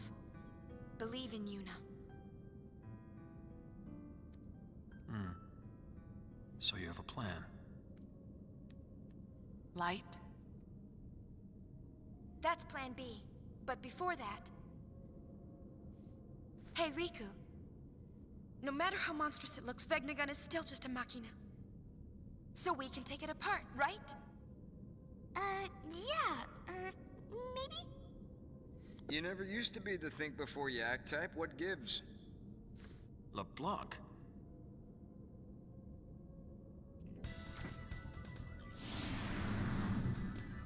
And I never was the wait like a good girl type, isn't that right, Nuji? Vegnagon can be destroyed. Apsapaza, you better believe it. Wanna know why? 'Cause people built it. Right! Everyone? It looks like we can stop that thing after all.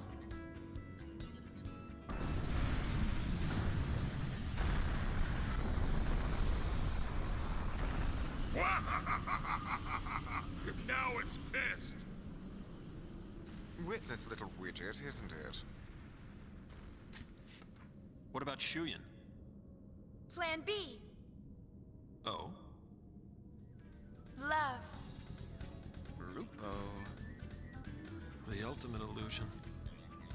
It'll work.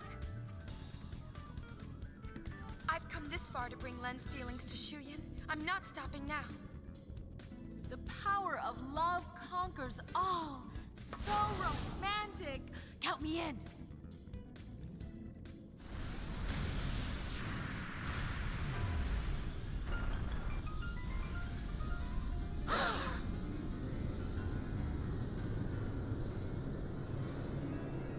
Look!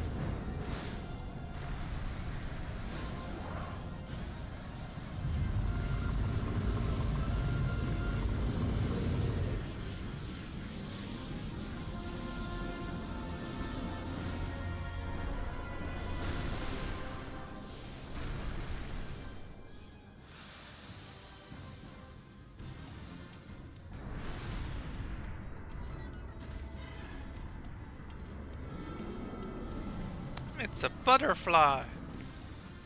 Ha! It's just bluffing. This relic's getting rusty. Yuna, you have your friends.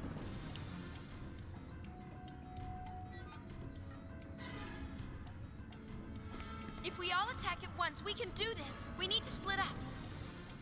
Leave the legs to us. We've got the torso.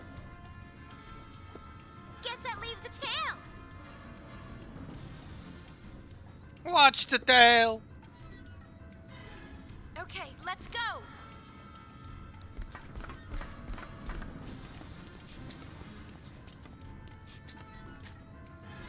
See you later.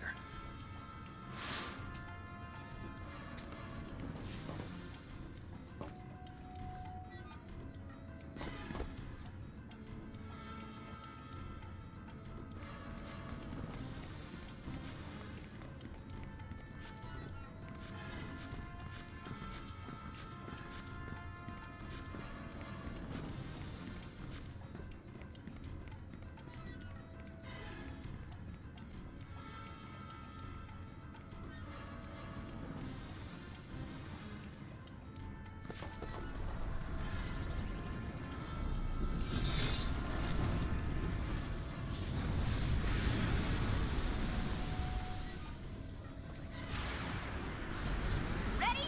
Let's kick some tail. You're on. Don't be afraid, Yuna. Your friends are your strength.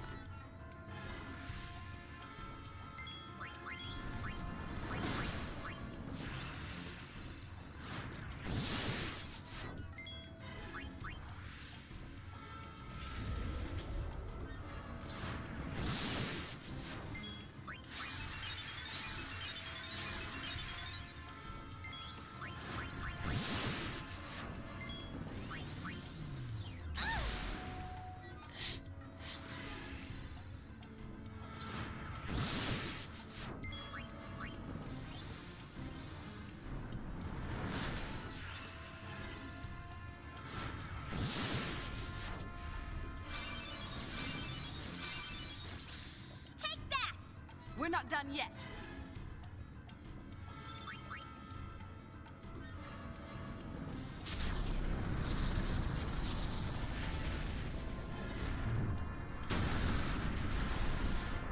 What's next? Uni, they're in trouble!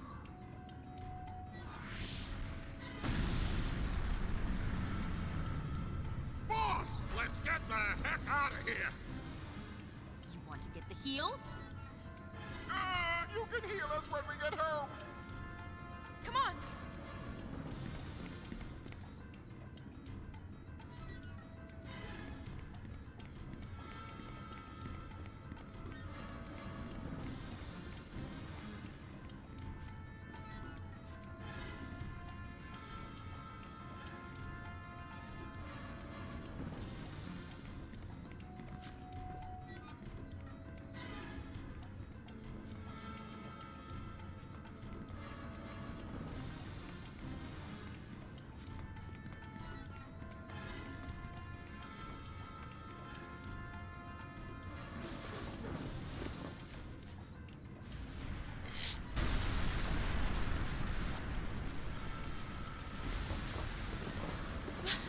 What are you doing here? I'll let you have this one. I'm going to go cheer Nuji on. Got it! LeBlanc never stood a chance against this thing. Well, we've got a leg up on her. Save the jokes for later.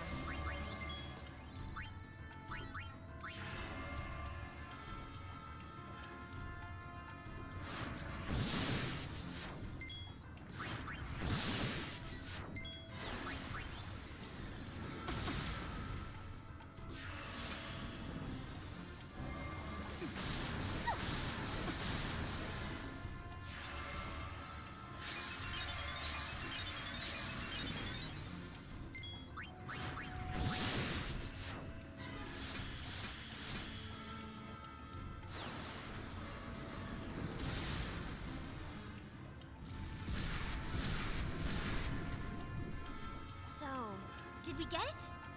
Sure looks that way. Shake a leg.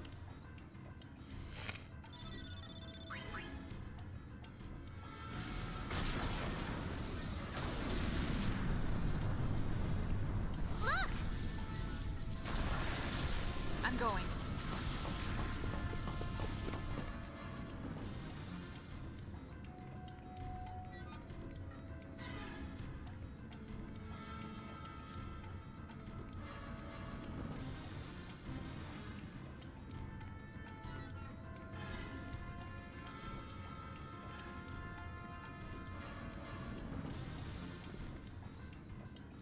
Please!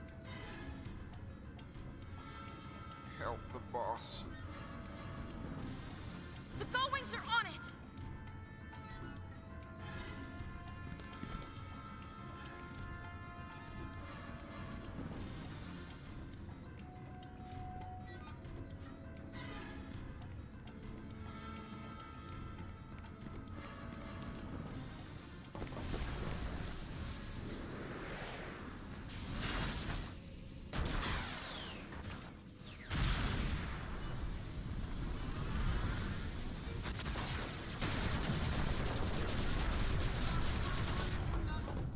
This thing just keeps on ticking. We'll finish it. Do it. It's so big! Woohoo! No more climbing! Could you please focus? This time the legs are just a distraction. You know where to strike.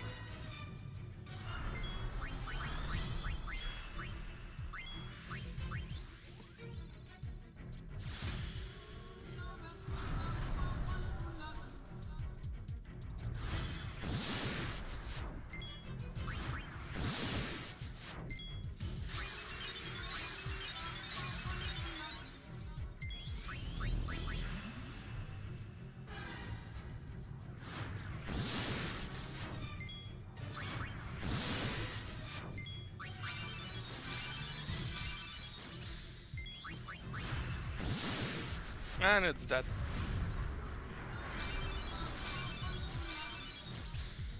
We did it! Phew.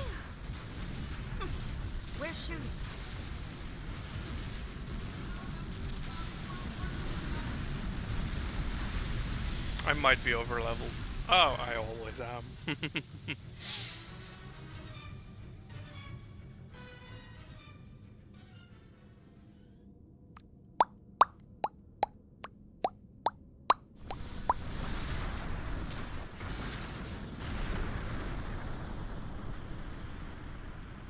What now?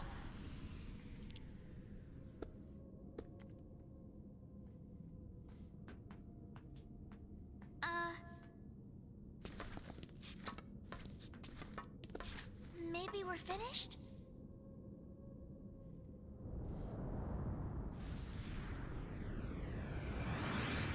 Finished indeed. Verily! All of Spira is finished.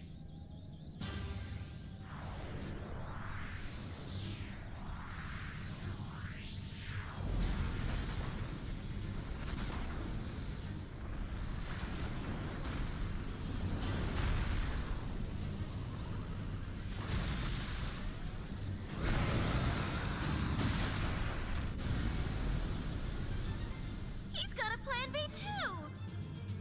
He's panicking. Yuna, end it now. This is it, everybody! Stay focused!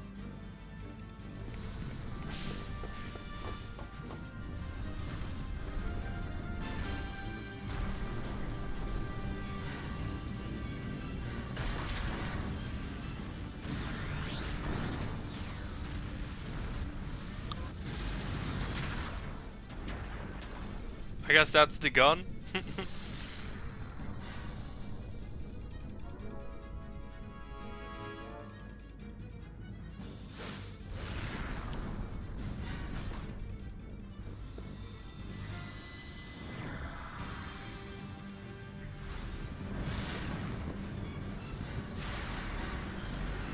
Julian! It can't end like this. I'm getting ticked off! Come, Vegnagun. Let us purge this repulsive world. Oh.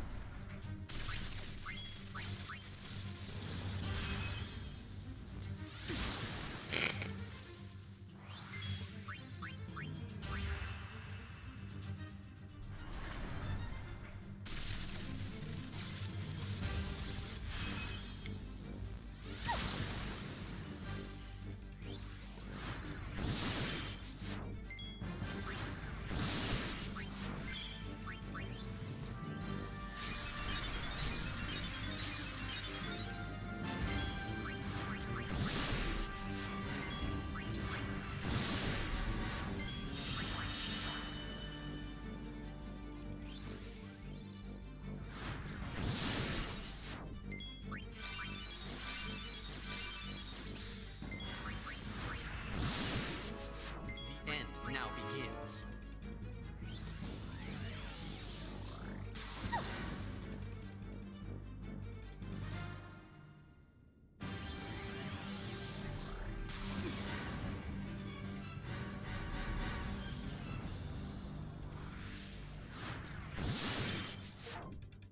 GG. Is this thing finally out of juice? Maybe he'll listen. Yeah, let's talk to Shu.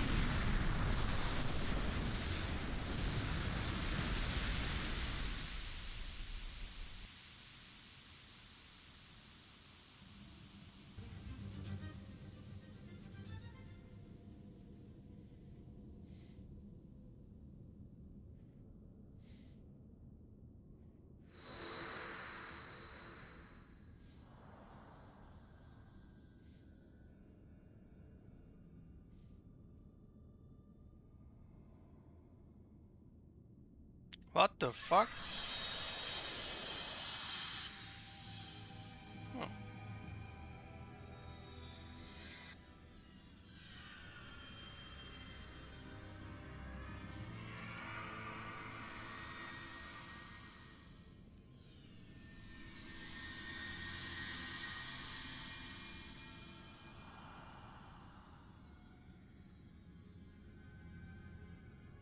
Shuyan.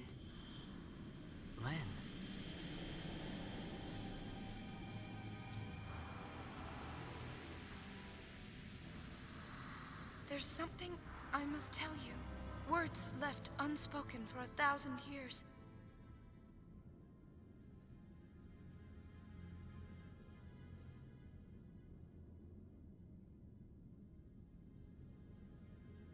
I love you. And I'm grateful. Grateful that you stayed with me until the end. But I couldn't save you. It doesn't matter. Please, don't go on grieving alone. Rest.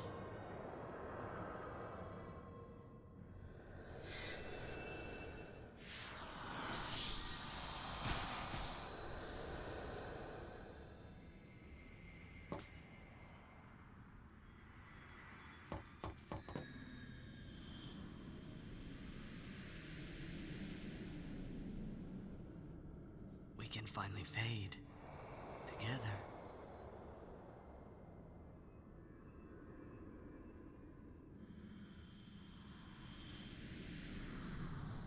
No. Wait! You are not Len!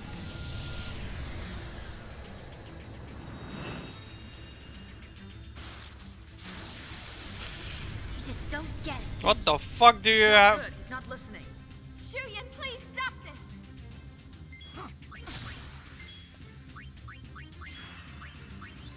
Stay focused.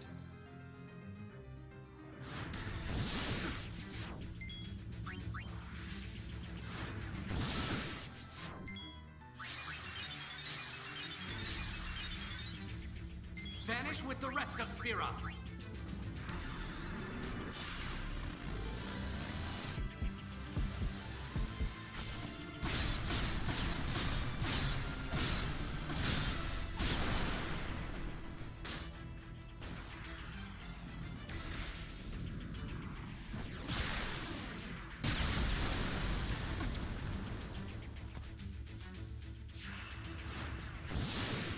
Oh, that was it. GG.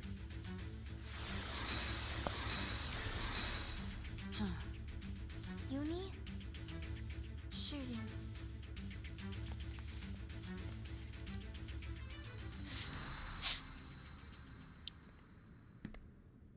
Shuyan.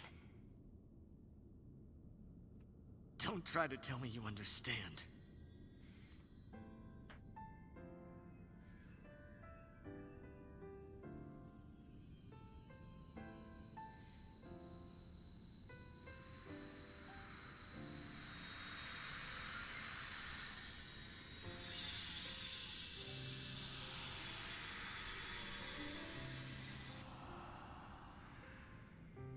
Len?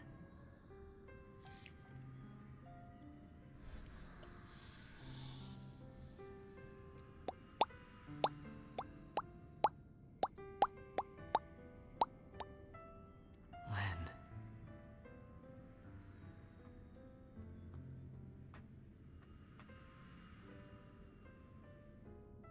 Hi there. Hello there. General Kno. 1,000 years, and this moment is all we get? This moment's enough. I don't need anything else. Just knowing how you feel is enough.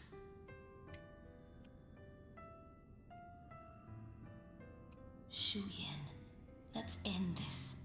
Let's go home. Can we?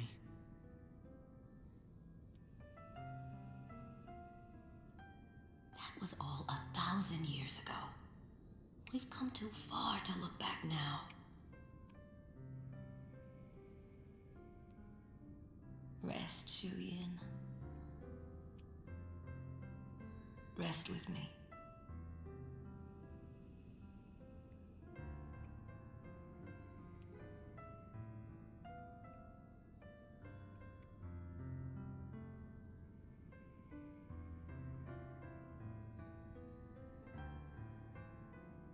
Let's go. I have a new song for you. Nice.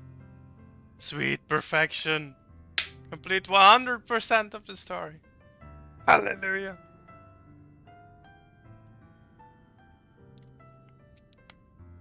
Thank you.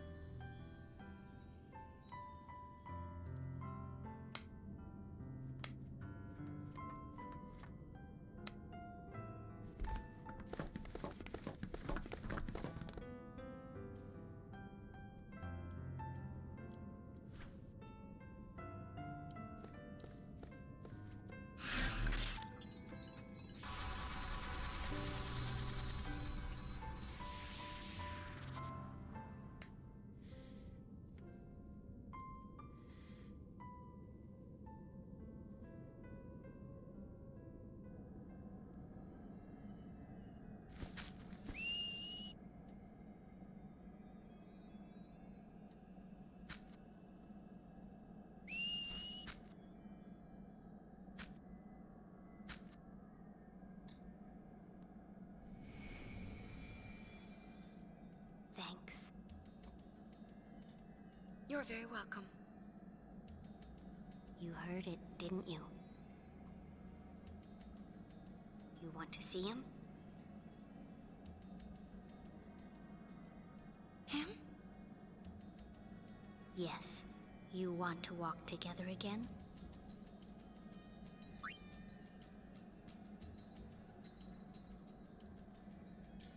I can't promise anything, but we'll do what we can.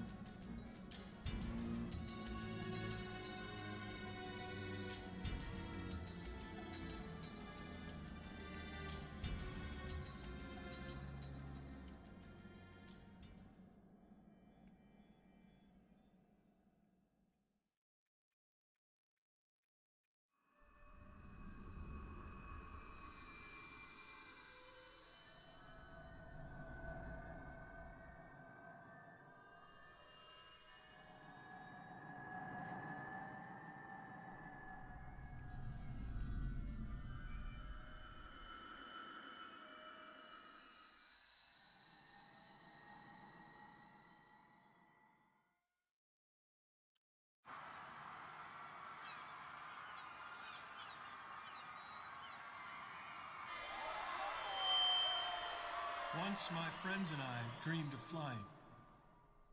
We would sail a ship with me as its captain.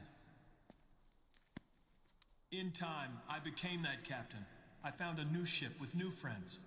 My ship was the Youth League. Others chose a different captain. Their boat was New Yevon.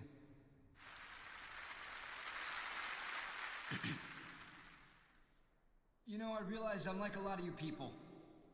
We want a captain, and we want a ship to ride, but more important than that, really, we all want to ride together.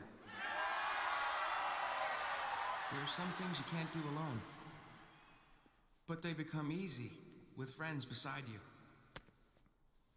This was the lesson that we learned when we launched those ships. It was power. And we misused that power. We turned our friends and followers against each other.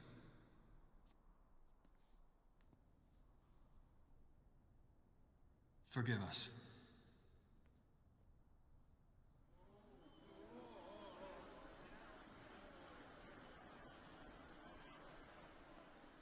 Somehow we forgot. There's a much larger ship out there. One we've been riding ever since we were born. That ship is Spira. No one knows just where our voyage will lead us. But we do know one thing.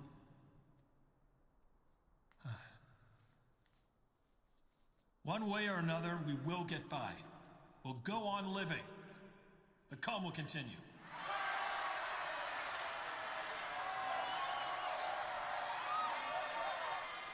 Just one more thing. We all owe thanks to a very special lady. Yeah, you all know who I'm talking about. We really hope that she could be here today.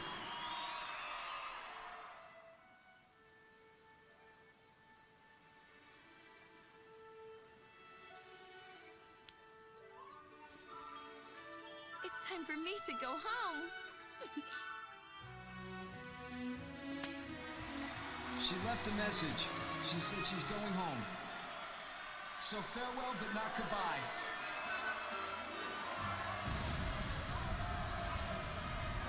See you next time.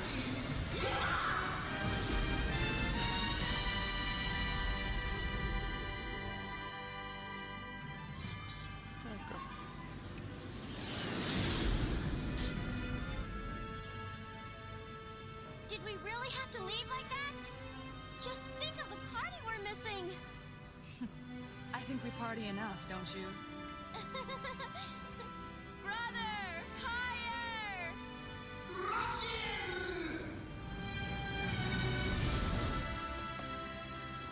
Brother, faster! Whoop whoop. I can't hear you!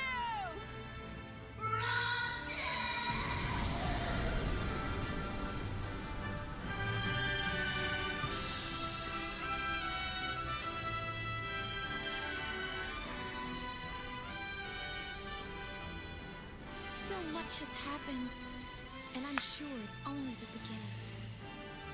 Through the smiles and tears, through the anger and the laughter that follows, I know that I'll keep changing. This is my story. It'll be a good one.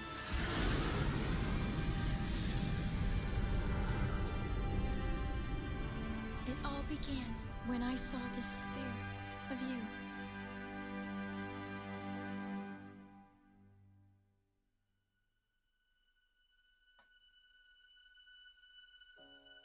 I know that you're hiding things, using gentle words to shelter me.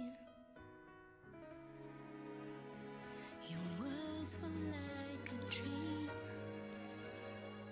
but dreams could never fool me.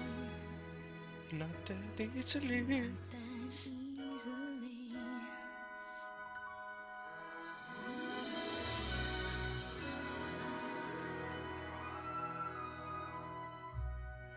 Acted so distant then, didn't say goodbye before you left.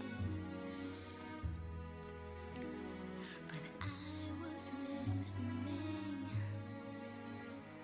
You'll fight your battles far from me, far too easily. Save your tears, 'cause I'll come back. I could hear that you whispered as you walked through that door. But still I swore to hide the pain. When I turned back the pages, shouting might have been the answer. What if I'd cried my eyes out and begged you not to depart? But now I'm not afraid to say what's in my heart. Though 1,000 words have never been spoken, they'll fly to you, crossing over the time and distance, holding you. So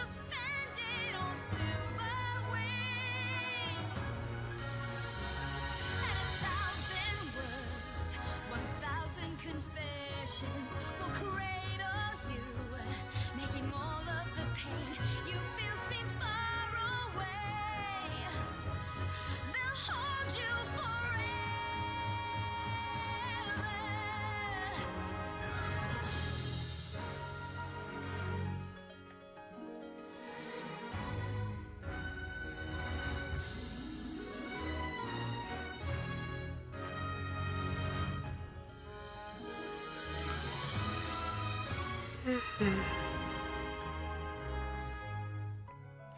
dream isn't over yet, though I often say I can't forget.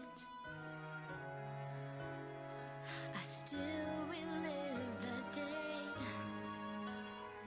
You've been there with me all the way. I still hear you say,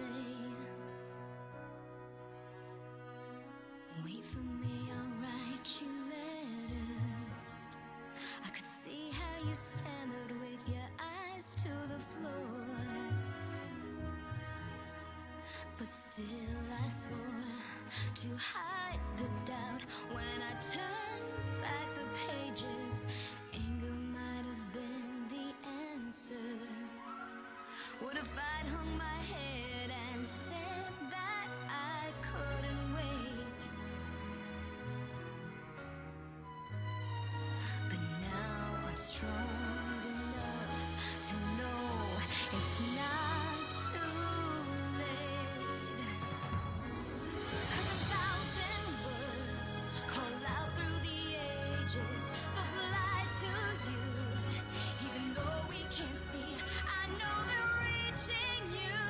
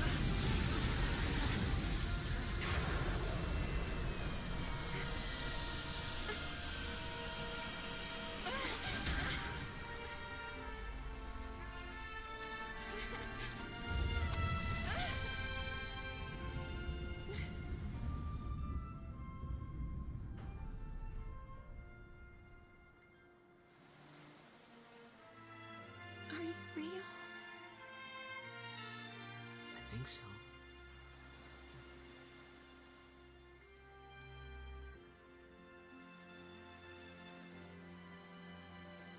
Do I pass? You're back. I am back. Was this a different voice actor? I'm home. Welcome home.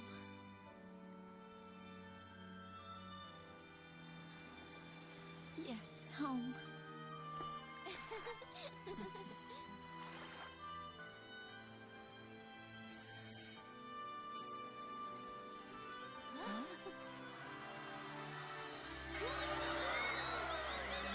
What the?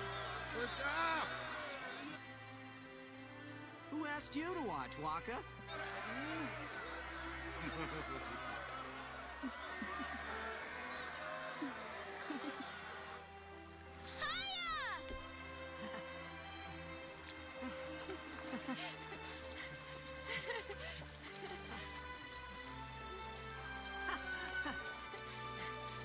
Huh?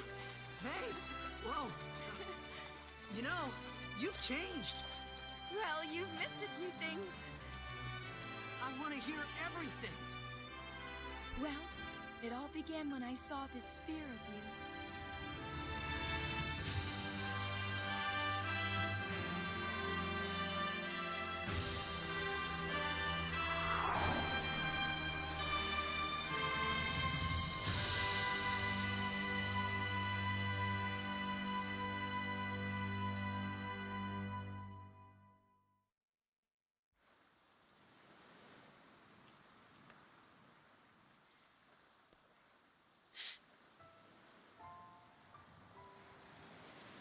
Tanner kit?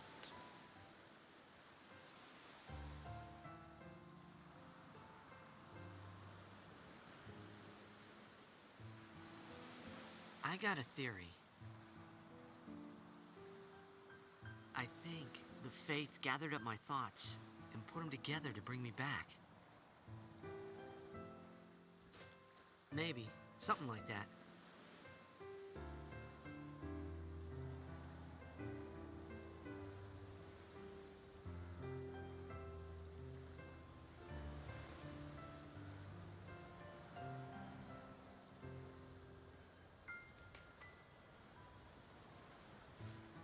Or maybe I'm still a dream.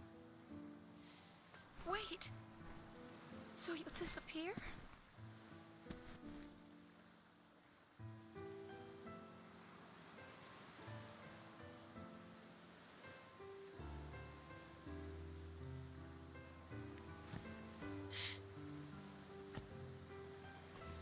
Cherish me, Yuna.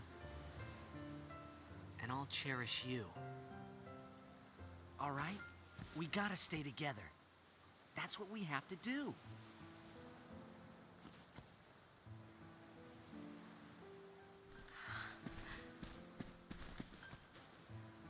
Is that what the faith told you? Nah, but I like it.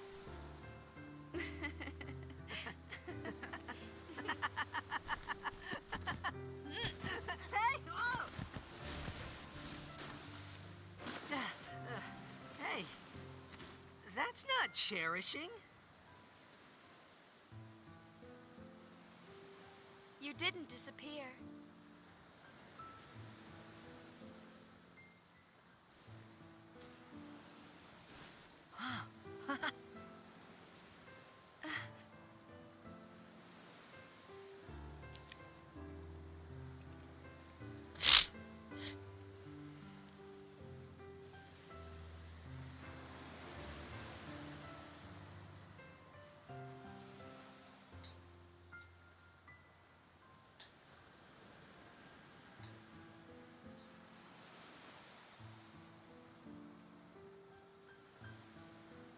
What the fuck?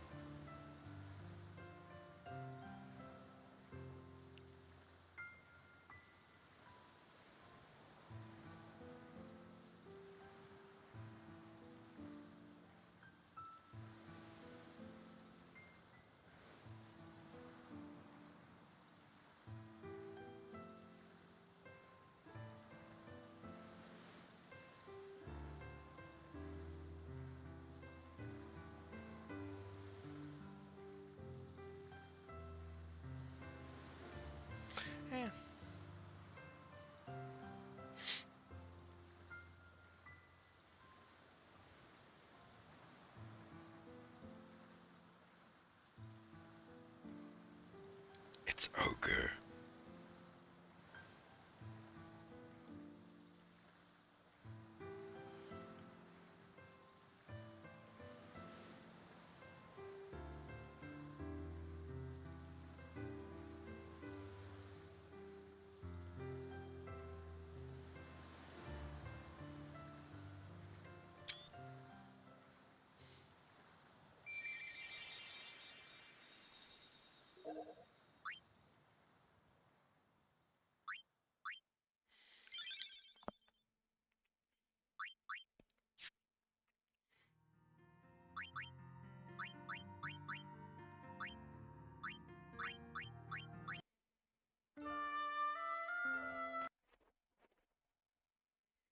So what am I missing now? That's all. Final mission. Yep. Okay.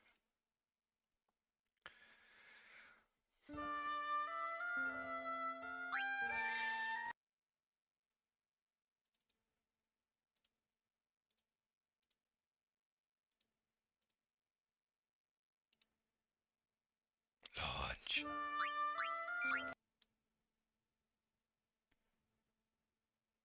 If you want, calm down.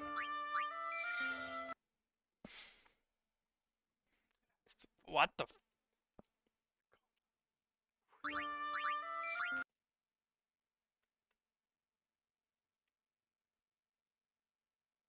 Flashbang, please. Come on, flashbang me. That's more like it.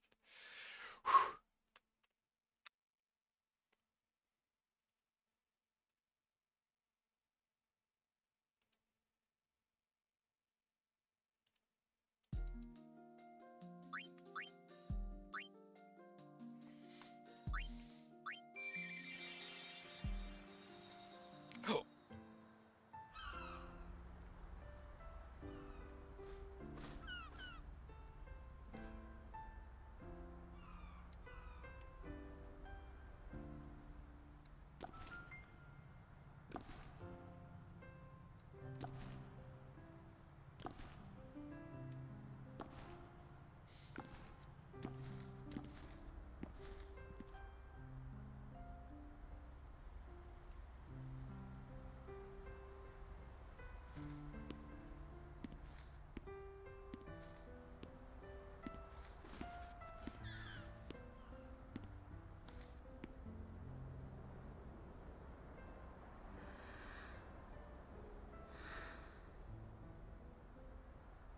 I thought that we would always be together. What do you mean? What? Huh? Huh? Whoa, Uni! Riku, what are you doing here? I was gonna ask you that! Here, look! Ta-da!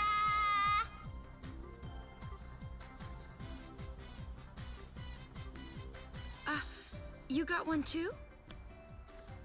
You betcha! I thought it was just some stupid junk mail. It doesn't even have a return address on it.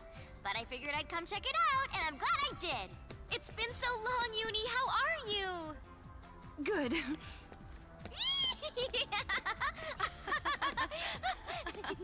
I told myself we could see each other whenever we wanted, but time just kept passing. The letter said to check the 5th seat from the right in the front row of the East Block, right? And that would be here. Pain! Long time no see. You got a letter too, Pain? Looks that way. Has it been 3 months? Feels like more than that. What are you complaining about? You two are the ones who got off the ship in the first place, remember? I suppose some bonds just can't be broken.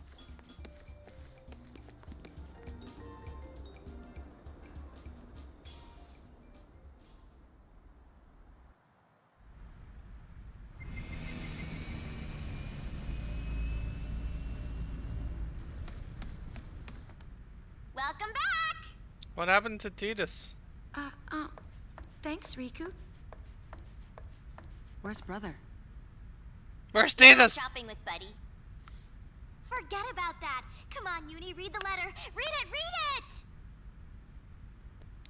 Oh, right. Travel to Udisir. Reach the top by powers yours and yours alone, and there will be something worth seeing. That's it? That's it. Udisir? What's a Udisir? Udisir Tower. I've heard of it. Only rumors, though. A ruined tower just recently discovered, so they say. I've got an idea where it might be. Then let's go! Take the helm, Payne! Me? I think Brother will get mad if he finds out, won't he? Who cares? Well, that settles that. Wait! Why? R! P. Let's go!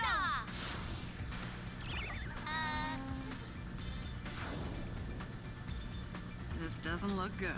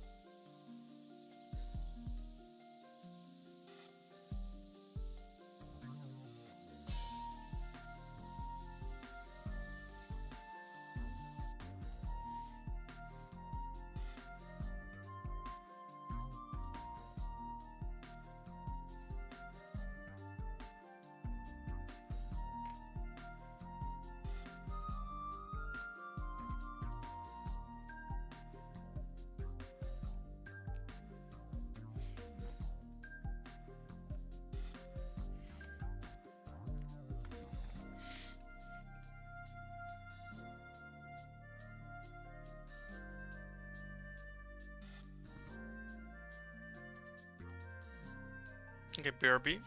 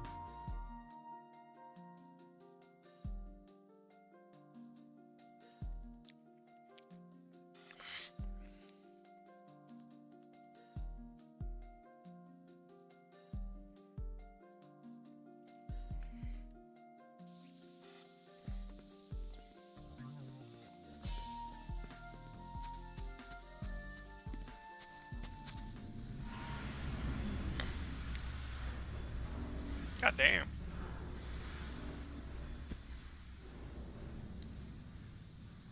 It's huge. Good thing we can just fly straight to the top. Now where's the fun in that? Well, where's the fun in climbing? Remember the letter. Reach the top by powers yours and yours alone, and there will be something worth seeing. We should do as it says.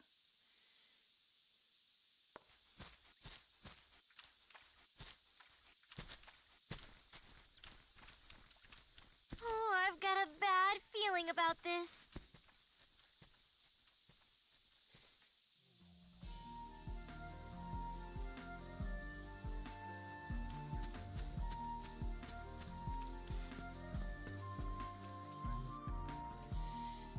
Let's see.